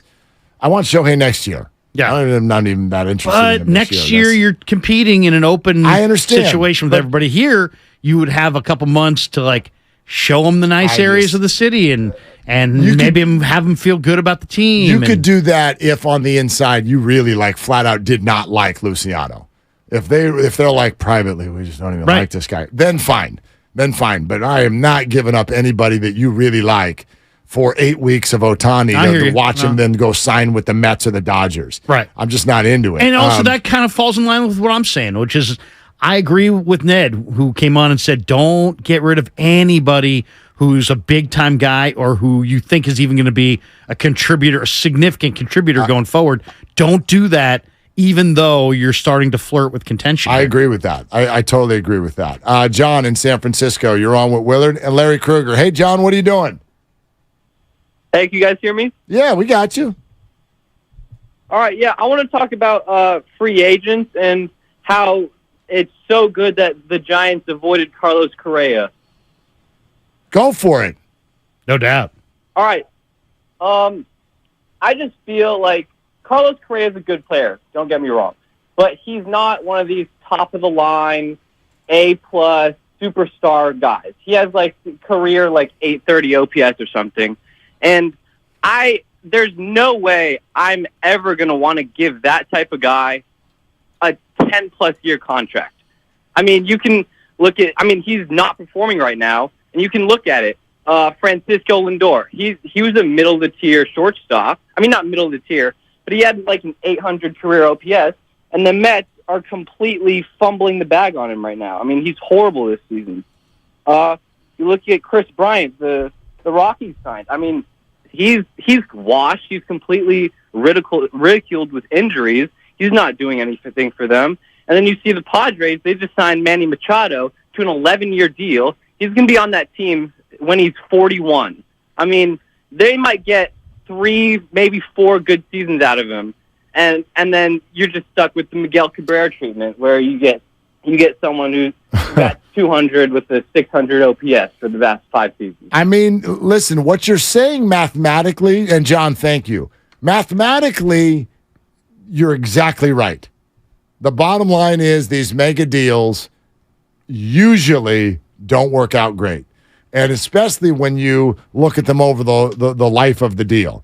Albert Pujols, would the Angels do that again? I mean, they got some okay stuff out of him. It's not like he was a terrible baseball player, but in the end, that thing got embarrassing by the end of the deal, and most of these will. Correa has even now admitted, he's like, I don't even know if I want to play 13 more years. I'm sitting here going, 2 months ago, my God, if you had said that, like the franchise would have crumbled to hear you say that out loud. Like, that's crazy. So, look. Do you just forget about big-time free agent deals altogether? I don't think you forget about them altogether. I don't think the Yankees regret what they just did with Aaron Judge. And I don't think whoever gets Shohei next year is going to regret it anytime soon. But I might go that direction. I know that's severe, but I might just say, you know what? I don't want to do that because you're basically walking into a landmine, and you just never know what step's going to blow you up. And it's like, you know what? You really can't afford that. If the Giants had, can you imagine if we're sitting there with 210, Carlos Correa, with 12 more years on a $350 million commitment? You would hate it. I mean, it would be a disaster. It would hang over the franchise in the worst way. It might just be better to pour all that money into the farm system and just kind of swear off that angle. I mean, I'm looking at the free agent list this year. Max Scherzer, Shohei Ohtani, Marcus Stroman, Javi Baez, Josh Donaldson, Joey Votto. I mean, these are all older players. You like the Mookie Betts deal? Mookie Betts at a 12-year, $365 million contract. He is the 3rd year in right now. So he is signed all the way through his 39th birthday, and he's only 30 right now. But right now, don't you think the Dodgers are getting every dollar? I still don't like those deals because I think on the back end you're really losing. I mean, the odds are you're going to lose big. I think it's risky. I think it's really risky. I agree with you. I'm not gonna write them off completely, but I do agree, and self-included, we got way too excited about that stuff. We get too wooed by all of that stuff because it is usually a bad bet. And I think that's kind of been Farhan's point all along, even though they've gone after a bunch of them. So, that's relevant to Shohei. I mean, we can throw that out to people. Now knowing what we know, Correa and everything else, $500 million for Shohei. You want to do that this offseason or not? I'm holding up the sign right now, Twitch and YouTube. There's the word. There's the number to text it to. Do that right now, and that gets you qualified to attend the Warriors introductory press conference with the player they draft.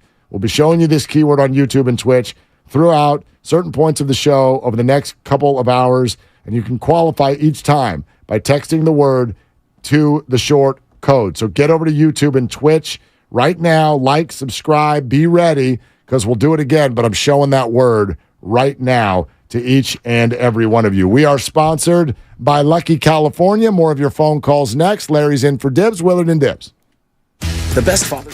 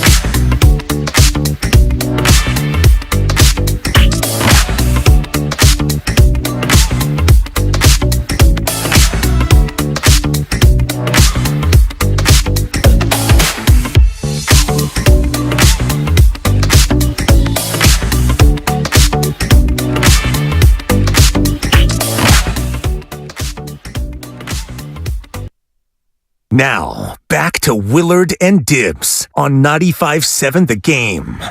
I mean, I have no choice but to admit it, I think. I mean, it's just like, I don't know, it's like going to an amusement park or shopping, or you see something shiny in the store. You're like, I know that's a bad purchase, but I kind of want it. You know what I mean? Like, in a way, it's like every vacation. Vacations are a bad purchase if you really want to get mathematical about it. I understand that you can't quantify the relaxation, the time with family, all of those things. But you know damn well, whatever you budgeted for that, it's going to be more. It's going to be more. There are probably going to be issues on this vacation. Some rental car company is going to be like, oh, we ran out of cars. I don't know what happened. Something is going to be awful. That's likely. It's kind of like your point about Alex Cobb. There's going to be an injury at some point. There's going to be a hot mess on this vacation somewhere along the road. But we budgeted, I don't know how many $1,000s to get off on this vacation and get out there with the family and the family truckster and have a flat tire. Like, it's a bad beat, but you do it anyway. Well, and that's kind of how I feel about Shohei. That's kind of how I feel about Shohei. It's like popcorn at the movie. Right. You know, I mean, it's like, it's a terrible value. Well, but you're sitting there going, damn, it smells so good. I know, but what if they get free refills? Plus, I can't even watch the movie if I'm not just like, right? That you just, my kid has to be. My kid dragged me the other night because it was his birthday. I'm like, what do you want to do? It's like, I want to see Spider-Man. Have you seen Spider-Man? I haven't seen it yet. I've heard a lot of different. I don't want to spoil anything. Oh man, what's the problem? What happened in Spider-Man? Brutal, dude. Why is it brutal? Spideyverse, right? Spideyverse. It's just brutal. It's like you didn't like the movie, or it didn't have an ending. I heard that a lot. I heard people said it was just like it just ended. It was like an avalanche of nothing, and then it was like a bunch of good ideas. It was like somebody going up to a dry erase board and going, "Let's do this, let's do that." You know what it was? You're saying it's like Farhan with the Giants roster. It was like whoever came up with the Astros new stadium. Like, hey, well, maybe we'll throw a train in there, and maybe we'll do this. How about a mound in center field? Yeah, let's go Towels Hill. And why, let's throw it all in there. We're going to throw it all in there. That's funny. And then they just start walking it back. Hey, goodbye to the hill. Goodbye to this. It was kind of like that. It was like, hey, let's have this. Let's have that idea. And it's like, at the end of the day, it was just a lot of colors and a lot of multiple weird storylines. And I mean, it was just rough. That's disappointing. The first one was really great. Well, I go into any of these, whether it's Marvel, whatever the cartoon verse type superhero movie, you know damn well that it's not going to have an ending. It's just going to set up for the next one. I know. Like, how many of these are we doing? How many Spider-Man movies are we doing before it's over? It's okay if you do that. Just don't do it so cheap. They did it really cheaply. Like here's a bunch of plots, nothing gets resolved, and then to be continued. To be continued. Well, yeah. What? Yeah. And you know what? I looked over at my wife. She was totally sleeping. I was. Wow. She was done. She was out. And granted, we're in the luxury loungers thing, so it's like so damn comfortable. Well, that's the thing. Yeah, but there was a couple people like around us were like into it so much that it was like, wow, they're watching this on a different level than us. Your poor wife. She's just tired of dealing with you. She's exhausted, the poor thing. She was very tired. I tell people this all the time. I go, listen, if we're going to go to the movie, because I don't go to the movies very much anymore. Last one I saw was the Air, the Jordan thing. But if we're going to go to the movie, it's got to be good. Because if you put me in a dark room, in a comfortable chair, you're sleeping, and ask me to sit still with popcorn in my belly for 2 hours and 15 minutes, the chances of me being awake at the end of it are like Johnny Cueto getting a hit. I mean, like, good God. And worse yet, my kid's can't. like, Dad, you're snoring. Dad, you're snoring. You do that like disruptive wake up right in the middle of gosh. No, I'm here. No, it's I'm good. awake. It's good. No, it's good. Movie. No, I love it. No, did you not like it, Dad? No, I liked it. Why did you fall asleep and start to snore? I don't know. That's how I feel though about the Shohei thing. These big, huge contracts. Yeah, they're probably a bad idea. But so's a big piece of cake, and I'm going to eat it sometimes because I like chocolate. So, but if you have a finite budget, it's like you know, if do they have a finite budget? Well, I don't. They seem to. They seem to have a finite budget. Do they? Well, I mean, they spend more than people give them credit for. I'm not saying they don't spend a lot. I'm just saying that it's not like an endless amount of money they have to spend. It's definitely very finite. So it's like if you're gonna, I just look at all the free agent signings. It's like if there's 10 big money signings, like 9 of them are bad. Totally. So and it's been would you that rather way. get the one? Are you seriously going to be like, we're going to get the one good contract? I mean, it's amazing if you think about it. You know who was like one of the greatest free agents of all time? Barry Who? Bonds. Yeah, Barry Bonds signed him $42 million, signed him to a right? $90 million deal, signed him to a $42 million deal. Giants didn't regret one penny. That's true. That's true. No, there are examples. Scherzer was a great one once upon a time. I mentioned Betts. We're only 3 years in. These mega deals have worked out at times. Again, it's only 70 games in, but I think the Yankees feel fine about what they did with Aaron Judge. And I think teams are willing to say the last 3 or 4 years might be a little bit of a struggle. If we can get 6, 7, 8 on the front end, we'll make that deal. The problem is when it stinks right away. And, you know, we're bringing up Correa. You look at the Padres. I am fascinated to see what that team looks like in 6 years because they've signed everybody to 13 years and $300-something million. It's not just Machado. Tatis, who got caught with steroids. Xander Bogaerts is on one of these deals. We'll see what happens. $280 million. And they're all underperforming. The whole team is underperforming. And they don't care because of what? Insurance, I guess? They can get out. Well, they can get these deals insured and you can walk away. Every team has got their own thing going on, right? Like the Padres don't care because they have successfully done what they set out to do, which was become the deal in that market when the Chargers left. When the Chargers left, it felt like, well, that's it for pro sports in San Diego because all we have is the Padres and nobody really cares.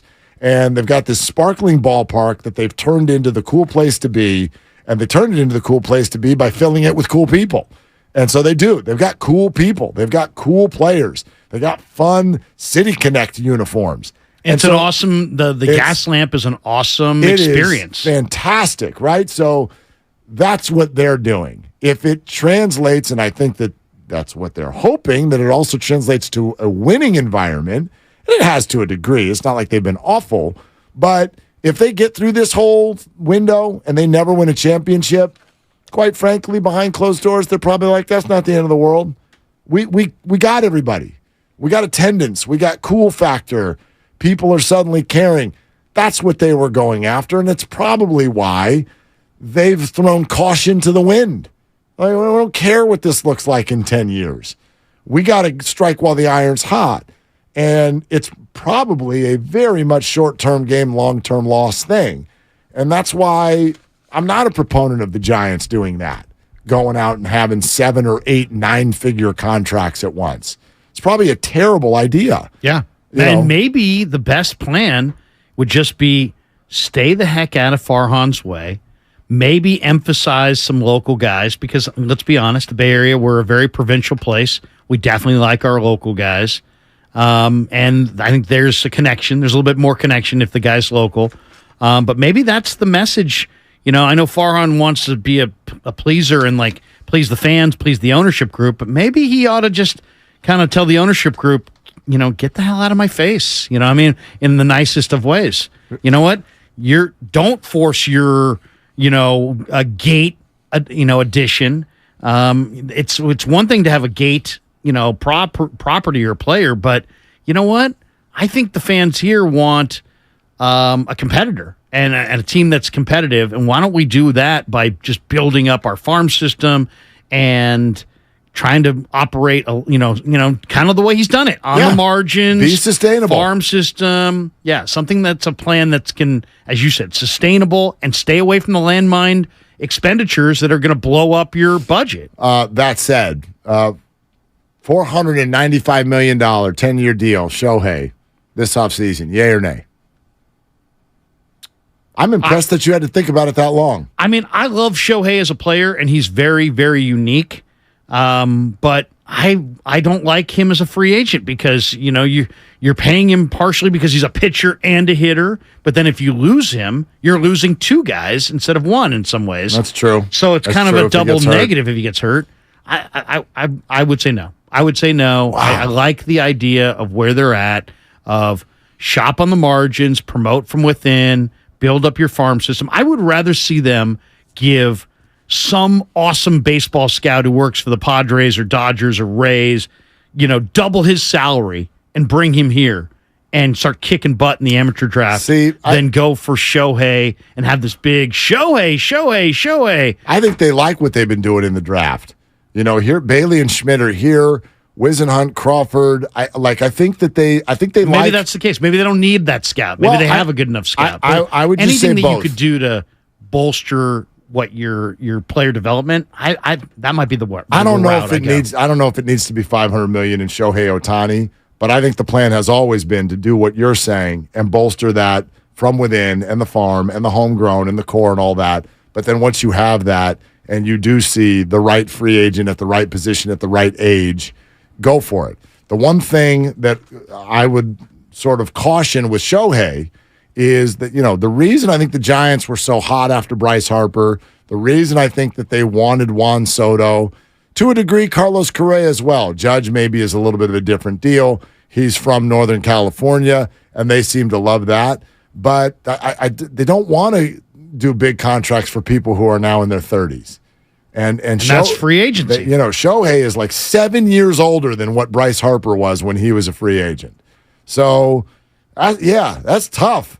They won't go 5 years on a pitcher. So now they're going to go 10 on one who's already 30? It doesn't feel like their kind of deal. I don't like the pitcher angle ever, by the way. I don't think they will. Like, people are asking on YouTube about Gausman and what did the Giants offer him. I think they were in on the conversation, but the first minute they heard 5 years, they're like, night. Same with Rodon. I don't think the Giants will ever sign a pitcher to a 5-year contract ever again, and I think they're right. I think Farhan could write a book on how to be involved without being involved. How to be involved in a free agent but not get him. I mean, they made a bid for Bumgarner. They made a bid for Rodon, right?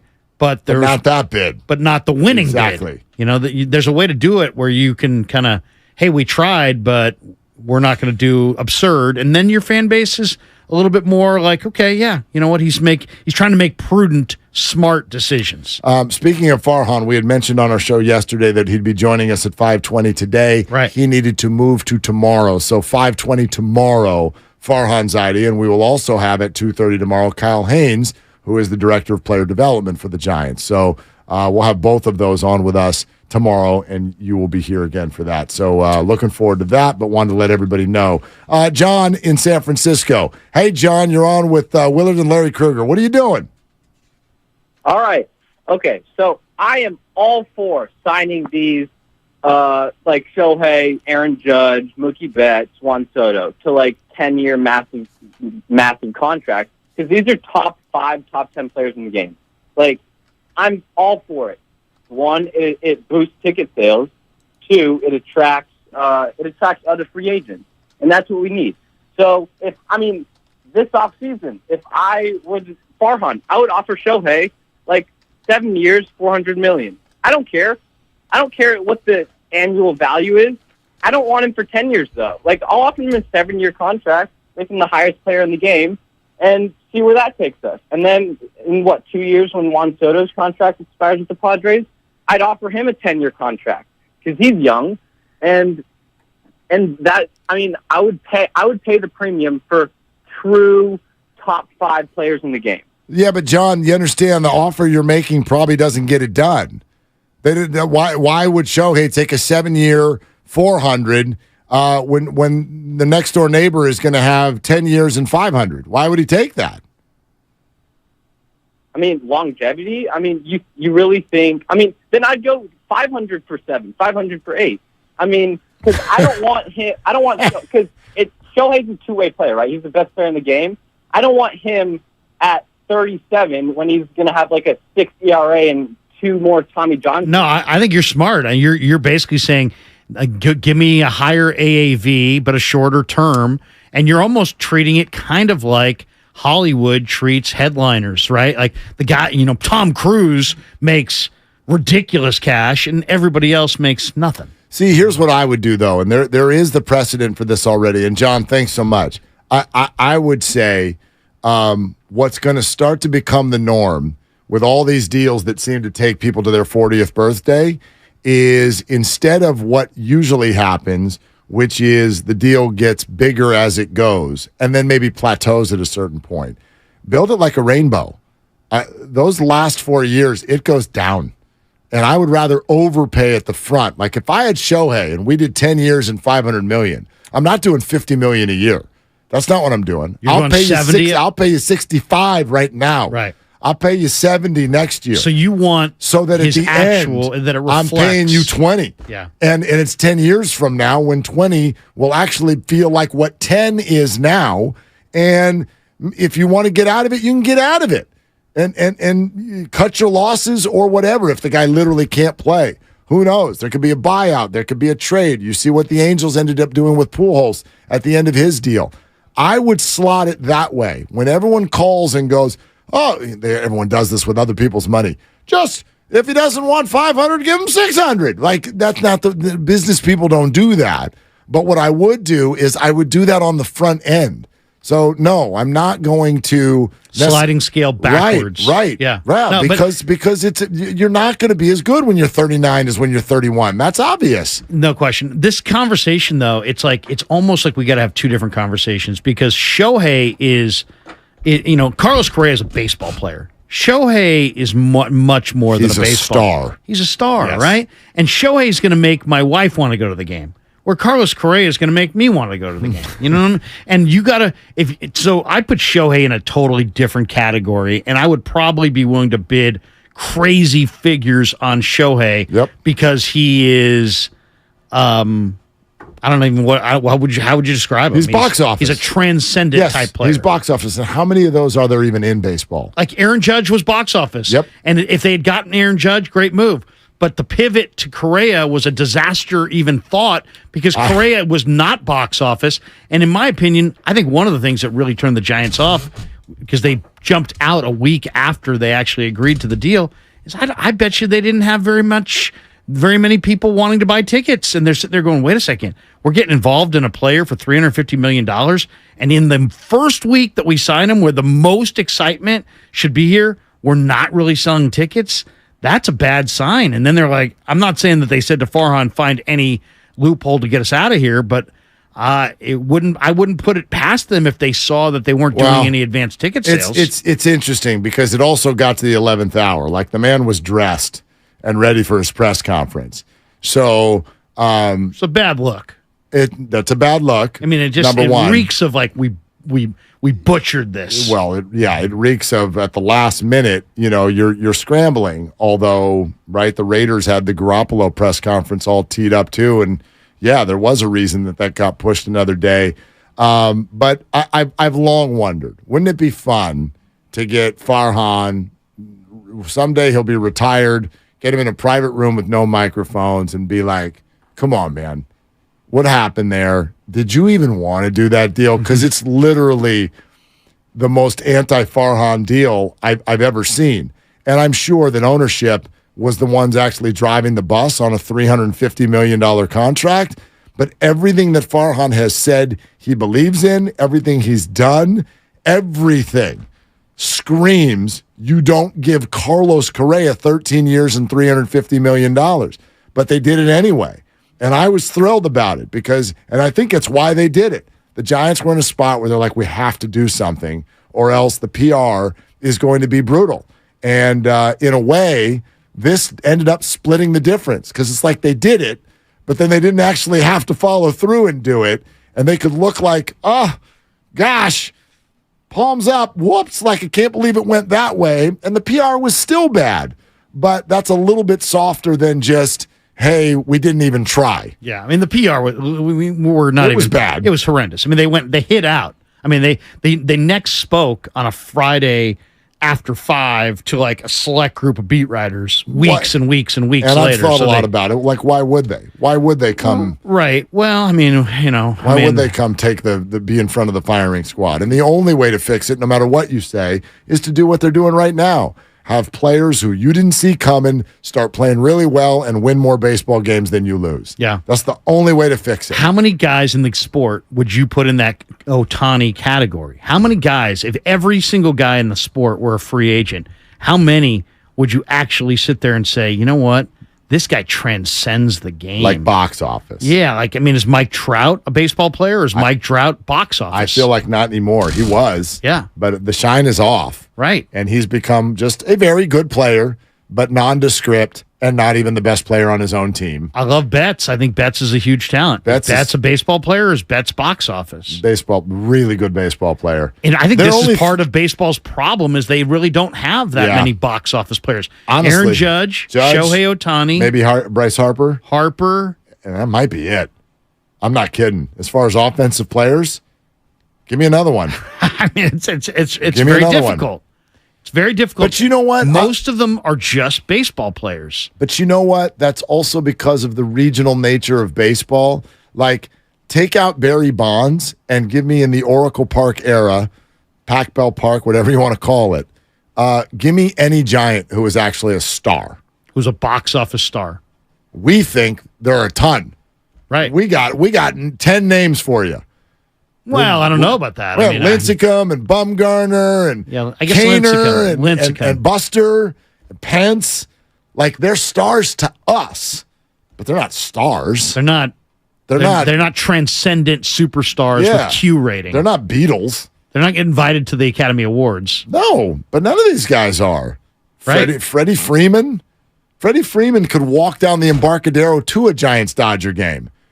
The only thing that would happen is one of those guys in little buggies would come up and be like, you want to ride for $20? Exactly. Nobody even know who he is. No. And he's one of the best players in the game. It might be time for Farhan to say to the ownership group, hey, look, I know we did this flirtation with some of these mega stars, but I think we should just look at what we almost committed to and what that would have done to our business plan.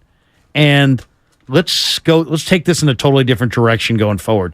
If you guys want to make some outlandish $70 million or $70 million a year contract offer to Shohei because you feel like he's the guy, you may not be able to do a bad deal with a Shohei. You might not be able to do a bad deal with an Aaron Judge, but then you may not be able to do a good deal with almost all these other guys. So. Right. You know what I mean? It may be just like, hey, let's get out of the free agent mega deal business and just start building this thing with a little bit, more conservative approach, but one that's focused on building from within.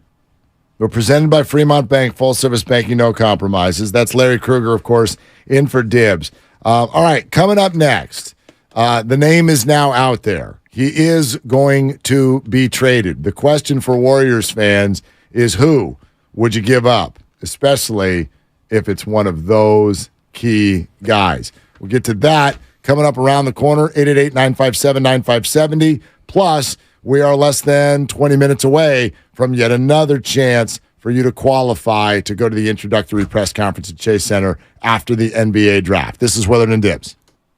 What's up, DP family? The Pandemonium Tour 2023 tickets are on sale now. It will blow your mind. Don't want to miss it. Live at SAP Center in San Jose, Thursday night, July 13th. Get your tickets now at dudeperfect.com.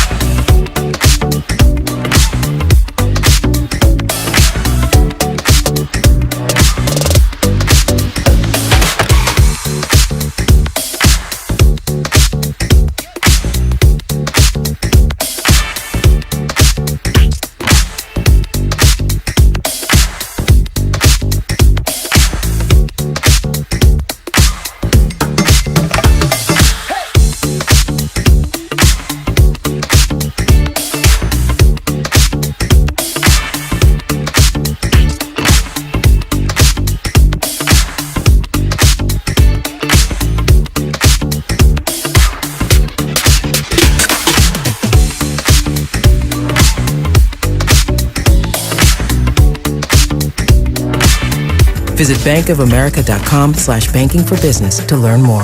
What would you like the power to do? Copyright 2023 Bank of America N.A.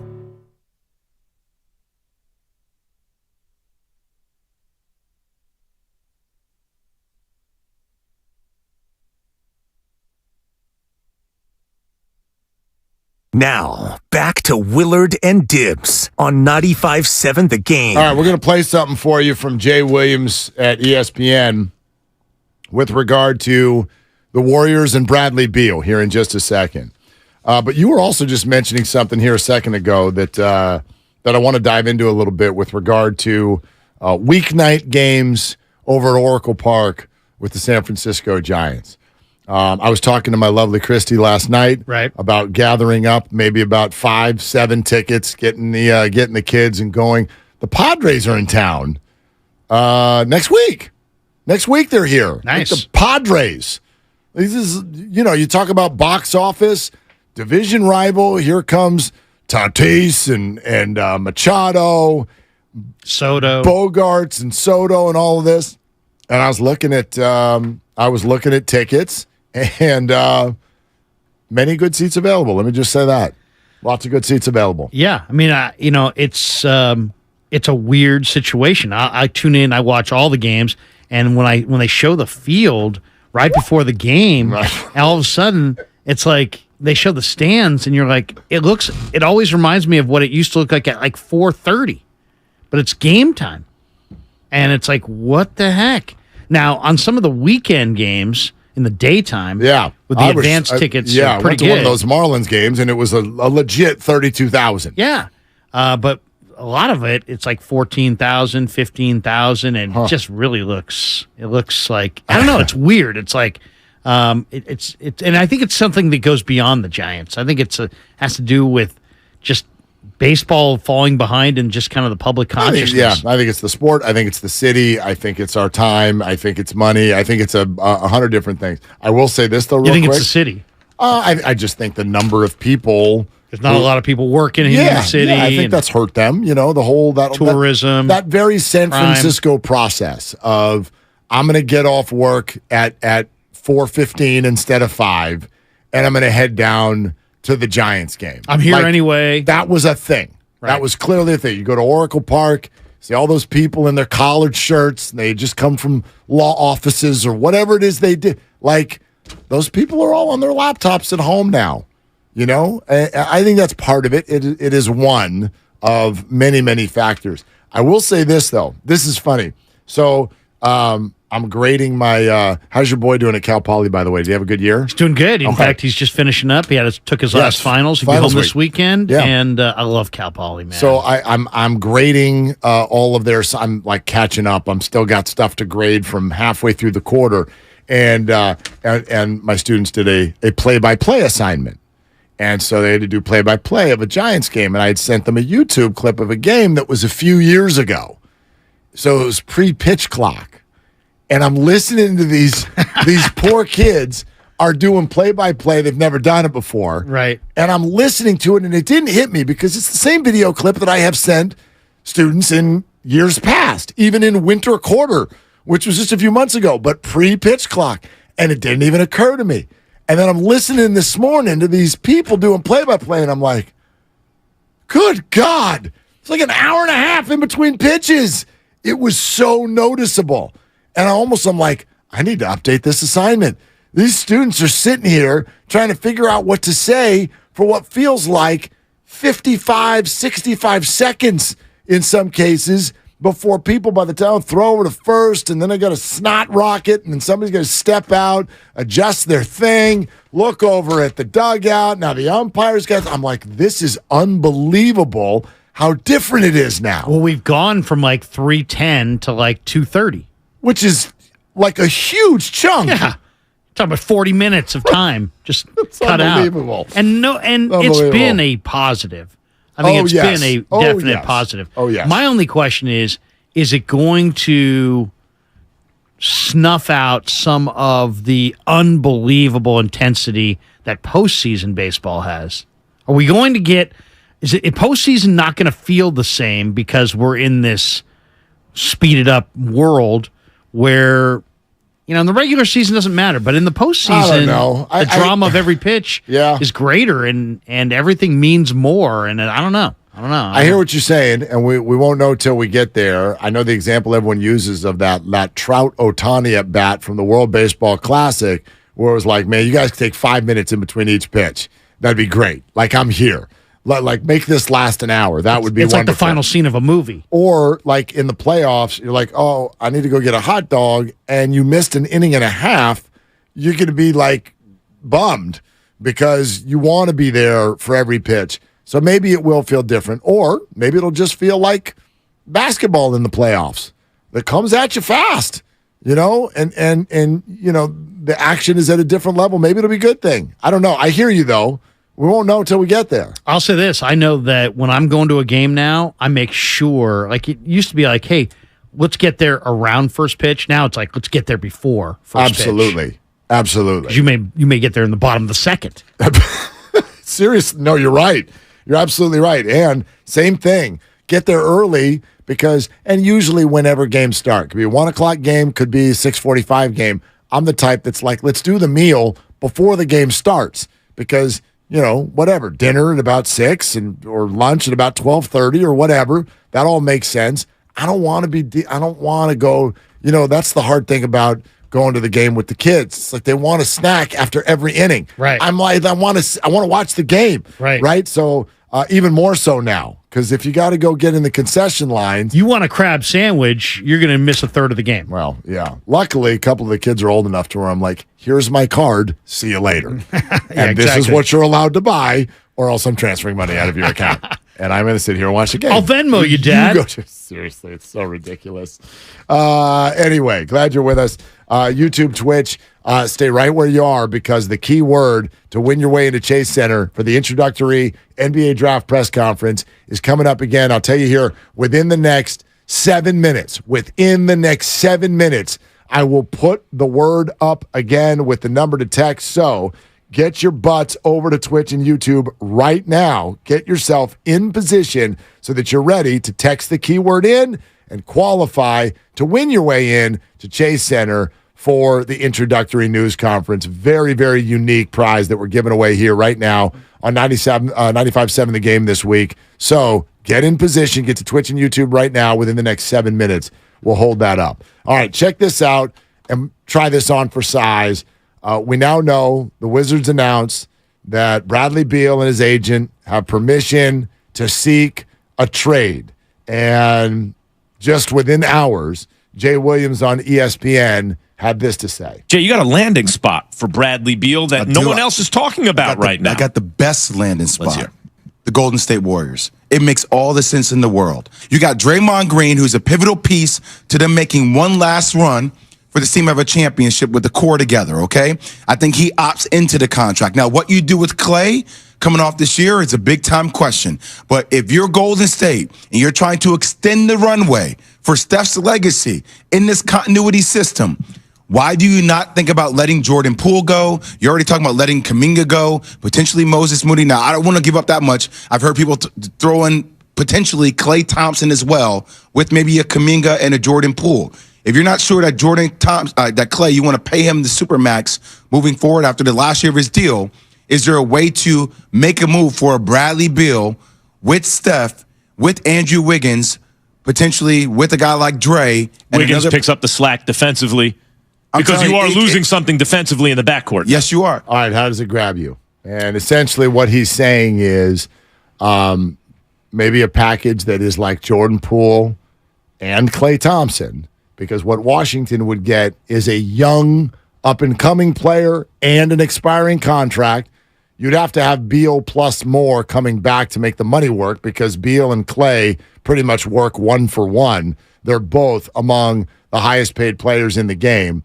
Beal's got 4 more years on the deal, and I'll tell you this, in the 4th year of that deal, it's a player option for $57 million. He would be paid just south of Steph, although that would be the year after Steph's contract is up and done. So how does that idea grab you of the Warriors taking their expiring contract? I hate calling Klay Thompson that, but use that and Jordan Poole and turn that into Bradley Beal. Well, I mean, it doesn't work. Jordan Poole's making $28 million this upcoming year. Clay's going to be making 43, and you look at Beal's deal. Beal's going to be making big money too. So it doesn't. Beal makes he's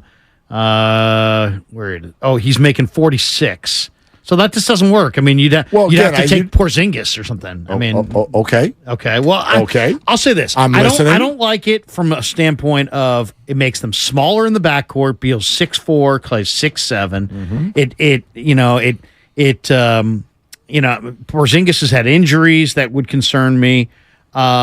But I do like the idea of moving off of Klay Thompson. And I know it's hard for me to even say that because Klay Thompson is maybe one of my favorite players, regardless of sport, in my Bay Area sports viewing history.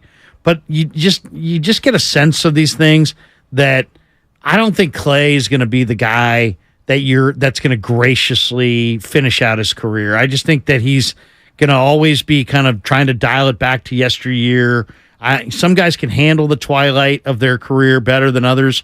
I think he's seems like a guy who's having a hard time. Like nobody can even, can't come off the bench because you can't have that conversation with him. He's got a huge opinion of where he's at and what he deserves and what he feels and this. And I don't want to be part. I don't want to be.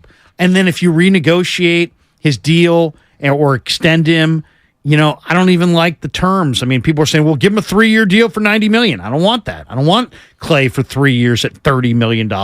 I would rather Klay make more like, 20 to 25 in that range. And I think that's just going to piss him off. I think he's going to not be happy. And I think he's going to be the same way that, and I don't think he makes any the other people better, really. Draymond makes Steph better.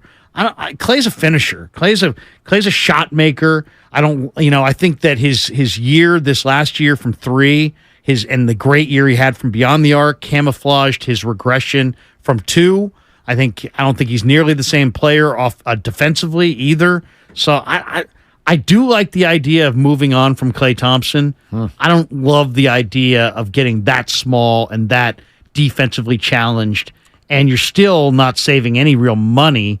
So I don't think Beal's the guy, but I do think I would move off of Klay Thompson this summer. You are listening to 95.7 The Game, KGMZ FM and HD1 San Francisco, always live on Twitch, YouTube, and the free Odyssey app. And I'm about 30 seconds away from putting this word up so that you can win your way into Chase Center and get yourself all set up to be at the introductory press conference after the NBA draft with the Warriors. Get to Twitch and YouTube right now. I'm going to hold this thing up in less than 1 minute. I've thought a lot about this after the whole thing came up. And for a second, I was like, okay, hang on. You're bringing in a defensively challenged guy, sure. But the guys going on the way out are kind of defensively challenged as well. Klay used to be a good defender. Very inconsistent now. Jordan Poole is often a turnstile. So I don't know that you're giving up anything defensively there. The only thing that worries me about giving up Jordan Poole in a trade is the idea that if and when Steph misses games by injury, load management, or even just when he needs to be on the bench during games, often the guard with the ball in the hands who can initiate scoring is Jordan Poole. And if he's not in the team anymore, who's doing that? Who is essentially your backup ball-handling guard who can create offense? Well, Bradley Beal would fit that bill. Now, the emotional side of moving on from Klay Thompson, to me, is significant. And I know that we're supposed to be cutthroat. Joe Lacob is, and those are all true. But I am going to give some acknowledgement to the idea that this would be very hard for Warrior fans. As you said, it's even hard for you to use the words and say them about moving on from Klay Thompson. I am totally invested in the possibility, remote though it may seem, of Steph, Klay, and Dre all being lifetime Warriors. I hope there's a way to make that work. It actually matters to me. Not to the point where I would just say, who cares about winning for the next 4 years?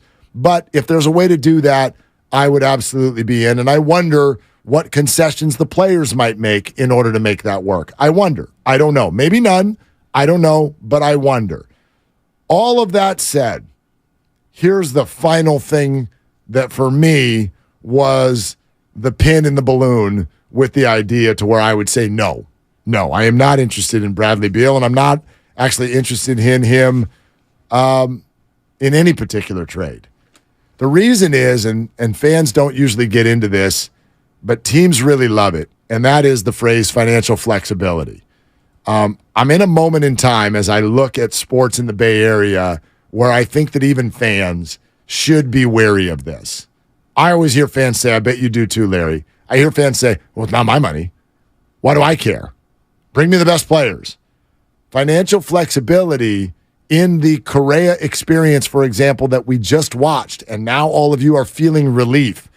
When you tie yourself to a massive contract and it doesn't work, it has a trickle-down effect that is debilitating. And it puts your team in a situation where you end up like the Wizards, where you're just handing people out in the streets, help us start over. The 49ers are brilliant at not never, but usually leaving their flexibility. Look at what the Warriors even have in Klay Thompson. They can get out from underneath the contract next year as opposed to this year because he's expiring. That stuff, I think, needs to start mattering to fans more. And I don't want the Warriors to trade Klay Thompson for Bradley Beal just because it ruins their flexibility.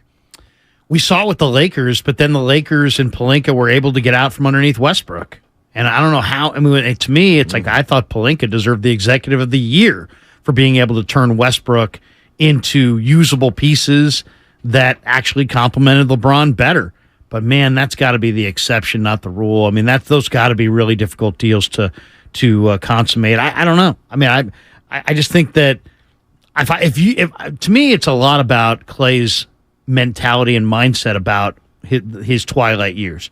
Is he like, hey, man, I've made $100 million and I don't care. I just want to be part of this thing. Okay, then we can reduce the number and sign him to a reasonable extension and this and that. But if he's like, hey, I need to be respected and this and that, then I think it's easier for him to accept a lesser contract and a lesser role in a different locker room. I mean, that's really, I think, the piece that we need to talk about is whether or not we can emotionally wrap our head around it.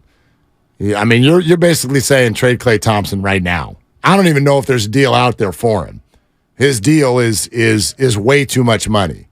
Although it's interesting when you said no on 3 for $90, but you're talking about an extension beyond this year.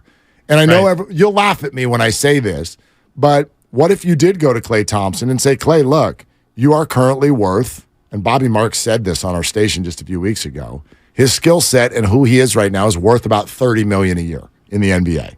But he's making 43. So what if you offered him a 2-year extension that equaled 90 on top of the 43 he's already making?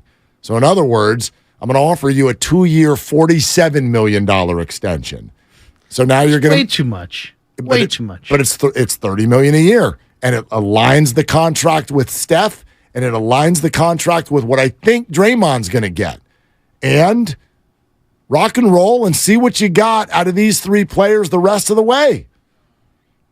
I mean... I'm holding the word up, by the way, so get over to YouTube and Twitch. I'm holding the word up along with the text line, but go ahead. I think the better deal would be some deal where you could move Klay for some... And Klay's got value this year as an expiring.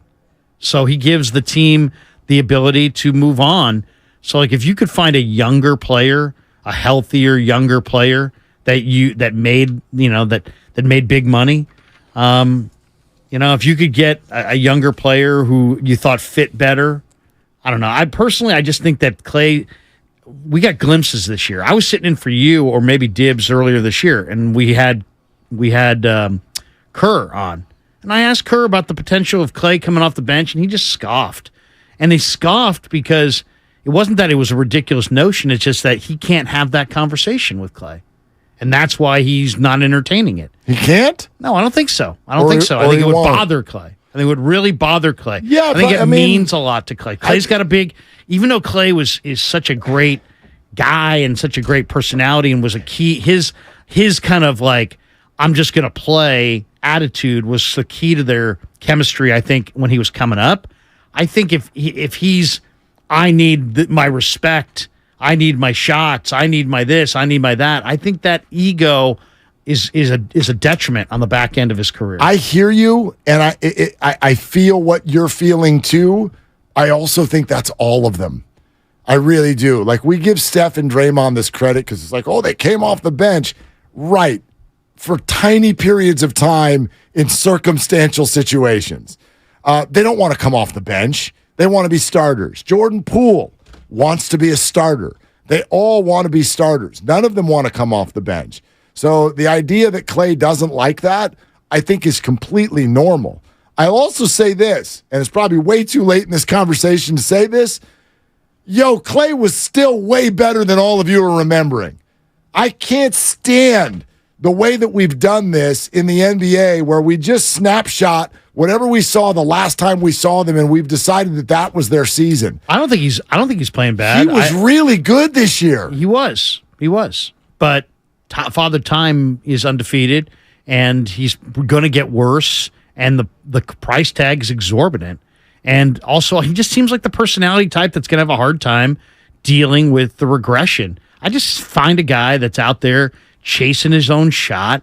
He still doesn't make Draymond does things to make Steph Curry better. So Draymond, to me, is going to be here. Steph is Steph, so Steph's going to be here. Klay's a finisher, and I thought there were several games where he shot them out of it this year. That's true. And I didn't love the way he played in the playoffs.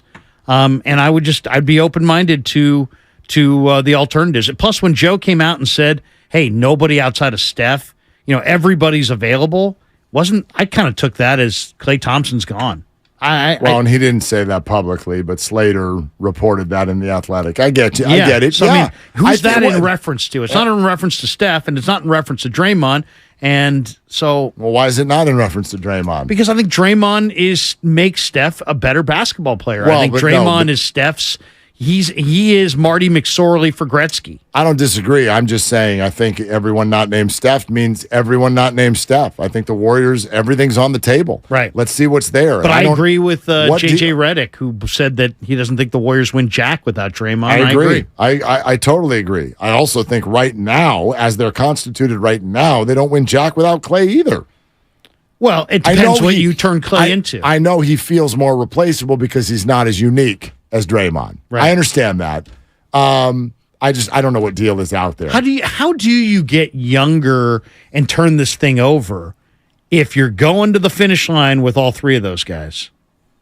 I'm looking at the one thing about Klay Thompson is I think there's some value because he represents cap relief. If you're a team that has a player making $30 or $40 million that you're trying to get off of. But I mean, what if Brooklyn came to you and said, "Hey, let's do a deal around Ben Simmons"? Oh gosh, no. Well, I mean, but Ben Simmons has got a lot more left in the tank. Does he have anything in the tank, and has he ever? I know, but that one's too much of a question mark for me. Okay, but I'm not turning Klay Thompson into Ben Simmons. He's a younger player. What if Toronto said, we'll move on Siakam? What if you Karl Anthony Towns? I'm interested in the Toronto Raptors. I'm very interested in the Toronto Raptors this offseason, which I'll explain here coming up. We're sponsored by Lucky California. Plus, which just put it out to you, 888-957-9570. Emotionally, are you prepared to part with Klay Thompson as a Warrior fan, yes or no?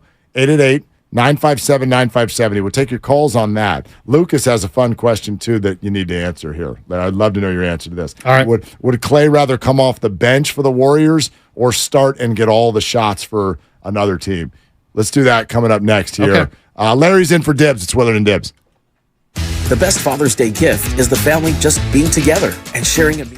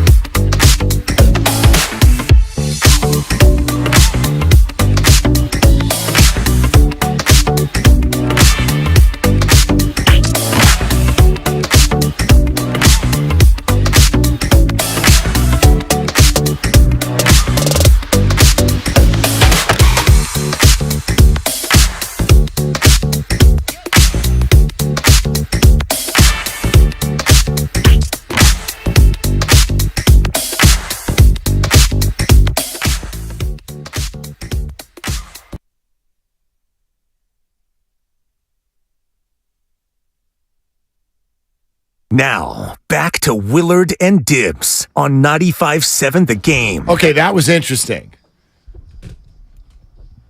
Boss Matty just came in, and he goes, the station put out a tweet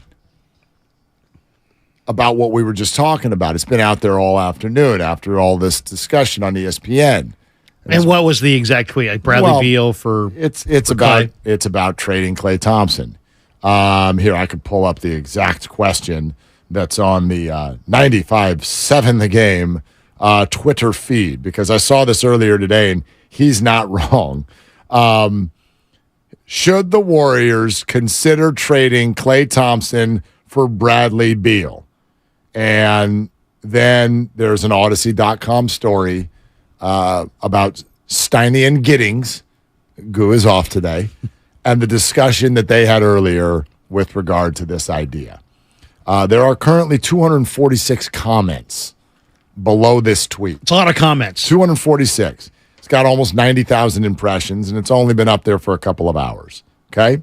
246 comments. Boss Matty says, out of those 246 comments, probably at least 200 of them are like, hey, middle finger to all of you for even asking this question. Jerks. Then they walk out of the room. That's it. That's essentially been most of the responses. So we're just sitting here having a conversation. He is beloved. He is beloved. You talking about Boss Matty or Klay Thompson? I'm talking about Klay Thompson. Oh, Klay Thompson. He's very beloved. He's beloved. Dearly beloved. So we're sitting here having a conversation because, you know, Matty, I mean, like, we get it. Matty didn't grow up here. You and I grew up here. He's certainly tied in with everything now. He's been here for the better part of Klay's career. But his question was, he's like, what is it about Klay? I know what it is. What is it specifically about Klay Thompson that makes everybody so uncomfortable to where they want to wrap their arms around him like he's their child and go, the idea that any of you would want to trade him or ask him to come off the bench or ask him to take a pay cut or even look at him funny, like it's offensive to a lot of Warrior fans. I had an answer that he kind of debunked. What's yours? Well, I think I've seen it before. It is the same way that the 49er fans responded in the 90s to Goodbye Joe. Even though Steve Young was the MVP of the league, Joe was one of their favorite players on the original team. The Niners were bad. I mean, it doesn't matter that the Warriors won in 75. You have to be 60 years old to remember it. So it's really that's like a championship that never happened in some ways. The Warriors, in most Warrior fans' lives, have been bad and were bad all the way through. And then they finally got great. And it was Steph Curry, Klay Thompson, and Draymond Green. And so they love those guys. And you can't make any kind of a reasonable discussion about and using facts and coldness. There's a warmth to their belief of nobody liked Joe going to Kansas City. And it didn't matter that Steve Young may have been better than Joe at that time, or that definitely had more legs as far as a longer career arc in the future. It didn't matter. That's a reasonable deal. This was an emotional tie they had to Joe, and nobody liked the Niners for moving on from Joe Montana. And I see Klay Thompson the exact same way.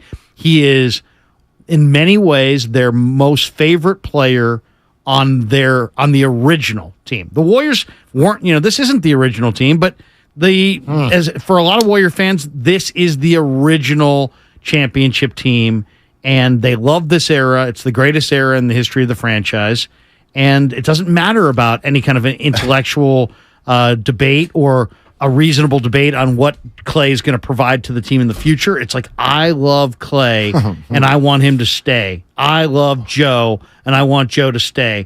It's not about make sense or reason or facts. It's all about an emotional attachment. The comparison is an interesting one because Joe Montana walked out of here as the greatest quarterback of all time and the most important position at the helm of repeated championships. Klay Thompson is not even the best player on his own team.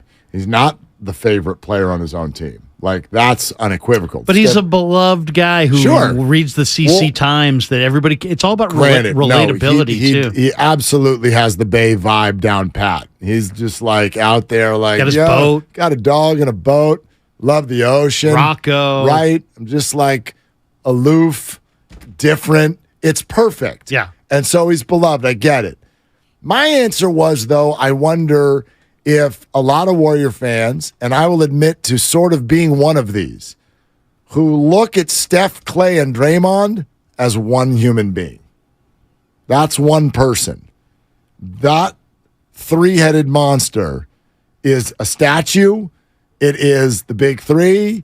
It is the best thing that we have ever known in Warrior basketball by leaps and bounds. It is arguably the best thing we have ever known in Bay Area sports. Arguable.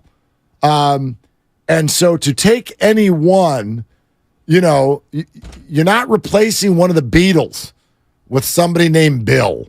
You're not doing that. And that's what I think.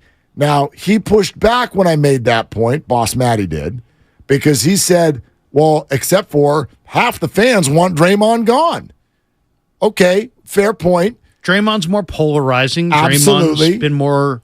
has had more high-profile situations where people pick sides. No doubt. And I'm open to maybe it just being a Splash Brother thing, where it's like, my gosh, you cannot break that up.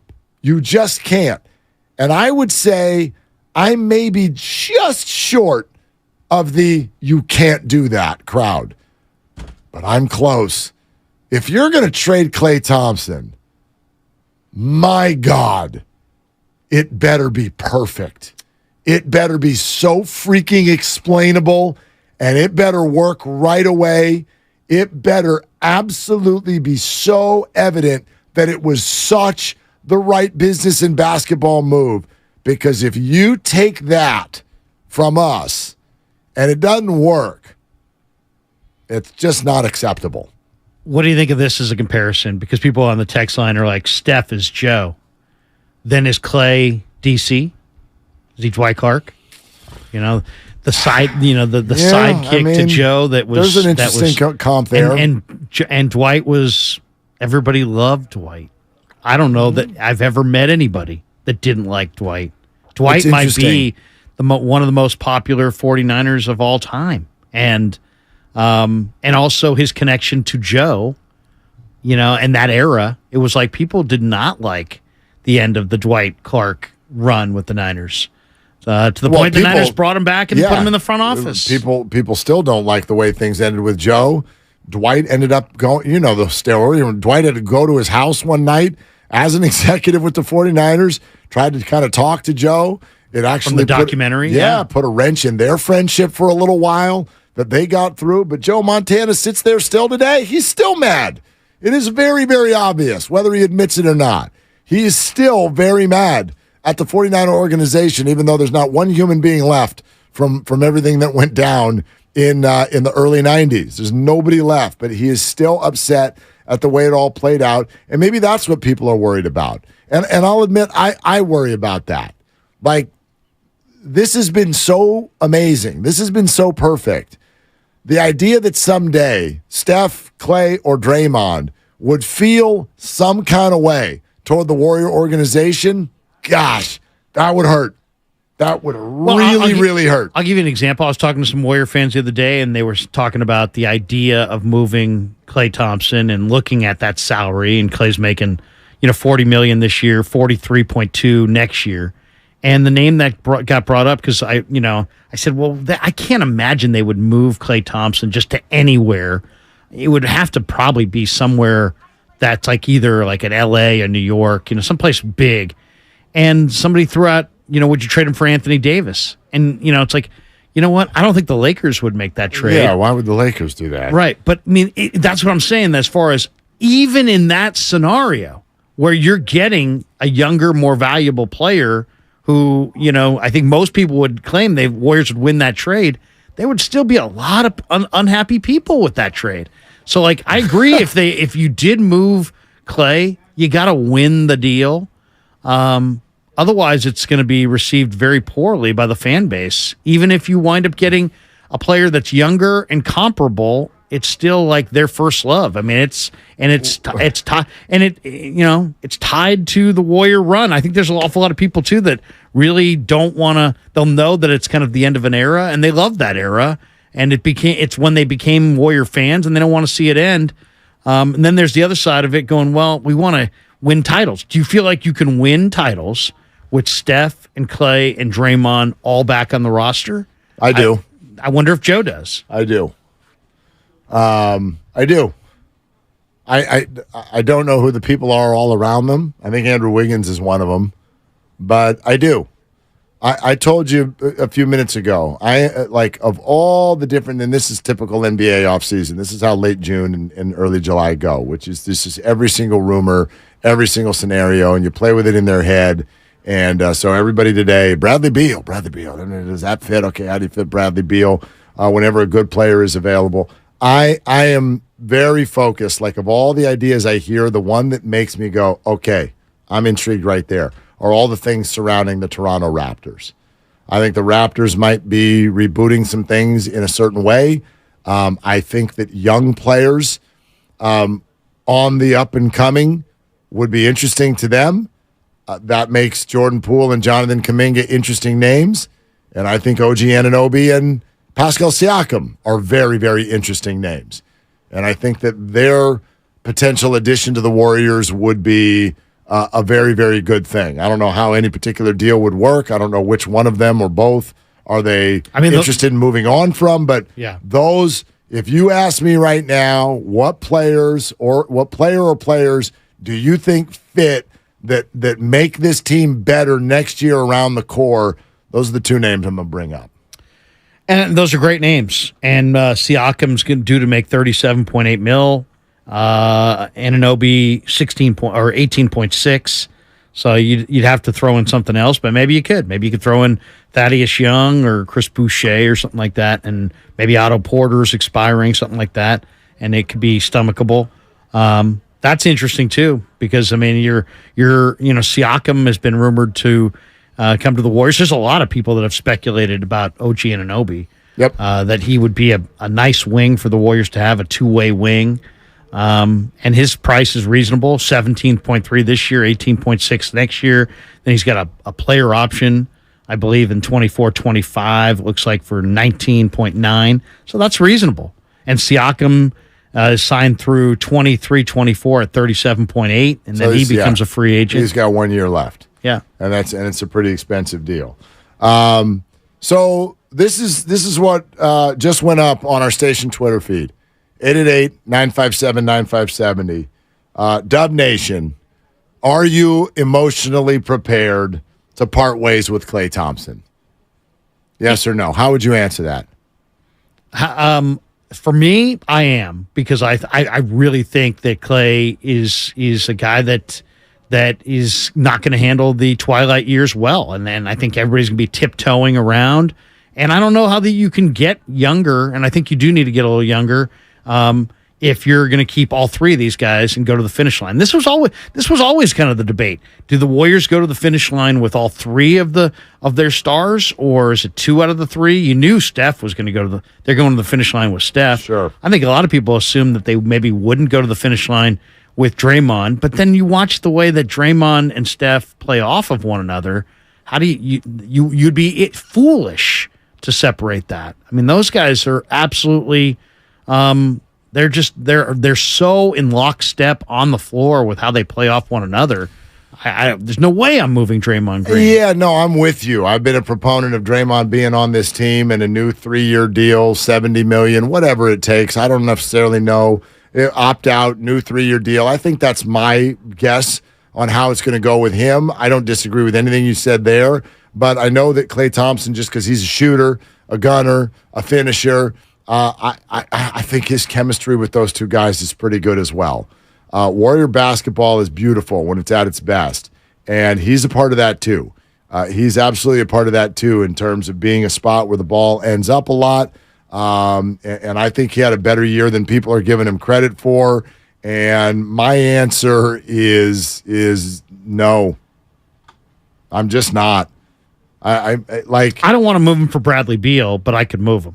I'm not going to grab a Sharpie. They're not getting Anthony Davis. I would just throw out in a situation where even if you got a deal that 99.9% of Warrior fans was a win deal for the Warriors, I still think there'd be people, because of how much they love Klay Thompson, that wouldn't be happy with it, even if the Warriors got the better end of the deal.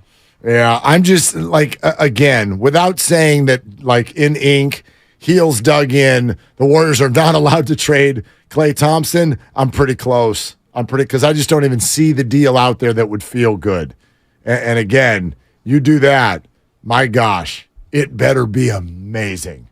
It better be amazing, or it is scrambled egg all over your face. Well, and then if you're too much there, if you want to make a significant move this offseason, I mean, I don't think you can just roll this thing back, pick somebody at 19 and be like, all right, here we go. Agreed. So that means I am a proponent. That's why I think you're going to see the Kuminga rumors continue, because I think that Kuminga is a coveted player. Agreed. That other teams around the league are looking at him going, oh my goodness, Kerr could have played this guy more. This guy's potential's through the roof. He's under contract for 5.7 this year, $6 million next year, 7.6 team option in 2024-25. And then a qualifying offer at $8 million. I mean, so he's incredibly reasonable, or $10 million qualifying offer in 25-26. Right. So, I mean, his price tag's totally reasonable. I bet you there's 25 teams in the league that could come up with an idea of, hey, Jonathan Kuminga. Well, but that's on the table, but so is Poole. And I'm a proponent of Jordan Poole being traded, and I do think that there is a possibility that they are packaged.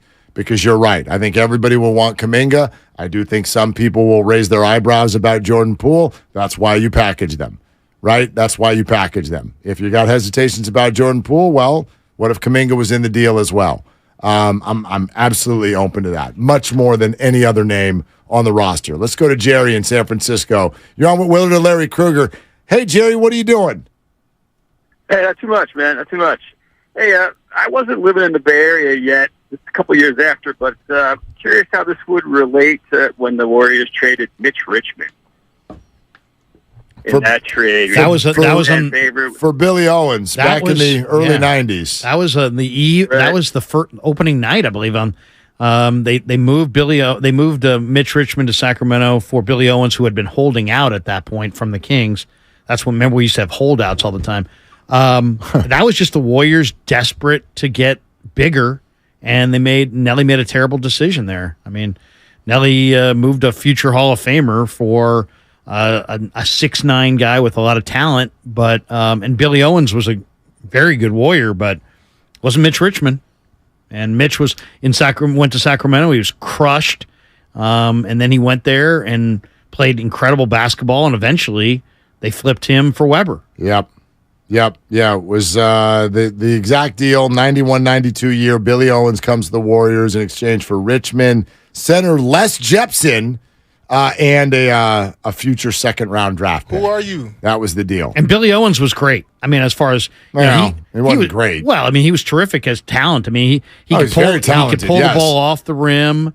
He had unbelievable handle for a 6'9" guy. I mean, he had a lot of talent. It wasn't like Billy Owens. Billy Owens was one of the best high school players in the state of Pennsylvania. He went to Syracuse, was a terrific player at Syracuse, but he didn't have a perimeter shot, and it didn't ever come around. Do you know what's interesting about this idea? And again, we're asking you, Dub Nation, are you emotionally prepared for the idea of moving on from Klay Thompson? We'll take your calls, 888-957-9570, and I'll also hold up the word to the Twitch and YouTube audience again one more time here within the next 15 minutes. We'll promise that.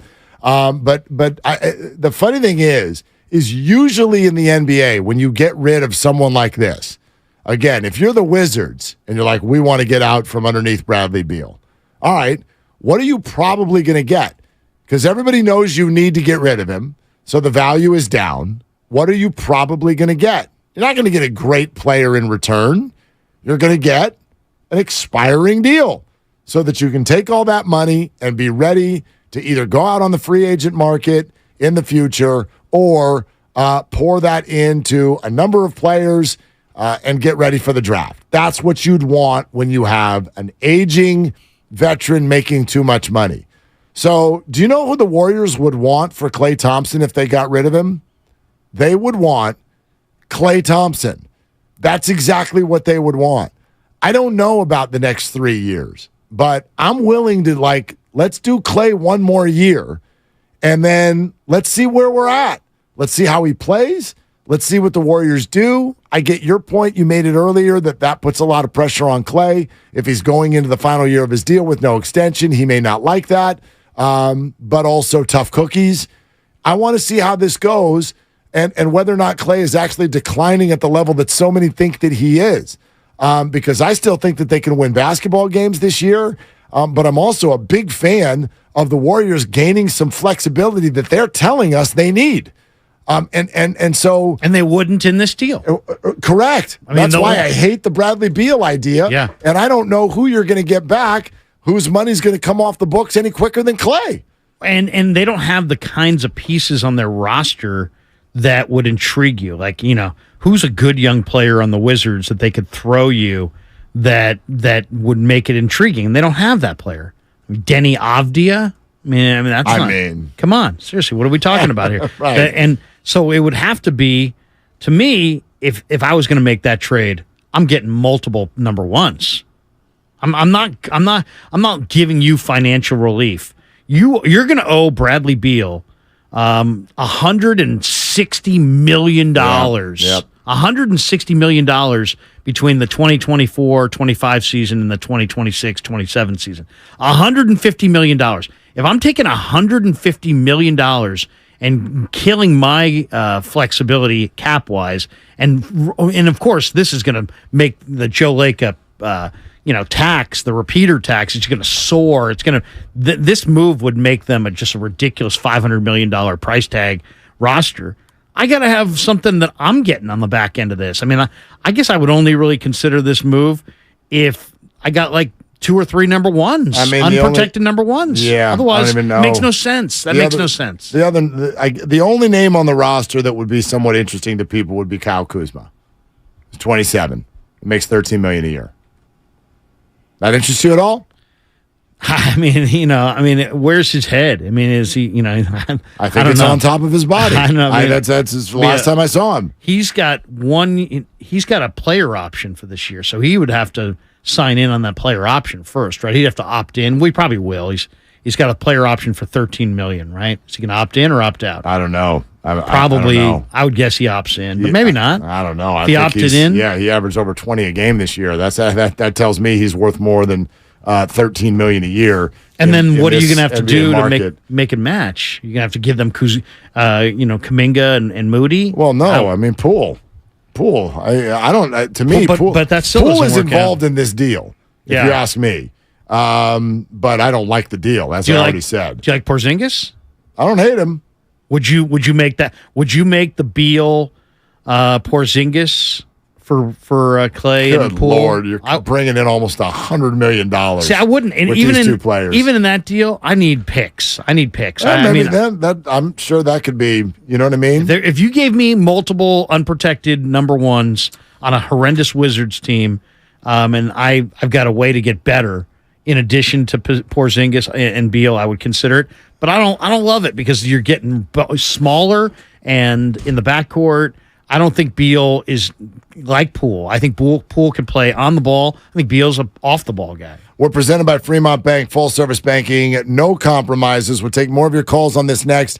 888-957-9570, Dub Nation. Are you emotionally prepared to part ways with Klay Thompson? And also coming up next, one last time, we're going to put the word up, and you're going to have a chance to win your way into the introductory press conference at Chase Center after the NBA draft. Kruger's in for Dibs. It's Willard and Dibs. These are emails.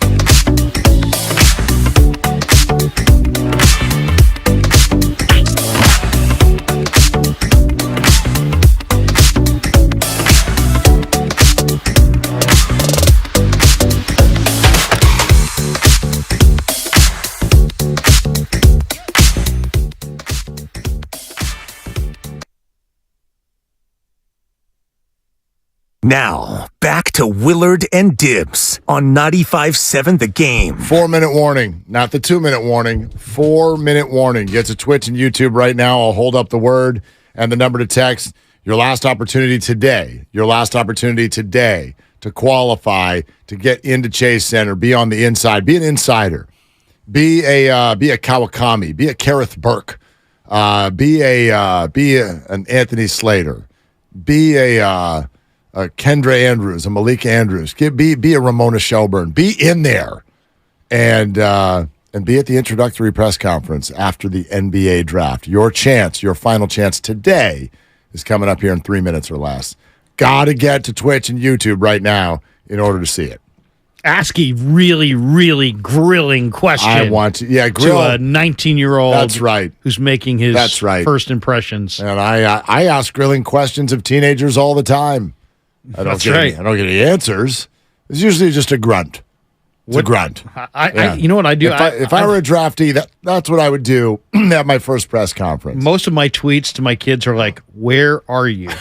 You tweet them? Or I should text them. I should say, "Where are you?" It's like, that's why you're not getting an answer. You're tweeting them? 1 o'clock in the morning. Where are you?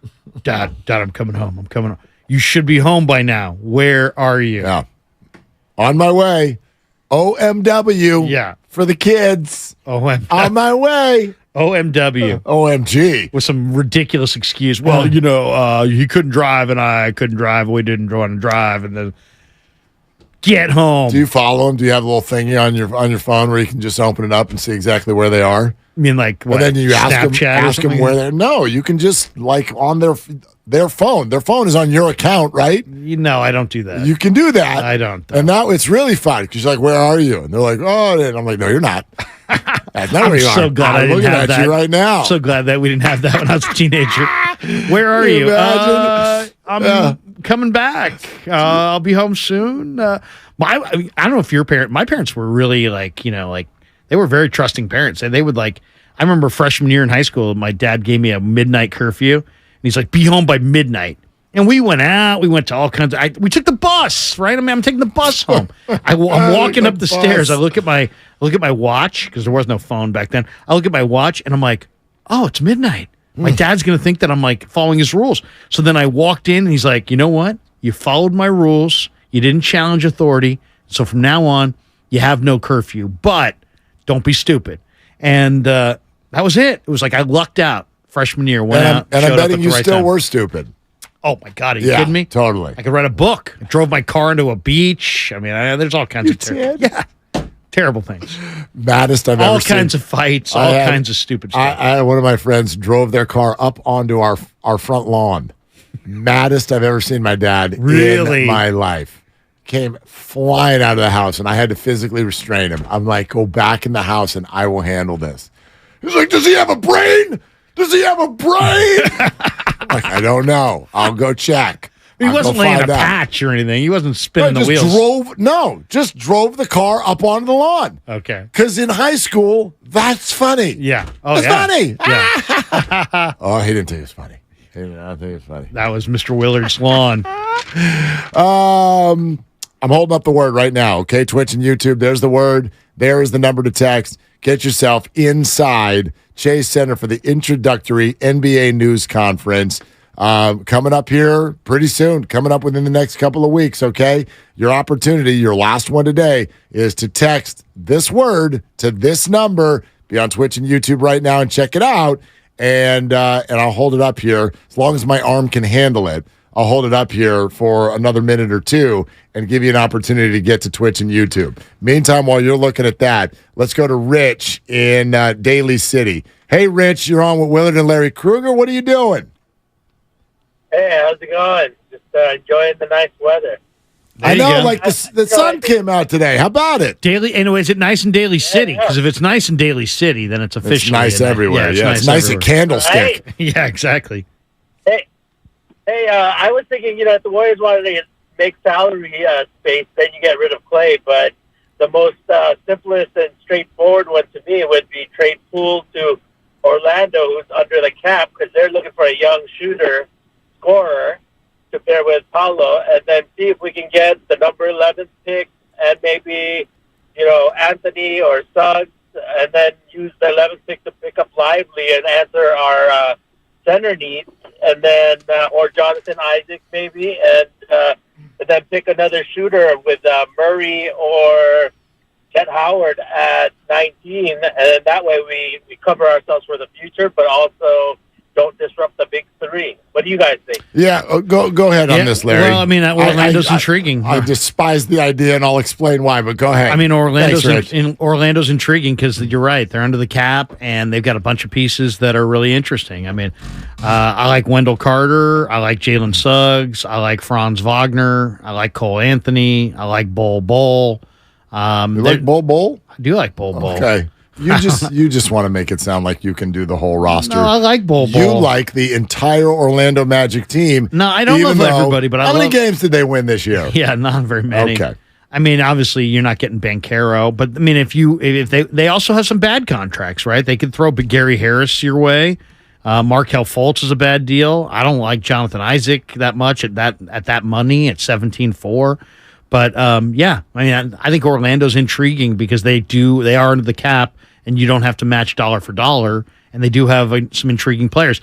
And who knows? Maybe if you were willing to take on some of their bad deals or what we perceive as their bad deals, maybe you could get a good player from them. Maybe you could get a better player than we think. If you can get a good player from them, that's different, because what we just heard on the call there was the idea of turning Jordan Poole into a draft pick and then having 2 first-round draft picks and bringing those in. And he mentions Lively, and okay, we'll get a couple of draft picks, and then we can just fix the problems that the Warriors have. You get a big guy, then you get a scorer, and on we go into the sunset. No, what you'd get, wait for it, and I can promise you this, even though most people, when they go into the draft, you don't necessarily know what you're going to get, right, Larry? You don't know. Crapshoot. I know exactly what the Warriors would get with those 2 picks. Ready? What's that? Rookies. They would get rookies, and rookies don't win NBA championships, and the Warriors are trying to win an NBA championship. So I'm still so confused by this.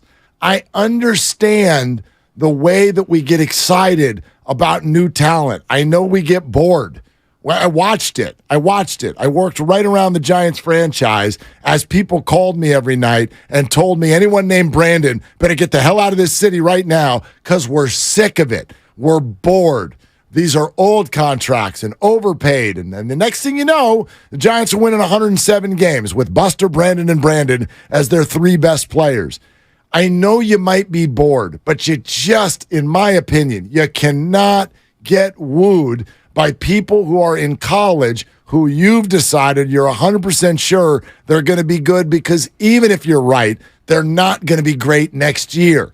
Steph, Clay, and Dre, and Andrew, what they need next to them are people who are A, on board, and B, ready to contribute. And I think they got 2 young players right now who don't fit that bill. You got Jordan Poole, who's not on board, and Jonathan Kuminga, who's not ready to contribute. And so that's what you got to do. I hear you, but I don't think you can shut off the draft altogether. If you shut it off, but you kind of are you're basically saying nobody in the draft can help us. No, but I'm saying don't count on that to be the only change you make this offseason. No, I hear you. It has to be done in conjunction with something else. But to me, if you're Joe Lacob and you really believe you are light years ahead of the rest of the league and that you're that smart, then you got to believe that you can do what you did originally, which was find the Stephs and the Draymonds and the Clays and the Pools and the draft. And I don't think you can. To me, the draft is speculative, and I think in a lot of ways, in the 80s, the top 10 players were usually the best 10 players. Now, maybe the top 3 or 4 players are the best players, but then after that, it becomes very speculative. And then it's a matter of, you could get a guy. I mean, Jokic was a 2nd-round pick. Totally. Draymond Green was a 2nd-round pick. Jordan Poole was picked at 29. Monte Ellis was a 2nd-round pick. If you're really going to win championships, I think the draft is still the area that it's so speculative that if you hit it right, you're setting yourself up nicely. And there's a couple players in this draft that I think are really, really special players that that I don't think the NBA views as special, because the mock drafts that I'm seeing don't have these guys going in the top half of the first round, and I think they're really talented. So it's like we'll see. I mean, I hear what you're saying, and I agree, but I think the best of all worlds might be something where you got off of Poole's money and added some pieces, but also got picks and took a couple bites of the apple, and see if you can find, we'll see if you can find the next Shea Gilgeous-Alexander. I think that's great. Yeah, I'm not anti-draft. I'm not anti-rookie. I'm anti-going, that's our fix. Right. This is a now situation. And so if you want to bring in some young players, I'm sure you're right. One thing I've learned in just about every draft every year in every sport, there are people who get passed over who end up being better than the people who got picked. So, and it sets those teams up nicely. 100%. Look at OKC right now. Spurs made a living out of it with the Ginobilis and the Kawhis of the world. Totally get it. So that'll happen again this year, and maybe the Warriors can find those diamonds in the rough. That would be amazing. But I'm also focused right now on, you've got this starting lineup of Andrew and Steph, Clay, Dre, and Wiggins. And Looney, and I want to add to that with people who can come in and help them win right now. I think it makes sense, but I also will say this, and we haven't even discussed this part of it, which is amazing. Who's making the pick? Who is, the buck stops with somebody. It always has. Who is making the pick? And my thought on it is that Joe hasn't named a general manager. I think he, him and his kids are going to run this draft, and they are going to make the pick.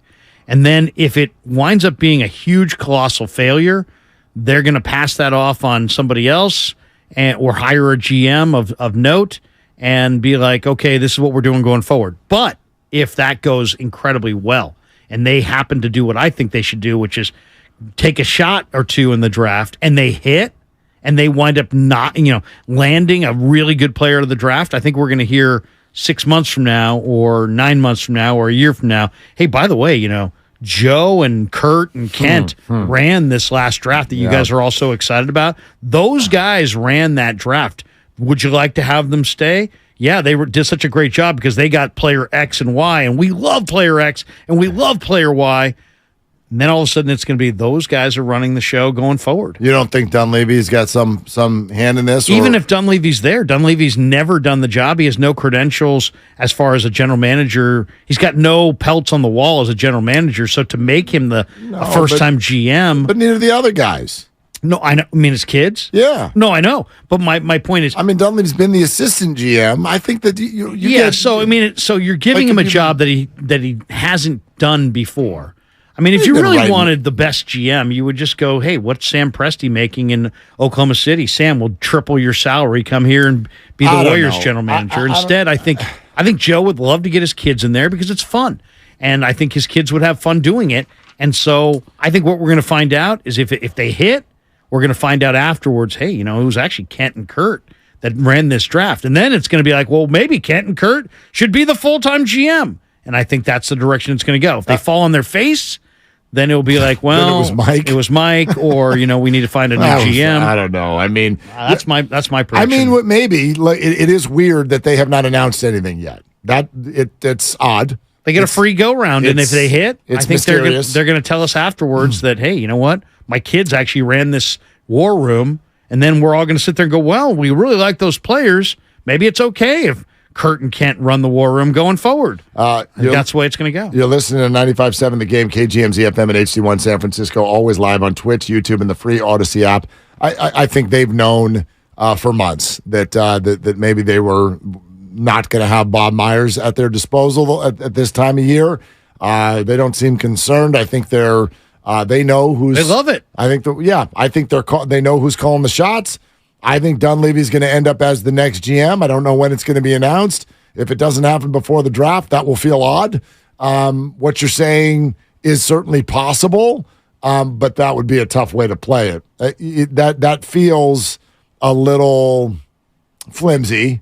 That feels a little flimsy. Do you go to a draft without a GM? Well, announced? you have Larry Harris there. Larry Harris is a former GM of the Milwaukee Bucks, and he has credentials. No, I think they got They got plenty of experience. Like, I look at it this way: when we say Mike Dunleavy Jr.'s never been a GM, well, if he's been sitting next to Bob Myers for the last I don't know how many years, and they've been doing all this stuff together, and he's had a voice in the room.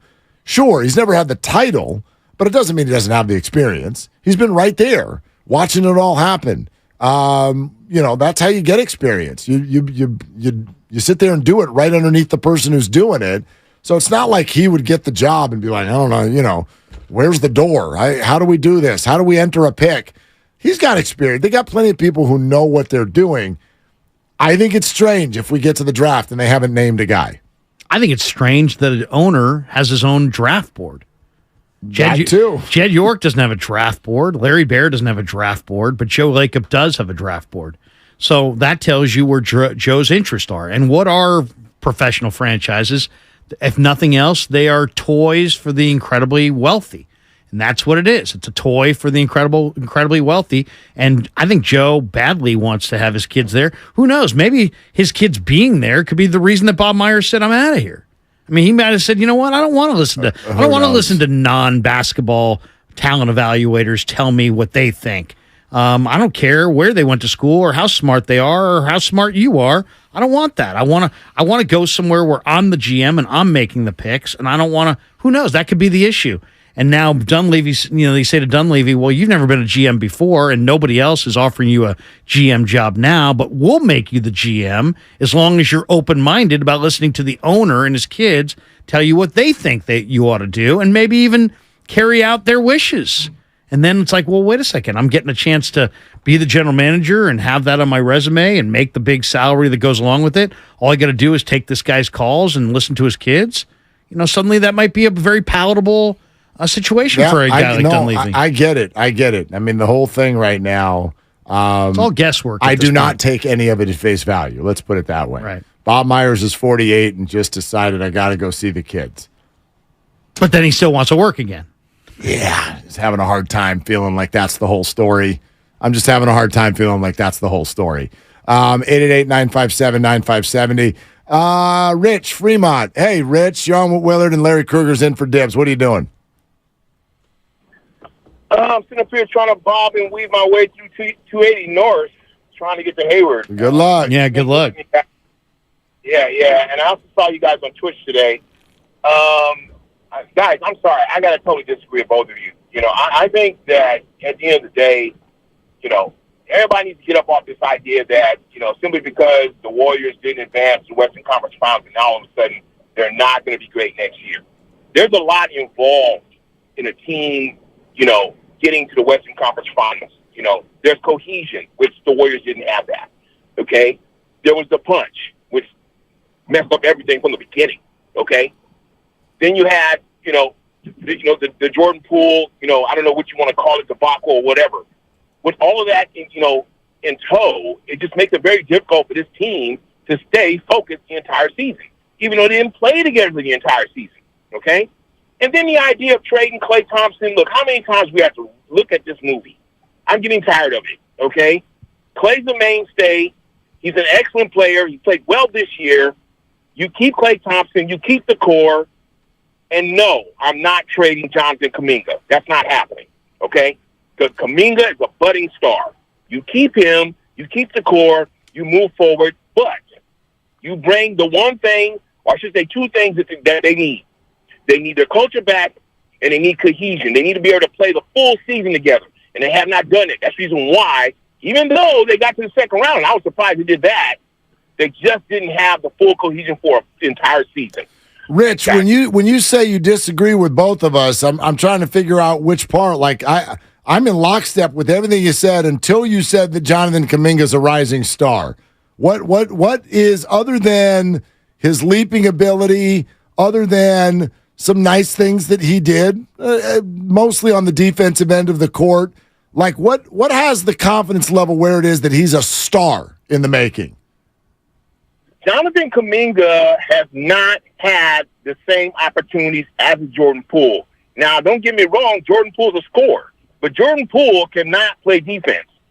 If you give Jonathan Kuminga the same opportunities that Jordan Poole had, you're going to see a lot more production out of Jonathan Kuminga, much more than Poole did. The one issue, Rich, thanks. Yeah, I don't buy that at all, and I don't even know how you do that. I love when people that was just like, give them opportunity. How? They're trying to win. Yeah, you can't give a 20-year-old 28 minutes a night and just be like, and then we'll see what happens. That's the exact same take that has people going, damn it, Trey Lance, you gotta. No, you don't gotta. You gotta go win. You are in win now mode with major stars on these teams. And nobody's got time for force-feeding development. If it works within the process of what you're doing, look at the Giants, then great. And I'm not against developing them, but not at all costs. What's NBA Prime? I feel like NBA Prime is 25 to 31. I agree. Usually. I agree. Yeah. The Warriors had 10 guys on their roster that weren't in their prime. 10. But you can't have 10 guys on a basketball team that nobody's in their prime. I'll agree with you conceptually. They had 4 guys too old. They had 6 guys who were too young. Who are the people who are too old? Because there are also people who bust the rule. I mean, Steph Curry's one of them, but Steph Curry's in his prime. Green. Steph Curry's playing at a prime level. Okay, but I mean, for every guy, okay, so Steph Curry, but you still had Draymond Green, 33. Yep. And JaMychal Green was 32. Andre Iguodala was 39. Iguodala didn't play. So. Right, but he was on the team. Yeah. He was on the roster. He took a roster spot. Yep. You're giving up 10 roster spots. Klay Thompson was 33. You just had you got a lot of guys. So you got 4 or 5 guys that are 32, 33 or older, and then you also had 6 guys that were 23 or that younger. Aren't there yet. So it's like you look at Denver. Go count Denver. Everybody who played for Denver, and look how many of those guys. I bet you maybe everybody but one guy was probably in what you would call the super prime. Right, but 25 to 31. But that's how you win in sports. It's not even about basketball. That's how you win in any sport. It's like you got to have guys in your prime. Now, I'd rather take some bites of the apple in the draft. Why? Because it's the most speculative proving ground, and if you really are smarter than your competitors, you're going to be able to find guys at any point in the draft, first round, second round, even after the draft, that are going to be able to contribute for you. So I'm not as concerned about the young guys, but you gotta have, you like this year, you probably got to turn a couple of those younger players into guys in their prime, or you've got to develop your younger players to get to their prime quicker. Otherwise, you've got a core that's aging, and you've got young guys that are. The 2 timeline thing created a situation where you had a very small percentage of your roster in those super prime years that you just described. I don't disagree that that's ideal. However, I don't think you're proposing that when people turn 31, you just dump them. No, but you just have to be cognizant of the fact that you got to have some guys in the prime of their career. But the roster that you just threw out there was no different 12 months ago when it did win a championship. Well, because those players were all north of 31 then. But you had Porter and Bielitsa, and so you you had role for Bielitsa, a tiny role. Okay, but you had Porter. Porter was a significant player. I mean, sure. And this year, who was a more significant player than I think most people thought? It was DiVincenzo. What was he? He was in his prime. In his prime, yeah. So I mean, I really believe in that. It's ideal, but it's also not always possible. You can't just only be. You know what I mean? Like, right? I get what you're saying. It's hard to develop players in your prime, but. It's hard to have my point is, I guess, if you're going to have this, like, hey, man, we're going to be loyal to these guys. We can't move Clay. We can't move Draymond. We can't move Steph. We can't. Andre's, we love Andre. It's like, come on. Eventually, you got it. So now you got all these guys that are 33, 34, and the arrow is pointing down. It's not pointing up. They're not getting better. Steph might be the guy that is not going down. He's just kind of plateauing or staying roughly the same. But the rest of those guys are getting worse, and that's okay. But you just have to replace them in the. You got to replace those prime players with other players in their prime. So if you can find some deal that a young team that says, hey, I'll take Ryan Rollins and I'll give you a point guard who's 27. I'll take PBJ and I'll give you a big man who can shoot it who's 28. You got to look at those kinds of incremental, moves that give you 2 or 3 more guys in their prime. I think you got to do that. Otherwise, I don't think that the chances that you're next year with your older core and your really young guys are going to be better than Denver. I think that's probably not likely. I mean, Denver's the favorite next year. I'm going to buy what you're saying conceptually, but again, point out that whenever we go, oh gosh, Steph, Clay, and Dre are declining, and it's like, but 12 months ago they won a title, and I could make the case, and I think I would, that all 3 of them were better this year than they were last year. Yeah. And so I guess when people say they're declining, it's hard to argue against it because that's life. They are getting older, so yes, they'll decline, but I feel like people are jumping the gun a little bit simply saying they're declining because they're supposed to, not because we've seen evidence of it yet. And people will use Clay's Lakers series as the reason, and I guess you can do that. He was very bad, I'll acknowledge, but that was a week. That was a week of basketball, and we've decided now that Clay's declining. We barely played the year. He barely played the year before. Right. And they won it all. Whether he's showed signs of decline or not, there's no doubt at that age that he's starting to decline. That's life, yes. The Kuminga thing, I'm with the caller. I love Kuminga, and I don't want to move Kuminga, but is Kuminga at 21 going to be light years different than Kuminga at 20? I don't know, maybe, but maybe not. And so if you can find a player that you could get in return, and I think Kuminga is highly coveted.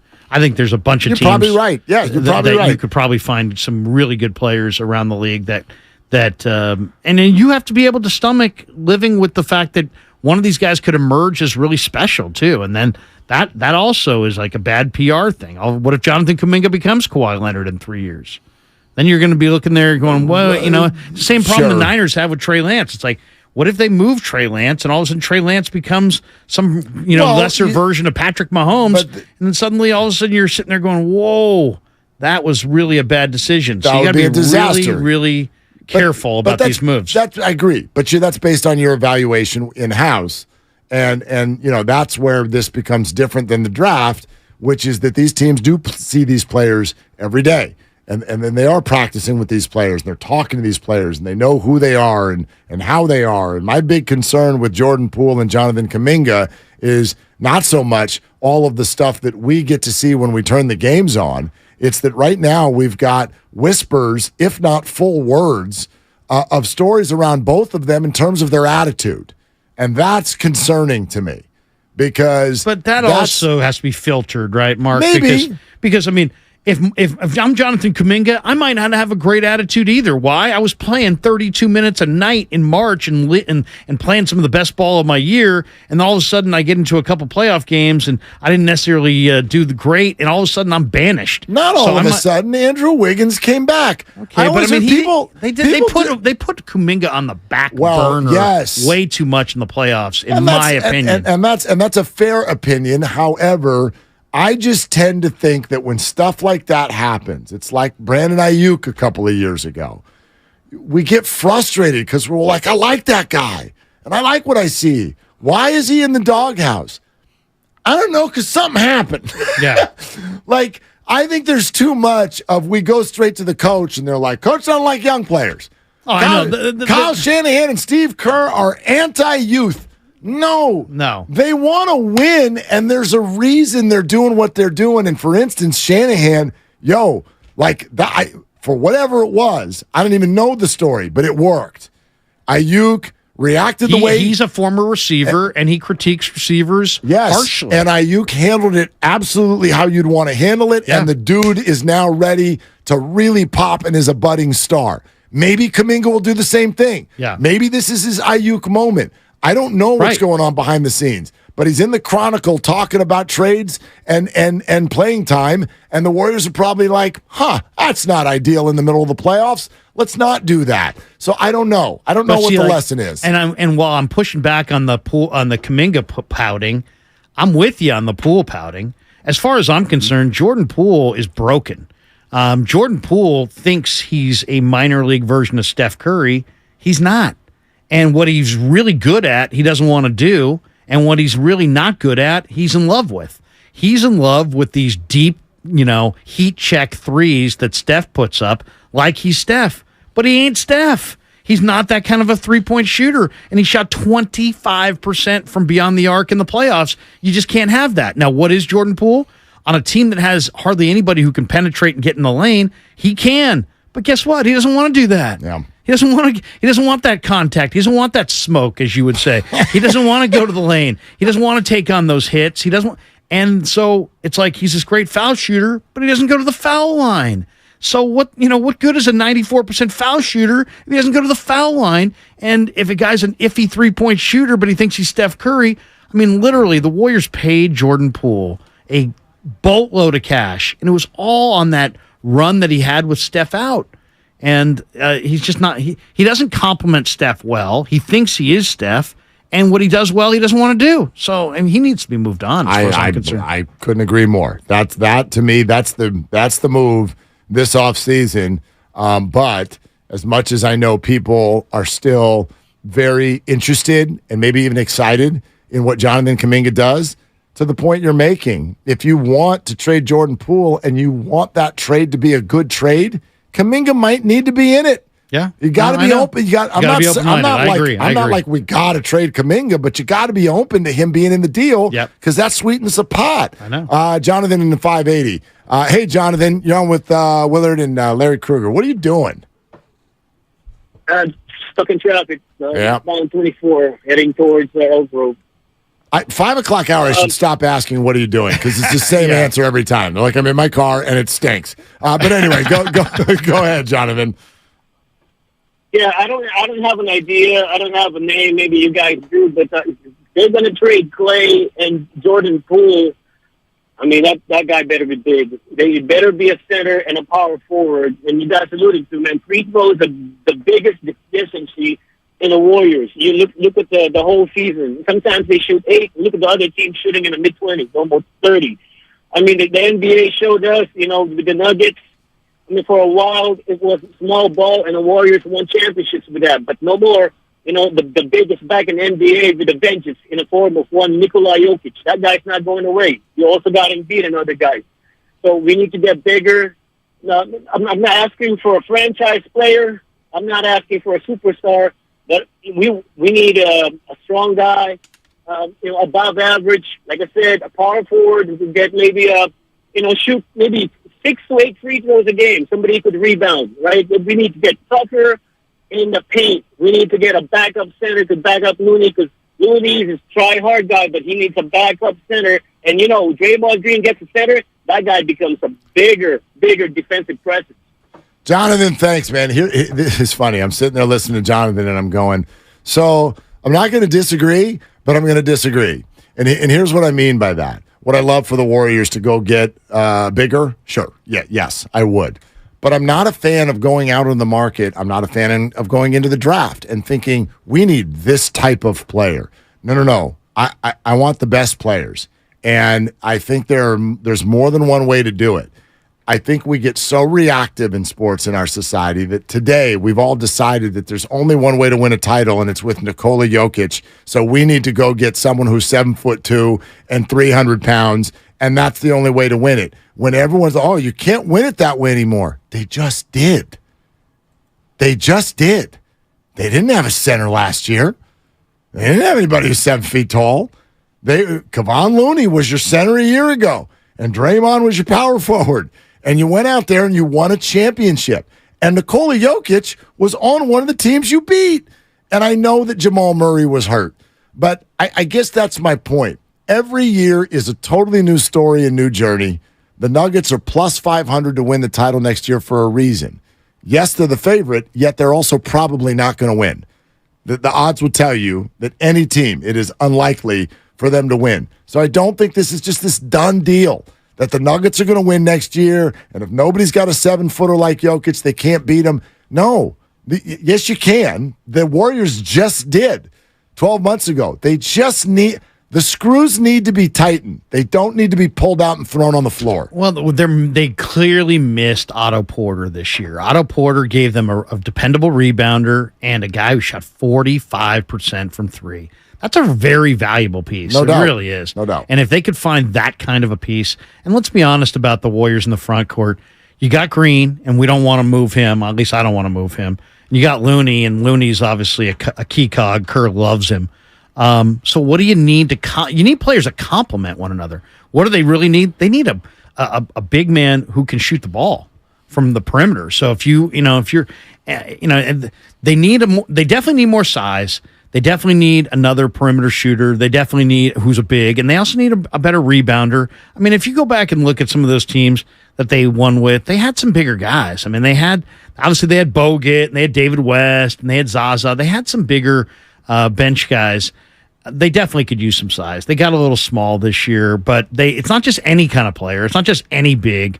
You need a big that fits with Looney and Green. And if you're, what does that mean? That means you got to have a big that can shoot the ball from the perimeter and stretch the floor a little bit. Otherwise, you can't have two non-shooters, or it just becomes too easy to defend the rest of the team. That'd be great. It's not that I don't like that. It's that I don't want to go on the market being like, we only want this type of player. That's the kind of stuff that I think gets you in trouble in drafts, and I think can get you in trouble in even in free agency. It has to be the right fit. I think there's more than one way to do it. You don't want to limit yourself in these conversations. So yes, it'd be great for the Warriors to get bigger, but I'm not sitting here going like, if you trade Jordan, it has to be for somebody who's 6'11" or bigger. No, because there could be a great deal for somebody who's 6'8". You know what I mean? Who can help defensively or all kinds of different ways. That's why I love those Raptors. I love the guys on the Raptors. They're not centers. I loved watching him. I loved Keegan Murray. I would love to have Keegan Murray and his brother, who's just basically exactly the same kind of player. I mean, he's a little smaller. I think Keegan's more like 6'9", 6'10". This guy's more like 6'8", 6'9". But Chris Murray has got a buttery shot. He's got a really nice, soft shot. And he may not be a totally well-rounded player, but he's a 3/4 who can shoot the ball, and he can shoot it well. And to me, that's also, I think also, the one thing, it doesn't matter necessarily about age. It's about skill, too. It's about, how skilled are you? I could go with a younger player that may not be in his actual prime 20. He could be a younger player if he's a skilled player. Keegan Murray gave Sacramento a lot. Yeah, he's skilled. And he's very skilled, and his brother's very skilled. So it's, to me, if they could find a big man who could play a little four and play with Green, who's also has the skill and can stretch the floor, that's the piece they're looking for. I want to. We're going to do this. We'll keep going with the calls. 888-957-9570. But our guys have tracked down something that Mike Dunleavy Jr. said directly to us on this show right before Game 6 against the Kings. Remember that wonderful performance? Game 6 against the Kings, the night where we were all at Chase Center and everyone was like, it's amazing. The Warriors came back. Ha, ha, ha. See you later, Kings. And the Warriors went out and laid the biggest egg of the postseason by far, only to then come back, get a speech from Steph, and end up moving on against the Kings. But Mike Dunleavy Jr. sat with us right before the show ended, and we kicked it over to JD in the pregame show. And he said something to us about money and the offseason that I think is important for everybody to hear, especially now since he might actually be the GM. So we'll do that in like 5 minutes. But let's keep going with the calls. YP in San Antonio. Hey, YP, you're on with Willard and Kruger. What are you doing? I'm stuck in traffic, the usual. Yep, there it is. We got a good streak going. Yeah.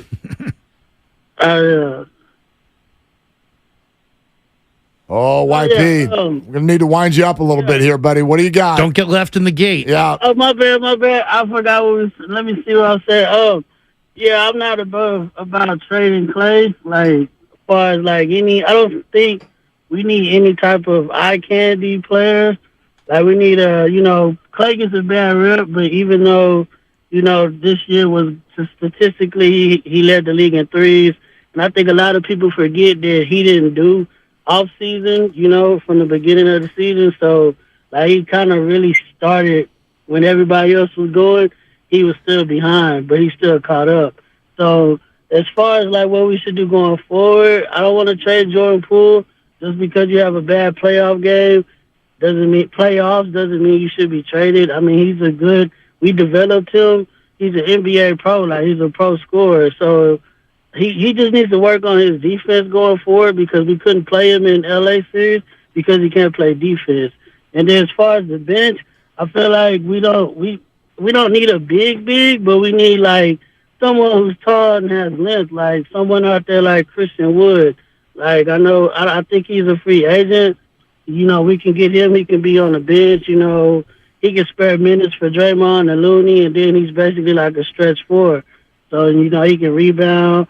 He can bang with the bigs a little bit when we come to Joker, but we beat Joker last year, like you just said previously. So it's not like we have to get big bigs just to get past the Nuggets or get past the Lakers. We just need serviceable people like we had last year on the bench, like Otto and Belly. YP, thanks, man. I like Christian Wood. Christian Wood is an unrestricted free agent, and he made $14 million this year. So there's no chance that he's. I don't know how they go. What do they even have? What are they armed with? Do they or do they have the mid level? No, they're gonna ask. No, they have no mid level available to them. So they aren't signing any free agents except for league minimum guys that are there, who want to just make a ring chasing bigs that are players that will just take the league minimum. And Wood is definitely not on that list. No, he's definitely not. And then with regard to Jordan Poole, he said, look, he's a very good NBA player. I agree. He only needs to work on his defense. I'll agree that he needs to work on his defense. I will not say only, though. I think that point left out the situation. That's obvious. Like we can't just Jordan Poole scored 20 points a game. He's got a future. You should keep him. Maybe, but like problems happened, and they're still there. And there are very, very clear thinking people who still believe that whatever's going on with Jordan Poole over the last year and a half with this organization, it's still there. And that's a problem. And it may mean that Jordan Poole has to go be a good NBA player somewhere else if you're going to stick with Steph, Clay, and Dre in the establishment. And it sounds like they are. And I would vote for the same. Yeah, it's a tough thing with Poole because, I mean, how's it going to be? Why is it going to change? Why is it going to change? He doesn't want the contact that you get when you drive the lane. So if you don't want that contact, then you're going to hang on the perimeter. But if you're hanging on the perimeter and you're shooting 32% from three, and then that falls to 25% from three when the pressure of the playoffs come around, suddenly your team doesn't want you taking all those threes, especially if you're on a team that has Steph Curry and Klay Thompson. So it just, I think he's kind of lost his way as far as what do you do well, what don't you do well, how do you complement this team, what can you do? I just feel like he's kind of lost his way, and he probably needs a change of scenery. How does this grab you? And I'll admit, I remember asking this question, and I remember being very intrigued by what he said, and then I remember show's over, we got to go, and then the game happened, and Game 7 happened, and then this just kind of floated away because on to the Lakers series the Warriors went. And then suddenly Bob Myers leaves, Mike Dunleavy Jr. rumored to be the replacement, and it popped back into my head. I go, man, I asked Dunleavy about finances this offseason, and I remember being pretty intrigued by what he said. So the guys went and just found it, and this is the first time even I'm listening to it since I asked it. But I want to know how this grabs you too. Take a listen. This is before Game 6 against the Sacramento Kings. I do want to ask you this because maybe it's a fan thing, but it felt like Steph Curry kind of gave some validation to it with regard to saying things stayed the same this year because we won the title last year. So I wonder when you guys, I know it's one game tonight, but is there a lot riding on how far you go in these playoffs with regard to how that affects the offseason? Yeah, it's probably fair to say. Certainly, there's a financial component to it that we're always taking into account. And our owner, Joe Lake, has spent a lot of money the last couple of years, and rightfully so. We've got a great roster. We won a championship last year. So we'll always continue to evaluate and look forward. But, yeah, taking into consideration how we do this postseason is a factor into what we do next season. Okay. So I'm listening to that, and you're going, all right, so if you win the whole thing, like I didn't even bring up money. He did. And it's like, you win the whole thing, you get to do it again. And he's like, our owner, Joe Lacob, spent a lot of money. And there is a component to how far you go. Well, they didn't go much farther. They went one more round, and then they left, and then their GM did too. I don't know. I'm also preparing myself for some things to happen this offseason that maybe we're not used to. Because I do think this idea of run it back, which this year would cost another $100 million, that's not happening.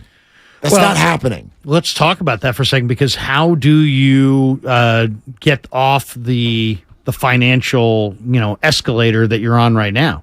And the only way to do it is to get back for a player like, Clay's an expiring deal. Kuminga doesn't make any money. Really, in the grand scheme of things. Moody doesn't make any money. Moving Jordan Poole for a piece or multiple pieces, one that's expiring, is the only way to get out from underneath the money. So, or you can take 75 cents on the dollar, which is significant, right? In NBA trades, it just has to match within 75%. But if you've got Poole for 5 years at 27 to 30 million, and you acquire somebody else who has a similar contract, there's not a lot of relief there. But if you traded him for one player making 20 million and another player making 7 million, and the guy making 20 million, his deal was up at the end of the year. Well, now you've wiped that 20 million off your books, and you've got a cheaper payroll. So roughly every dollar also has a $4.50 tax on it for the Golden State Warriors. Right. So they're in the repeater tax. This is simplistic, but this is what I'd say. If you can find a trade for Jordan Poole who makes 28, and you can get something back that's 22, for example, that's a legal trade. That's $6 million plus times 4.5. That's like a roughly $35 million savings. Okay? Then you take Draymond Green's deal, you have him opt out of his 27.6, and instead you sign him to a new 3-year deal. Let's say that it's worth, $70 million. And instead, that year one is 22 instead of 27 million. That $5 million plus the times 4.5. Now you're saving another, say, $25 million. You do those two things, you just save $60 million on what this total payroll would be. I'm no cap expert, but if I were them, that's where I'd start. I would start there. I just don't know the things that I'd be trying to do. Yeah, I hear you. I just don't know that that's the kind of savings. Well, we'll see what kind of savings they want. Let's say you traded Poole in a deal to Brooklyn, and you took back Spencer Dinwiddie, who makes 20.3, and another player. Well, Dinwiddie's an expiring deal, like Clay's deal this year. You could let Dinwiddie's deal expire. They're getting the player under contract in Poole. You're getting the cap relief, and maybe you're getting some picks for it. I don't know. I mean, there's lots of different ways to structure, but to me, when you look at that $27 million, I think that if you can trade him to a team for a couple players and maybe one of them's an expiring deal, maybe there's your cap savings right there. That keeps you, the payroll down in a neighborhood that's more palatable for Joe. But that's the following year. The right, expiring deal. Year. Yeah, I mean, you're gonna have to have a strategy here. Yeah, but I think they're going to want to trim this thing right away, because they were already at about four. They're already about $370 million this year. That means they'd have to trade him to a team that's under the cap, and I think there's only like 3 or 4 teams that are under the cap. Yeah, I mean, no. Again, depending on what you get back, I'm not saying to get back nothing, but you're at $370 million this year, and then Jordan Poole jumps from 4 to 28, right? And so this summer, yes, yeah, and so that $24 million times 4.5. Like, again, the whole run it back team, is like now we're north of $450 million. Right. I just don't think Joe's doing that. I don't either. Think I think he's looking for cap relief, and that's why I think if he could move Poole, he's going to seek cap relief and maybe some picks. Because that's what would lessen that commitment significantly, as if you could find some expiring that you could take back for Jordan Poole. We're sponsored by the Caltrans Stormwater Program. Larry Kruger is in for dibs. We'll keep taking your phone calls on this. Real quick, let's go to Gene in Oakland. Hey, Gene, what are you doing? Care of some business right now. Okay, there you go, Gene. We lost you for a sec. Okay, can you hear me? I don't know. I might lose you, but we got you. Anyway, go ahead, real quick, Gene. Okay, I'm in complete lockstep with you, Willard. I don't want any rookies there. I would package Poole and Kuminga and the pick.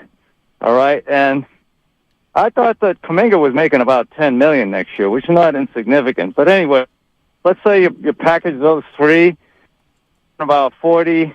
Well, I should say that's 40 off, and then if you spend like 30 on a guy of size, not a center, but someone that's 6'8", 6'9", that's tough and can rebound, play defense, maybe slow down an AD or someone like that, experience, maybe playoff experience too.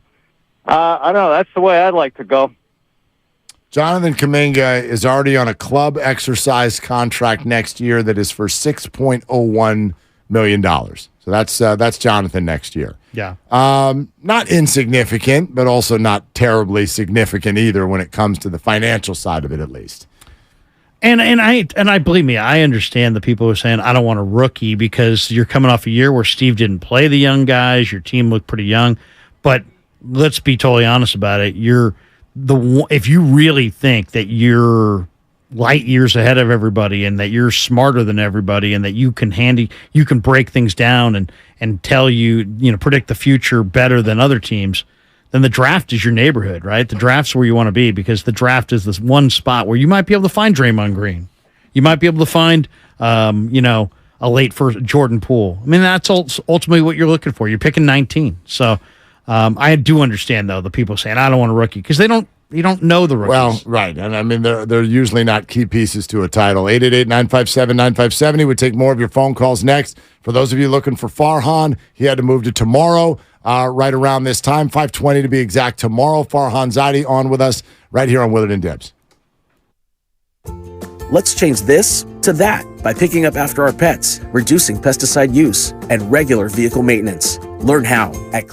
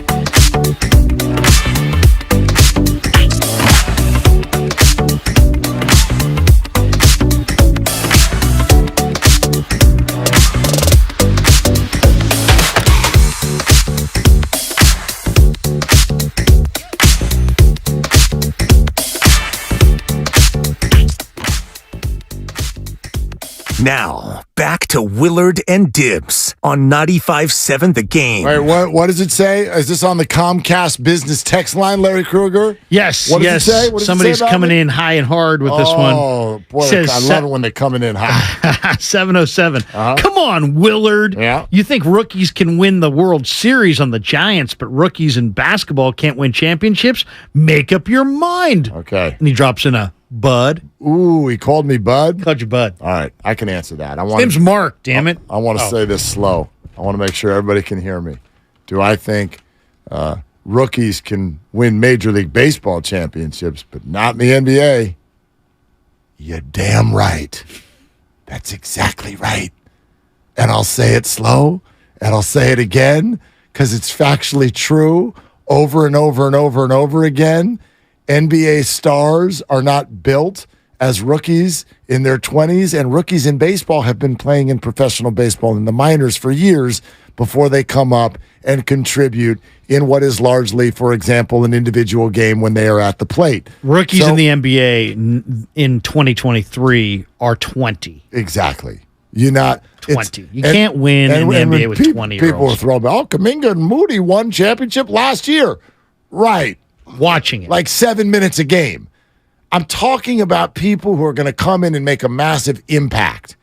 Okay? So, yes, you're allowed to play as a rookie in the NBA. You can be on a good team. Can you be a key cog? Can you be a really big piece for a championship team? That doesn't happen. I mean, Christian Braun did it this year for Denver, but that's it. I mean, Bruce Brown was 26. Well, and Christian Braun, I mean, of the important players on the Nuggets, right? What number was Christian Braun? Well, I mean, this illustrates my whole point about the prime. Okay, so Bruce Brown, 26. KCP was 30. Aaron Gordon, 27, super prime. Reggie Jackson was a little bit older, 33. Jokic, 28. Jamal Murray, 26, super prime. Michael Porter, 24, super prime. I mean, you see what I'm saying? He's pre-prime. Well, he's right there. Yeah. I mean, I would say my point would just be like, if you do get to the league at 20, maybe by 24 you're in your prime. Yeah, exactly. Like it's way, and if everybody wants to find some example one year or whatnot, like it's very rare. So to equate NBA rookies with Major League Baseball rookies, or even NFL rookies for that matter, I think that's not accurate. That's just not the same thing at all. We do have this breaking news to pass along, even though it is widely predictable, totally understood, and not surprising. But the governor of Nevada has gone ahead and signed the bill that landed on his desk. He said he'd sign it. He did. And so another hurdle has been jumped, and that means that the Senate already double-stamped it twice, and the Assembly voted it in, and now the governor has stamped it. It now is done in the state of Nevada. So it goes to Major League Baseball for another approval on relocation. Let me see. They'll pass that because they're actually behind this, Rob Manfred, from the beginning. And here we are. So we said it yesterday. It's short-sighted. The A's are moving to Nevada. Yeah, it's short-sighted. Is the NBA better off because there's not a team in Seattle and there is one in Oklahoma City? I would argue no. They're not better off. And will Major League Baseball be better off not having a second team in the Bay Area and having a team in Las Vegas? I don't believe they will. And I think over time that will prove to be the case. And who knows? I don't know. I don't know if Oakland's ever going to get an expansion team, but I just think leaving the Bay Area for Vegas is not smart, and leaving Seattle for Oklahoma City was a step down in markets, but both deals were kind of handshake deals behind the scenes. Yep. And Rob Manfred today with a quote that I'm seeing. Here it is. This is one of the most sarcastic, disingenuous, bleep you things that could have been said today after what happened 2 nights ago in Oakland. As you know, the reverse boycott, 27,000 show up. They were on point. They were loud. They were organized, silent to start the 5th inning, followed by the sell the team chant, everything that took place. All the work that went into that being put together after fans largely stayed away from the stadium because of all the obvious reasons, the awful way that fans have been treated in Oakland for years now. So he was asked today about the reverse boycott in Oakland. It's quote, I mean, it was great to see what is this year almost an average Major League Baseball crowd in the facility for one night. That's a great thing. End quote. This is the guy who described the ultimate trophy in the sport as a hunk of metal.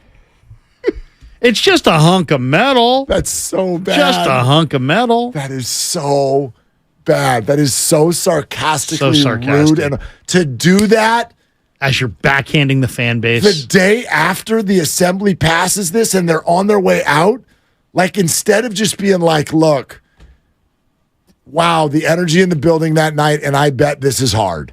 And yes, we're doing it, but I fully understand that this stinks for people in Oakland who care about the A's.